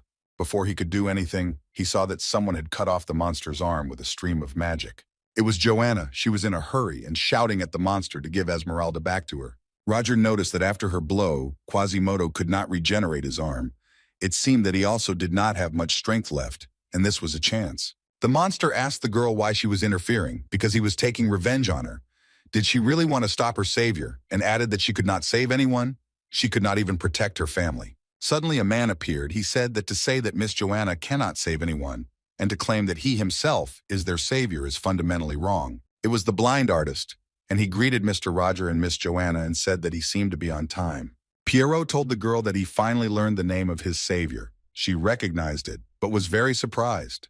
The man said that after talking with Mr. Roger about old events, he decided to meet the past face to face. He'd already begun to think that he had lost his way, but thanks to the spirit, he did not get lost.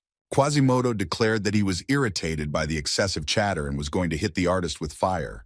Joanna shouted at the monster not to dare, but he had already aimed a fiery blow in his direction. Pierrot agreed that now was not the best time to talk, and despite his condition, he was still able to blind the monster, and he splashed his colors on him. The monster saw nothing, and the artist said that his speech sounded brave, but he would have to leave the rest to them. Quasimodo shouted that for him, the little people were just small bugs, and this kind of magic was just childish pranks for him, and he would burn them all. But suddenly the fire spirit felt his hands being squeezed by strong, fiery chains. Roger thanked Pierrot for buying him enough time to reverse the situation.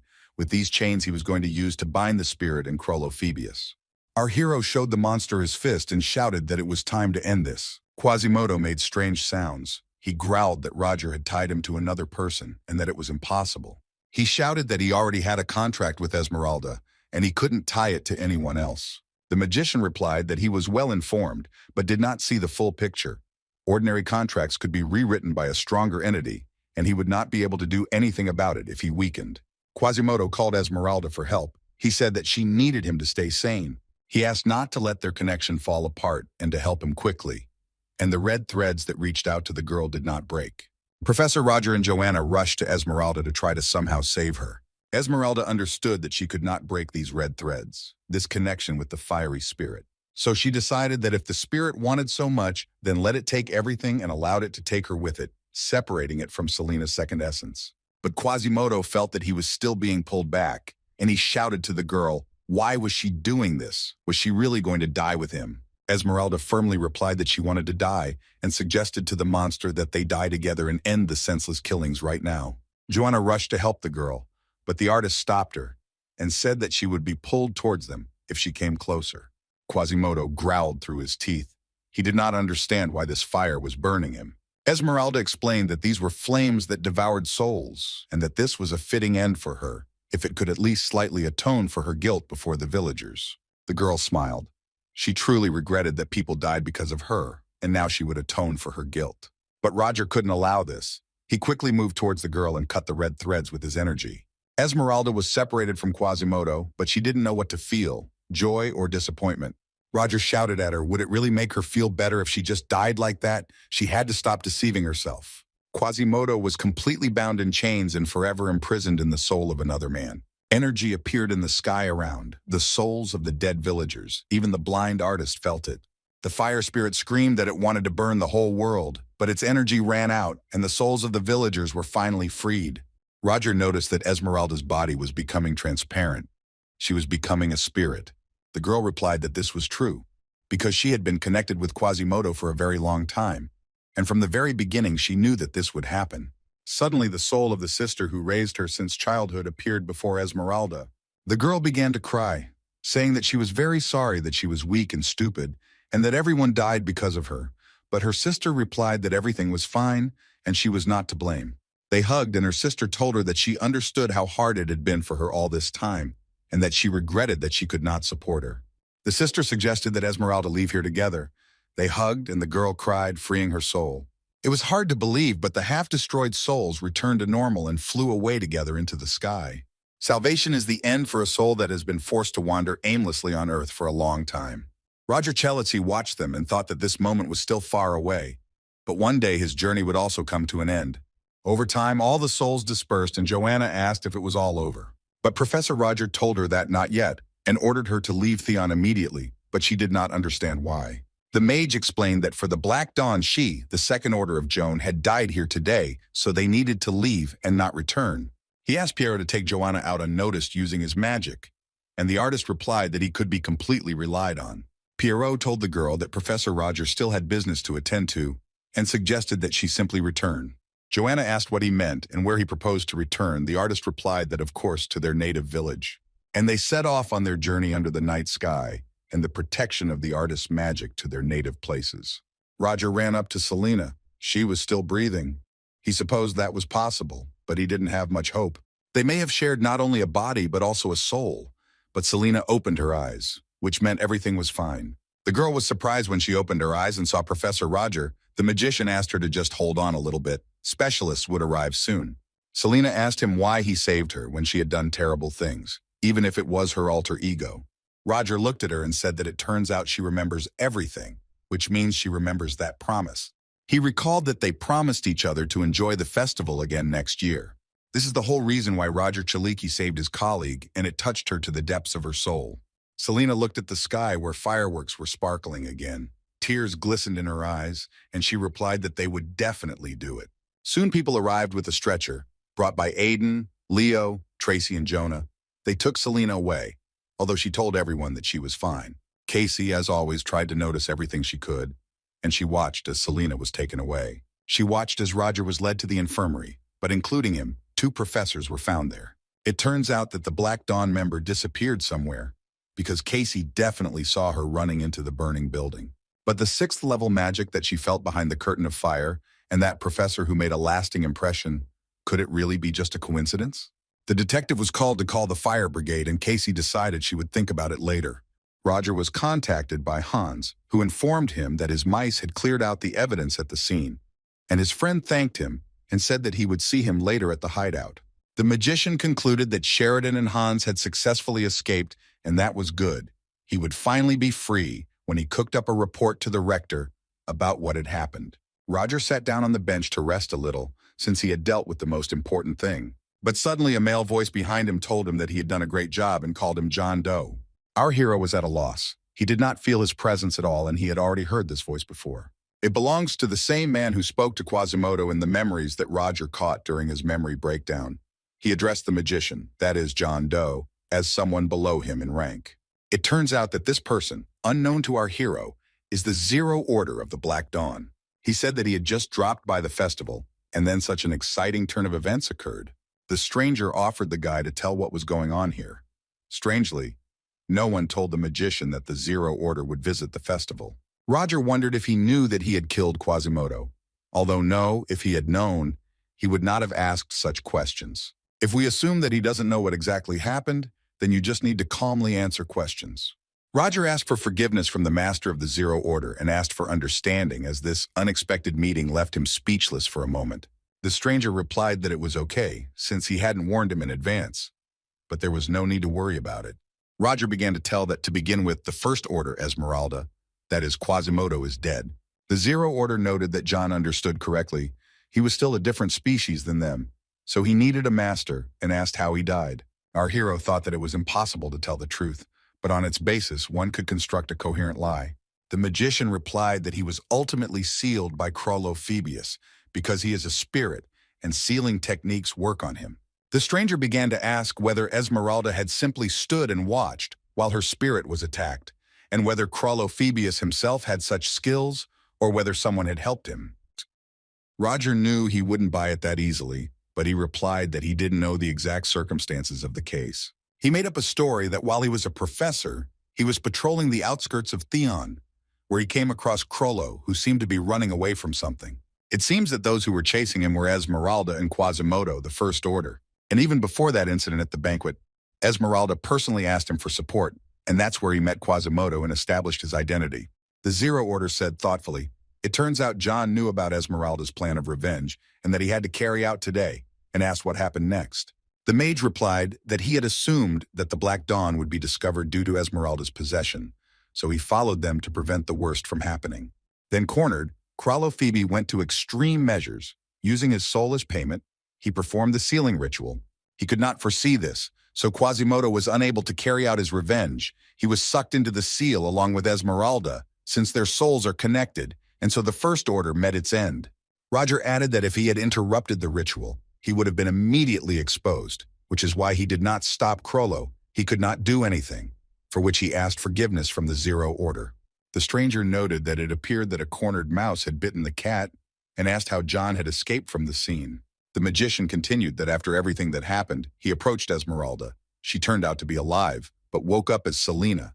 Thanks to this, he was able to pretend to be a rescuer who pulls a colleague out of the fire. The Zero Order said that it was a surprise that her soul split and separated. He asked the mage if she remembered her alter ego.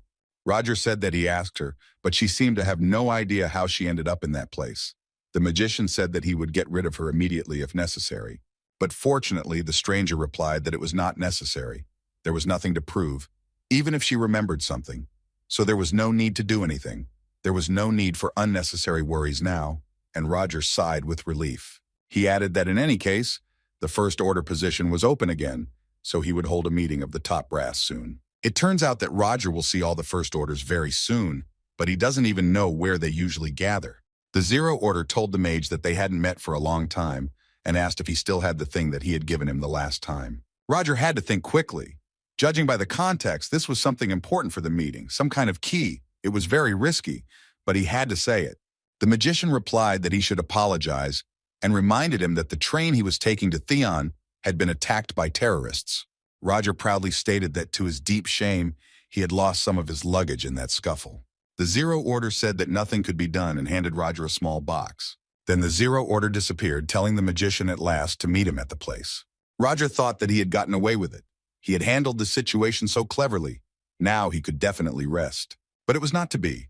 The Rector Eliza approached the guy and asked what he was doing there, and whether he had received first aid. He replied that he was just following her. His head was just spinning and he sat down.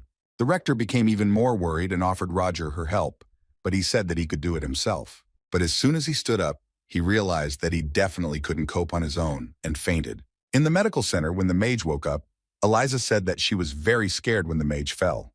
And she also somehow found it hard to believe that Crollo really planned all this, and even involved the students.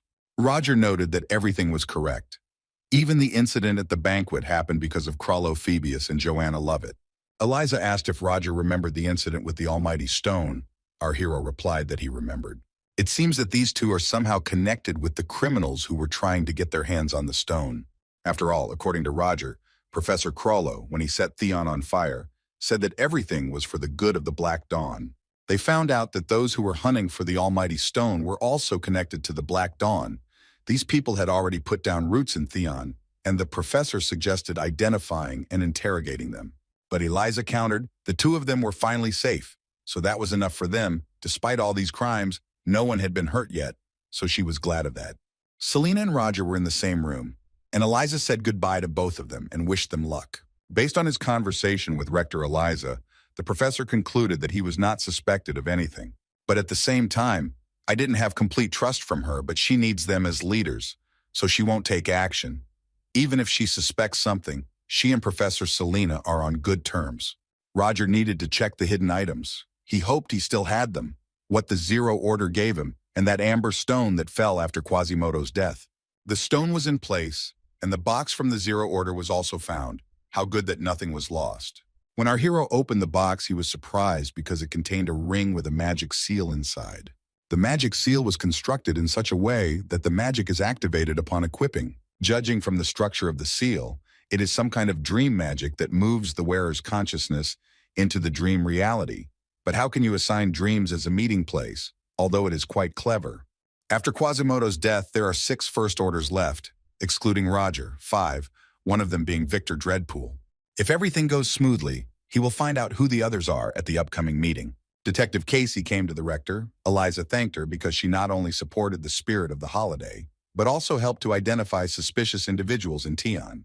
The Rector said that she called her to express her gratitude and also to hear her version of yesterday's events. Casey replied that she would be happy to help her in any way she could, but in return, she would have a request for Madam Rector. As a result of the conversation, it turned out that Casey was unable to see anything because of the blazing fire. Eliza looked at the detective. Her testimony did not seem suspicious, and everything seemed to fit.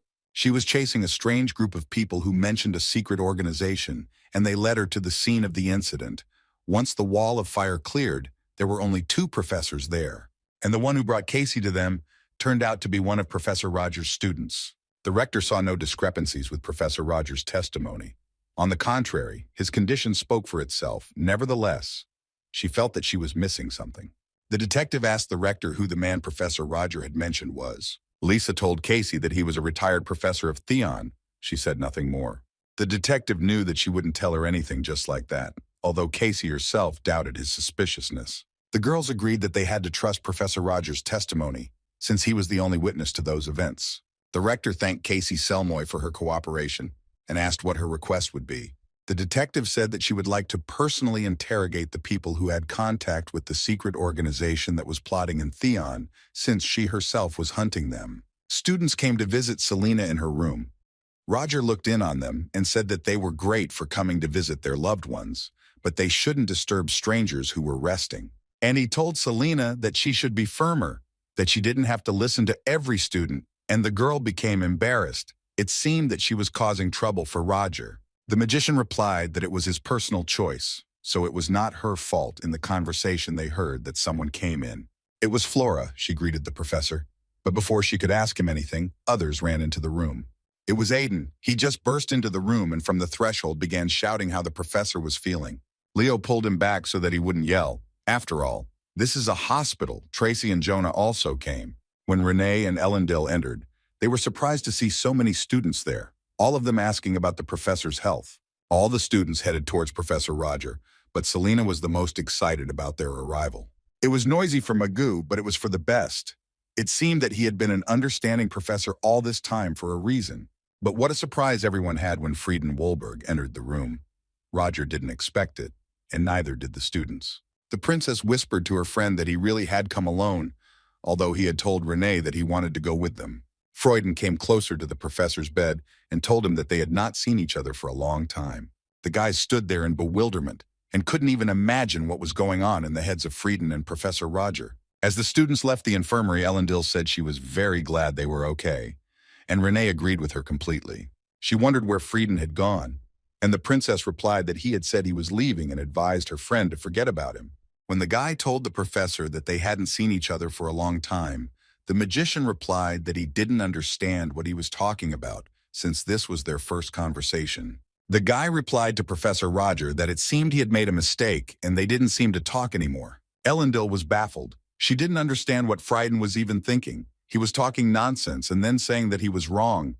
But whatever it was, no one could know what was going on in the head of a lone wolf.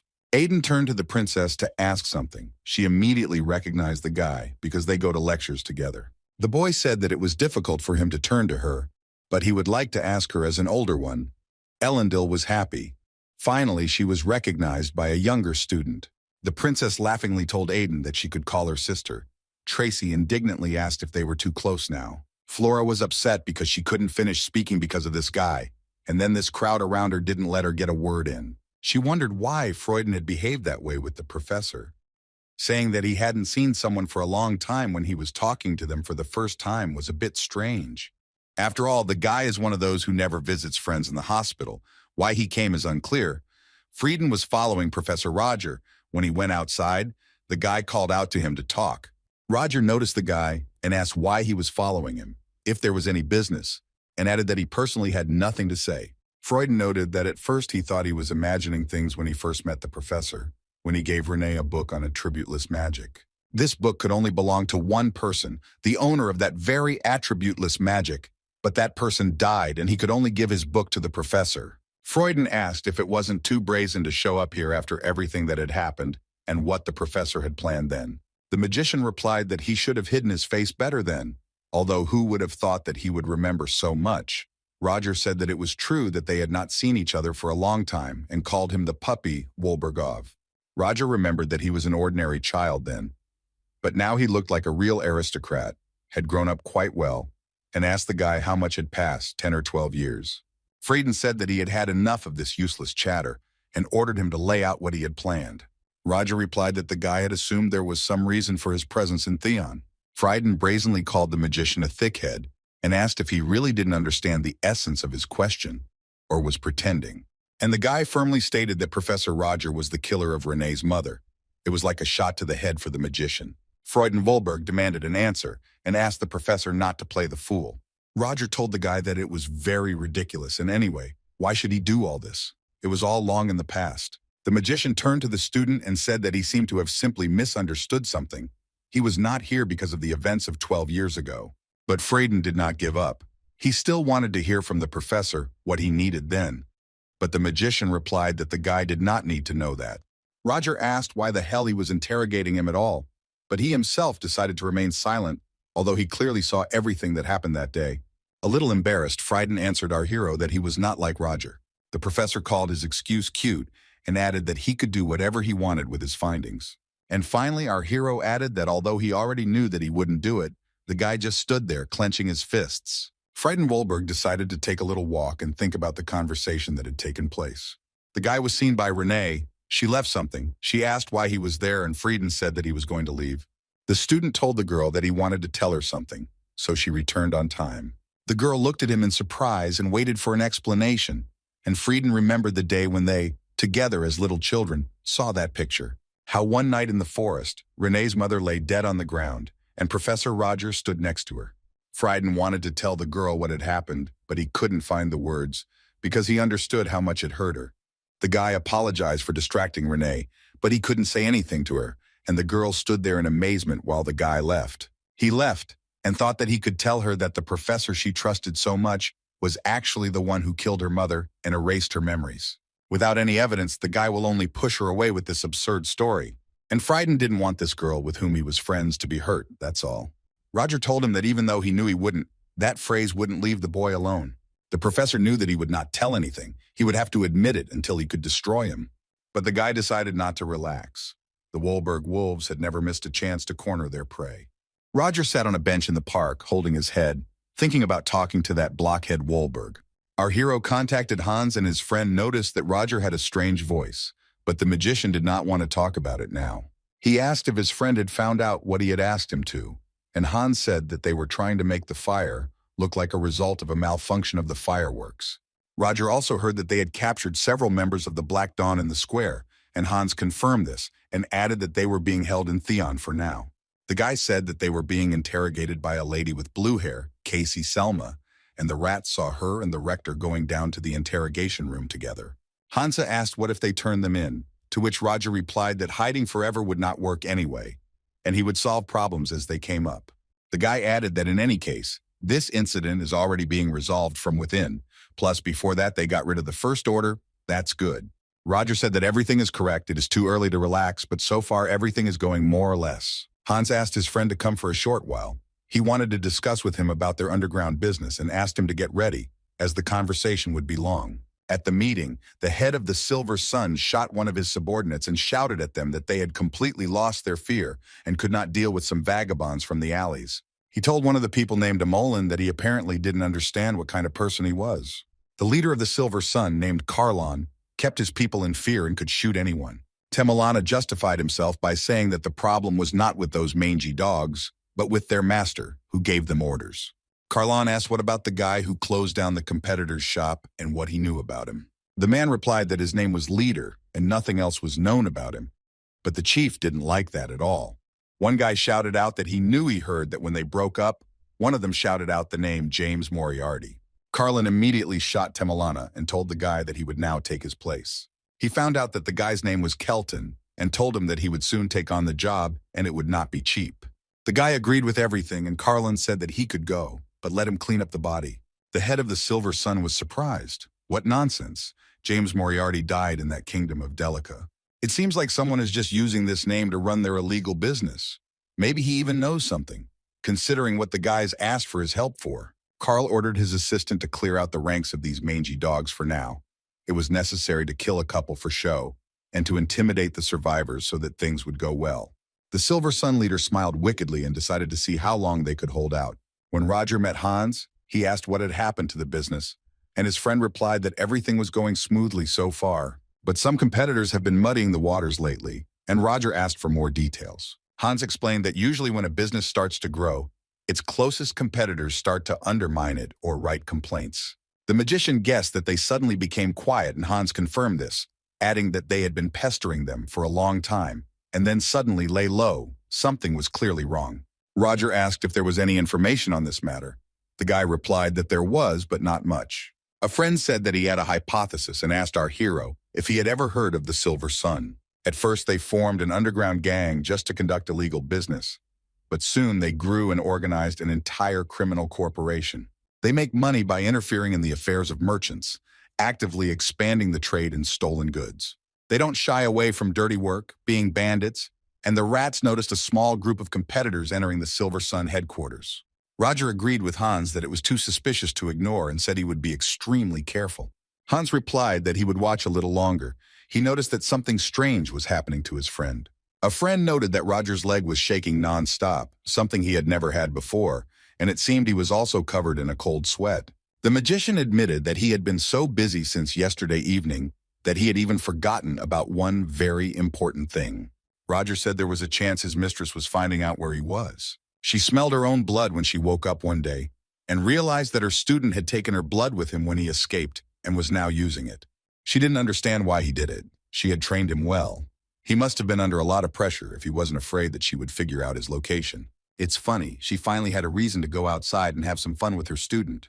Hans asked his friend if he was too nervous, as if his teacher was the god of death, to which the magician replied that she was almost the same. The friend laughed, but Roger said that it was not a joke, who, in his opinion, taught the magician all his magic tricks, because he said that he reworked other people's projects into his own techniques. But Roger admitted that what he created did not seem simple to those around him. He did not make it public because most of what he invented did not suit his teacher. Hans said that most people could only dream of his magic, so how great is this man? Our hero replied that she was a real monster. He had been on the verge of death so many times because of her. Hans thought that calling his teacher a monster was somehow strange. Maybe Roger just wanted to whine and he should play along with him. And the guy blurted out that it was too much to bring a student to the brink. She must be a real monster. But the magician asked him not to talk about her like that. After all, she was his teacher. This was another social failure of Hans. A couple of days later, Roger visited the Royal Street. He had not been there since he took up Esmeralda's case. He still had a little time before meeting Hans, and the magician suddenly saw passers-by with an interesting symbol on their clothes. These were the priests of Bredis. Roger acknowledged that the struggle for the throne needed to end, but things were happening much faster than he had expected. He considered this a bad sign and decided that he needed to hurry and headed to Violetta's clothing store, Verdi's house. The girl made tea for the leader and said that Mr. Hans was not here yet, but Roger replied that he had come early on purpose to assess the situation on the streets. He noted that even at such an early hour, the streets were full of people overflowing with enthusiasm, and Violetta replied that it was all thanks to him. She said that anyway, she was surprised when he contacted her and said that he would visit them soon and asked if there was any new business for her. Roger said he had heard that competitors had become more active lately and that there were even some serious troublemakers among them. Violetta knew that this would not escape him. She wanted to figure it out herself, but he was already here and knew everything. The girl said that these troublemakers are called the Silver Sun. They are planning something together with a local group of traders. She noticed this, since recently suspicious individuals have been constantly scurrying around the store. Roger asked her to tell him more. He wanted all the information she knew. Suddenly, one guy shouted to Violetta that something bad had happened and the factory was under attack. The building was on fire. People were shouting that they needed to bring water because there was no way to get inside because of the smoke. Violetta and Roger quickly rushed to the scene and were informed that the factory was attacked by people in white bandanas. The magician shouted that the main task now was to put out the fire, and he would immediately use magic. Roger felt a strange sensation and took something glowing out of his jacket pocket. The stone that remained after Quasimodo's death reacted to the flame and glowed. Roger couldn't believe his eyes when he took out the stone. It began to absorb the flames that were in the building. Violetta, like the leader, was puzzled by this. But now was not the time to think about it. It was necessary to quickly provide assistance to the victims. People heard her words and took it as an order, and everyone began to help the victims. Some of the people said that they couldn't find Dion and Mastella anywhere. Maybe they found a way around the fire. Our hero noted that it would be nice, but he had a bad feeling that perhaps these two were the cause of the attack. Roger asked Violetta if she knew where they lived. She thought about it and replied that they lived in the same place as before. Maybe they were still there. The leader said that he would go and check and let the girl take care of the factory. When Roger entered the building, a terrible picture appeared before him. There were many dead people in the corridor. The girl survived. She apologized for not being able to greet the leader properly, and Roger asked what happened. She said that a strange man suddenly burst in here and that Grandpa Theon tried to protect her. The girl burst into tears because she had only just begun to have hope that they could live like ordinary people. Roger asked Mastella to wait outside for now and said he would do his best. The magician asked the girl, no matter what, not to come here until he came out to her. Although Mastella didn't understand anything, she had no choice and obediently did what the leader asked. When Roger was left alone in the room, he said that he was removing the seal and ordered to go out, and a black spot appeared around him, from which a black shadow appeared. A black creature with long arms appeared in front of the magician, and he asked it for help to heal this man. Roger warned the creature that if he did not want it, the magician would call another, but if he helped, he would receive a reward. And the dark energy swirled into a whirlpool and began to fulfill our hero's request. Hans arrived on the scene, and all of them, along with Mastella and Violetta, were stunned by what was happening. After all, Roger came out of the building, supporting Dion's grandfather and helping him walk. The girl rushed to hug her grandfather, even though he had little strength. But he was alive, and that was the most important thing. Hans apologized to Roger for being late, but the magician said that he had already dealt with everything himself. The leader showed Violetta that he had found something in the house where Dion and Mastella were and asked if she knew what it was. The girl replied that it was definitely a symbol of the Silver Sun. She had seen one like it on those suspicious crooks near the store. Roger said that since things had gone this far, he wouldn't give them a break to say anything, but our hero immediately went somewhere, saying that he could handle it himself and there was no need to follow him. In the back streets of the Royal Street in Carlon's mansion, night was already falling, and the guards at the gate yawned and waited for their replacements. They didn't even know why this place needed to be guarded, because no one would dare disturb the Silver Sun. The guys were discussing which bar to go to after their shift. They had a couple of places in mind. But suddenly they noticed something at the end of the road that looked like a wild animal. But then they saw a man. But in an instant, where the silhouette had been, there was an empty space, as if the person had disappeared. In the blink of an eye, Roger teleported and delivered a powerful blow to the guard's jaw. It all happened so quickly that they didn't even have time to realize that when one guard was already lying on the ground, the second asked the stranger who he was. Roger's face was hidden behind a mask, and his head was covered by a hood, but his gaze betrayed his firm decision. He said that he was Jack. Our hero quickly dealt with everyone present in the corridor. The opponents were stunned by the fact that they could not cope with one person. Roger was not only good at magic, but also knew how to handle a sword, and he killed the last guard. The head of the Silver Sun was sitting at the table and laughing. He asked Roger if he really killed all the guys in the corridor. They were useful. He announced that he was waiting for the Lord of the Alleys and asked him to sit down next to him. Roger removed his hood and sat down opposite the man at the table, and was surprised that he immediately came to meet him. Carlin admitted that he thought that he would immediately pounce on him as soon as he entered the room. Roger asked what was going on. He already knew that he was coming after them. Carlin replied that, of course, he knew. After all, he had caused a stir in the morning. No wonder he had come. Carlin asked him if he liked the gift he left him. According to his guys, there was plenty of squealing in that factory. Roger didn't let him finish and said that he sat down because he was wondering how he was going to justify himself. But instead of making excuses, this man decided to anger our hero even more. Carlin wondered what this pressure was. He thought he only had an ominous nickname. He said that he was not going to make excuses. He certainly admitted that he was able to get here alone, but would he be able to survive this meeting? And his men entered the room with weapons. Roger replied that he didn't even know how he had risen to power with such pathetic methods, but Carlin took it as a compliment. The scoundrel noted that the guys before this were just ordinary greenhorns, but those in front of him now were already trained knights, so he suggested that he stop bragging and better surrender, and then perhaps he will be merciful and recall the guys he sent into the alleys. The magician replied that to begin with he would correct him in two things. Firstly, he was not bragging, he was truly shocked by his low standards. And secondly, violence is something they have long been accustomed to, and Roger punched the man with all his might. The energy from the magician's blows sparkled so strongly that no one could even come close, let alone help Carlon. Roger's entire team gathered outside to give the scoundrels a beating. Alex sighed. There were a lot of them, but they just had to be beaten up. That's all. For them, it was easy. Roger sarcastically said that he believed that this was all the fighting power that Silver Sun possessed. The head of the organization said he was bluffing, But fear was visible in his eyes, and he ordered Roger to be killed. But as soon as the guys tried to pounce on him, he disappeared, and they did not understand what was happening and how he did it. But Roger replied that he had done nothing, that is, he had done nothing, and black shadows began to swirl around the room. The head of the Silver Sun shouted to his men what they were doing and why they couldn't get rid of him, while the magician sat quietly at the table with his hands folded. Seeing the whirlpools of black energy, his people immediately ran away. Only a few managed to overcome their fear. The leader watched in horror as the black shadows formed, at the base of which a woman's face was emerging. He asked Roger what the hell was going on. Our hero replied that he had done nothing and asked Carlon if he believed in God. He explained that the creature that had these black tentacles was one of them. More precisely, she is a goddess who lost her name after she was betrayed many years ago. Having been condemned as an evil god, she was deprived of what she symbolized, so people no longer remember her. But she still loves them, very much, so much so that she forms her own body out of them. Roger said that he understood that her appearance might shock the Silver Sun leader a little, but she is able to heal any wound if the person is still alive, not for free, of course. The magician explained that he had had to resort to her help that morning to heal a dying man. And since they were the cause of that man's critical condition, he offered them to her as a sacrifice. Carlon was scared to death. He said that there could be no God and asked to take her away from him immediately. Reuter told him not to worry because she valued people very much, so she would not kill him.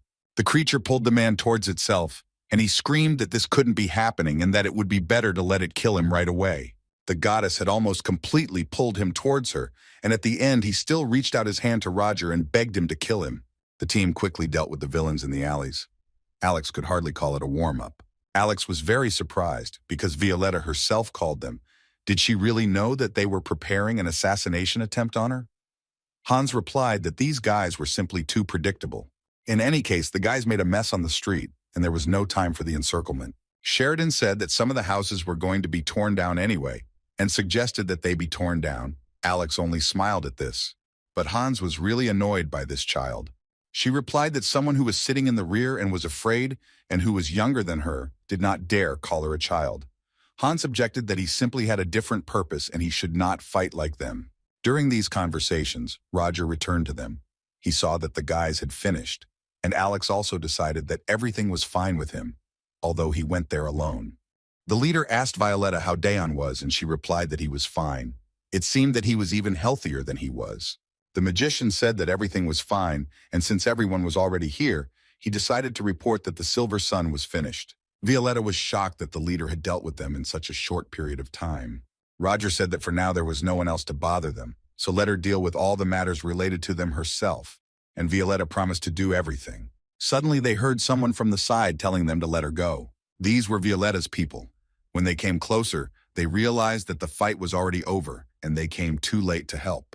The girl told the people that she had asked them not to interfere, but Roger had asked her not to swear. It must have taken a lot of courage for them to come. Violetta told the leader with admiration that even though he seemed indifferent, he did care. And the girl, as a representative of abandoned people, thanked Roger for everything. The next day, a car carrying the Knights of the Night Snakes drove along the edge of the royal street. Tarina said that in just one day, all the members of the Silver Sun, including Carlon, suddenly went missing, and it seemed that something serious had happened while she was away. Enya replied that according to the morning report, the most likely region involved was the Leathervelk slums. The captain said that the scene was very clean, no traces, no blood, as if nothing had happened. Seeing the beautiful glow, the captain explained to Enya that it was an artifact, a cutting-edge development, that analyzed the surrounding mana and read the memories hidden within it. The girl was very surprised, which meant that now it would be possible to solve all cases related to mana, but the captain said that there was a downside. The residual mana only lasted for 36 hours. Reading and analysis will take some time, so for now the captain ordered to finish this topic that they recently discussed, the matter concerning the leader. According to their information, he appeared in Leathervelk after the disappearance of the enemy community and subjugated the underground, united the disparate organizations of the slums, and apparently became the leader of their business. The captain called him a suspicious character and asked if there was any more information, but Enya said that she had been unable to find any trace of his past, not even his real name. If this leader really did establish and run the affairs of the slums, he had every reason to get even with Silver Sun, which was their direct competitor. This is a hasty decision, but for now, he is the main suspect in the case. and Tarina decided that she would have to meet him personally, this leader, and find out everything. Suddenly, Enya noticed that the artifact had stopped working, but the captain explained that it stops working when it cannot detect mana in the set space. The girl asked to explain, in simple words, and the leader replied that there was no magic involved. According to the case file, there were about 100 guards at the Silver Sun base, and traces of their presence were confirmed yesterday. But this is only possible if you use spells, and the fact that the artifact did not find any traces of them is impossible. It turns out that the investigation reaches a dead end. The captain said that she should still meet with this leader. She had a feeling that he was not an easy person. She asked her assistant to pack up, take the artifact, but leave the markings restricting the entrance for now, so that the reporters wouldn't sniff out anything. And suddenly Tarina pulled out her sword and pointed it into space and ordered him to show himself and not hide like a rat. The girl heard a voice that said that this was expected from Tarina. Her intuition was as always on point. It was Casey and her assistant. They used invisibility. The detective said that she wouldn't have smelled the reporters, but there was no way she could fool her. Enya was very surprised when she saw Detective Casey, and Tarina greeted her and said that they hadn't seen each other for a long time. Casey was glad to see Tarina, and she was also glad to see Enya.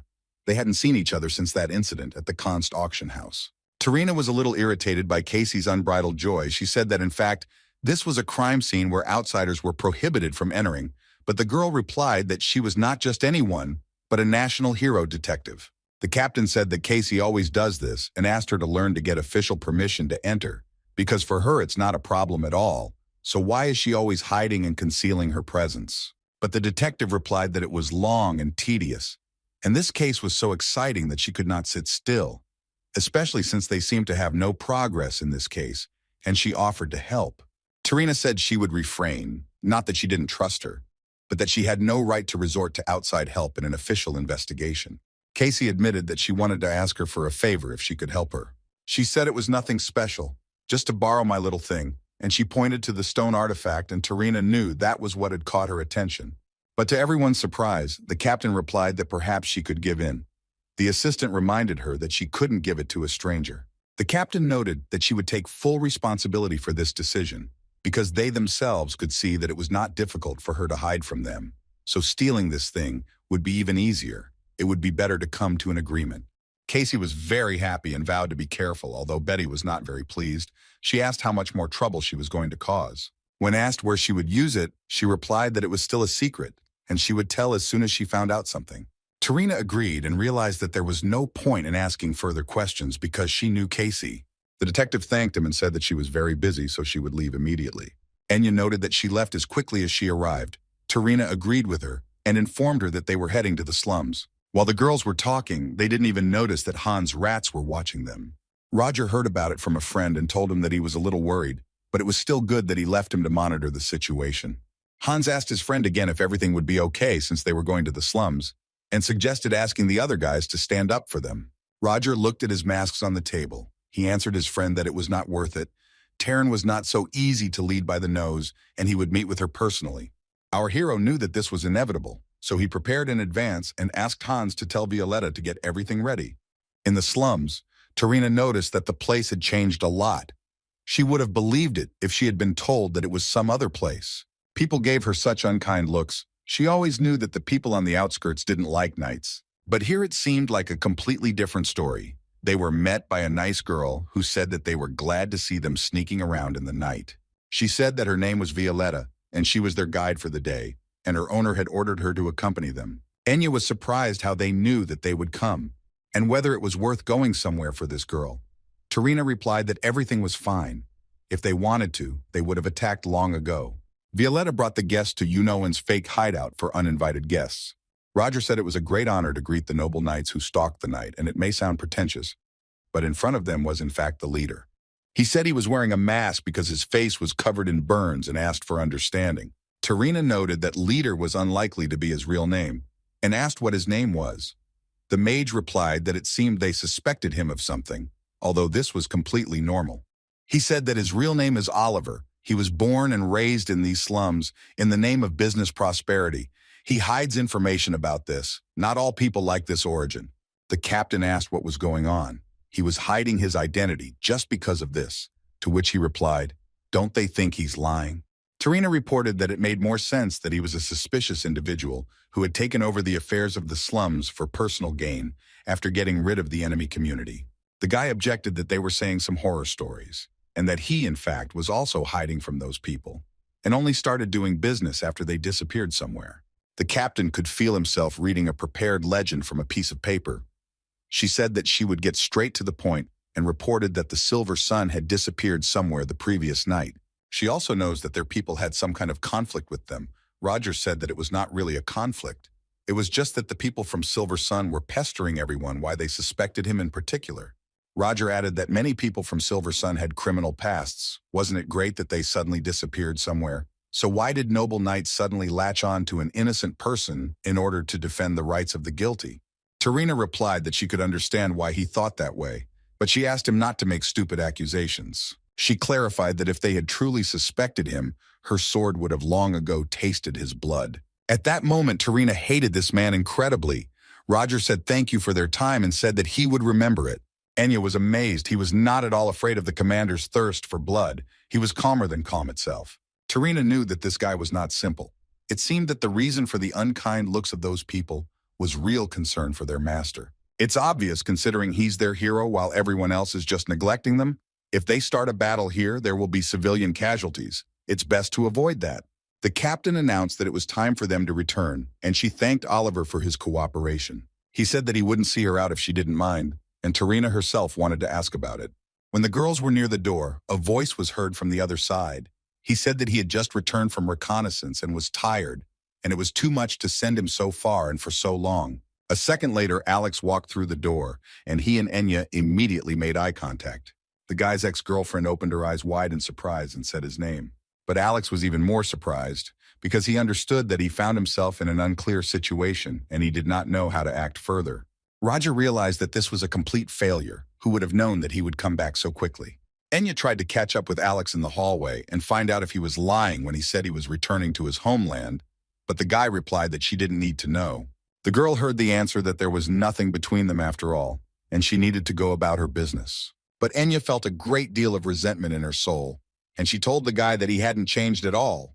The girl turned around and asked her to forgive her for interfering in something that wasn't her business and promised to see her. Enya left without looking back, and Alex stood there silently, but there was no joy in his soul, only melancholy. Soon the whole team came to him. The guy realized that everyone saw, and he sarcastically suggested telling the whole neighborhood about his problems. Roger clarified that he wanted to come himself, but it turned out the way it did. The magician apologized for not warning him in advance, but Alex said that he was the one who barged in unannounced, and since it came down to it, he should tell everything from the beginning. The guys found out that he actually entered the best school for knights, and Enya was his colleague. Violetta said that she heard that Sir Alex was expelled for a dishonorable act. What did he do? Alex said that he beat up the instructor and his classmates a couple of days before the entrance ceremony. They were pestering him because they couldn't accept the fact that some commoner was better than the aristocrats. The guy added that no matter what he did, they wouldn't give him a break. He wouldn't have been able to stand their company for another 3 years. Friends agreed that it was too long. He would not be able to stand it and would explode in such company. Phantos noticed that judging by the reaction of that girl, it was not at all about the fact that he was expelled. Did he really offend her? Alex noted that who would have thought that it would be Phantos who had asked the right question and answered that it was so. The guy said that initially he and Enya competed for the place of the best student. They often fought against each other in training fights, and at one point, he realized that he didn't want to win so much as he wanted to protect her from injury. Enya felt the same way. It was an unforgettable period that connected their destinies. But unlike the guy, Enya was an aristocrat, and the closer they became, the more serious the bullying from those around her became. Hans asked if the girl knew anything about this. Alex replied that he tried to keep it a secret to protect her. Besides, the guy partially agreed with what those bastards told him. Even if he became a knight with the best grades, as a commoner, he would only be a nuisance to Enya, so he pretended to cheat on her and broke off the relationship. Alex thought he could handle it all, but after the breakup it only got worse. Seeing how those who bullied him were happy about their breakup, he felt like an idiot for having endured it all this time. The guy added that he overestimated himself. For a commoner, he was too ambitious. Enya also told her story to Tarina. The captain replied that it was a pity that such a talented guy was wasting his efforts on the slums. The girl remembered that rainy evening when Alex left her without explanation. God only knows how much suffering Enya went through and how much pain she felt after breaking up with her boyfriend. And she answered the captain that it was okay. They were no longer connected anyway. Roger saw it all that rainy evening. He told the guy that he could have easily scattered those guys, but instead he meekly took their blows. The magician asked him if he really enjoyed getting punched, to which Alex rudely replied that he should disappear and mind his own business. He looked at the beaten guy and asked him if he really liked living like that, and suggested that he join him and stop taking the beating. Roger said he would do everything in his power to get him what he wanted, but in return, he asked for something. Our hero asked Alex to stop doing what hurts him, because it's unlikely that it doesn't hurt him himself. The guy said that after those events, the leader picked him up like a lost mongrel, and if it weren't for that chance meeting, he would have simply died. Alex added that the leader is the only light in this dark kingdom. Roger was modest and asked him not to exaggerate. Suddenly, the elf decided to put in a word. She announced that they really didn't know anything about the boss. The whole team froze in bewilderment. It was unexpected but made them think. The girl was supported by Sheridan. She asked the leader to tell them at least something. Roger agreed and said that he had planned to tell it someday anyway. But before that, the magician decided to say why the whole team was collecting relics in the first place. He asked the boys if they thought that this world was one big bird cage and that they were suffocating in it. The meaning was very simple. They collect relics in order to destroy their shackles. Alex suggested that the relic was some sort of tool for destroying the world. But Roger countered that it was definitely not for that. And whoever created the relics clearly did not want that. The guy thought that the reason why Roger keeps changing names like Lupin, Van Helsing, it's all because of the relics. But that was clearly not all, and our hero decided to reintroduce himself and give his real name. Renee woke up in her bed because she felt someone's presence next to her. Near her bed, she saw a girl who said that she came here because she felt a strange energy in this place. It was Julia Plumhart, the top student in her first year, Renee thought. She knew she was the top student, one of those who attended Professor Rogers' classes with her. Renee asked her how she got inside, to which the girl replied that she was drawn by Renee's dreams. The girl was surprised and asked if Julia really possessed sleep magic, to which the guest called her insightful and asked if she knew about it. Dream magic is a spell that allows you to visit another person's dreams or see something specific in a dream. This magic is much easier to learn than other types of magic. They even created a separate school for this. Renee said she knew a little, mostly from books and hearsay, and this was the first time she had met one of them in person. But Julia was surprised that she knew enough. She became cheerful and told the girl that she was amazing that she was able to find her in a dream. She was like a fairy of dreams. Julia decided to consider it as the delirium of a sleeper. She decided that she was still sleeping, but how could the girl get into her dream if they didn't even know each other?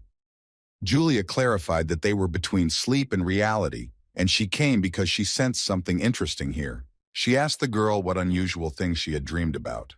Renee answered that she didn't remember well.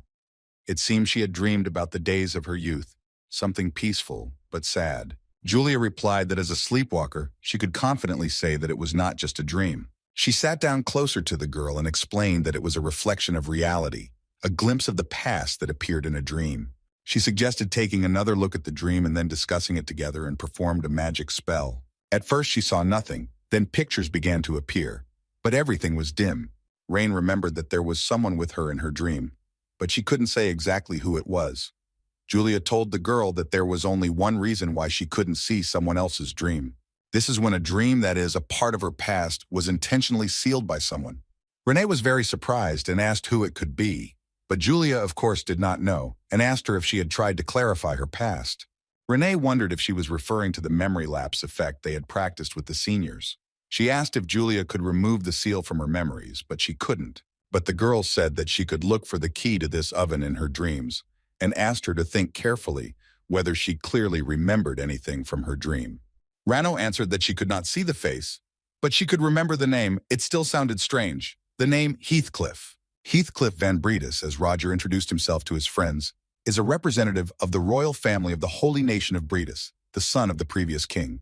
Renee asked Julia if the name Heathcliff meant anything to her, but she said she had never heard of it before. The girl said that it was a rare name, and she could not establish the identity due to the vague memory. She needed more details. Julia's body became transparent, and she told Renee that she would wake up soon. She said goodbye to the girl and said that it had been an interesting conversation, although she had not managed to find out everything. Rain asked if they could continue this conversation later, but Julia said abruptly no. She explained that their conversation was just a momentary impulse for her, and she had no intention of becoming friends with her. And she added that if she wanted it to continue so much, then let him try to attract her interest one more time. You never know, maybe she'll suddenly come again. I went to bed early and thought about this Julia. She was such an interesting person. The name Heathcliff was running through her head, but she had no idea where to even look for him. Alex's head was spinning. He didn't expect that the leader was the son of the previous emperor, although if you analyze the magician completely, then this is quite expected. The guy asked Roger what it meant. His outstanding abilities were inherited from the previous emperor, but the magician objected. He only had one unnecessary ability left from the emperor. This is a predisposition to obsession, although this never happened to his blood relatives. Phantos said that the kingdom of Bradus does not worship gods. Perhaps his predisposition is, on the contrary, part of the gift. Who knew? Although from Roger's point of view, it is more of a curse. In the battle for the throne, this illness does not play a special role. Roger admitted that the real reason he is hanging around the area is because he is hiding from his relatives in order to survive. His biological father, the former emperor, is not the healthiest person, and as soon as the topic of who to make the next heir came up, who is very concerned about the throne, they were concerned about getting rid of Roger. It turns out that the reason he is so knowledgeable and resistant to poisons is because there have been countless attempts to poison him. Roger said that not long ago, the British aristocracy resumed their activity after 20 years, which means they have decided on a temporary king, and if he finds out that he is alive, they will do everything to kill him. Betty asked Casey to clean her room because it was a real pigsty. The girl promised that it would be done, but the assistant grumbled that she always says that, but does nothing. She screamed that if Casey didn't clean up, then he should leave the premises, and that she should thank her. No one else would need such a partner for free, and she was simply perfect. But the detective didn't hear her, because she needed to sum up. She looked at the wall on which all the evidence and information about the crimes were hung. All that was left was to put everything together into a general picture. The werewolf incident, the abandoned factory incident, the attack on the Konst auction house, the revival of the Gavauden monster, and also the appearance of the Black Dawn in Theon, along with the missing people of the Silver Sun. Casey noted that there were too many strange things happening in the town of Leathervelk. The girl suspected a connection with these slum affairs, which were developing too quickly lately, but she would leave that to Tarina. Casey's target is Black Dawn. The only clue she has is what she got from those wall newspaper guys in Theon.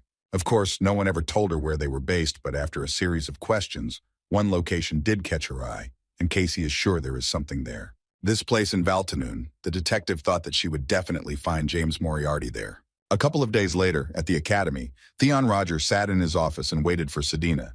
The girl brought a whole stack of papers, and the professor reminded her that he had asked her to omit unnecessary details, to which she replied that she had done so. Selena suddenly remembered that she still had one unusual letter that looked important. She took it out and handed it to Professor Roger. Our hero opened it and saw that it was an invitation to a mystical night, the same annual event where magicians from all regions gather. Selena's eyes lit up with happiness, and she screamed that their professors had finally recognized them and that it was worth noting, but the magician replied that his attention was drawn to something else, not some knight. He couldn't believe that the association of the old and new magic tower, as well as free scientists, were inviting him to join them. The current magical community is divided into 3 large groups. The old magic tower, where all sorts of elderly sages adhere to the tradition of magic for the chosen ones. The new magic tower, which seeks to instill magic with the features of modern science. They once split off from the old tower. An association of free scientists who hold different opinions from those of the opposing towers. Roger doesn't support any of the associations at all, and if he does, the others will immediately turn against him, which is annoying. Selena reported that all 3 sent gifts. If the professor finds it difficult to decide, perhaps he should look at the gifts first. The magician replied that he could not understand what kind of boxes these were, but it turns out they were gifts. Roger announced that he was not going to choose anyone.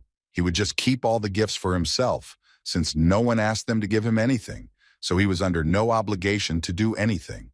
The girl exclaimed that, as expected from Professor Roger, she simply reaps any benefit, which surprised the magician a little. Our hero replied that everything was not quite as she described, and the girl felt a little uncomfortable. Roger noticed that he had already gotten used to her reaction. Moreover, her loyalty to him was definitely deep. But he didn't know to whom it was addressed, to the real him or to the First Order. He didn't understand what motivated it.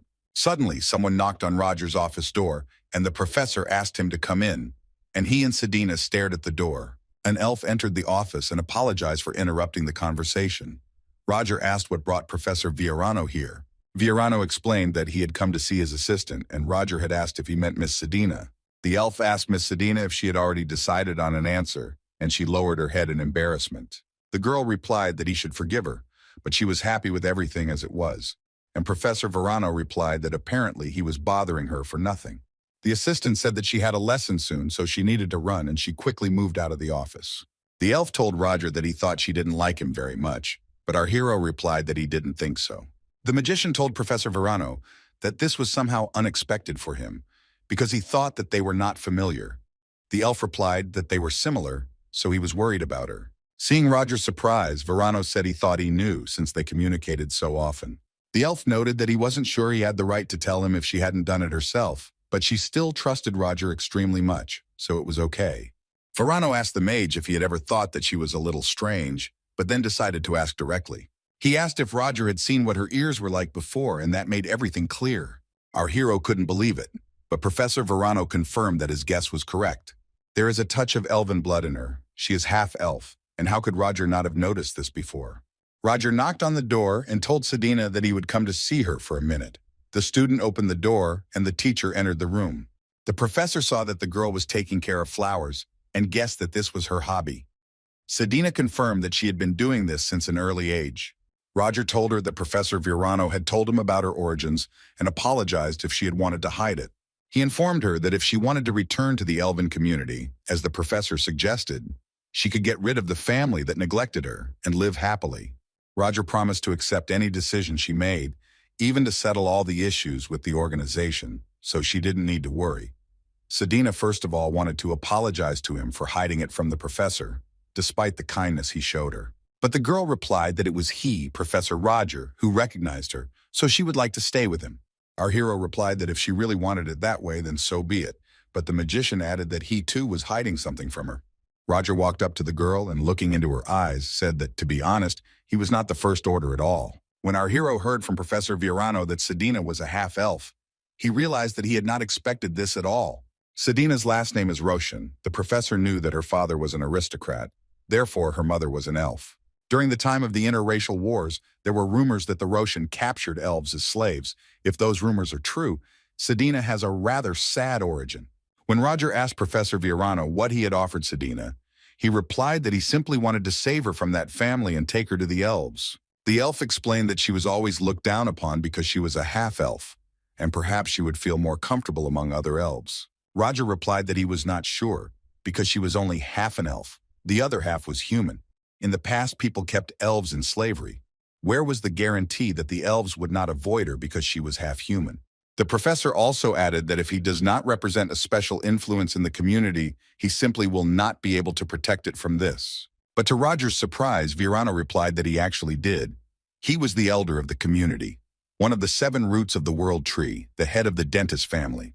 The elf professor announced that since ancient times their purpose was to protect the borders of the elven forests. In addition to protecting him from the outside world, his family provides protection to those who live far away from them, children like Selena. Viorano promised that he could guarantee her peace and safety and asked Roger to help convince her, but the magician replied that he was unlikely to be able to. The elf didn't understand why he didn't want to help. Didn't Roger want her to finally live happily ever after? Our hero replied that he had no right to influence her personal choice. If he tried to persuade her to do something, it would no longer be considered a choice. Viorano asked Roger to listen to his request because when he first suggested it to her, she said that she needed to ask Professor Roger. She seemed to trust him extremely. The elf said that the magician was the only person she could tell about what was on her mind, so he really asked him to ask her what she really thought about it. Selena looked at Professor Roger in surprise. She asked again if it was true that he was not the First Order, because it was not funny. The Magus replied that he knew it was hard to believe, but he really wasn't the First Order. He revealed that John Doe, the real First Order, and the one she was originally supposed to work with, had died in the terrorist attack on that train, and he was just using his identity. It turns out that all this time Selena was not following the First Order John Doe. The girl answered Professor Roger that it turned out that he had fooled her, and that a real revolution had happened in her head. Our hero wanted to calm the girl down and told her that he didn't do it on purpose, so that she would calm down and wanted to put his hand on her shoulder. But Selena suddenly jumped away from the professor and shouted at him not to dare touch her. Then the girl ran out of the room and Roger watched her go. He knew it. She reacted exactly as he expected. But suddenly, right in front of the door, Selena suddenly stopped and asked the teacher why he had deceived her for so long. She asked who she had been trying for all this time, and she felt very offended for herself. Roger replied that he was sorry he had deceived her, but he asked her to answer one question. He asked if she had truly followed the First Order out of her soul, or if she had been inspired by him, the man behind that guise. The assistant replied to Professor Roger that of course it was because of the Black Dawn, and he asked the girl why then she had not left yet, why she hesitated at the door. Roger repeated that he had kept the truth from her and even used her, but in the end he chose to tell the truth and listen. Selena remembered saying that she would follow Professor Roger, who had acknowledged her until the very end. The professor said it was her turn to choose. If she chose Black Dawn, then she should just leave the room. Roger noted that he knew what he was getting into from the moment he decided to open up to her, and he would respect whatever she decided. She had already helped him so much, and had also worked so hard to develop her abilities. The magician approached the girl and put his hand on her shoulder, and said that she had done a great job and done an excellent job. Roger learned that she followed them because she wanted revenge on her family. The Roshans are a well-known family and they didn't trust her completely because she could be a spy. Selena herself understood this. There was no need to explain it to her. The reason why Black Dawn accepted her was so that they could use the Roshan name.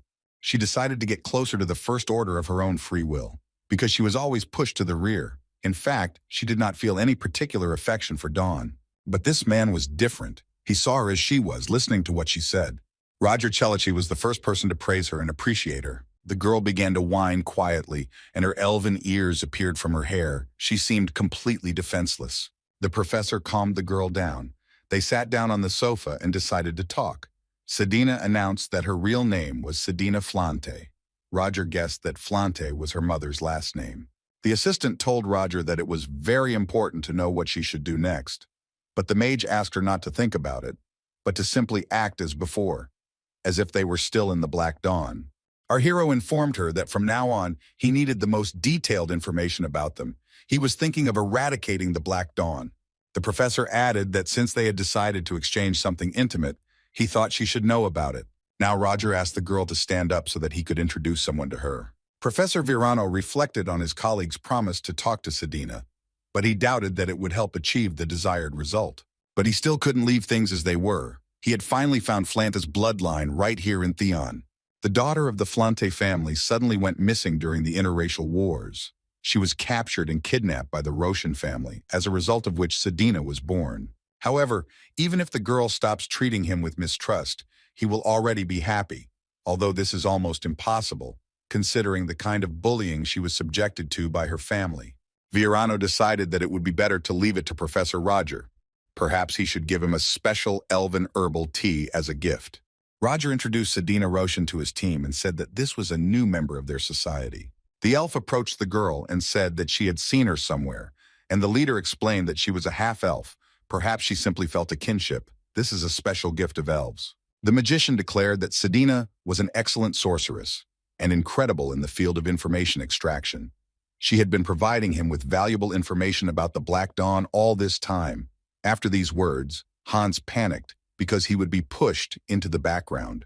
Hans asked his friend if he had come to the shelter just to introduce them to this child, to which Roger replied that it was for this reason, and also to ask him about the progress of the mission that he had entrusted him with. Hans realized that they were talking about a relic, and the leader asked him to report, but the guy got nervous. He wasn't sure that he could say this in front of Selena. Roger assured his friend that she was now on their side, so there was no need to worry. Hans reminded that considering the one that was in the auction house of Konst, there were still 3 fragments of the relic to be found. One of them could be right in the capital, Lindenbrum. The magician informed that he was just heading there, but due to a sudden terrorist attack on the train, he ended up here with all the consequences. And he asked if Hans had found out the location of the fragment in the capital. The friend replied that by process of elimination, he had narrowed his search to one place. It was the fortress of Debauch of the Exilian Empire. Only this place he was not able to study in the capital. Sheridan noted that the fortress sounded difficult. One would have to try to find a way to get past the guards and get inside. Would a regular teaching assistant be able to handle such a task? Selena was embarrassed, but Roger announced that with her help they would definitely succeed, and in general, since they had such a reliable assistant in Theon, things would soon get better, so they needed to get ready. The professor explained to the team that they needed to put an end to the Black Dawn, and that he planned to go to Valtanen soon. A few days later, Roger arrived in the city of Valtanen, finding himself in a factory in Area B13. Walking through this area, the magician realized that this abandoned factory was an excellent hiding place for all sorts of scum. In any case, he knew this place well, although it would be difficult for him to understand which building Black Dawn was holed up in. The guy smelled something. It smelled like chemicals. He wondered if they really had a laboratory with an outlet into the local sewers. Roger was standing in front of the stairs looking down when he heard someone's voice ask him what he was doing there. It was a very unexpected and unwanted meeting. Casey Selmoy was standing behind the magician, and she recognized Professor Roger Chalici. He asked if he was a detective, to which she demanded that he answer her question first, identifying him as Roger Chalici. Our hero decided to answer that he was investigating a recent case of arson at the festival, and he had some information that led him here. The girl sarcastically replied that it was an incredible coincidence, and that she had the same reasons. Casey noted that she came here because she felt a familiar manna while wandering around, since Roger still had her card. The guy couldn't even imagine that a simple card in his pocket would have such consequences. The detective pointed an umbrella at Roger and told him to stop pretending she was sure he would come here. Casey said that it was strange that a new professor personally investigated that incident, and alone, he could have come up with a better legend. Did he really take her for a fool? The detective ordered the guy to turn around slowly, and Roger realized that there was no point in hiding anymore. He turned around and looked Casey straight in the eyes. The girl laughed and said that he could fool anyone, but not her. The detective looked at Roger with hatred and said that he was James Moriarty and immediately stabbed him with her combat weapon. Max certainly didn't expect her to attack right away, but he was agile enough to use defensive magic. He dodged the blow and made his professional, sharp dash towards the girl. At one point, he was right in front of Casey, and she had time to think how fast he was.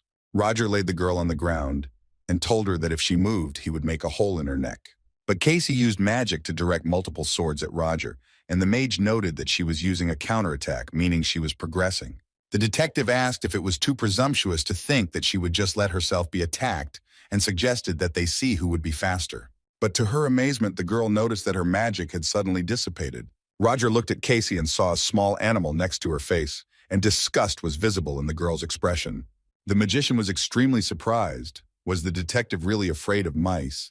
And the girl laughed shyly, trying to hide her emotions, but everything was clear to him anyway. Roger, trying to prove his point, picked up the mouse by the tail and brought it to Casey's face, who began screaming at the top of her lungs. Convinced of his guess, the boy let the mouse go and said that he had had enough. He turned around and walked away, saying that was why he didn't want to fight her, which caused Casey to become incredibly indignant. The girl shouted after him that if he left her alive, she would tell the police everything, but Roger replied that if she had wanted to, she would have snitched long ago. The guy added that her pride doesn't allow her to do this. Isn't that the reason why she hunted him alone for all these 3 years? Roger explained to Casey that he didn't have time to participate in her detective games. He was going to attack their hideout, so stop bothering him. The detective asked in surprise what he was talking about. Wasn't he one of them? The magician was irritated by her talkativeness. He asked her to go home to her mousetraps and sleep it off.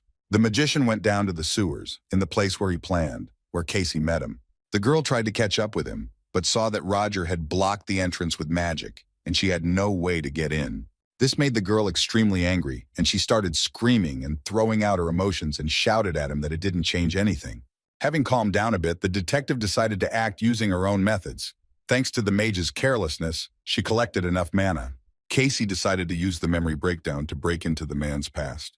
Roger got where he needed to go, and 30 minutes later, inside the research lab he found, many of the scoundrels who worked there had already said goodbye to life. The magician met a giant man on his way. He said that his name was Murloc and he was a night killer. The smell of chemicals in the lab was so strong that Roger felt like it was overwhelming his taste buds. Our hero found some kind of preparation in large flasks and decided that it was the same preparation from Pelham, but then decided that the research notes were much more important and began to look for them. Roger thought they might be in the safe he found and decided to take a look. But he didn't have time to do this, because a man's voice was heard from behind, saying that there was a huge mess here. He was an old, ugly man. He said that he had come personally to see how things were going, but to his surprise, there was an uninvited guest waiting for him. Roger remembered that Selena had said that she had something important to tell him before he left.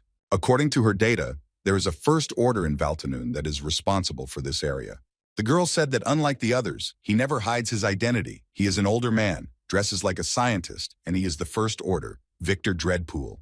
In the laboratory, Roger immediately realized that it was he who approached him near the safe. So without hesitation, the magician immediately shot at him.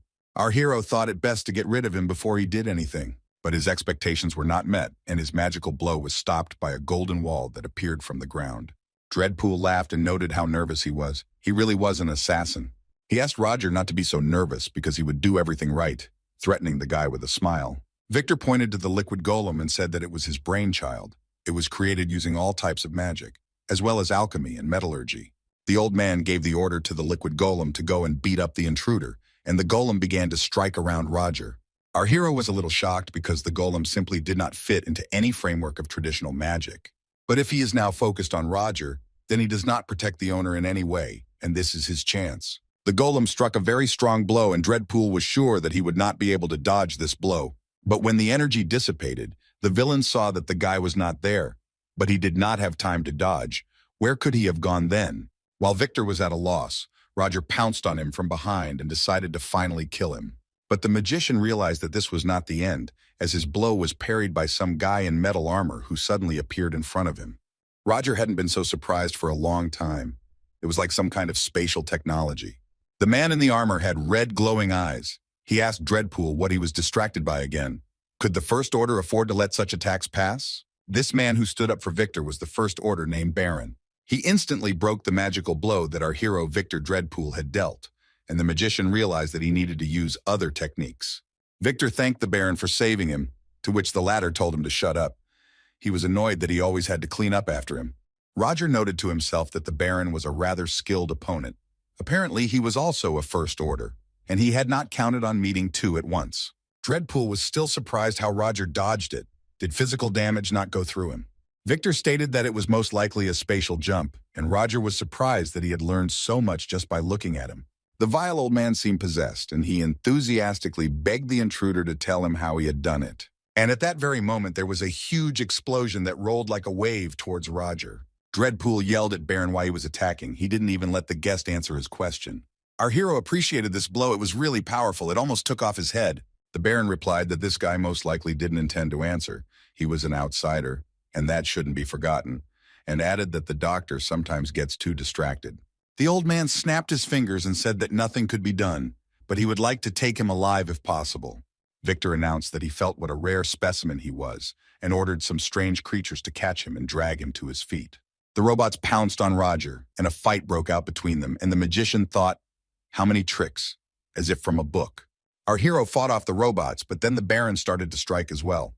The magician understood that he did not have time to get closer and would have to retreat. The old man waited to see what skill he would use this time, but the Baron warned the doctor to focus on defense.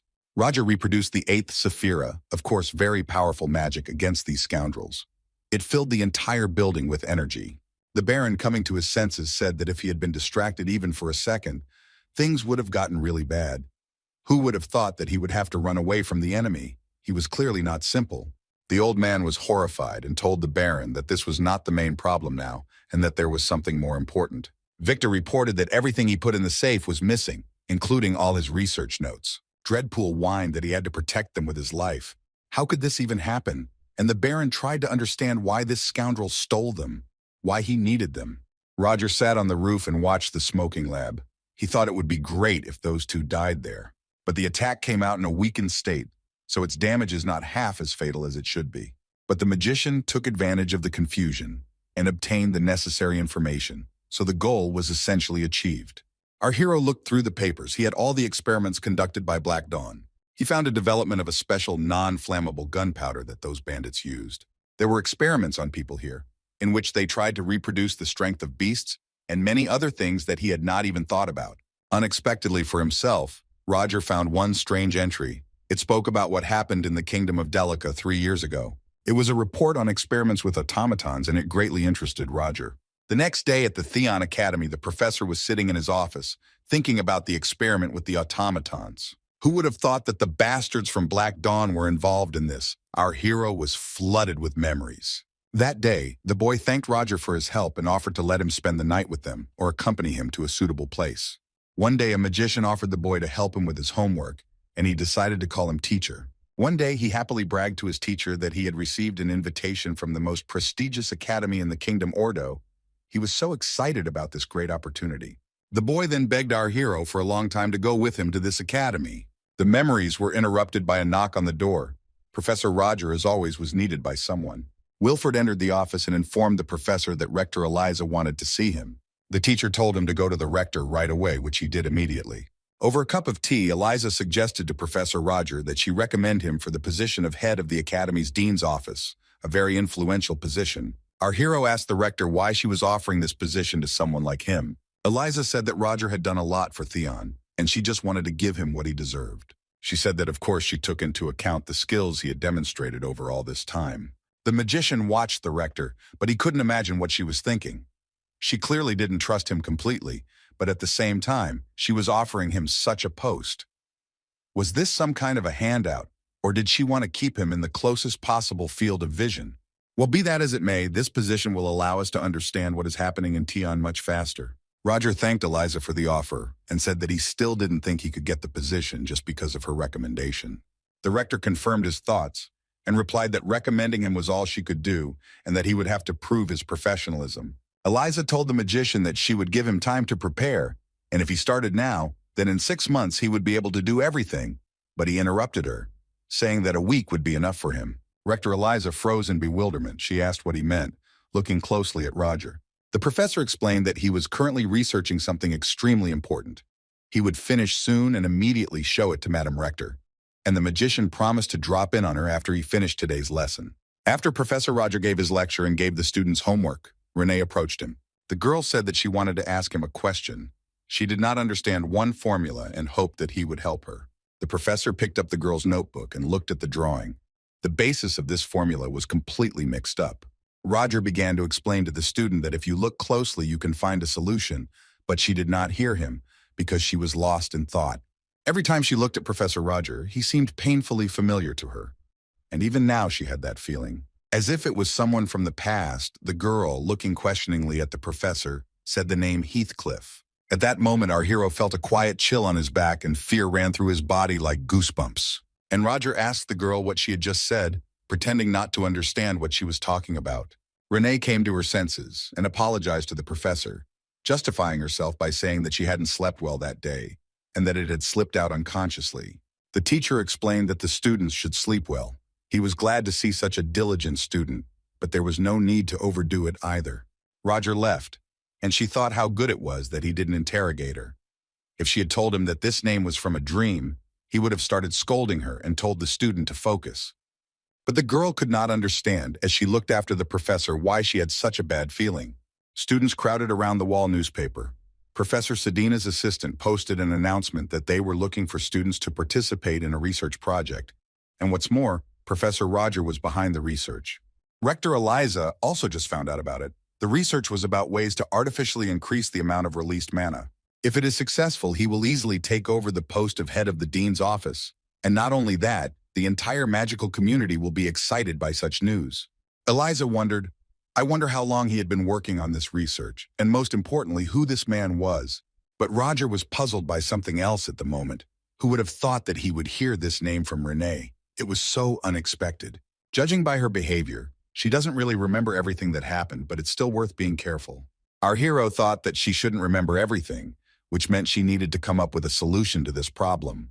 Sedina came to the professor. She said that she had posted an announcement, and he praised her for fulfilling the request so quickly. The girl asked if he had eaten, since it was already lunchtime, to which the professor replied that he had a magical snack a little later. Sedina flared up again and asked how he could eat a magical snack. These were artificial things. She rattled on that if this became a habit, then he would cause significant harm to his health.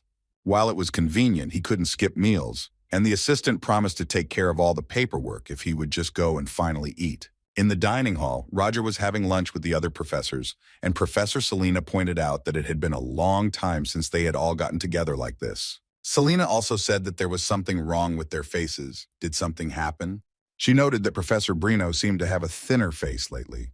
Brino explained that on the last day of the festival, someone had stolen his masterpiece of golem art.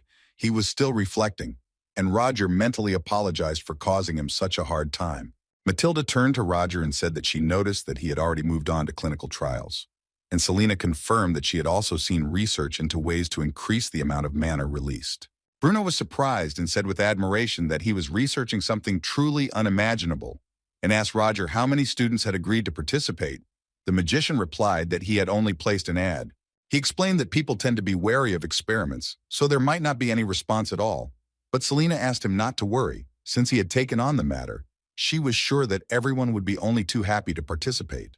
3 days later, on the last day of recruiting subjects for clinical trials, there were 6 people in total. Roger announced that, to be honest, he wanted more, but this would do. He needed to get started. The professor asked everyone to sign the non-disclosure papers that lay in front of them. He would begin his explanation only after they had done so. Renee was surprised that Princess Elendil was also participating, and she replied that it was more fun together. Frieden thought that if Roger dared to harm Renee, he would not leave it so easily. And the magician read his thoughts. The girl who knew how to enter dreams also took part in the experiment. She looked at Sedina in a search. This was her best childhood friend to whom she first opened her heart. But one day she began to distance herself, and a distance formed between them. The girl saw the state of other people's dreams through color rendition. Most people's emotions do not change as easily as the colors of their dreams. When they met again in Theon, Renee's dreams had become worse. The bright colors of the past had disappeared, and she was mired in black. But today, although not as bright as before, the color that envelops her is so pure that it cannot go unnoticed. Dreams reflect a person's desires and ideals. In essence, they reflect the essence of a person. Only strong emotions can influence a person's current state of sleep. And the only person Sedina had gotten close to recently was Professor Roger. She knew that. But he is one of those who do not dream. He is sleepless. How he could have such an influence on Sedina remains a mystery. The girl decided to take advantage of this chance to watch him and Sedina too. The student would really like to restore their relationship and for everything to be like before. Roger announced that there were no problems with the signatures, so they could begin, and the professor once again reminded them of the topic of the research. Aiden blurted out the title of the topic first, and the teacher said that it was correct, but there was no need to shout like that. Flora noted that similar studies already exist, although their practical benefits are minimal, so she asked the professor if he was researching anything innovative since he had collected signatures. Roger replied that the results would speak for themselves. First, they would measure their starting mana levels, and then they would start taking the drug once a week, starting tomorrow. Flora was surprised that only a preparation was needed. The magician explained that in essence it was the essence of a huge number of different medicinal herbs. Lumos found it rather disgusting, and Renee wondered if it would immediately increase their mana when they drank it. But he clarified that they would immediately experience difficulties with releasing mana, and no more than 3% of the magical potential would be available. Roger explained that in this state they would begin training. This would be a base for the type of spell control and their materialization. The professor told the boys that training would start tomorrow, and he asked them to make sure that they could devote themselves to it. The next day in his office, Roger was thinking that it was already dark. Time was flying so fast that he barely had time to sort out a couple of things. Suddenly, our hero noticed that the ring he received from the Zero Order was emitting energy. It was sudden, but the professor understood that the meeting had apparently already begun, and he needed to show himself as the First Order. You could say that it didn't take him by surprise because he was prepared. And for him, it was a good opportunity to get information. The magician said out loud that he accepted the invitation of the Black Dawn and put the ring on his finger. Roger closed his eyes and heard voices. The meeting had already begun. One of them said that the kingdom of Bradus had decided to make its move, maybe because the cryptids had started appearing more often. The second added that he had also heard about this. He had just conducted experiments on one, but he could not stand it. Roger saw people at the table. They were all First Orders. Our hero looked around and realized that everyone was present at the meeting table except Esmeralda. On the left sat 2 eccentrics whom he had recently met. Their silhouettes were familiar to Roger. And on the right were people whom the magician had never met before. The old man noticed the magician. He said that judging by how quietly he approached, it must be John Doe. He called him to the table to chat, to which the Baron was indignant. so that the doctor would not make them out to be friends. The old man told them to call him doctor, and the Baron said that if it weren't for that damn armor, he would have already cleaned his smile. Roger noticed that the tone of his voice became sterner. Someone on the right said that nothing changes, chatterboxes chatter, and quiet people remain silent and asked, "I wonder when Esmeralda will come." The old man answered Miss Ventman. Hadn't she heard the news, and she was angry that he called her by name. The guy next to her said that Esmeralda was no longer there, so she would not come again. The girl asked Nikolai to clarify. The guy said he didn't know and advised asking John Doe. He probably knew more, since he had successfully infiltrated Theon. The professor thought that it would be better to explain himself as briefly as possible, and he replied, "Let the Zero Order explain it to them." The Zero Order responded and said that everything was correct, but there was no one at the place from which the voice was heard. A man named Leslie asked the Zero Order if he was there and was told that he was. He appeared in the room and thanked everyone for coming to this unscheduled meeting. The Zero Order sat down at the table. Next to him stood a hooded man, his assistant Citadel, and he announced that they could now begin the meeting. He told the story of how Esmeralda and Quasimodo died and said that was all John Doe had told him. Leslie noted that he had already heard this from Nikolai, but this was the first time he knew the details. Roger thought that if Nikolai had sniffed out Esmeralda, then he was responsible for obtaining the information. Nikolai said that he could not have imagined that this unsightly monster Quasimodo was the First Order. Even someone like him would have a hard time finding out such a thing. First Order. Ventman asked the Zero Order if he would replace Esmeralda with someone else. He replied that he already had someone in mind, but if they had any recommendations, they could tell him about it now. Nikolai told him that he always selects them personally and they all respect his decision. Leslie asked Nikolai not to interfere, but he sarcastically noted that Leslie really had his own opinion on this matter. The Zero Order asked to stop arguing and move on to the next topic, to tell if they were doing their job, and for Roger it was a chance to get new information. They said that they were almost finished with that old magician. They accidentally self-destructed one fine night, and our hero wondered who this old magician was. Perhaps the old mage is a reference to the old magic tower. And if they are going to do it on a beautiful night, then it is most likely a mystical night. Nikolai said that he also had news that soon the little people would get nervous and start inciting bad things behind the liberals' backs. The girl said that she would also like to please them, but she still couldn't find that thing. She needed a little more time. The old doctor sat as always with his ugly smile and wanted to tell his news, but someone interrupted him. Nikolai reported that he already knew that his research laboratory had been attacked twice. Victor started shouting that it wasn't his fault. These subordinates were always unable to do their job properly, and that was why this was happening. Dreadpool asked the Knight Baron to at least stand up for him, but he was not very keen on being dragged into it. Leslie asked the Knight if he had a more precise explanation, and he replied that when he returned, the branch in Valtanen had already come under attack. He said that the chief manager was already dead. He barely managed to cover this crazy scientist, however. Surprisingly, the attacker was all alone.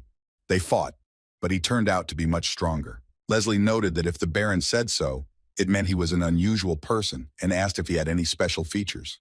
The Knight replied that he had disguised himself well, and the only thing he noticed was that he could use shadows to teleport, as well as some powerful magic that could incinerate a factory at once. Nikolai thought and said that, by the way, the branch in Leathervelka was also burned down. Maybe the same person did it. They asked John Doe if he knew anything, since he had been in the vicinity of the Leathervelk incident. Roger replied that he didn't want to stick his nose in there personally, so he gave instructions on his behalf for his subordinates to take care of the consequences. Nikolai replied that he understood that John was very busy with this Theon of his. It was his mistake that he expected him to be more knowledgeable. Our hero said that he actually has some idea who it might be. Roger announced that it was Casey Selmoy. She was too suspicious to be a detective. The magician explained to them that it seemed she was digging under them, plus there was a person in Theon who was under her suspicion. The Zero Order noted that Nikolai did not provide him with this information, which caused Nikolai's indignation. Leslie confirmed that Casey had indeed been seen in Valtanen on the day of the attack, but the old man countered that the attacker was using flames and shadows. As far as he knew, Casey was a water mage, to which Roger responded that it was impossible to rule out the possibility that she was working with someone in a pair. The girl reminded that Casey was not an easy person, and a magician with a colored title could not be discounted, and Leslie asked how they could get rid of her. Roger suggested simply killing her, like everyone else who crosses the path to the Black Dawn. But Nikolai told them not to do anything because he was their venerable professor, so he shouldn't interfere. Our hero told him to do whatever he wanted. He would follow any order from the Zero Order, and thought to himself that this guy clearly didn't like him. Apparently, he and John Doe had some kind of friction. Roger decided that this information was enough for him. Now he was above suspicion. The mage felt a little guilty for calling her name. He had to be careful for a while. The Zero Order noted that this should be the end of it. He was glad that everyone was working hard. Of course, there were times when things didn't go as expected, but you couldn't let that stand in your way. The old man replied that this was expected from number 0. The chief ended the meeting and asked Citadel to leave them for a while. Also, the Zero Order asked John Doe to stay late, and no one understood what they were going to talk about. When only the Zero Order and Roger were left at the table, he asked our hero how he liked the meeting, and he replied that it was good, without any surprises. The Zero Order smirked and said that John was as boring as ever, and added that he would no longer be able to personally keep an eye on Theon, so he asked John to find a man blessed by fate there. Roger understood that the Zero Order was not just asking to find someone, but it was necessary to understand who exactly it wanted. Our hero asked if this man had any special features, but the Zero Order could not say for sure. He only said that it was a girl, and that she was able to see what others could not. Roger thought about it, the thoughts that came to his mind. He couldn't believe them. The guy told the Zero Order that he had no guesses yet, to which he replied that if he found it, he should let him know. He no longer detained John Doe, and our hero returned back to the academy. After he left, the Zero Order turned to their assistant Citadel and informed him that they wanted to send him to a certain place. He said that he would have to visit one harsh place, the Arid mountain range. After the meeting, Nikolai sat in his office and spoke to someone on the radio. He told him that this was a tough opponent, and the person replied that he would prepare properly and make his move. Nikolai replied that he believed in his skills. He was too angry and disappointed today, all because John Doe dared to take advantage of the Zero Order's mercy. What particularly infuriated him was that he boasted that he had information that he did not have, as if he wanted to say that even in terms of obtaining information, he was better than him. How dare he return alive after the attack on the train? Is he hiding his true strength from them? Apparently, they underestimated him. It was not worth relying on subordinates. The guy decided that he would not make the same mistake twice. This time, he would carefully prepare and definitely kill him, John Doe. An aide of the Zero Order named Citadel went to the Arid mountain range. It was very cold and windy here, but soon he found the place where the Zero Order had sent him. Citadel entered the cave and saw a skeleton there, wearing a suit. He tried hard, crawling all the way here after falling from the cliff, but apparently he did not live long after that. Looking at the dead man, the assistant of the Zero Order thought what a pitiful end John Doe had. The Citadel rang the bell and ordered the sleeping spirit to open its eyes, raise its head, and speak. It seemed that nothing could raise the skeleton and make it talk, but soon energy began to appear here. Some time passed and the spirit of the dead John Doe appeared in the cave. Citadel asked him if he recognized him. The spirit answered him that he was Citadel, assistant of the Zero Order, after which the spirit asked him where they were and what happened to his body. Citadel replied that they needed to get straight to the point, and he explained to him that he was dead. The spirit was a little confused. The assistant explained to him that he did not remember anything because he had just come back to life, and suggested that he go back to the past and remember what his task was. The spirit remembered that he was supposed to infiltrate the academy and introduce himself as Roger Celici. After boarding the train, he remembers talking to another passenger, but then there was an attack, a terrorist attack on the train. One of the passengers was arrested, and when they tried to interrogate him, he self-destructed. Having weakened the pain shock with the help of magic, John took refuge in the nearest cave. He had terrible injuries from the explosion. He would not be able to last long, especially without food. Citadel asked him to wait. Something didn't add up in the story, and he asked again about the conversation with the passenger on the train. The spirit said that this was an unusual passenger. This was the one who shook the entire continent by changing his masks. Even after investigating, he could only identify 3 of his personalities. The mysterious thief Arsène Lupin, the famous detective Eugene-François Vidocq, and Machiavelli. He was also undercover that day, but after John mentioned one of his identities, he noticed a slight reaction, albeit briefly. The assistant asked about Machiavelli, whether he was the one thanks to whom the Kingdom of Utah won the war. It turns out that, if we believe his words, he really is an unusual person, but it is still unclear why he was talking to him. Citadel sternly said that it was he who had called him, so he should not evade the answer and ordered him to speak. And John Doe admitted that he was a fan of his and did it out of respect, to which the assistant responded that apparently he had misjudged him. The spirit asked what happened to the mission now that he was dead, And Citadel replied that everything was taken care of by his colleagues. There was no need to worry. The assistant wondered if the man John Doe was talking about was the current Roger Chelici. Then everything fell into place. Citadel praised him for his work and began to seal the spirit. John Doe asked him what he was doing. He replied that the Zero Order only ordered to find him. It did not say what to do with him after. Citadel told John Doe's spirit to rest and sealed it away by smashing the skeleton's head. Then the assistant said that he didn't care who Roger Kaliki was, that he would play along if Roger helped him get rid of the Zero Order. Renee was sitting in her dorm room. She was complaining that she was more tired than usual today. Maybe it was because of the mana-suppressing drug, because the professor said it wouldn't be easy. Each mage has their own mana channeling system that allows the maximum amount of mana to pass through, but even those without mana channels can still cast spells, although it is difficult to recognize. Roger explained to the students that when they took the mana suppressor, a secret channel was opened for them to use. If they open this channel, the amount of mana they can use will increase dramatically. They themselves will soon witness incredible results while their current mana is suppressed. It only took a week. It all sounds simple, but when you try everything with everyone, it's different.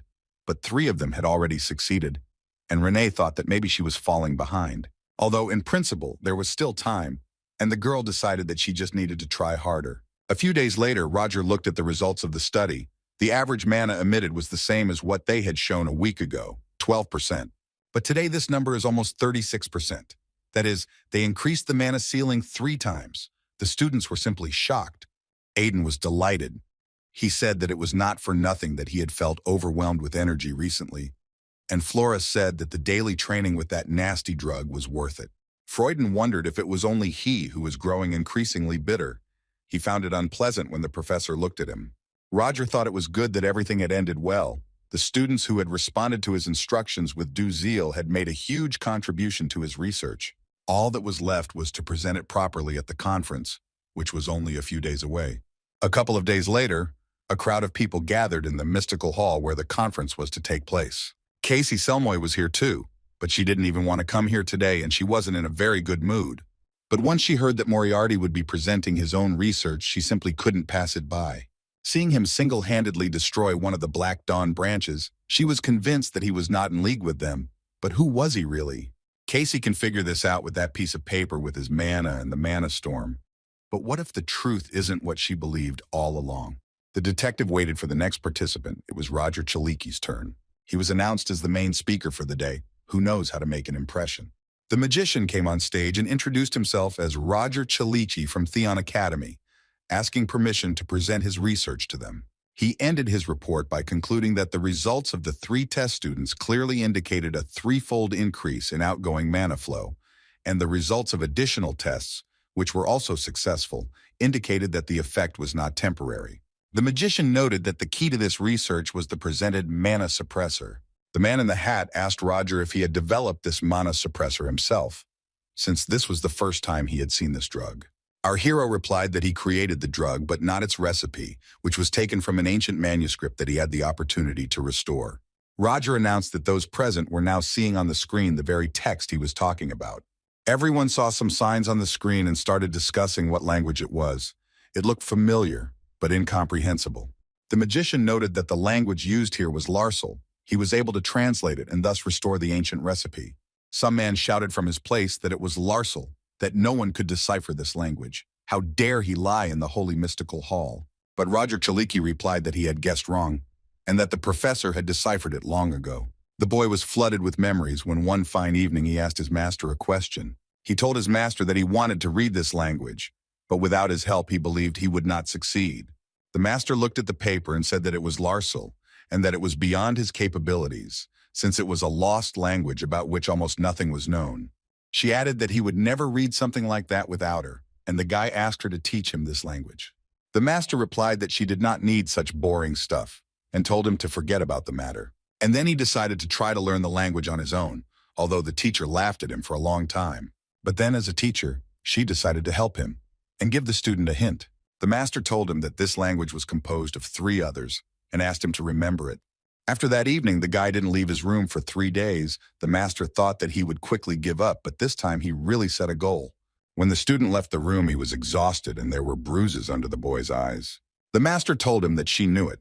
although he held out for a long time and advised him not to get upset, because it was almost an impossible task, but the guy announced that he had coped with it. He clarified that he had completed the language adaptation and thanked her for the advice. It had helped him a lot. Now, standing in the middle of the stage, Roger was telling everyone that the Lasil language was a mixture of 3 different languages, so it might seem like the meaning was slipping away. The magician took, for example, a sentence on the screen. During the initial translation, it said something like, "He gives a blessing, but I can't fully take it." Now he asked them to remember that in ancient times, people often used words figuratively. If we take this into account and consider the hidden meaning, then it simply says that the person woke up early in the morning, but he did not manage to have a proper breakfast. And Roger, looking at this man, said that he hoped these explanations were sufficient. The magician added that if he had deciphered the recipe incorrectly, would he have been able to conduct such a test properly at all? Many people agreed, because an error in the recipe would have completely ruined the experiment. Casey was really angry, since when did he speak lost languages? This man, the more often they meet, the more questions she has. The girl thought that with such outstanding knowledge, he would be snapped up anywhere. So why was he doing such dangerous things as changing his personality? The detective was sure that he had a reason. There was no point in putting off his memory loss any longer. She needed to find out the whole truth about this man as soon as possible. The rector congratulated Roger on his excellent presentation, but asked whether it was worth revealing such details. He even showed everyone the recipe for the substance, and people were, of course, delighted. The professor replied that he had planned to reveal all this from the very beginning, so everything was fine. The magician said that knowing the recipe, unfortunately, does not guarantee success in this matter, to which Eliza laughed and called the professor a pest. The rector asked Roger to take care of her as the new head of planning, and the mage told her to take care of him too. Our hero and Rector Eliza turned around when someone called the professor from behind. It was the head of the Monarch Trading Company, Caroline Monarch. Eliza asked the girl what such a savage was doing in decent society, but she told her to shut her mouth since she was not there because of her. The girl ran towards Roger to apologize to him, which surprised him greatly. She explained that she thought he would not provide any information at his presentation and even cursed at him. He should have immediately announced that he would reveal the recipe. She already thought that he just came to brag without revealing anything to anyone, and she apologized for this. The professor replied that there was no need to apologize. It was his own fault for not voicing it immediately, and the girl flushed with delight. Caroline said she liked him and handed him a special VIP card from the Monarch Trading Company. The girl said that they would get him anything he wanted, so he could contact them at any time. She said goodbye and disappeared, and Eliza indicated that she was, as always, in her element. The rector shared with Roger that she was her rival from school. She was impulsive and spontaneous. They were too different. But Eliza recognized her skill. She is also a sixth circle magician, but in fact she is a commoner. But thanks to her excellent skills, she received a title and a surname. The girl thought that after all she had given him a VIP card, which even Emperor Exilian didn't have. It seemed that she really liked Professor Roger. Casey couldn't put it off any longer, and that night she decided to check everything out with a memory loss. She placed a scroll filled with mana on the table, as Tarina had shown, and used the artifact. The detective was all in anticipation. She so badly wanted to know everything about the man she had dedicated years of searching for. Casey peered into the artifact's glow, not wanting to miss a single detail of what it was hiding. The girl found herself in the kingdom of Delica 3 years ago. But to the detective's surprise, she looked at the world not through the eyes of the owner of the memories, but as if from the outside. Casey looked for Roger. This was his memory. He should be nearby. Suddenly she heard from the side that someone had caught a thief. A merchant held a boy and accused him of stealing, but the boy shouted that he had paid as much as was due. The man said that his money was stolen and he did not want to sell for stolen money. And suddenly the detective noticed Roger walking nearby. He was dressed like a nobleman and looked as calm as always. Roger walked closer to the merchant and asked him to stop, as fighting with a child looked extremely sad. The magician took money out of his wallet and offered to pay for this child's book, and here Casey was absolutely sure that it was him. The boy thanked him for his help and said that if he had nowhere to stay, he could take him there, and Roger trusted the boy. Our hero looked at the boy and said what a fateful meeting this was, and asked his name. The boy looked at Roger with his big blue trusting eyes and asked him to call him Artie. The boy brought him to some building and said, "Welcome, guest, to a beautiful apartment," and someone thanked the boy for bringing the guest. The man in the hallway told the boy to take him up to the second floor, and Artie asked Roger to follow him. On the second floor, The boy's sister Sally greeted them. She was even happy to see the guest. Artie called Roger his savior. The girl greeted the guest shyly, and Roger told her that he was glad to meet her. Artie showed Roger his room. The magician assessed it and said that it looked simple and inexpensive. The boy offered to help him with the luggage, and Roger happily agreed and thanked him. Artie saw among the things a book with scientific articles from the academy. He knew that there was also an addendum with the tasks of the Ordo academicians themselves. The boy remembered that they were ready to accept those who would deal with these tasks. And whoever it was, the boy already envied them. Roger was genuinely surprised that Artie knew so much about it. And from what he had seen today, he was a science fanatic, and the boy confirmed that he wanted to become an outstanding scientist. Roger offered him that if he didn't mind, he was ready to help him improve his knowledge while he lived here. Artie couldn't believe it. When Artie was confident that the magician would teach him, he asked Roger to call him teacher. Our hero, of course, agreed and said that the boy could call him whatever he wanted. Casey watched all this and couldn't figure out who the hell this mannered fop was, if this was really the same person. But such a pure emotional aura emanated from him, and the girl clearly felt it. But she couldn't understand why she was reacting so strangely to it. And what was even more annoying was that it was because of him. In any case, this boy was somehow very familiar to the detective. At least that's how it felt. After 2 weeks, this boy called the teacher when he ran into the room. He had something in his hands. Artie boasted that an invitation had come from the most prestigious academy in the kingdom, Ordo University, and that it was a great opportunity. Roger asked if it was because of the problems in the book's app that he helped him answer, and the guy confirmed that they seemed to like his answers. Artie was worried whether the teacher would accept the invitation. The headmaster personally invited him. Roger replied that he had no reason to refuse. Besides, the research process slowed down a bit, so our hero agreed to go. The boy was very happy. His eyes were shining with happiness, and Casey saw it all perfectly. When Roger told the boy it was time for him to go, he said goodbye to him on the street. The detective, looking at him, saw James Moriarty. It was exactly his appearance. That same afternoon at the University of Ordo, our hero spoke to an audience with explanations. Gord Himble, the head of the establishment, praised Roger and thanked him for his informative presentation, and the magician introduced himself as James Moriarty. The head said that such a talented person deserves an appropriate reward, and if he wants something else besides the prize money, he can say so. And Moriarty asked for a teaching position at this University of Ordo. He wanted to become a professor. The chief replied that now it would be difficult even for him to give him a permanent job, and offered him a part-time job, to which the magician agreed. Our hero understood that even a part-time professor was guaranteed free access to the university's central library. He needed to find the necessary materials for his research while he was here. They came to an agreement and shook hands. The man said that he hoped they would work well with Professor Moriarty. Could this be how the story of James Moriarty began? And he would go on to become a notorious criminal consultant who directly influenced the criminal world. Casey saw only this. And now the story was just beginning, the part that no one knew yet. Casey was disappointed. Was it really that what she so eagerly wanted to see was the boring, everyday life of the professor he had become here, which she couldn't even rewind? The girl sat next to him and swore. Although he didn't hear, she told him not to sit in one place and to read books, because he was completely different in nature. But he still continued to study the books until someone knocked on the door, and the girl and the magician stared at the door. Detective Casey came into the office and asked if she had found Professor Moriarty's office correctly. James replied that everything was correct and asked who she was. Hardly one of his students, if he remembered correctly. And the girl was genuinely surprised that he did not know her. The detective was sure that rumors about her had reached Moriarty, and she introduced herself as a brilliant detective who had successfully solved a couple of complicated cases. James remembered that he had seen such a name in the newspapers and asked what such a respectable detective wanted here. Casey noted that the newly minted Professor Ordo was also quite famous. The magician thanked her for the compliment, but added that the rumors about him were exaggerated.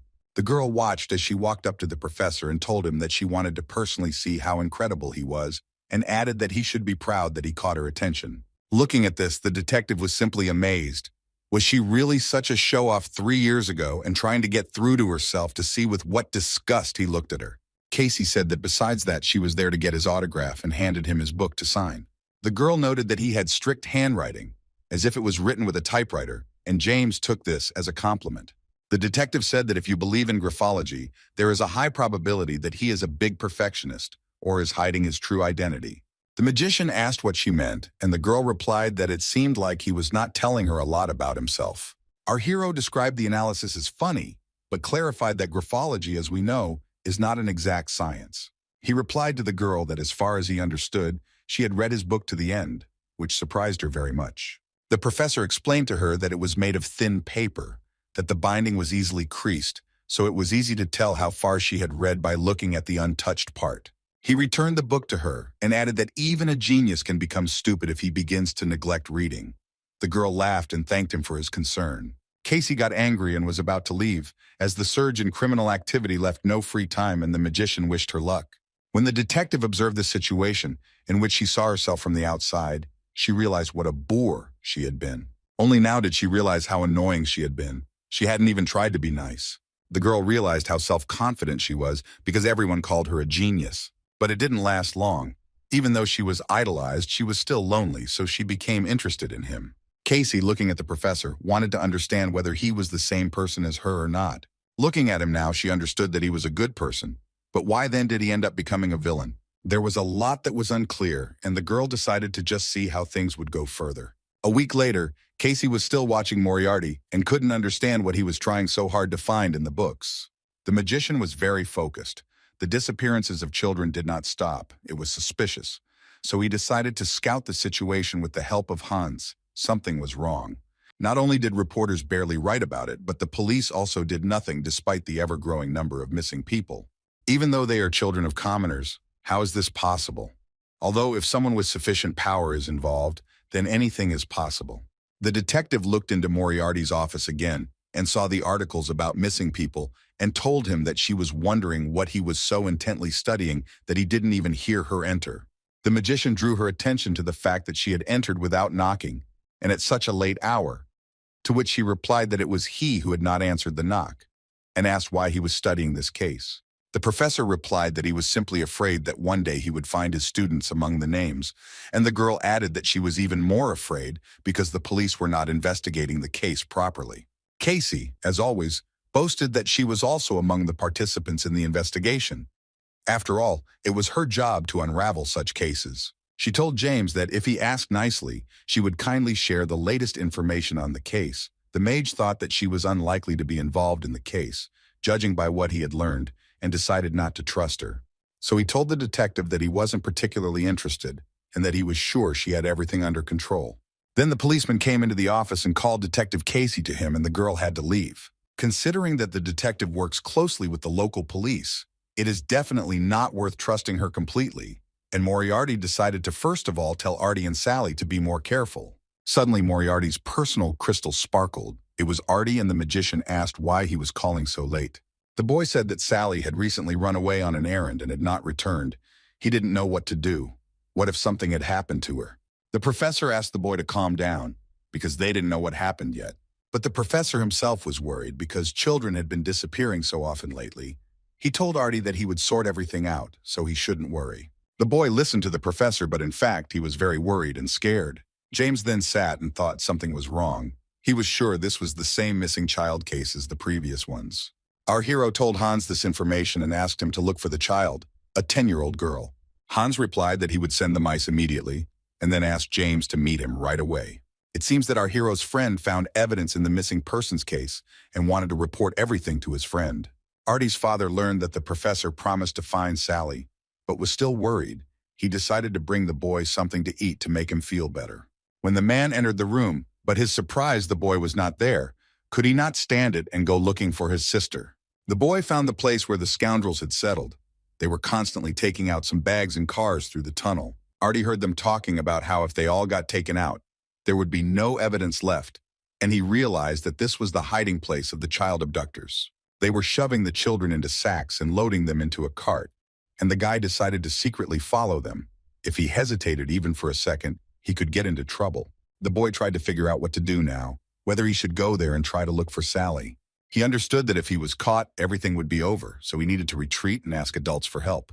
Looking out from the bush, Artie saw a car with 2 police officers standing next to it, and he decided to ask them for help.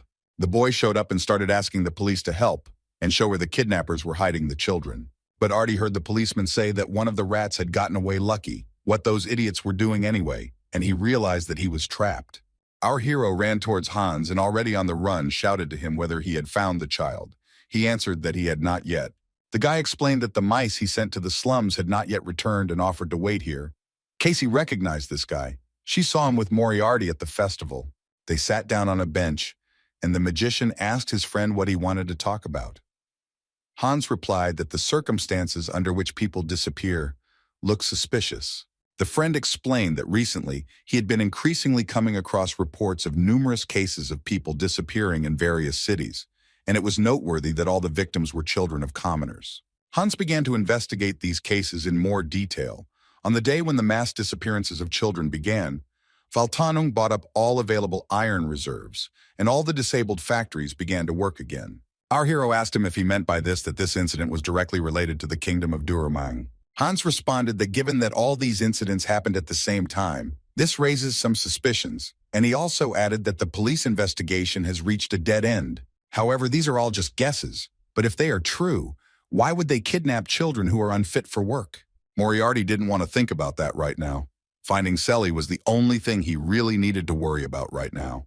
Suddenly they heard a squeak behind them. Hans saw a rat and asked it if they had found the child. A friend reported that they had not found the girl James was looking for, but they had recorded a child abduction. There was a boy who was holding on to their carriage. As soon as our hero heard the word boy, horror was reflected in his eyes. He felt that they were talking about Artie. Moriarty shouted that they needed to go after them immediately and as quickly as possible. Hans didn't want to go to extremes, but since things had gone this far, he had no choice. Casey was simply amazed when he suddenly took off all his clothes, bit his hand with his teeth, and turned into a werewolf. She saw Moriarty mount the werewolf, and they raced together to the place they had spoken of. Casey shouted at them to wait for her, but of course they didn't hear her, and she decided to run after them as quickly as possible. Artie woke up and felt like he couldn't move. He remembered going to look for Selly. The boy heard the men talking nearby. One asked what would happen if they died before they had a chance to use them for experiments, and the other replied that they wouldn't die from it. There was no need to worry. Artie remembered that he asked the police for help, but they attacked him, hitting him on the head with something, and he lost consciousness. Who knew that the police were on their side? They were dragging the boy along the ground, and he accidentally saw a stone lying nearby. Artie took this stone and threw it sharply at the head of one of the police officers. This confused them, and they abandoned the guy. The boy shouted that they were scoundrels and demanded that his sister be returned to him immediately. One policeman called the boy a pathetic ragamuffin and ordered him to know his place and hit him with all his might with his baton. Blood splashed on the villains, and they were slightly scared that they had killed him, although who cares? After the experiments were completed, they would have to be disposed of anyway. When our hero got into the building, he saw a terrible picture. There were a lot of police officers, and on the floor, there was a boy covered in blood. It was Artie. The villain knew it was James Moriarty. They asked him how he managed to find them. The professor rushed to the boy and took him in his arms. He begged him to open his eyes. Artie woke up and said that he was sorry. He disobeyed him. He was such a terrible child. But the magician told him not to make a sound. The boy was dying. All he had time to do was ask the professor to take care of his sister. After that, he fell silent and his hand fell powerlessly to the floor. He left his teacher forever. No one knew what James Moriarty felt at the moment when the child died in his arms. The villains didn't know what to do, because if they raised their hand against Moriarty, they would have problems, and they decided to offer him money. But one of them shouted that since he had learned about this together, they should immediately get rid of him, and he swung a club at the magician. But suddenly, spikes of black energy appeared from the ground, cutting through the villain and lifting him up to the ceiling. The same thing happened to the rest of the bastards. They didn't understand what the hell was going on, and Moriarty dealt with them all. Casey looked at what was happening and couldn't believe her eyes. This is how it all happened. She understood why this boy Artie seemed so familiar to her then, because she had already seen him before. The detective continued to observe the situation. After some time, she came here in real life. She asked Moriarty what he was doing there and why there were so many corpses around. Casey told him that she was sure that everything was not as it seemed, that it was all untrue, what she thought. The magician thought of Casey Selma. Thanks to her reputation, he met with high-ranking officers and police officers, but he was not sure of their involvement. Even in this situation, she still tries to trust him. He felt sorry for her. If he tells her the truth, it can clear up the misunderstanding. Even though it was late, he could combine their efforts and solve this case. But is this the best option to resolve the problem? Whatever he does or says to this girl now, it will not give the professor back this boy's life. No matter how hard he tries to expose the whole truth, those behind it are simply using their power and money to get rid of evidence that points to their guilt. They took the life of an innocent child and will not be held accountable for it. But this is not forgivable. They are obliged to go through the same suffering as innocent children. Casey screamed impatiently for him to answer her questions, and he decided to answer. He said he hoped she would understand that since she lived among commoners, she seemed to perceive herself as one of them. How can people like him and her lower themselves to their level and live like that? Casey felt his emotions, and now she understood what was going on inside him. She couldn't breathe. Her chest was so tight she couldn't even breathe. He went on to say that the world was too dull and tiresome, and that the people who inhabited it were so miserable. And for the girl, it was so suffocating that she felt she would go mad. The detective then asked him if he had killed the child just to excite himself. He answered, "Is it really that bad?" He is sure that she understands this, and somewhere deep down, her inner voice encourages his actions. Then Casey said that until the very end, she considered him a good person and hoped that this situation was just a misunderstanding, and they could clarify everything with a normal conversation. But she was wrong.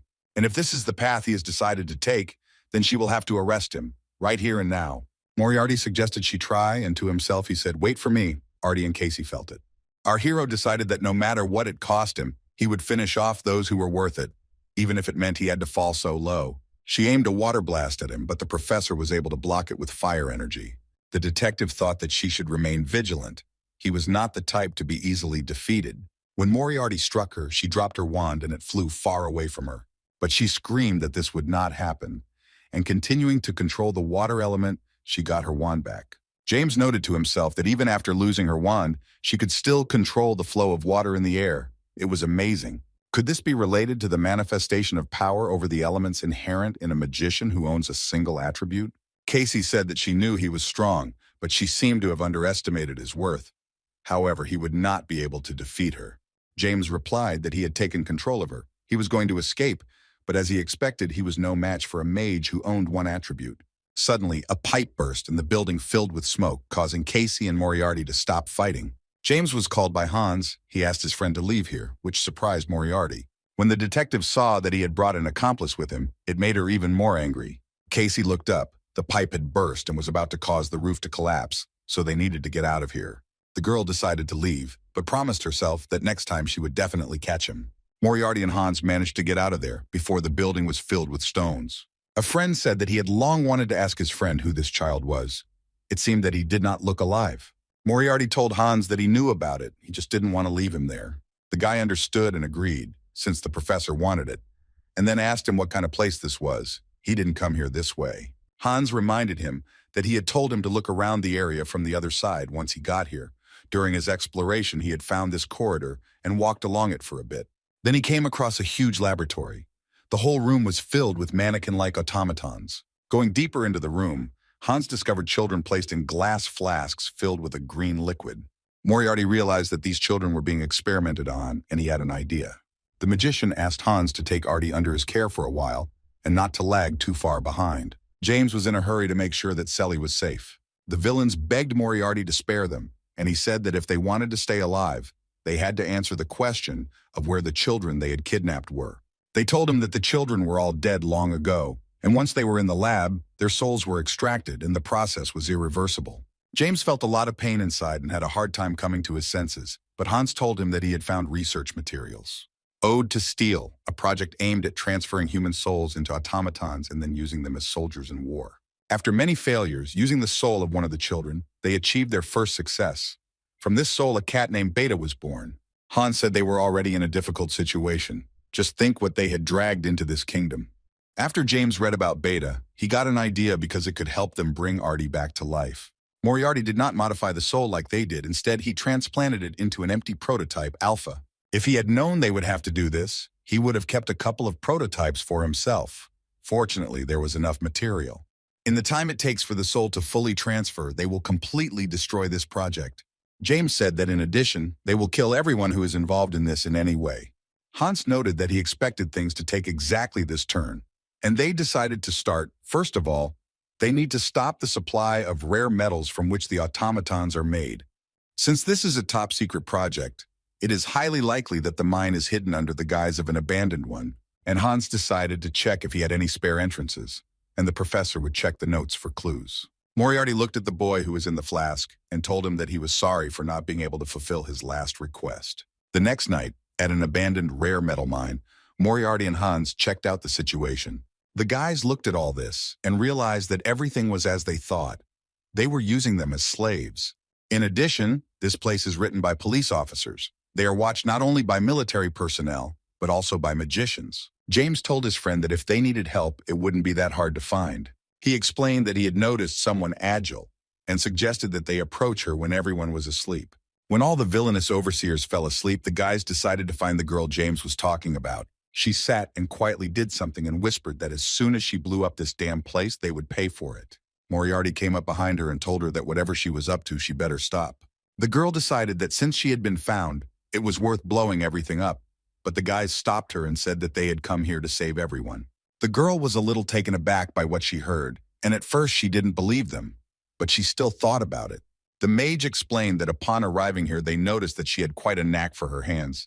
It was amazing that she was able to make all these explosive devices using only the materials she had stolen. With their help, they could reduce the number of police officers. James suggested dealing with the first part of the military personnel alone, but she could help with the second. The girl said that if they just needed to blow up these idiots, then she was ready to help them. They shook hands, and the girl said that from now on she would address him as Sir. She introduced herself as Cheryl and asked him to take care of her. In the end, their plan worked and everyone managed to escape. All the people became free. After that, Cheryl asked to evaluate her bombs. How great they were, Hans agreed. They were so good that it seemed like the mine was about to collapse. Our hero asked Hans to take the people to a safe place, but he needed to complete one important task. At midnight in Ordo University, the director was reading a newspaper in his office, which wrote about the secret side of the vile criminal James Moriarty. The director said, "What a shame. And this professor had such great potential. Who would have thought that he would turn out to be a night criminal?" For a certain period, there could be unrest in their university. It was already too late, and the director decided to return. Getting ready to leave the office, the director took the candle in his hands, but a second later, it went out. Apparently, a window opened. Moriarty stood behind him, asking Director Gord Himble for forgiveness for his late visit. He recognized the voice immediately, and when he looked back, he saw James Moriarty standing in front of him. The director immediately pounced on James. He began to shout that the professor had no idea what kind of chaos reigned in the academy because of him. Moriarty said he was aware that the academy had helped him complete his private investigation, but he regretted bringing the academy's name into disrepute in the process. Our hero proposed to the director a certain option for resolving their situation. The director asked what he meant. The magician asked him not to worry and said that all he needed from him was the truth, nothing more. And the professor asked Gord Himble why he was involved in the Ode to Steel project. The director pretended not to understand what he was talking about, but Moriarty held a knife to him and said that he was completely sure that he understood what he was talking about, that he already had all the necessary information, so he should not try to hide anything from him. The magician said through his teeth that if it was difficult for him to answer this question, he would ask another, and he ordered that everyone who was in any way connected with this project be named. But the director said that he was not allowed to tell. In that case, Moriarty said that he would have to force him to talk, and at that moment, Casey burst into the office. She ordered the professor to immediately move away from the director. The magician asked her how she knew that he would come here. Moriarty noted that, unfortunately, he had already given him too many chances and put a knife to the director's neck. The detective pointed her combat weapon at Moriarty as police officers ran up from behind. She concentrated all her energy and directed the water element at James. Casey's blow was very strong. She made a hole in the wall, and part of the building collapsed, but she did not hit Moriarty. The girl was upset that she had missed again, and the magician told her that she had a rather heightened instinct, but he would always be one step ahead. The girl did not see where his voice was coming from, and Moriarty added that he strongly advised her to stop following him. Casey yelled at him that she wasn't one to give up so easily, and James suggested that in that case she try her best to catch up with him. Moriarty gave her a hint that his next destination was the capital of Dartangs. Believe it or not, the choice was hers. The detective decided that this was how it was supposed to be, and she would take him at his word and asked him to stay there and wait for her. The next morning, James and his friend were in the abandoned factories of Dargtons. Hans read in the newspaper about the murder of the academy director and the press conference about the half-human slaves. Hans told his friend that wandering around at night in the middle of nowhere was getting out of control and asked what would happen if they were caught again. The magician asked not to worry, Now that the public has learned about their activities, it will be much more difficult for them to act at their own discretion. Sheridan presented the boys with the wire launcher they requested. She designed it so they wouldn't have to pull out the wire when using it. Our hero was surprised because the girl was able to do it in just a couple of hours. She was very pleased with the praise, and tired, she went to rest. Hans noted that he did not expect that she would decide to follow them. A friend asked the Marianti what their purpose was since they had arrived in Dartangs after all. James said that when he investigated the material in the Oda of Steel's records, he had some suspicions that the automatons were dangerous, but they were not capable of acting or influencing the situation on their own initiative. Even if they continue to create special automatons, it will not help them defeat even half of the world's magicians so easily. Considering the silence of fire, mages currently have a significant advantage in battles. Hans confirmed that if it is still possible to activate it, then all types of weapons will instantly become useless. James assumed that a parallel project was being developed to create a means of counteracting this spell, and as expected, he found information about gunpowder that was resistant to the effects of the silence of fire. Hans said that it could be an effective weapon in a fight against a mage. Moriarty added that given that the city was completely filled with factories, it was likely that that was where they were producing it. The director of the academy had information about this project, but he didn't say a word, so they would have to find this factory on their own, although it would take forever, like looking for a needle in a haystack. What did you overhear the conversation and ask if they were really looking for special gunpowder? Hans really didn't like that this girl was hanging around them all the time. The girl explained that she could clearly smell gunpowder. Maybe she could help them with something. That same evening, in one of the areas of the factory, they decided to look around. Sheridan smelled the rarely used white gunpowder. Hans said that this was not a factory for the production of military materials, but it was strange that it was so well guarded by soldiers. Moriarty noticed someone coming out of the factory. Hans noted that he knew him. It was Lieutenant General Gato d'Avenue, a man of war. He recognized him because he often appeared in newspapers where they wrote about his harsh actions. The magician asked to hide the mouse behind a truck and find out where it would go. Sheridan suggested just blowing the place to hell, and Hans asked where she got the explosives from.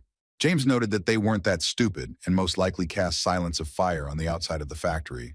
Moriarty had a plan. First, they needed to find out where they kept the gunpowder, to which his friend would reply that this task was easier. The mice told Hans that there was a storeroom in the center of this factory, but it was carefully guarded by magicians. The magician said that this information was enough for him, and he asked his friends to step aside. The magician pointed his cane and found out the distance was 300. He set the coordinates and made a burst of magic at the specified coordinates. He directed his energy, and suddenly everything in that place exploded even more powerfully than expected. Hans screamed that the factory had suddenly exploded, and Sheridan's eyes simply lit up with happiness when she saw something like that. Moriarty calculated the coordinates of the gunpowder depot and planted explosives throughout its area, a form of magic perfected at the Ordo Academy. Our hero suggested retreating for now. He burned the entire supply of gunpowder that was stored there. A couple of hours later, Detective Casey was working at the site of the factory explosion, and a police officer asked her if she had found any leads. The girl replied that she had not found anything suspicious. Most likely, the fire was the result of someone's carelessness. Moriarty told her to come to Dartangs, and then this factory blew up. According to the documents, this factory specializes in the production of car parts, but she is worried about the persistent smell of strange gunpowder and traces of military trucks. The scale of the fire is too large. It is unlikely to have started from some car part. The girl wondered if it could be a military factory where they secretly stored their weapons. If so, it meant that the military was involved in the case, and she should conduct a more detailed investigation. Meanwhile, in the basement, Moriarty was saying that it seemed like they had indeed managed to create a weapon that was resistant to the silence of fire. And since they were already carrying it with them, it meant that the development process was complete. The tied-up scoundrel at the table said that it was they who blew up the factory today, and asked who they were, whether they were from the intelligence service of the Imperial Administration. James asked if he looked like a snitch, and said he wanted to ask him a few questions. He asked if they were using kidnapped people as slaves and test subjects, and what was the reason for creating such a secret weapon for war. The villain realized that this was the man who ruined their entire project. The villain noted that no one cared about the number of dead slaves. Their kingdom of iron prospered only due to war, and they must return that time. The magician said that he could not hear it anymore. It was disgusting, and it was his mistake to let those filthy lips say anything, and he fired the shot. Breaking news reported that 6 military hardliners had been killed. Casey Selmoy accused Moriarty of involvement in the killings and detained one man at the scene. High-ranking police officers have been arrested in connection with undercover investigations and suspicious activities. Could Moriarty be the one behind the kingdom's horrific secret experiment? Authorities have said they will take all possible measures to apprehend Moriarty. A couple of days later, Casey Selmoy was sitting in the lobby of the banquet hall, writing up a report that she would tell Moriarty to his face that he was the godfather of the criminal world and an authority in the criminal world. She has discovered the motives behind the secret project and apprehended most of the people involved, but Moriarty, the man behind it all, continues to elude her. However, she will put an end to all this now. Judging by her analysis, his next target is here. The girl was sure that this time she would definitely catch James Moriarty and put an end to all his criminal activities. The host of today's banquet, Duke Ludwig Bencanto, greeted everyone present. He announced that, unfortunately, due to Moriarty's actions, the crime rate in the kingdom had increased, but they would not give in to these unholy acts. And he thanked all those who came here, thinking about the victims, and wished them to enjoy today's banquet from the heart.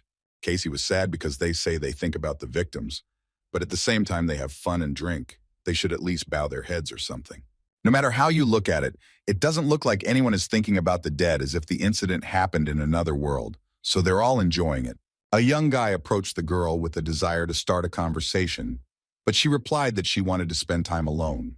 Casey didn't understand why only useless people approached her, so she didn't want to go. She only came for the delicious food. The detective was sure that the bastard Moriarty was hiding and waiting for a convenient opportunity, and instead of waiting for it, it would be worthwhile to approach the Duke first. She finally made up her mind and greeted the Duke. Ludwig Bencanto said that it was an honor for him to see her. The girl replied that she was not here on behalf of her family, so she asked to address her more simply and wished to talk in private. She and the Duke came into the large living room, and he asked what she wanted to talk about. The detective informed Ludwig that his wife could be in danger because James Moriarty was hunting them. The man asked why he was hunting him if he hadn't done anything wrong. It was doubtful he had any reason to do so. Casey stated outright that he would not be able to deceive her because he was connected to the lieutenant and his squad who were hunted by Moriarty. The Duke remained silent, and the detective added that people might not talk about it, but everyone knows. Ludwig said that let's say she was right. What should he do then? And Casey advised him to take refuge in the safest place he could think of. The Duke screamed that there were plenty of his soldiers here to protect him, and he assured the girl that there was no place safer than here. He added that he would assign more guards just in case and thanked the detective for his concern. The Duke gathered more of his men. He was surprised at how sneaky this detective was. He was killing people related to the project, so of course he knew what was going on. Ludwig Bencanto was indeed waiting for him. He believed that if everything was prepared correctly, then one magician was a trifle. His men were silent, but one of the guards said that the Duke was very confident in himself, so he should show something. The man removed the mask from his face, and it became clear that it was Professor Moriarty, but this did not frighten the owner. He wondered how this bastard got here, and why he revealed himself now, even though he knew it was a trap. Smiling mockingly, the Duke asked James if he was ready to enjoy this banquet he had arranged for him. He asked him to look at this magical barrier that could block magic up to 6th grade and feel like a victim. The mage said that Ludwig was not like the bastards he had seen so far. They were all smug and losing concentration. But if this was all he had prepared, he was very disappointed, and Moriarty turned his cane on the Duke. The detective didn't like everyday clothes. They were too uncomfortable. The dress was very difficult to walk with. Casey thought that the Duke was openly ignoring her. It was clear that he was hiding something and therefore did not want to cooperate with her. She would have to act on her own, and if her assumptions were correct, then Moriarty should soon attack the Duke. Ludwig sat on the floor in fear, and all his men were already dead. The Duke did not understand why his soldiers, whom he had selected, died without doing anything. The magician explained that Ars Goetia was his real magic, which none of them knew about. The Duke didn't understand what he was talking about, but he thought it was all useless, and repeated to James that as long as he had this barrier that could block magic up to the 6th grade, nothing would come of it. Moriarty concentrated his power and directed it at the Duke, who realized that the barrier would not save him, and shouted at the magician to get out. The guests who were celebrating a banquet below heard something happening above and looked up. On the balcony, Moriarty held Duke Ludwig in the air. The magician said that he would recognize him, since he forced him to use this magic. In exchange, he would give him time to say his last words. The Duke called him a monster, And if he had only known that the mage was so powerful, he would have prepared more carefully, but he would not allow everything to go according to his scenario. Ludwig added that the magician may have destroyed everything, but he had overlooked one thing, the automaton factory, owed to steel. So before Moriarty came here, he sent his cleaners there. James saw that he was being attacked by a water element from behind. He guessed that it was Detective Casey.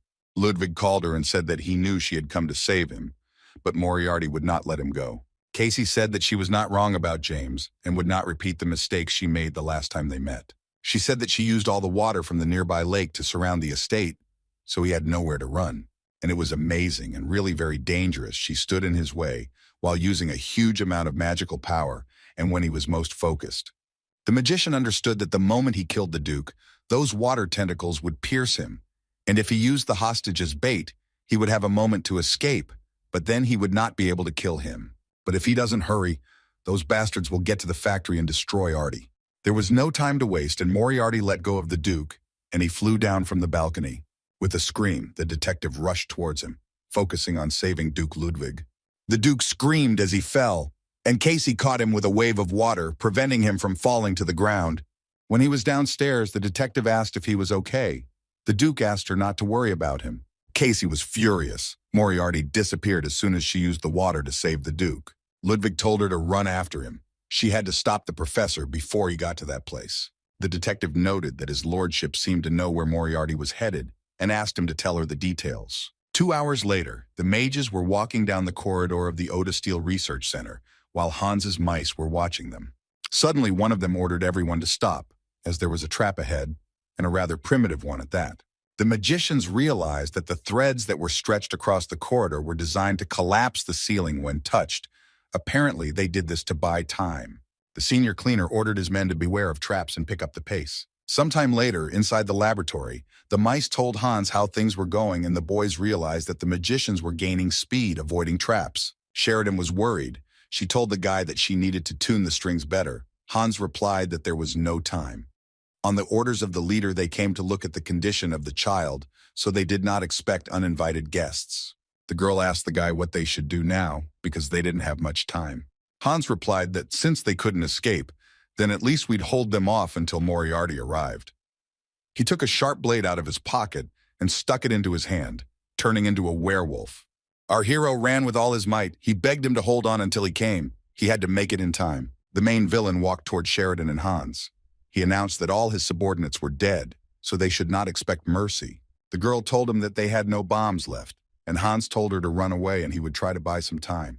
The villain said that there was too much talk. He would kill them both, and he was about to attack with a sword in his hands. But he didn't see that our hero was already behind him, and his spikes of dark energy were directed in his direction. Our hero used his combat weapon and thrust his sword into the villain's back, preventing him from attacking his friends. Hans as a werewolf and Sheridan were incredibly happy about Moriarty's arrival, because it is unknown what could have happened if it were not for him. James praised his friends for holding out well and asked Hans what was going on with the experiment. His friend replied that the soul transfer had already been completed, but it needed a little more time to synchronize. Suddenly, they felt the building shaking. Sheridan assumed it was an earthquake. Moriarty told Hans and Sheridan to get out of here, suddenly asked him what about him, because the process is not over yet. Our hero replied that he would do everything in his power so they should not worry, and his friends asked him to be careful. Holding on to the werewolf, Sheridan shouted to James as she ran that he absolutely had to come back. Moriarty knew Detective Casey would follow him, but he didn't expect her to literally burst through the ground. Casey destroyed the wall with her magic to get inside, and the mage told her that she made a mess. Didn't she know how to knock properly? James noted that she was constantly getting in the way, probably wanting to catch him so badly. The girl replied that he was right, because a detective's job was to catch criminals. Did he really think that he could continue to walk around as if nothing had happened? Casey looked around and thoughtfully said that it was somehow gloomy here, and unexpectedly discovered an entire laboratory here. The detective asked the magician why he was waiting this time and not running away. Apparently, he had something in mind, but he replied that it hadn't occurred to her that he himself would be the guinea pig. The girl said that he was probably joking, to which James replied that it was up to her to decide whether to believe him or not, and that he should just stop stalking him. Our hero explained to her that she couldn't defeat him anyway. She thinks that she can do the impossible, and when she can't, she starts getting angry. Completely pointless. Casey reminded him that he himself forced her to follow the tracks, and now suddenly she says the opposite. Why isn't he running away right now? The detective concluded that there seemed to be something important to him here, and the magician wondered if she had guessed it. Hans and Sheridan are out of danger, but since Artie's synchronization is not yet complete, they will have to fight. And yet James was not in the best condition right now. He had spent too much magic and strength to get here. Casey thought about how many sleepless nights had been spent chasing him. Plus, it had taken a pretty powerful spell to create that much water. But everyone thought that his opponent was also pretty worn out, so there was a chance to win. So the fight began. Although no one wanted it, Casey attacked first and Moriarty became defensive. A few seconds later, James used the third-tier magic spell Ice Queen's Breath. Even though ice is a solid state of water, Detective Casey had great difficulty controlling it. Although she didn't care, she believed that she had enough magic. Even someone like him couldn't freeze absolutely all the water. James thought that he could continue like this, but it was completely pointless, so he would have to attack her. And Moriarty used the fifth-tier light magic spell, Assault Ballista. The detective shouted at the mage that it wouldn't work and created a fighting knight out of the element of water. This knight held a huge shield that blocked Moriarty Casey's magic. From the force and power of this fight, the walls began to crack, and soon the burst pipes fell to the floor in explosive barrels. There was an explosion behind James, and he realized that at this rate, the entire lab would be destroyed, and Artie was in danger. Moriarty left the fight with Casey and rushed to the child, and the detective wondered why he was running away and decided that this time he would not leave. The detective headed towards the fleeing James, but the building continued to collapse and rocks fell around. When our hero rushed to the place, the synchronization finally ended, and he decided to take it and get out of there as quickly as possible. He enveloped the box with green liquid in which the boy lay with magic and was about to leave. Moriarty looked at the second box. There was a child there too, but he wouldn't have had time anyway, so he asked him to forgive him. Casey followed in his footsteps and didn't understand where he went. It felt like this guy was actually hiding something. She had to get out before the building completely collapsed, but suddenly she saw a box in another room. She wondered what secret could be there, but when she entered there, she couldn't believe her eyes. The detective saw a child lying with his eyes closed in a box with green liquid. Our hero got out with the boy and decided to rest somewhere in the forest. The magician was already at his limit, but fortunately he had his pills with him, which he did not use. After all, the main thing for Moriarty now was Artie, and James stood up and walked over to the box. Ever since Casey Selmoy got on his trail, time hasn't been kind to him, but it was necessary to make sure that the experiment was successful. Although there was one more thing, and the magician promised the boy to return. 15 minutes later, Moriarty was standing near a huge waterfall. He came here specifically so that Casey would follow him. The detective caught up with him here as expected, and out of breath told James that he had nowhere else to run. Moriarty asked her if the waterfall was truly magnificent. Perhaps she knew its name, adding that it was the loudest sound nature could create. The girl did not understand why he suddenly started talking about this, and replied that there was not a single soul nearby. It was logical that no one knew about him. Moriarty turned around and said that since this waterfall was nameless, then he would call it Reichenbach. And our hero suggested to Casey Selma to end their differences here, in this beautiful place. The girl tried to attack him, but she no longer had the strength, and James asked if she really had no mana left. The detective looked at Moriarty and asked him if he had any left. He replied that she was more dangerous than he was. James noted that this was the first time she had encountered a mana deficit, and in this state she was no match for him, and victory was his. Casey glared at Moriarty. She told him not to make her laugh. He had no idea what she had gone through to corner him, and she wouldn't give in that easily. James stood, pointing his cane at the girl, and she screamed his name, squeezing out the last of her mana. Our hero parried the blows, but he also had no strength. He could not understand why she was fighting with all her might. Moriarty realized that he couldn't block her blows properly, and suddenly the girl made a dash and rushed at the guy. The detective, gathering all her strength, pounced on him, and together, they flew off the cliff. The magician shouted at her that she was crazy, but she did not regret what she had done, because he would die along with her. The girl shouted at him that she was ready to sacrifice herself to punish him for all his crimes. Detective Casey looked into James' eyes and screamed that they would die together, and his eyes grew dim. He could use a little mana. The magician gathered his last strength and hooked himself onto the rock, and this saved their lives. Moriarty was holding onto the chain, and the unconscious girl was hanging on him, her arms around his neck. James said he agreed. Casey Selmoy won. Justice was served. Breaking news reported that Detective Casey Salamoy, the scourge of the criminal underworld, had captured James Moriarty, and a furious fight had broken out near the waterfall. Brave Casey grabbed Moriarty and jumped into the waterfall with him, and the evil criminal fell, while Casey Selma managed to escape and was taken to the county hospital. The next morning, in the Delica Kingdom District Hospital, the detective woke up in a hospital bed, trying to remember if she really defeated James Moriarty. She didn't believe it. The very fact that she survived the fall into the waterfall meant that he survived too. A nurse entered the room. She saw that the detective had already woken up and thanked her with a smile, and Casey asked what she was thanking her for. The girl explained that she was grateful that the detective had rid them of the evil genius. Now people could sleep peacefully. Casey asked what that sound was outside the window, and the nurse explained that it was people who had read the article coming to visit their heroine. The nurse reminded the girl that she needed rest. Casey only looked out the window, where she saw people who were happily waving at her and shouting thank you. They shouted bravo to the detective, and the girl finally found the strength to get out of bed to greet them. That same day, the detective went to the estate of Duke Bencanto. The Duke apologized for disturbing her and asked if the monster Moriarty was really dead. The Duke looked very scared, and Casey told him that Moriarty had been officially declared dead. She explained that a detailed examination of the areas surrounding the waterfall failed to reveal a body, so she was not sure that he was dead. After her words, even more fear and horror settled in the Duke's eyes, because there was no certainty of his death. Casey said she wanted to leave if he had nothing else to say, but he stopped her. He noted that the danger had not passed, especially for her, but the girl replied that if he just tried, then she would definitely catch him. As she was leaving, the detective clarified that if he was still alive, he would soon make himself known, and added that the Duke should be more careful than she. He tried to tell her something else after that, but Casey didn't want to listen to him and simply closed the door. It is true that Moriarty is a sinner, but Duke Ludwig is also far from being a dandelion. There was no way the rumors could have spread beyond the automotor factory given its size. And yet the Duke thoughtlessly names its location, indicating his involvement. The girl was sure he was somehow involved in the project, but she wouldn't do anything without some solid evidence. Not only can she not catch Moriarty, she can't even punish the criminal who is right under her nose. 4 hours later, the detective found herself in the woods near the lab. She breathed a sigh of relief when she saw that he hadn't taken the thing. She thought that maybe the automaton that was discovered in the lab could be used to find clues. When Casey opened the box, the baby woke up, looked at her with big eyes, and asked who she was.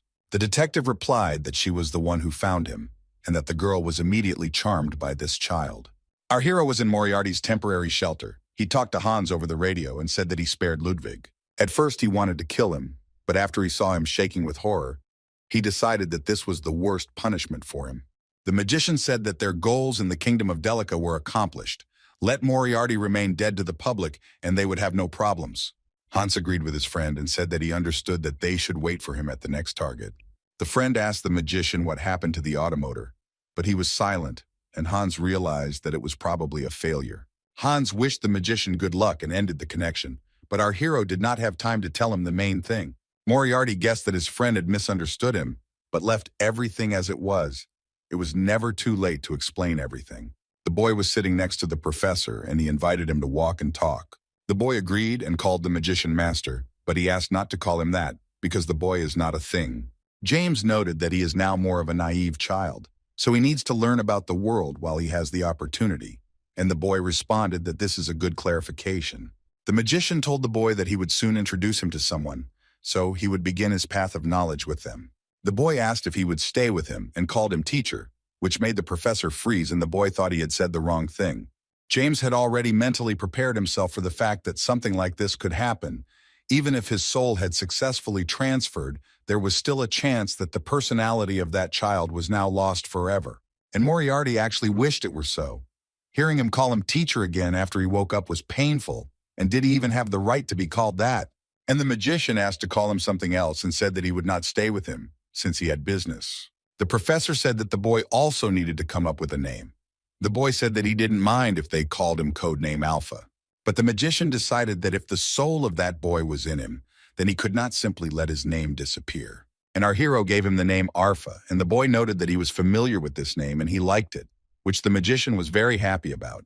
The professor added that something needed to be changed in his appearance, since people thought he was an aristocrat and constantly turned around to look at him, and the boy replied that he could make some minor changes.